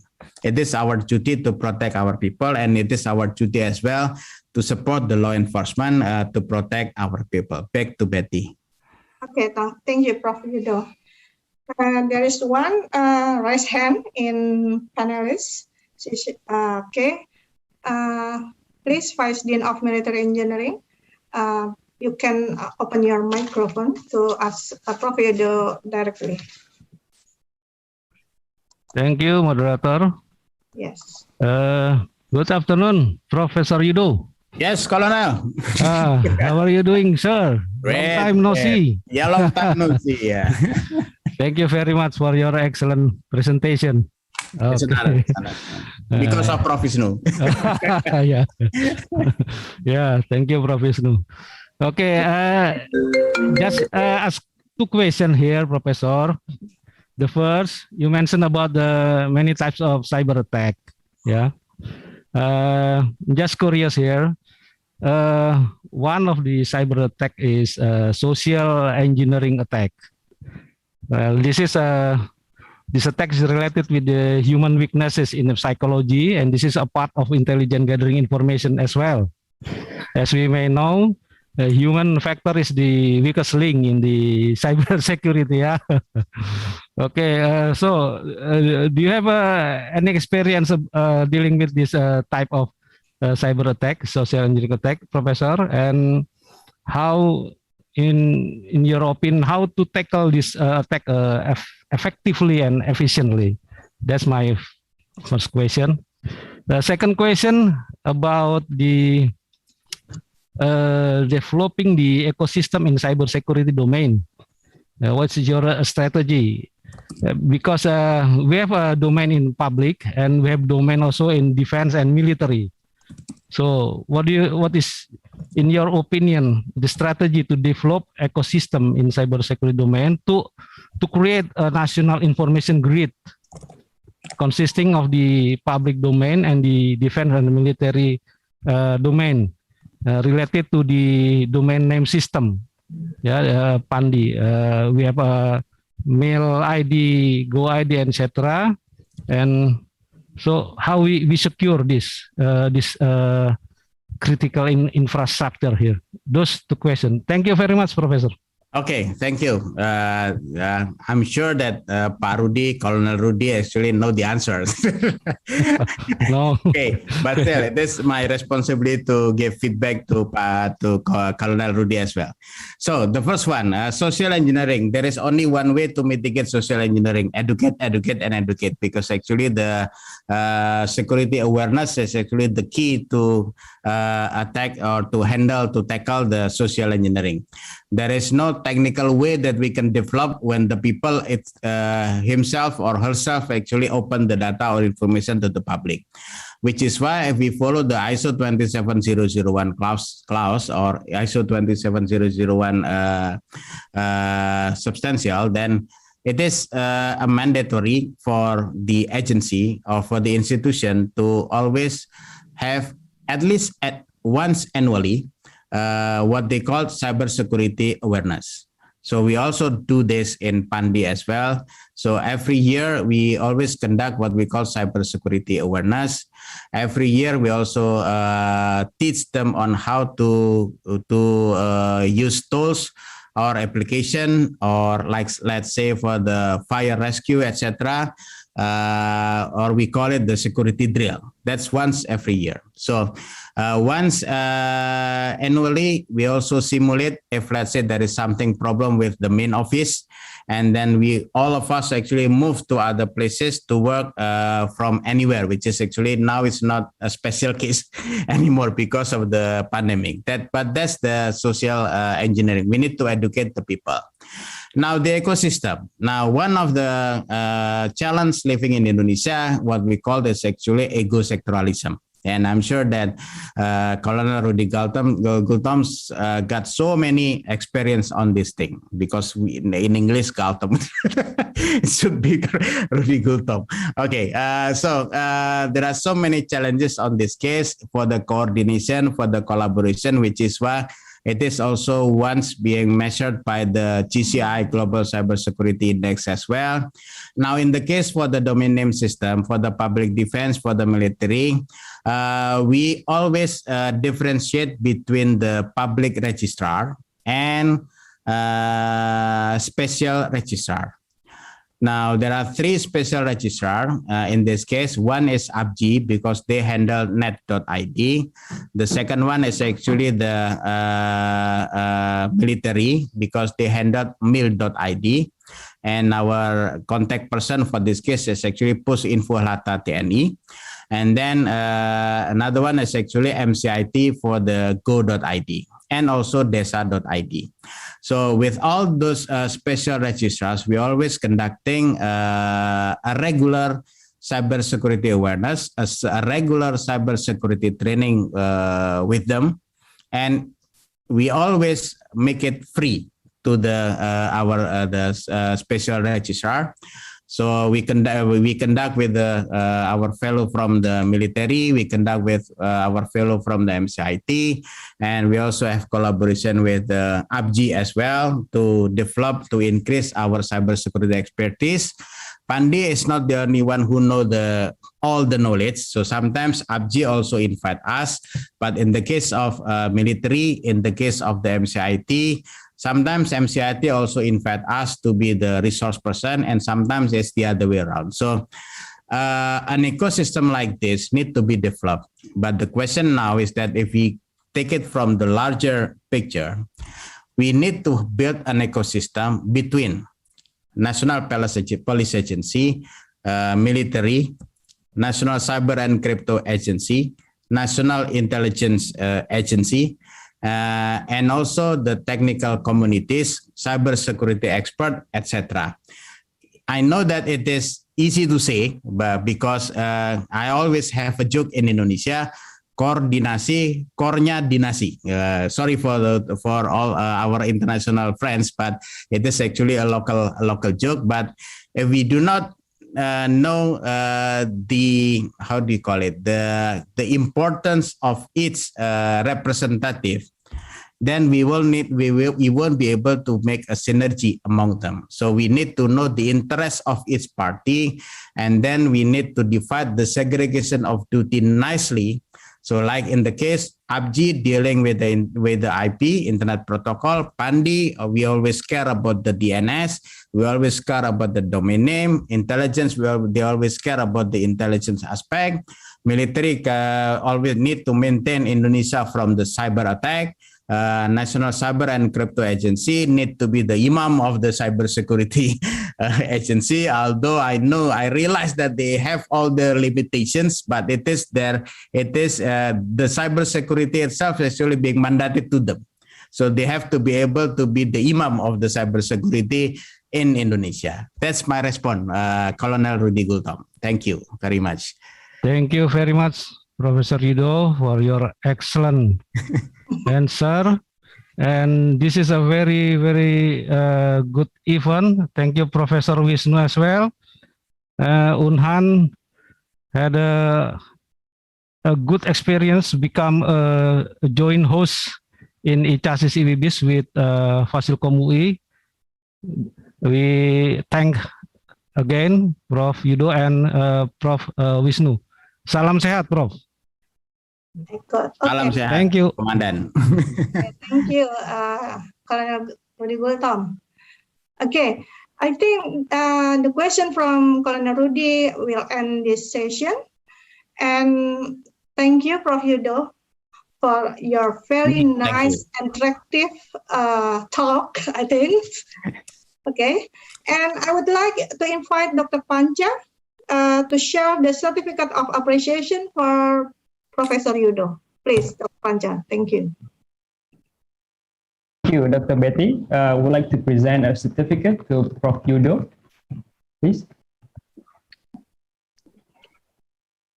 Wow, thank you very much. I have already captured the screen. Okay. Thank you, Prof. Yudo. Okay, thank you. Thank you. Yeah, You're welcome. You're an welcome. overview of the state of cybersecurity in Indonesia, and Dr. Betty for moderating the. Thank you, Betty.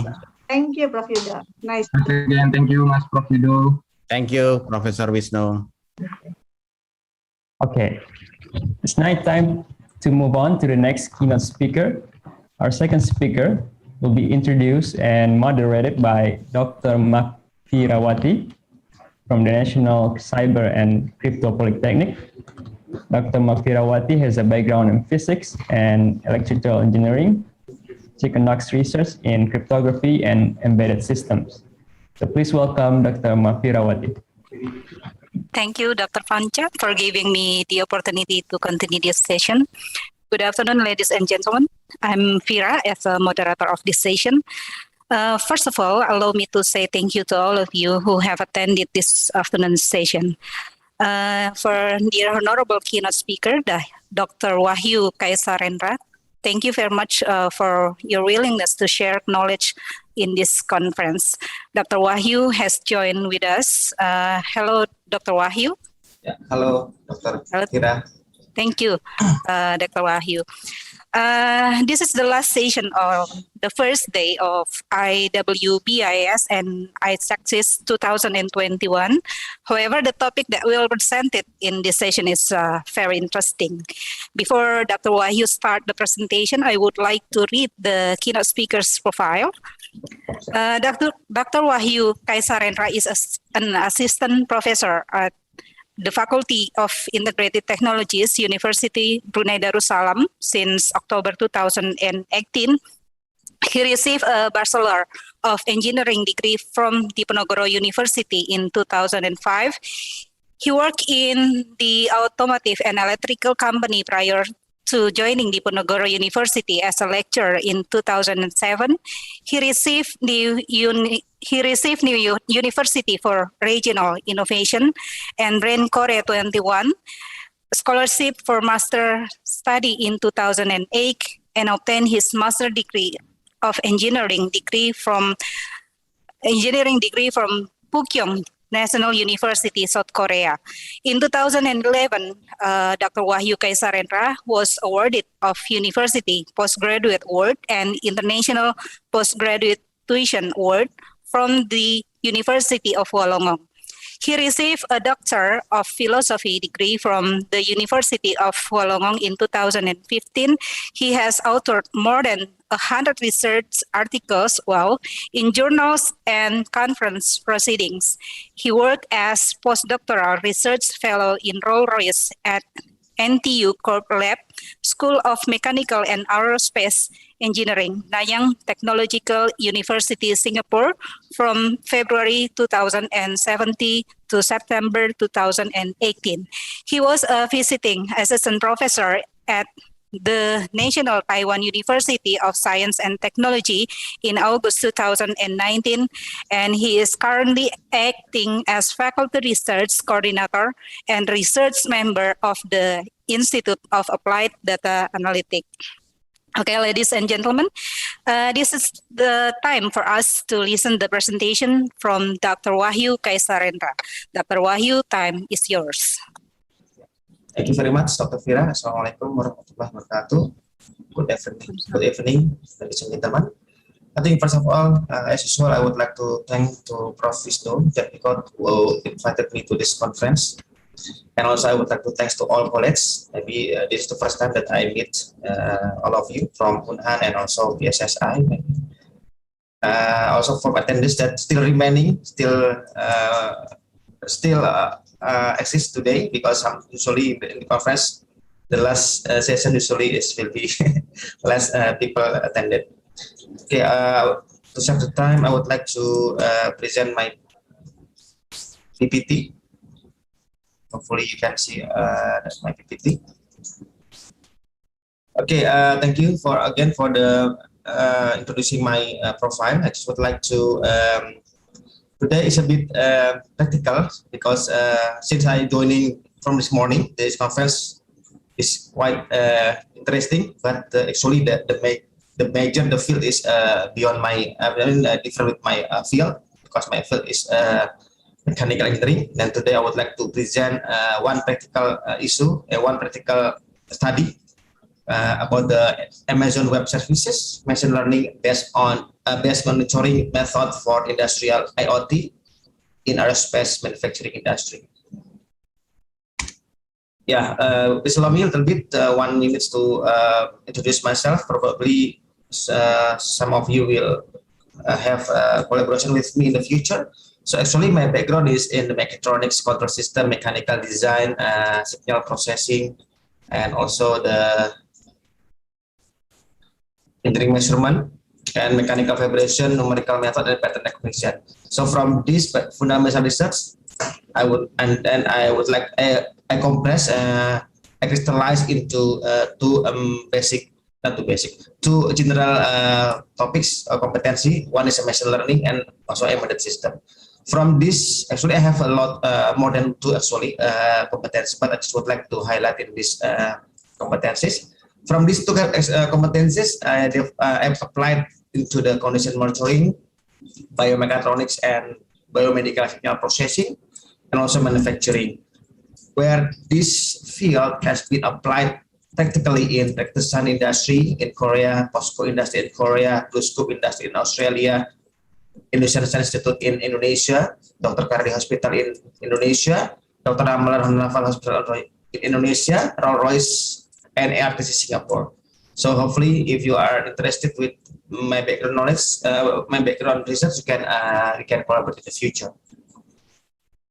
Okay, I also would like, because of my background is mechanical, and Professor Ritnu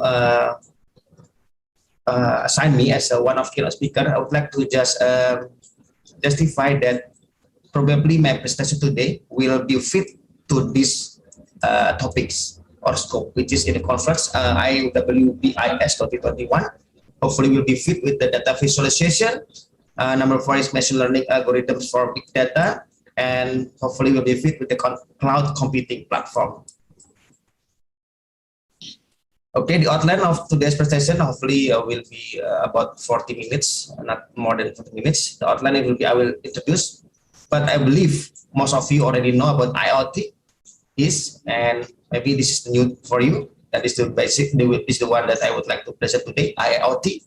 And also, this also I think you have known before, you have heard about this cloud computing before.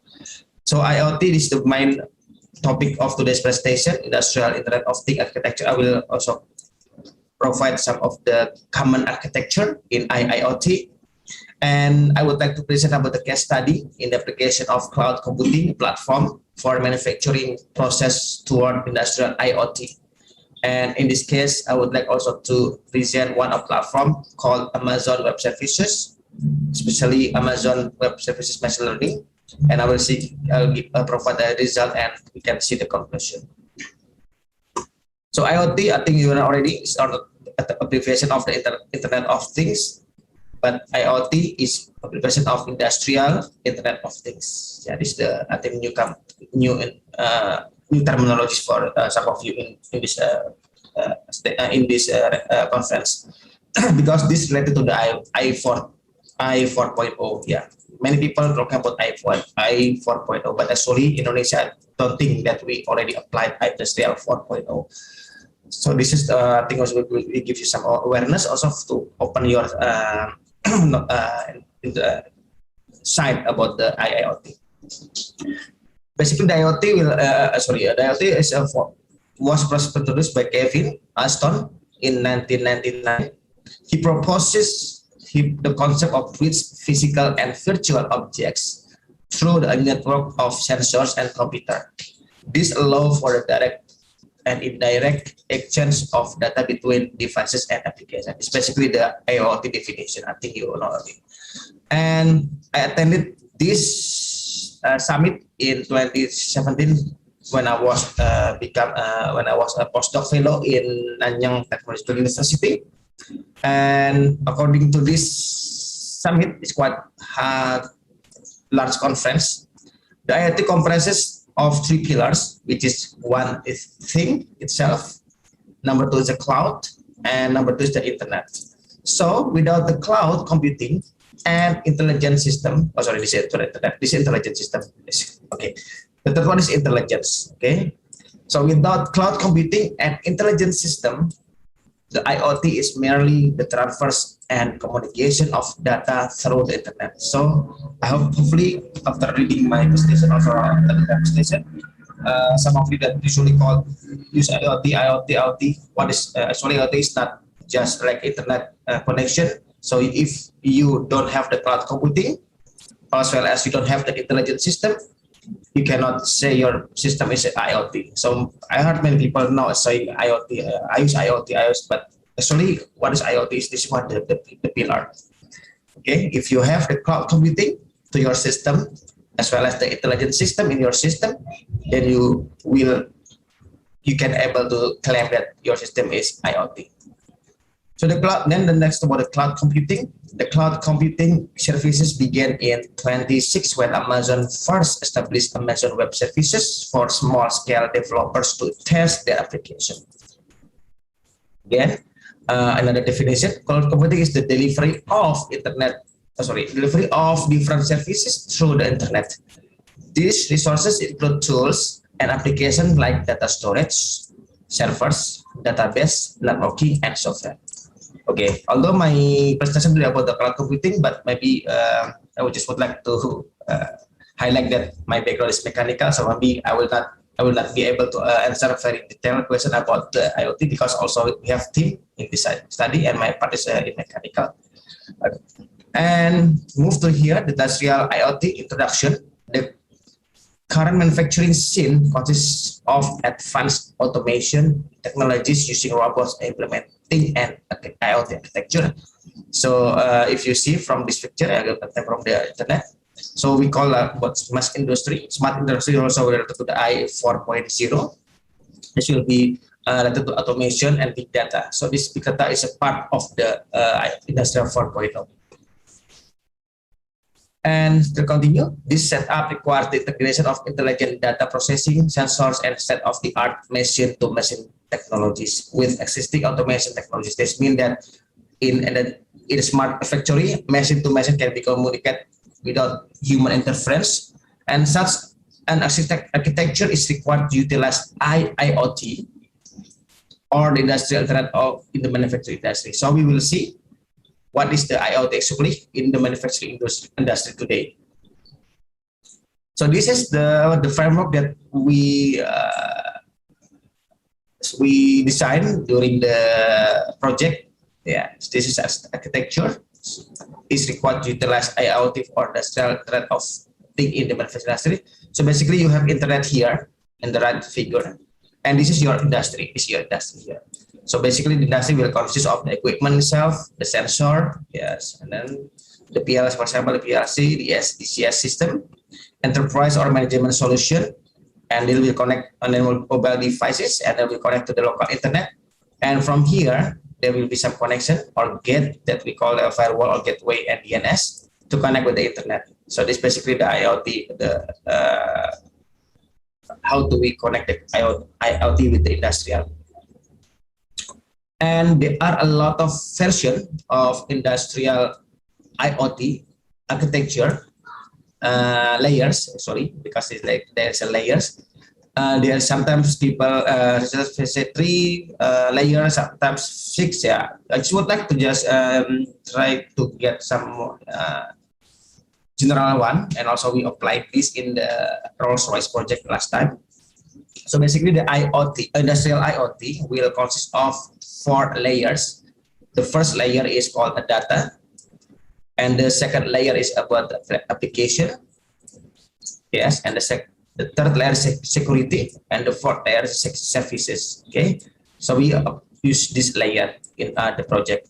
So we can see the detail later on. So the first layer will include the sensors, real-time data. Yeah, we will see. So the first layer we call data layer is the lowest layer. This layer is the data generated from the shop floor. Will not also include not only the sensor, but maybe other information of data. Then the data will consist of the sensor, asset. This is an example of the data, sensor data, of course, asset particulars, and images on information pertaining to the operator. The data acquired from various sources have to be classified with the metadata, and the IoT-enabled asset text will help to acquire information with regards to the asset operation availability. This is the first layer. The second layer is about application. The application layer acts as the medium to access the process-related data. This is the example. Include the active process monitoring, digital dashboard, and dynamic processes. And some of the current manufacturing processes are equipped with process monitoring solution, and this application enable the shop floor operator to indirect monitor the progression of the process. The third layer is called the security layer. The industrial IoT network comprises of sensor, yes, industrial control, embedded system, and other components used for automation. However, acquiring big data also manifests a big data management problem. Then we need to security system. So ensure the safety of data by keeping an account. So we need to security system. And to continue, additional effort must be taken to assess exposure of these devices and how the input and output can be mapped, because big data will be linked with the input output. Password protected access to all instruments has to be in place as a basic layer of security. I think this topic is related to the professor. The previous presenter, kira speaker before, yeah, I think about the best security research. And any potential threats to the data being compromised arise from inconsistency and system vulnerabilities. This is the example of security. There is no gateway and firewalls, IoT custom gateway, and data encryption. And yeah, this is the data actually. If you have a data, you have to convert to the metadata, and you need to maybe have the third parties because it's not your field. For example, maybe your field, but not my field. So I need to maybe hire one platform or maybe people expert in this area to secure our data, and then we can be published to the internet. The fourth layer is about the service layer. This is basically just to inform. I just would like to skip, get maybe later on because I have already shared my PPT to the committee. So basically, the service layer is the top layers, that inform the people to act as a decision maker. From the first layer, second, third, they have information about data analytics, data analysis, everything, information. Then the service layer will inform to the network as well, the people, productivity, also to actually the most important thing is to the top management level. So this is basically the service layer. Also maybe the college also that related to the manufacturing activities, maybe, yeah. And I would like now to present the application of cloud computing platform for manufacturing process. A case study I will take from this study, Amazon Web Services Machine Learning, we call EML. example of debugging data application. We will see what's debugging data application. So this is the Trend 700 engine for Airbus A330. Probably you have flight with this kind of airplane before. This engine has this part basically. There are a lot of parts actually, about 1 million. But I just would like to show the background, the general part, the big parts. And number one, number two, here is my project last time. This is the post hole for the combustion engine. Combustion is here, and then is the fan blade that give also, if it's rotating, they will give thrust to the airplane to push to make the thrust on the airplane. So this is my project last time. So the part need to be done by deburring and polishing process is called the abrasive grinding process, used in finishing stages of manufacturing aerospace components to achieve the required surface finish quality within its acceptable tolerance. So we call deburring is for this number one is deburring here, and number two for fan blade is here. Yeah. So I would like to focus on here. Okay, deburring is okay. Before that, yeah, this the example of deburring, and this is the polish. So we have a sensor here, and also the data acquisition devices. So basically, we do some manufacturing system, and we have a sensor. The sensor will go to the DAQ for data processing, as well go to the laptop or sometimes the internet, depends on the devices. And this about this the zoom picture of the experiment. So this is a sensor. This sensor is called the accelerometer, and the sensor has a 3 axis here. It's been the X, Y, and Z axis. And usually the manual procedure is after we do the manufacturing process, we will measure we call the chamfer length. Chamfer length is one parameter or one quantity in the manufacturing activity, and then we're using the handheld. And this measurement is takes time, sometimes very takes time, and also depends to the operator. One operator will give different reading. So we would like to replace the manual here, the manual measurement, to the IoT and also the cloud computing platform. Okay.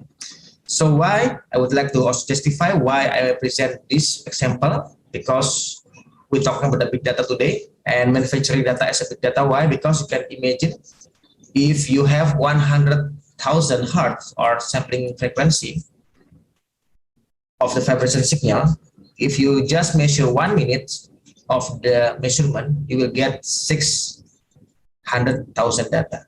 It's only 1 minute, but usually it's not 1 minute. It's more than maybe 10 or above 10 minutes. And if you have 10 minutes, it will be 6 million data. So this is very big data. So how do you deal with this data? And also not only one part, there are a lot of parts, maybe 100 parts or maybe 1,000 parts. So this is called the big data. So the objective of the study is to understand the AML functionalities, publication feature selection for the debugging process, build the machine learning model, build the machine learning prediction application, web-based design for data visualization, database creation for data storage and access, and integrating the machine learning application, database, and the design web-based. So this is the prediction system architecture using the AML. So this is the raw signal. The primary signal is here. So we transform the raw signal into the feature data first, and then we put in the database.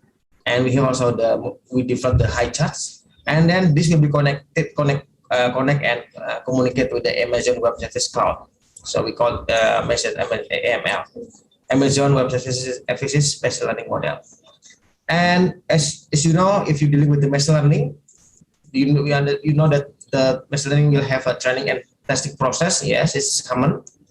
And in the training process, user needs to specify the following: the input training data source, the data attributed context, the target variable, data transformation instruction CCP. This is about EML, yeah, and the training parameters required to control the learning algorithm. This is about the AML. Okay. So in here again, I just would like to make it more detailed. So we have data sets here, which is vibration signal.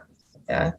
So vibration signal we have to transform to the feature extraction first. If you know about machine learning, I think you also know about features. And this feature will go to the Amazon cloud from this to here. Amazon Web Service Cloud will include Amazon S3 database. Yeah. So we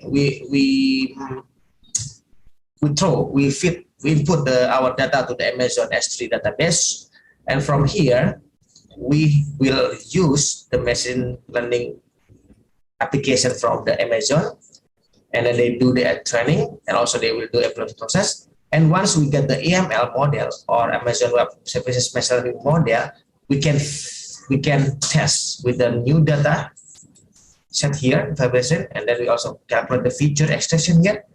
And the feature can be fit to the ML vibration, and then they will give us the prediction. All of this is done in the cloud. So this one is cloud. So this one is our PC.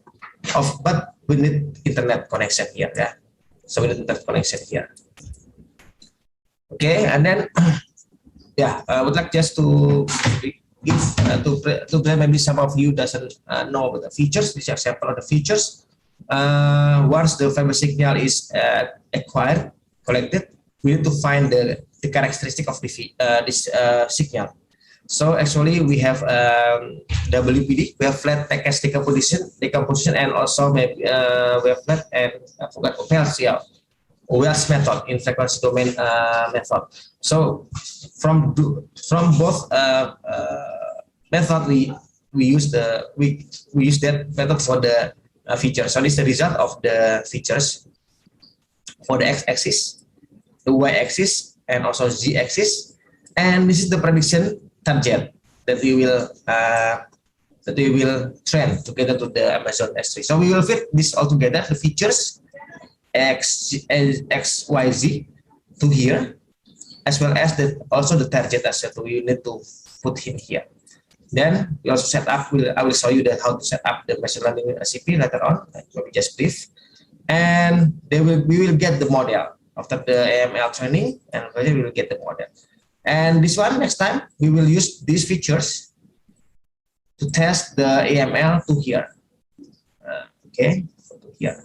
But actually, we did not give the target or the result. We will keep this one just for validation. This is not included. Only the features. The features come in here to test the model, and the model will predict, and we will see the prediction result, and we will compare with this one. I will demo later on. Okay. Okay, this is the data. The first machine learning platform in the AWS is the input data. Yeah, this is input data. So actual data can be binary, can be categorical, and also can be numeric. So this is the input data that we have seen before, the previous slide. And we call the data and testing data. And the second is a machine learning model setting. We can select what method you would like to have in the machine learning, Amazon machine learning, EML.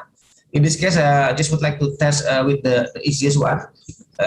We call the data-driven machine learning. And you can also, and then you have to do some setup. And after this setup, you will see the recipe. Now this is your data already inside.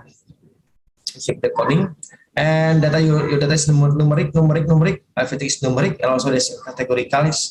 And then I did not show this one. Actually, we will see the result as at the last page.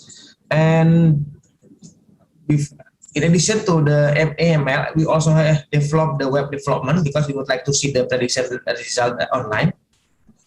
And also we have a database creation also using this one using iCharts, and this is using the MySQL.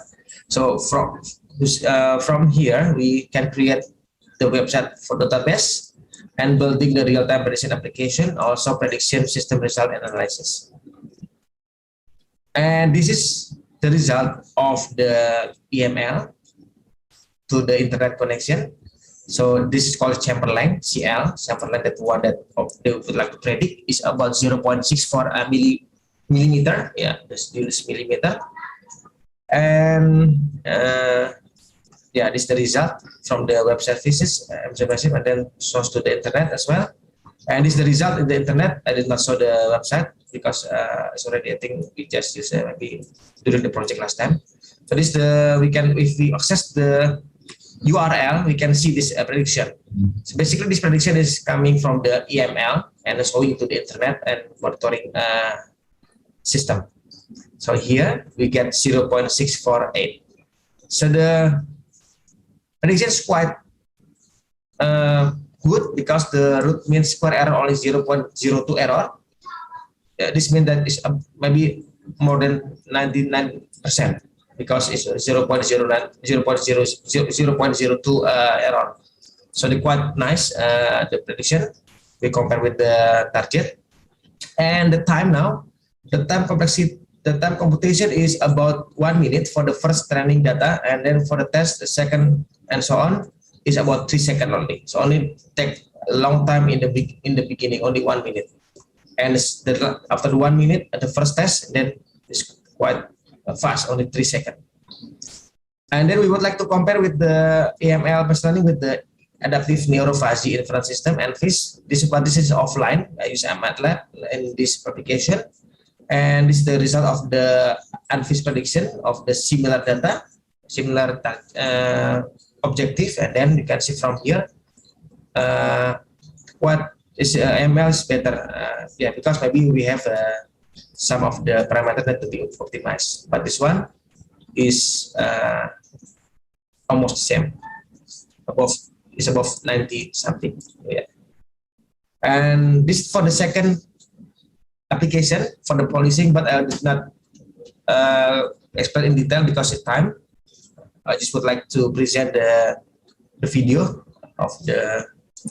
Yeah.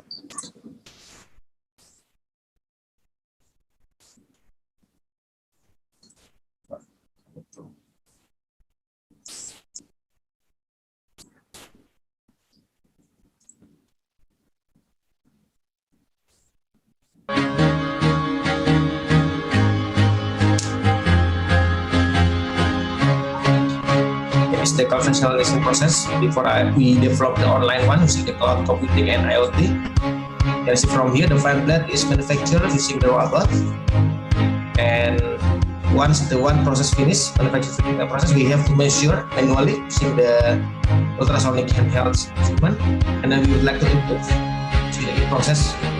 You can see from here above is the platform is IoT. That everything will be analyzed online, and then you can see the result. The chamfer is here, the 7 point something. Yeah. Oh, sorry, this one not chamfer line. This one is a thickness, different object. Yeah, sorry, okay, this one is the thickness for the policing. We would like to predict the thickness, not the chamfer line, different. Okay. Yes.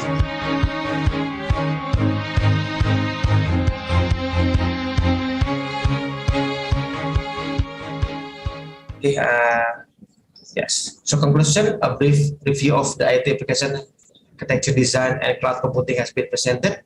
The review is followed by the preliminary application of EML for the indirect monitoring of the surface finishing process for manufacturing industry, and successfully created an indirect real-time prediction system using Amazon Web Services machine learning.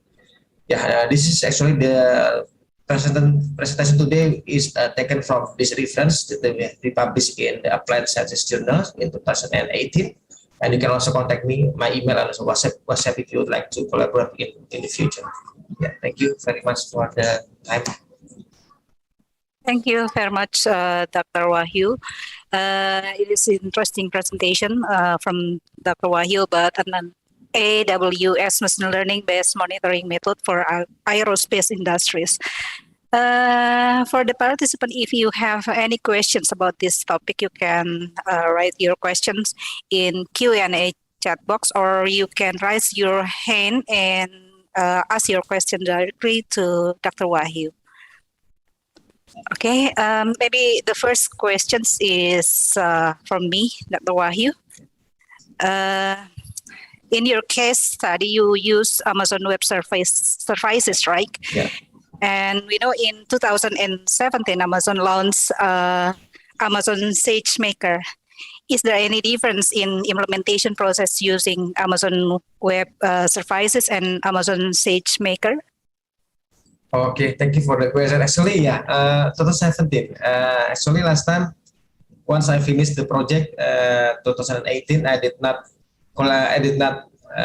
continue how to learn about the Amazon Web Services because it's quite expensive from my opinion.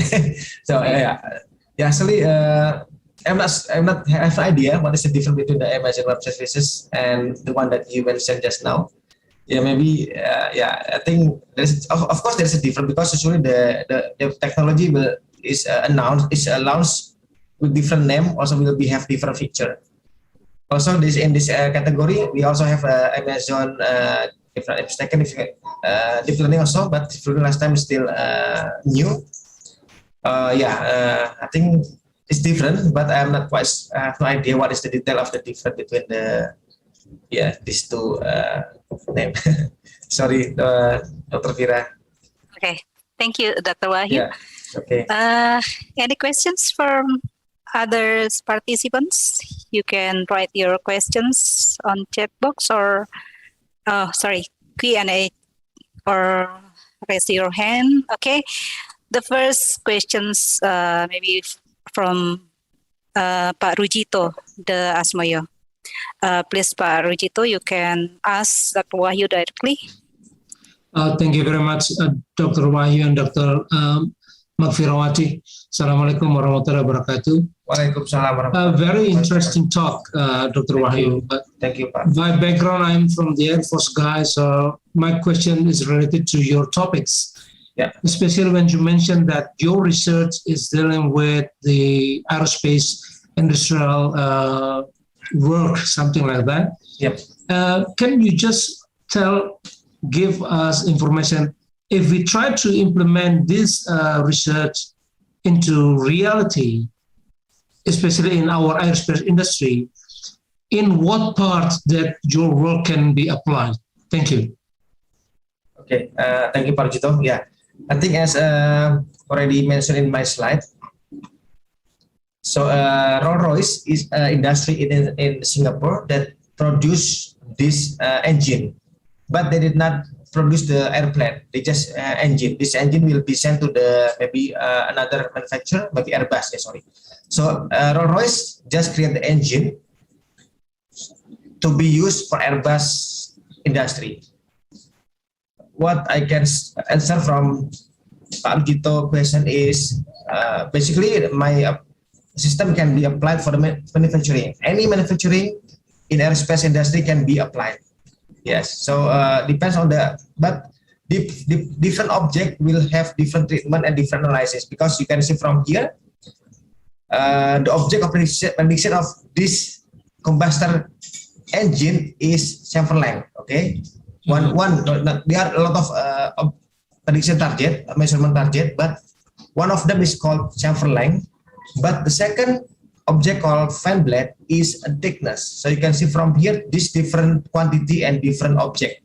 So basically the system can be used for all manufacturing, but if we use different object, we have to adapt what kind of signal, what kind of sensor we will use, what kind of sensor will be obtained, and how to analyze the signal, and also how to target the quality. That's the thing that I think I can answer the question. Thank you, Pak Rujito.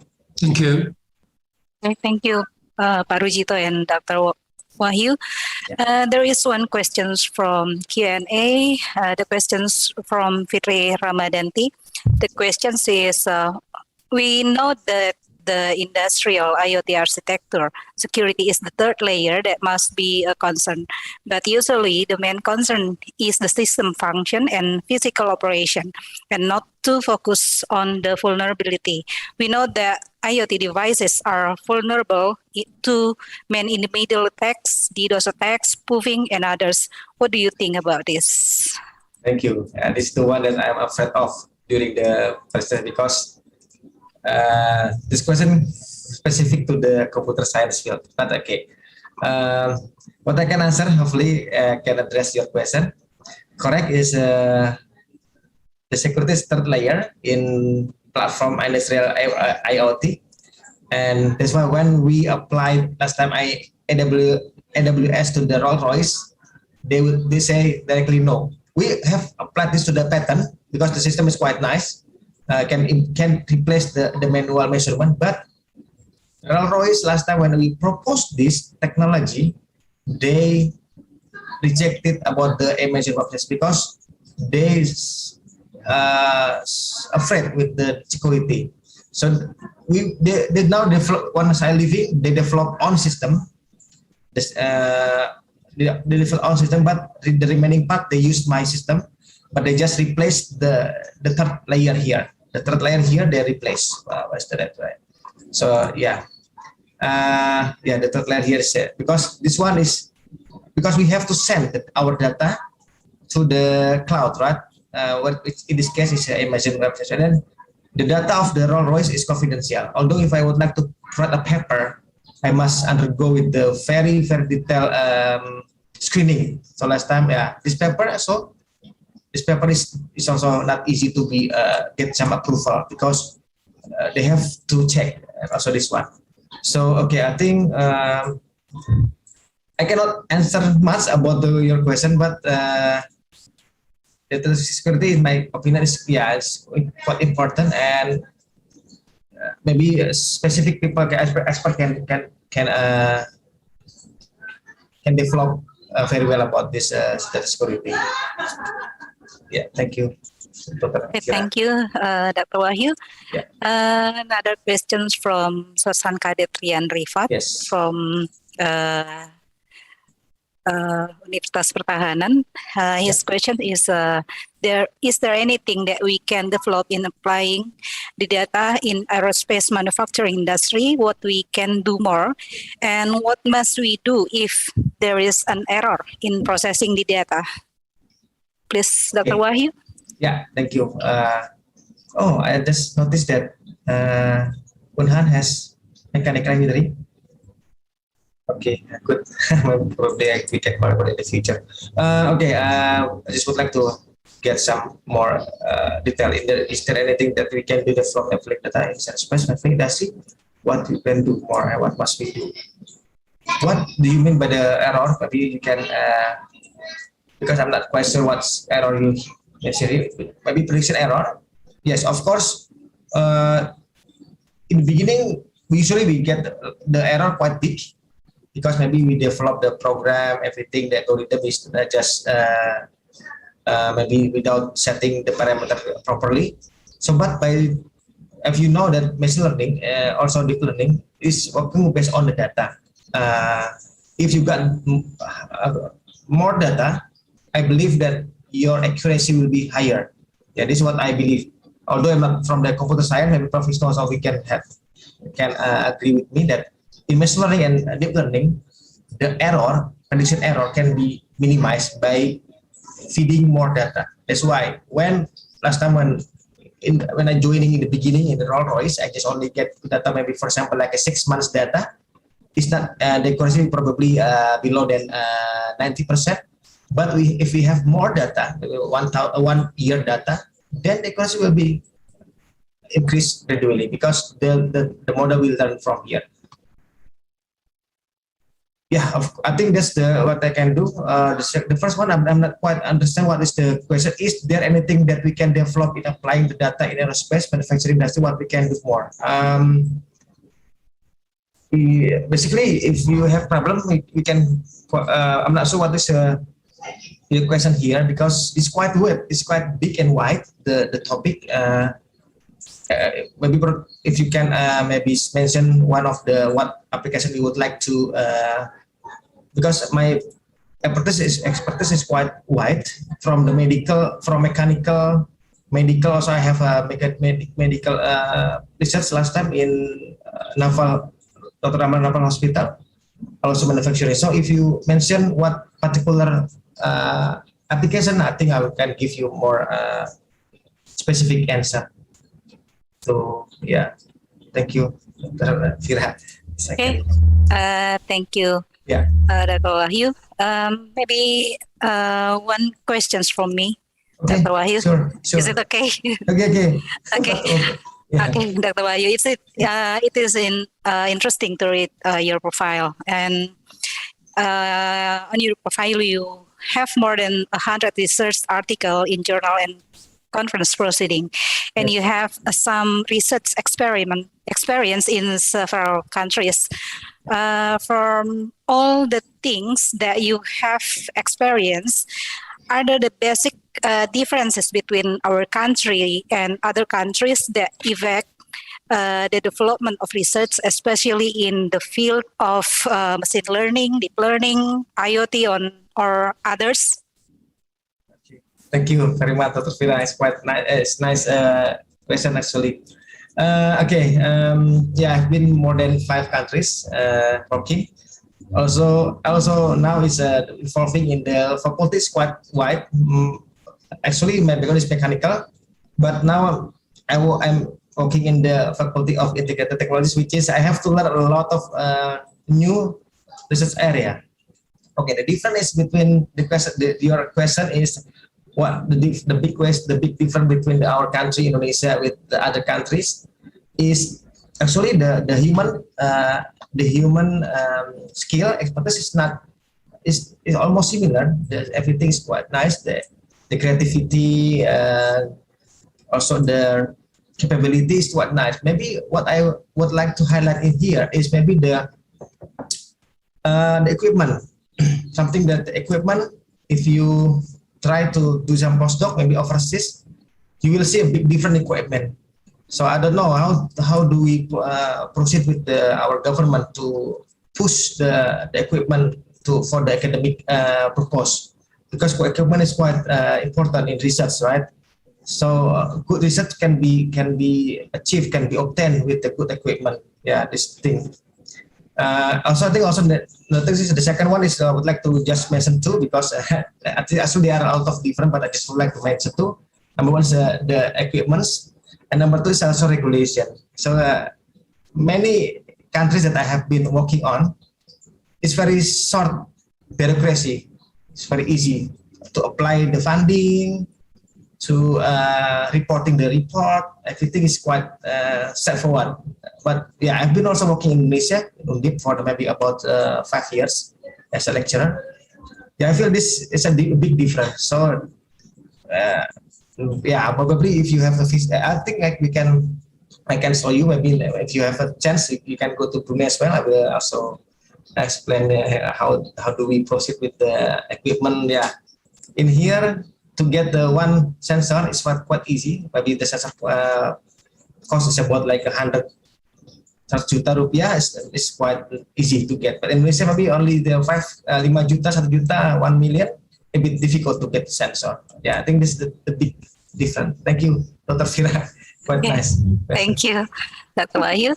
Another questions from Prabaswari. In case of enormous increased usage in IoT, how we anticipate the need of big data storage as well as its security? Do you think cloud is still the best solution? Yeah, thank you. Thank you. Actually, there are two ways regarding the cloud computing and the big data storage. Number one is you can use the available platform. There are a lot of platforms. Google, I think I have a Google data storage, Amazon. And the second way is you can develop your own data storage. But there are plus and minus. Correct. So if we use the available platform, that's what the security is a question. Yeah, you need to. But usually based on my experience dealing with Amazon, they are very. They provide like copyright everything. They have documentation. So like which one is confidential. Although we are afraid of the security, but actually the big company like Amazon is already have a very good how to say the regulation about this. So if you can try, maybe you can just contact one of them and then you just communicate with the they have some very good cooperation and everything. But again, if you also worry about security, better you develop your own cloud or system. That's my and I think the computer science people better than me how to develop this kind of the platform. Thank you, Bu Prabaswari. Thank you, Dr. Wahyu and Bu Prabaswari. Any questions from other participants to Dr. Wahyu? You can ask your questions directly to Dr. Wahyu. You can raise your hand and ask questions to Dr. Wahyu.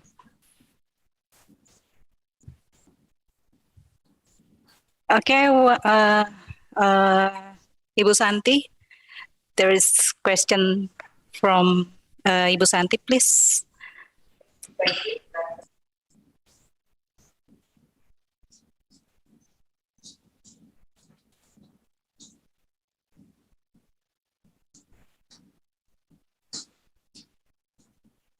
Maybe still mute, Bu Santi.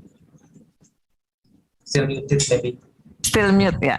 Okay, thank you, Dr. Fira. Good evening, Dr. Wahyu. Good evening, Ibu. Okay, thank you. Let me ask you just one question. I think it's a simple question because actually it's not my core, but I do wonder about what you have already explained to us. According to your experience, I can see that you have a lot of experience in some different country. So my question is, what is the key for certain countries, such as maybe for our country, my country, Indonesia, yes, to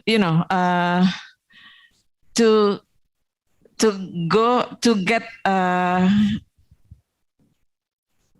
what we call it, to get the right, step to start our industry in Indonesia, especially based on IoT, that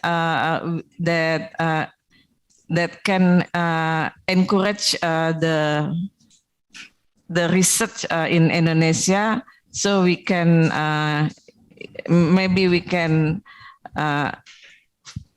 come to the same position with another country that already succeed in this area. Thank you, okay. Dr. Wahyu. Yeah, thank you, Bu Santi. Yeah, it's almost similar with Dr. Fira. Questions comparison is okay, but hopefully I can answer the question. Okay, according to my own experience and opinion, what is the way? What's the method that how we can achieve at least similar level with other countries? And also, I think just compare with the Southeast Asia, Indonesia. I'm not sure the position, but we believe that we agree that maybe Singapore is the and what I see from Singapore is they have a lot of expatriate. Maybe this is the one that shorten the data transfer and knowledge transfer from the expert to the community. Yeah, because they drag a lot of expert from the US, European countries, and then these people directly tutoring and training the people in Singapore. I think this is the one that if we would like to, if Indonesia maybe probably this is based on my personal experience according to my working experience. So also in Singapore and also in Australia, South Korea, now Japan also. When you see the profile of the profile lab, maybe at least there are some of the non-local people there. This non-local people has also in Brunei as well. Brunei, I think UBD, more than 70% of the people, academia here is expatriate. So I think this one method that can be tried in Indonesia, especially in academia, to shorten to make effective the data conference. But I think Professor is already knowledge transfer. Yeah, knowledge transfer. But Professor, I'm joining this from the morning. I saw the figures quite the profile I searched in the Google. They are very very good. Professor Wisnu has a good link actually. So yeah, this is my first conference that maybe Indonesian conference that has a lot of keynote speaker and very good professor provide the presentation here. I think this is the one step already, Dr. Santi. Maybe we can try. I can help you maybe. I also have a lot of. Sometimes my friend asking me, do you have the people in 100 QS ranking university? Yes. What topic? I have. Maybe I can give already. Okay. So I have a lot of network. Thank you. Okay, thank you, Dr. Wahyu. Yeah, maybe in the future we can cooperate together in this area. Thank you. Yeah, you're welcome. Okay, thank you, Bu Santi and Dr. Wahyu. Any questions from other participants? Dr. Fira, Yeah. Yes, the PSSN can invite Dr. Wahyu to come to Indonesia, or maybe during COVID, we can make some corresponding discussion or via Zoom or etc. Because Dr. Wahyu is, I think, he have many topics, isn't it, Dr. Wahyu? Yes. Maybe thank you very much. Yeah, Prof. Anything. Okay. Yeah, you're welcome. That's my opinion. Thank you. Yeah, Thank you, Prof. Wisnu. Pleasure. I think PSSN will invite Dr. Wahyu to discuss about the IoT and implementation. Thank you. Any other questions from other participants? Okay. If there's no other questions, I think this is the end of our discussion. And thank you very much to Dr. Wahyu to share the knowledge and your experience to other participants in this session. Ladies and gentlemen, we have already finished the last session of keynote speaker presentation. And for Dr. Wahyu, there is certificate of appreciation. And thank you for joining this session. And I return to Dr. Pancha. Thank you, Dr. Fira. Thank you, Dr. Wahyu, for an excellent presentation, and would like to present a virtual certificate to Dr. Wahyu.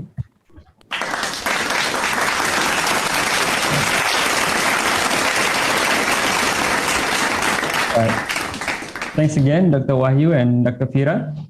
So, ladies and gentlemen, we would like to remind you that tomorrow morning we will have 6 parallel sessions starting from 8 a.m. to 12 p.m. Jakarta time.